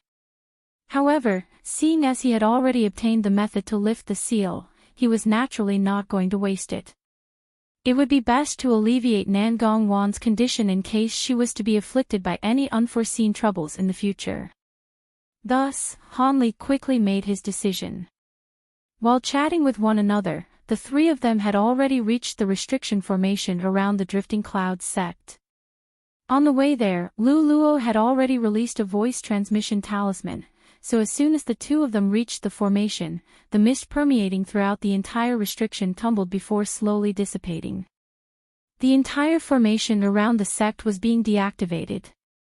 Hanli stirred slightly upon seeing this, but before he had a chance to say anything, hundreds of Foundation establishment cultivators had been led out of the mountain by a dozen or so core formation cultivators, and they arranged themselves into orderly rows as they yelled in unison, "The disciples of the Drifting Clouds sect pay our respects to Elder Han, and extend our heartfelt congratulations to your progression to the late nascent soul stage."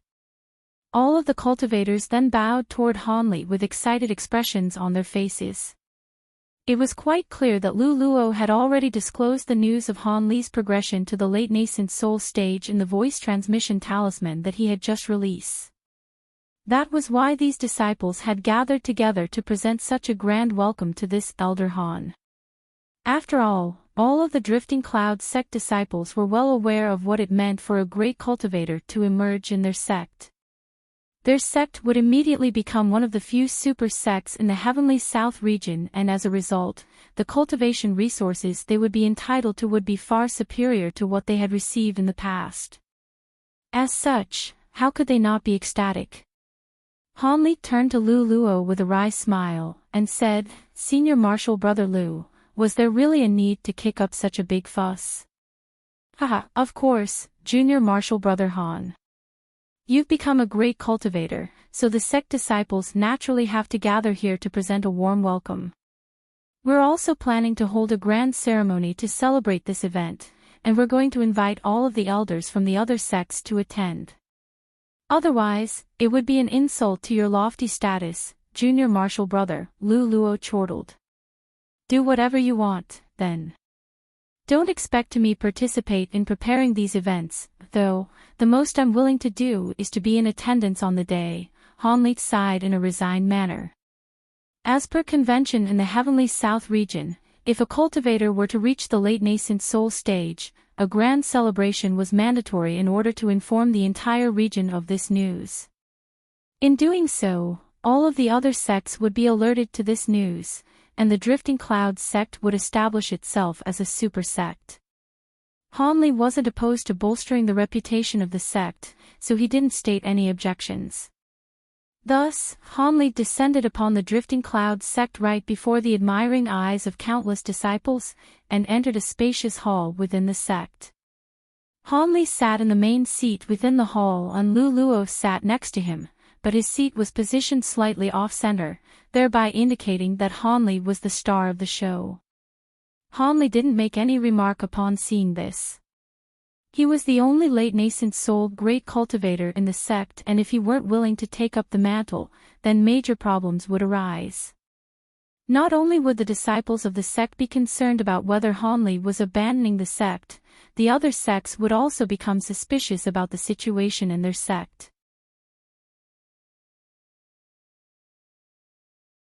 Sooner or later, trouble was going to be brewed. As such, Han Li willingly sat down in the main seat within the hall, but he refrained from saying anything.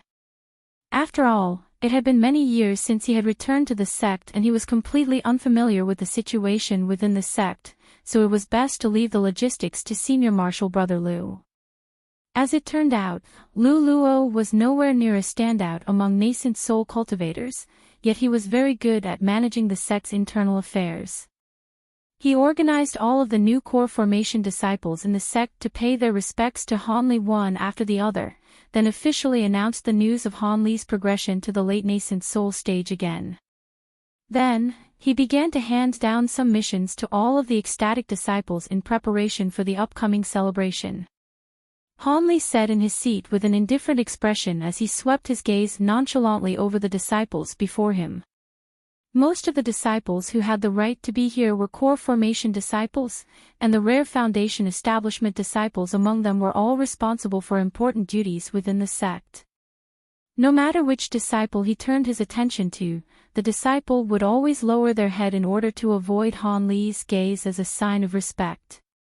After a while, Han Li discovered that his in-name disciple, Lu Yu, and that woman with the Song's surname weren't present. Han Li stirred slightly with a peculiar look on his face upon arriving at this realization. After Lu Luo had finally finished delivering a long list of instructions to everyone, all of the disciples exited the hall in a respectful manner to make preparations for the upcoming celebration.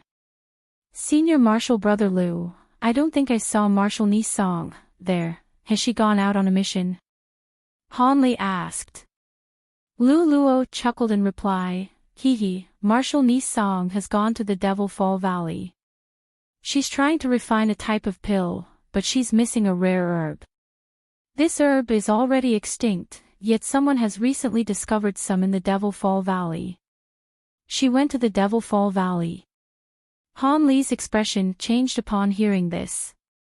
Don't worry, Junior Marshal Brother, this type of herb can be found in the outskirts of the Devil Fall Valley.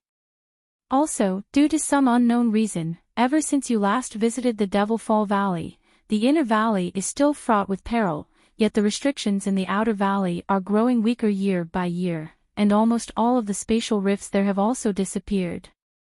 On the outskirts of the valley, there are only a few areas where demon beasts may be lurking, but overall, it's not very dangerous.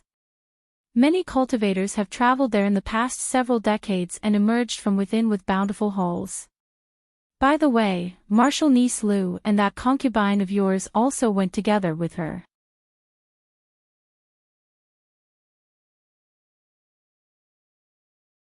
The three of them are all core formation cultivators, and they brought several powerful treasures with them, so they should be fine, Lu Luo hurriedly explained. Is that so? Lu Yu and Mu Peeling also went to the Devil Fall Valley. Han Li was rather surprised to hear this. Indeed.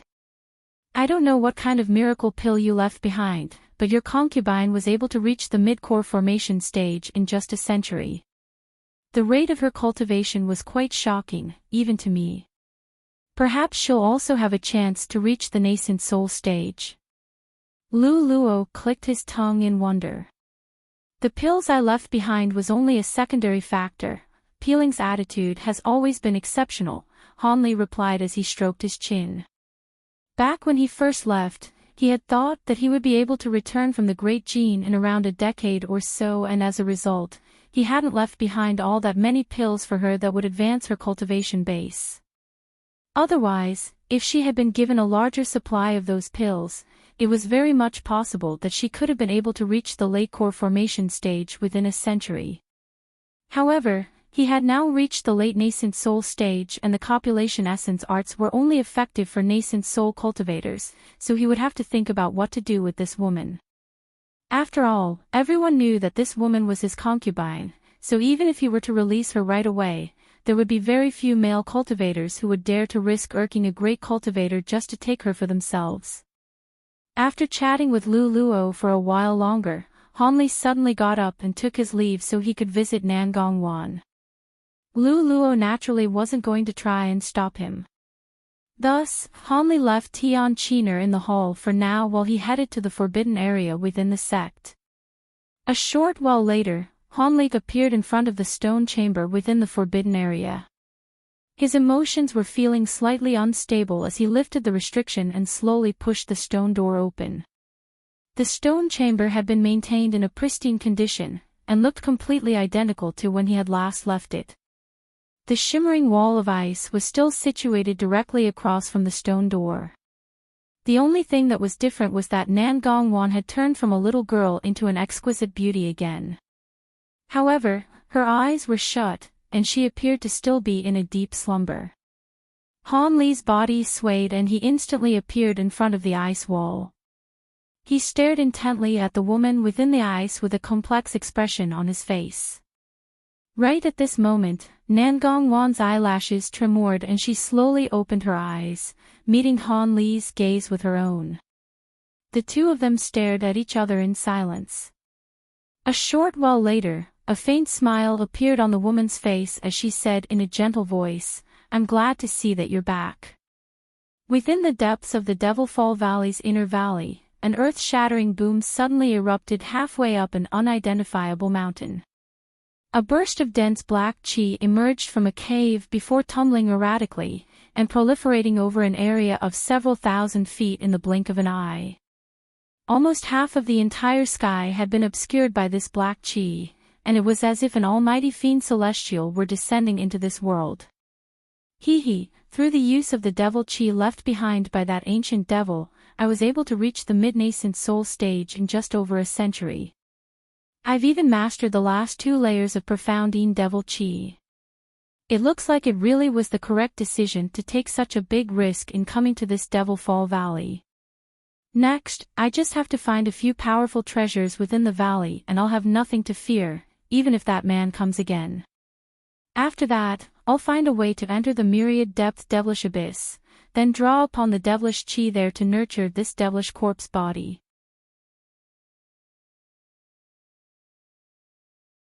In that case, it won't be impossible for me to reach the late nascent soul stage. Other devil cultivators are afraid of self-detonation from absorbing too much devilish chi, but I have the body of a devilish corpse, so I have nothing to fear.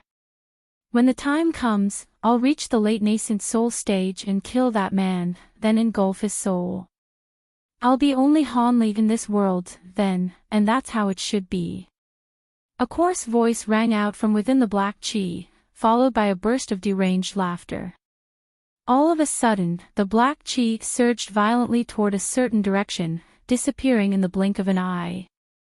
Within a bamboo forest on the outskirts of the Devil Fall Valley, a ball of red light suddenly shot forth before fleeing rapidly into the distance.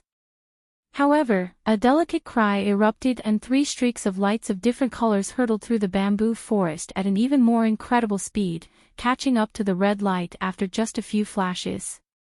The 3 streaks of light flashed toward the ball of red light, and a peculiar cry erupted from within as a strange bird over 10 feet in size plummeted to the ground. A white streak of light then flew through the bamboo forest, reaching the fallen bird in a flash before revealing a beautiful woman in a white dress. The woman feigned a grabbing motion, and a purple herb rose up from the bird's carcass before landing in her hand.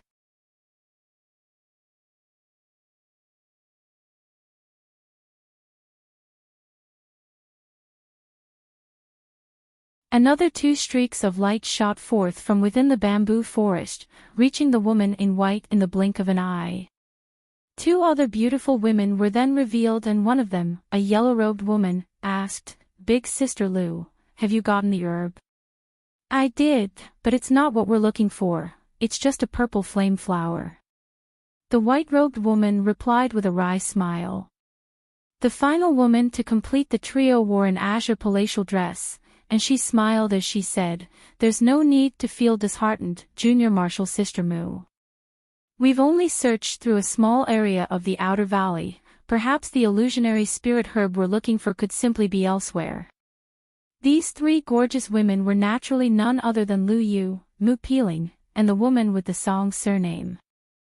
They had been scouring the outskirts of the Devil Fall Valley for close to half a month, and during the process, they had found some spiritual herbs that grew in obscure locations, but the illusionary spirit herb that they were searching for continued to elude them.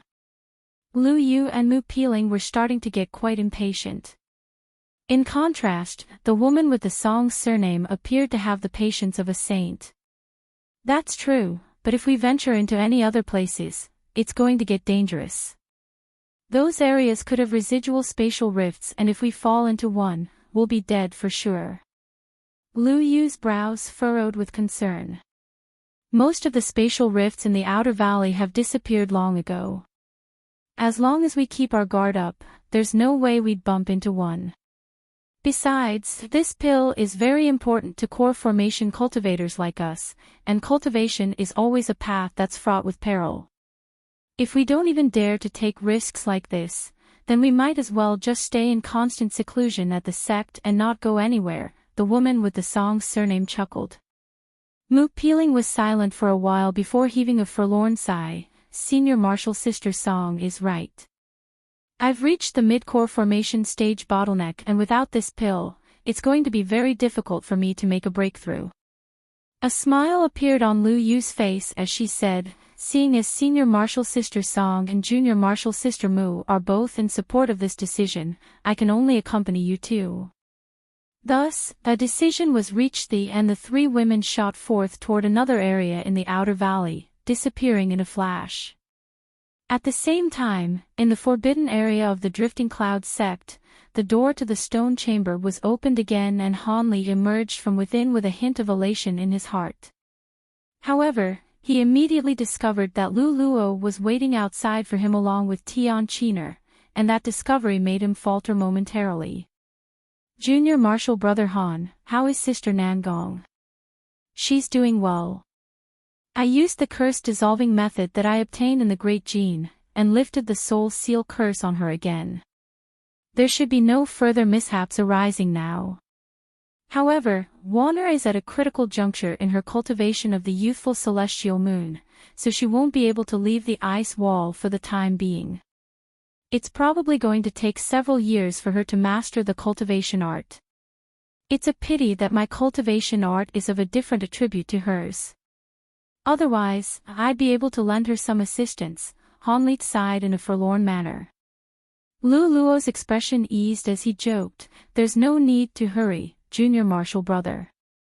Sister Nangong is unable to come out of the ice wall right away, but she's already woken up on her own, and it'll only be a matter of a few years until she regains her freedom. When that time comes, you have to make sure to invite me to your wedding."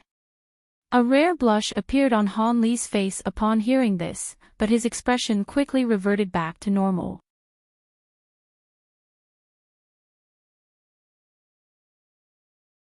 Lu Luo hesitated momentarily before asking, "By the way, you're already a great cultivator now, so it's inappropriate for you to continue living on this mountain. How about you move back to the sect, and I'll construct a new cave abode for you on the main peak?" Han Li contemplated this offer momentarily before shaking his head as he said, "There's no need for that. My cave abode isn't very large, but it's very peaceful. Even if water were to come out from the ice wall, it would be large enough to house the two of us. A reluctant expression appeared on Lu Luo's face and he hesitated momentarily before continuing, "All right, then we'll do as you say, Junior Marshall brother." "Oh, right, I still have your nascent soul stage puppet, I've already reached the late nascent soul stage, so that puppet won't be very useful to me. I'll give to the sect as a present and you can continue using it," Hanli said with a nonchalant smile. "Thank you, Junior Marshall brother." Lu Luo was overjoyed to hear that. The puppet was slightly redundant for Hanli, but it was extremely useful for him. Hanli's brows furrowed as he suddenly said, "Wana is at a critical juncture during her breakthrough. I don't want anything to disturb or disrupt her during this time." "So what you're saying is?" Lu Luo was a little perplexed.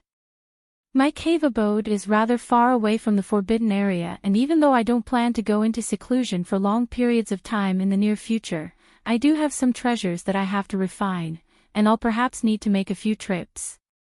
Hence, I want to enhance the restriction here so it's completely inaccessible to anyone else. What do you think, Senior Marshall brother?" Hanli asked with a serious expression. There's no need for you to ask my permission about that, just do whatever you please. I was planning to hand over the reins on this forbidden area to you after you came back anyway, Lu Luo replied with a smile. A smile appeared on Hanli's face and a thought suddenly seemed to have occurred to him as he pointed to Tian Qiner, and said, "Thank you, Senior Marshall brother. Also, I might have to trouble you to look after this disciple of mine from time to time." He then divulged the information regarding Tian Qiner's dragon cry physique, as well as the fact that she could be a reincarnation of a good friend of his. Lu Luo immediately understood Hanli's intentions, and he nodded without any hesitation as he promised, TSK, so reincarnation truly does exist. Don't worry, if you're not around to administer timely treatment, I'll be sure to repress the yang energy backlash in Marshal Niece Tian's body. Then I'll have to trouble you, Senior Marshal Brother Lu. In the meantime, I'll try to find some Yin-type spiritual pills and if they're potent enough, they'll also be able to temporarily repress her dragon cry physique so you won't have to always step in, Hanli assured. In response, Lu Luo waved his hands in a nonchalant manner. Tian Qiner was quite touched by Hanli's gesture.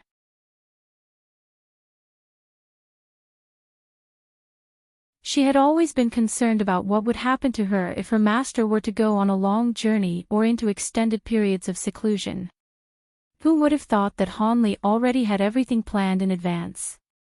Lu Luo then spoke to Hanli about the upcoming celebration, and the potential visits from the Ancient Sword Sect and 100 Possibilities Pavilion before departing. As soon as Lu Luo exited the forbidden area, Hanli immediately pulled out several formation flags and formation plates from his storage pouch in order to alter the restriction around the entire stone chamber. Hanli had slain many nascent soul cultivators in the Great Gene, and he had obtained many powerful formation tools from their storage pouches. As such, the restriction around this forbidden area was far too feeble in his eyes, so he decided to revamp the whole thing. In that case, even if he weren't by Nan Gongwan's side, he wouldn't have to constantly be fretting over her safety. He didn't want his companion to come to harm because he wasn't by her side.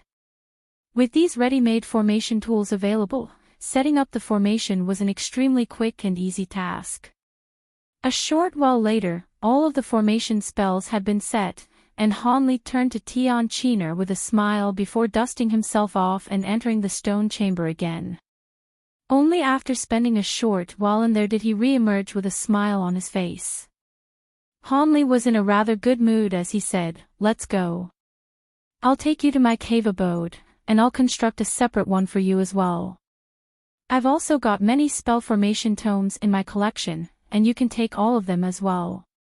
Azure light then flashed over his body, sweeping up Tian Qiner with him as he departed from the forbidden area, flying toward the interconnected mountains where he once lived.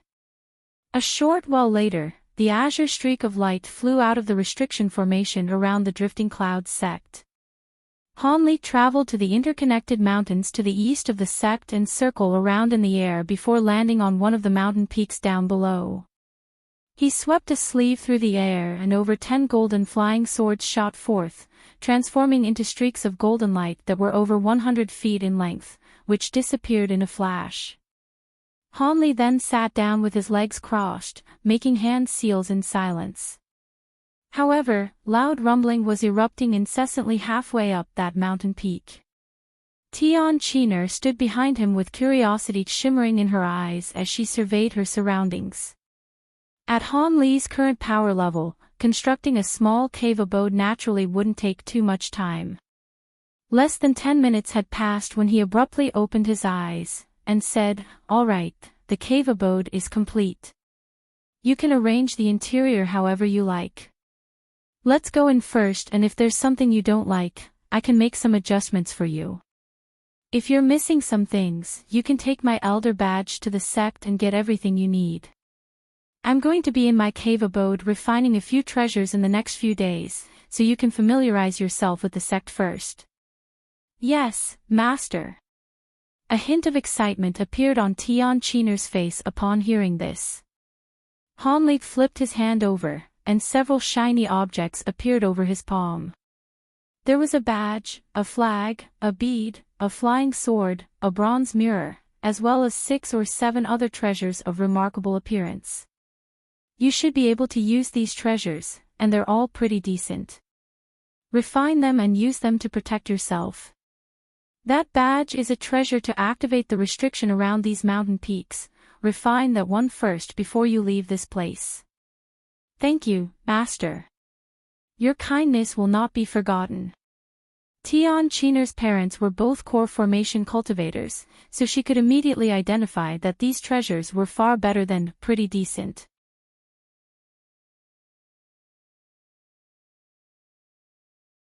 All of them appeared to be either high-grade or top-grade treasures, and she would definitely be able to make use of them even after reaching the core formation stage. As such, she immediately expressed her gratitude before accepting the treasures with elation. Hanli chuckled as he flew toward another mountain peak as an azure streak of light, flashing a few times through the air before disappearing from view. Meanwhile, Tian Qiner was extremely excited as she fiddled around with her treasures for a long while before joyfully heading to her own cave abode. On the other side, Hanli had already returned to the cave abode that he had been absent from for close to a century. Everything was still in an identical state to when he left them, and a strong sense of nostalgia welled up in his heart.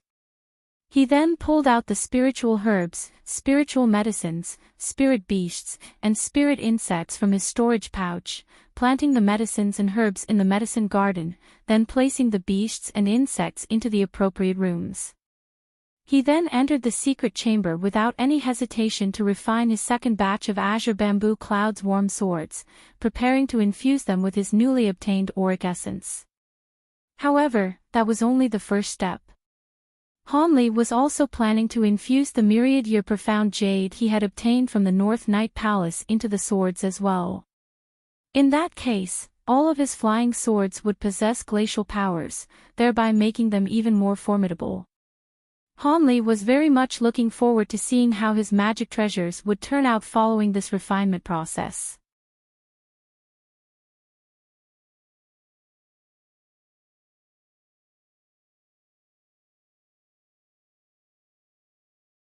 Hanli was in seclusion in the secret chamber for 4 days and 4 nights. When he finally emerged from the secret chamber with a pleased look on his face, he discovered that Lu Luo was sitting with his legs crossed outside the restriction of his cave abode, and it was unclear how long he had been waiting out there. Hanli contemplated the situation for a moment, and he could roughly guess the purpose of Lu Luo's visit. As such, a faint smile appeared on his face as he opened the restriction outside his cave abode and strode out to meet him. Lu Luo was ecstatic to see Hanli, and he hurriedly rose to his feet as he cupped his fist in a salute. "Junior Marshal Brother Han, I heard from Marshal Niece Tian that you went into seclusion to refine your treasures. I thought I'd have to wait a few more days, but you've come out already. I obtained some things in the Great Gene, so I decided to refine my treasures again. I initially planned to be done in 2 or 3 days, but it took a little longer than I expected. My apologies for keeping you waiting, Senior Marshal Brother. Have you come here to speak to me about the Ancient Sword Sect and the 100 Possibilities Pavilion? Han Li asked in an unhurried manner. That's right. Almost all of the elders from those 2 sects have been deployed, and it seems that some of them don't believe you've actually reached the late nascent soul stage, Lu Luo replied with a smile. Alright, then let me meet them to dispel their suspicions, Han Li said in a calm manner. That would be best. Lu Luo was naturally very pleased with this proposal. As such, the 2 of them immediately flew toward the Drifting Cloud sect. A short while later, the 2 of them appeared outside the main hall on the main peak of the sect. There were a dozen or so Foundation Establishment stage disciples guarding the hall, and all of them immediately rushed forward to greet Han Li and Lu Luo in a respectful manner. However, there were a few of them who couldn't but steal a few glances at Han Li. Han Li's brows furrowed in response, and he harumphed lightly. The harumph could easily be construed as Han Li merely clearing his throat, but to the disciples who were stealing furtive glances at him, it felt as if a thunderclap had erupted right beside their ears, and shivers ran down their spines as they hurriedly buried their heads into their chests. Lu Luo paid no heed to Han Li's gesture as he asked, "Are he fellow Taoists still in the hall?" Yes, the seniors from the Ancient Sword Sect and the 100 Possibilities Pavilion have been meditating within the hall this entire time, and nothing has happened, one of the disciples quickly replied. Lu Luo nodded in response. Meanwhile, Han Li had already ascertained the cultivation bases of everyone in the hall with his spiritual sense. There were 2 mid-nascent soul cultivators and 3 early nascent soul cultivators in there. It appeared that the Grand Elders from both sects had arrived in person. At his current power level, even a normal late nascent soul cultivator would be no match for him, so he naturally didn't regard the cultivators in the hall as a threat. Thus, he didn't say anything and strode directly toward the hall. Lu Luo faltered slightly upon seeing this before hurriedly following along, making sure to walk a step behind Han Li as a gesture to highlight who the star of the show was. Lu Luo had only taken a few steps when, to his surprise, he discovered that Han Li had disappeared. He could physically see Han Li, but if he were to use his spiritual sense to try and detect Han Li's presence, he would discover nothing but empty air. Lu Luo immediately drew a sharp breath, yet at the same time, he was feeling slightly concerned. This type of complete aura concealment technique could only be used by high-grade cultivators against cultivators of a lower caliber, whose spiritual sense were far inferior to their own. As an early nascent soul cultivator, even though he could clearly see Han Li walking right in front of him, he was still completely unable to sense his presence.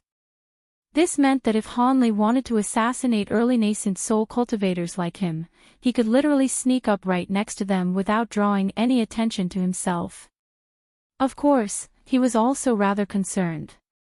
After all, Han Li was unleashing this type of secret technique in order to intimidate the Grand Elders of the Ancient Sword Sect in the 100 Possibilities Pavilion, but he had only recently reached the late nascent soul stage, while the 2 Grand Elders were both seasoned mid-nascent soul cultivators.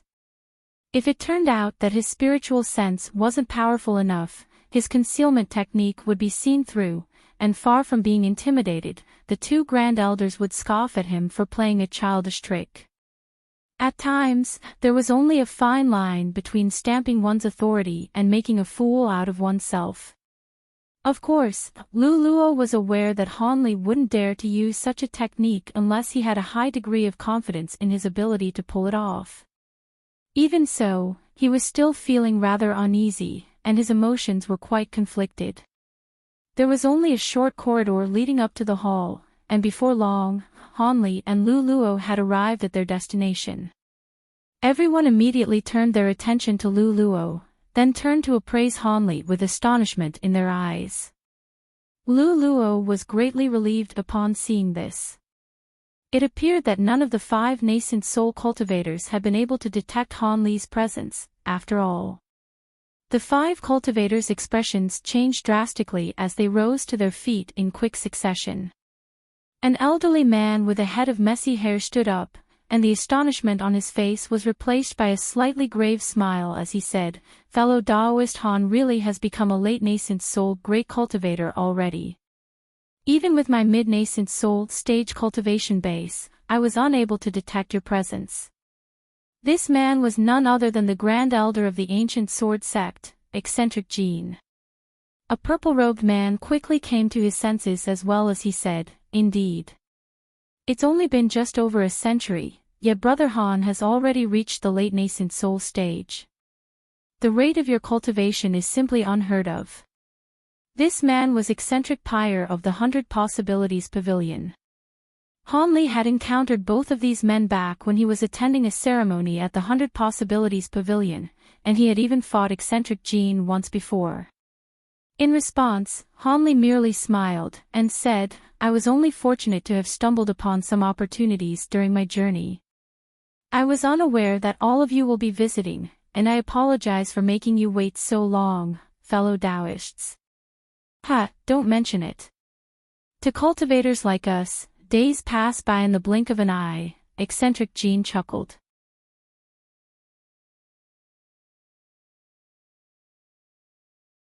Han Li smiled upon hearing his as he turned his attention to the other 3 cultivators. 2 of them were new nascent soul cultivators from the 2 sects, while the final one was a young woman with a set of gentle facial features. This was the female ancient sword sect cultivator he had also encountered during the ceremony at the 100 Possibilities Pavilion. This was quite a haughty woman who had once attempted to use a rather profound secret technique on him, but completely failed to assess the limits of his abilities. However, it did leave Han Li with a rather deep impression of this woman. Han Li swept his spiritual sense toward her, and a hint of surprise appeared on his face as he said, "You look well, Fairy Bright Scent. I can see that you've already reached the early nascent soul stage bottleneck. You should be able to progress to the mid-nascent soul stage in about a decade." The young woman's expression was slightly strained at the sight of Han Li turning his gaze toward her, and her face paled significantly upon hearing Han Li diagnose her recent cultivation progression to a fault. Prior to meeting Han Li, the most skeptical among the 5 nascent soul cultivators about Han Li's progression to the late nascent soul stage wasn't eccentric Jean or the other mid-nascent soul cultivator. Instead, it was none other than this young woman. Over a century ago, during the ceremony held at the 100 Possibilities Pavilion, this young woman had also only recently reached the nascent soul stage. However, she possessed a treasure that allowed her to cultivate at several times the speed of a normal cultivator. Through the use of this treasure, she had made several breakthroughs in a short period of time, thereby allowing her to reach the nascent soul stage at such a young age, and she was lauded as an exceptional prodigy in the ancient sword sect. However, during the ceremony, she had encountered Han Li, who had apparently been cultivating for a shorter span of time than her, yet possessed a superior cultivation base. As such, she couldn't help but want to test out Han Li's abilities. In the end, she was completely unable to verify the extent of Han Li's power, but she still wasn't willing to concede and settle for second best. She thought that with the assistance of her special treasure, it would only be a matter of time before she caught up to Han Li. However, only a century had passed by, and Han Li had returned from his travels as a late nascent soul cultivator. Fairy Bright Scent was stunned upon hearing this, and refused to believe it to be true. However, Han Li had just displayed the might of his spiritual sense, and when he cast his gaze toward her, the young woman had been struck by a sense of asphyxiation. Furthermore, he was able to easily identify her cultivation situation with unerring accuracy. All of this was extremely shocking to her, and only after a few seconds did she manage to force a smile onto her face. "As expected of Brother Han, your assessment of my cultivation base is completely spot on. Looks like you really have become a late nascent soul great cultivator. With Brother Han overseeing the Dream Cloud Mountains, no one would dare to offend our 3 sections. Ah, indeed, Fairy Brightscent. At Junior Marshal Brother Han's current age, our Dream Cloud Mountains will be safe for at least 700 to 800 years. As for other forces offending our 3 sects, on the contrary, I think it's time for our 3 sects to expand out of the Dream Cloud Mountains, Lu Luo suddenly said. Everyone stirred upon hearing this. Han Li remained silent with a smile on his face, but he slowly withdrew his secret technique, and his aura reappeared before becoming more and more powerful.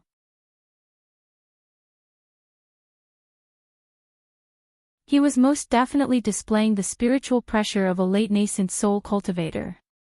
The 5 cultivators in the hall were feeling rather unsteady on their feet in the face of such devastating spiritual pressure, and there was no doubt in their hearts that Han Li had indeed reached the late nascent soul sage. After that, Lu Luo began to discuss his plans for expansion with the cultivators from the other 2 sections. At the very least, they were planning to take over the entire cultivation world in the state of Xi. From his words and mannerisms, it was clear that he was already regarding the Ancient Sword Sect and the 100 Possibilities Pavilion as subsidiaries to the Drifting Cloud. Eccentric Jean and the purple-robed man looked at one another, and they could both see their own resignation mirrored in each other's eyes. Lu Luo pretended to be completely oblivious to their dismay. Somewhere within the outer valley of the Devil Fall Valley, Mu Peeling's trio emerged from a rather obscure cave, and all 3 women wore urgent expressions of concern on their faces. Lu Yu's footsteps faltered as her brows furrowed, and she said, "This is already the last possible place where illusionary spirit herbs could be growing, but we still haven't found any. Could it be that all of the illusionary spirit herbs on the outskirts of the valley have been picked already?" The woman with the Song surname was also finding it difficult to maintain her former composure, and she replied, "That's not entirely impossible. If we were to enter the inner valley, we should definitely be able to find some of this herb." "No, we definitely venture into the inner valley. It would be far too dangerous for us with our cultivation bases." Mu Peeling's expression changed drastically upon hearing this. Song Yu blinked with a contemplative look on her face, and said, "Not necessarily. I know an old friend of Marshal Uncle Han's, and she gave me a map of a safe route into the inner valley. As long as we don't stray from that route, we should be able to minimize the risk of encountering spatial rifts in the inner valley." You're tuning into the Journey of the Soul YouTube channel. Don't forget to subscribe and join us on this journey to catch the most captivating stories.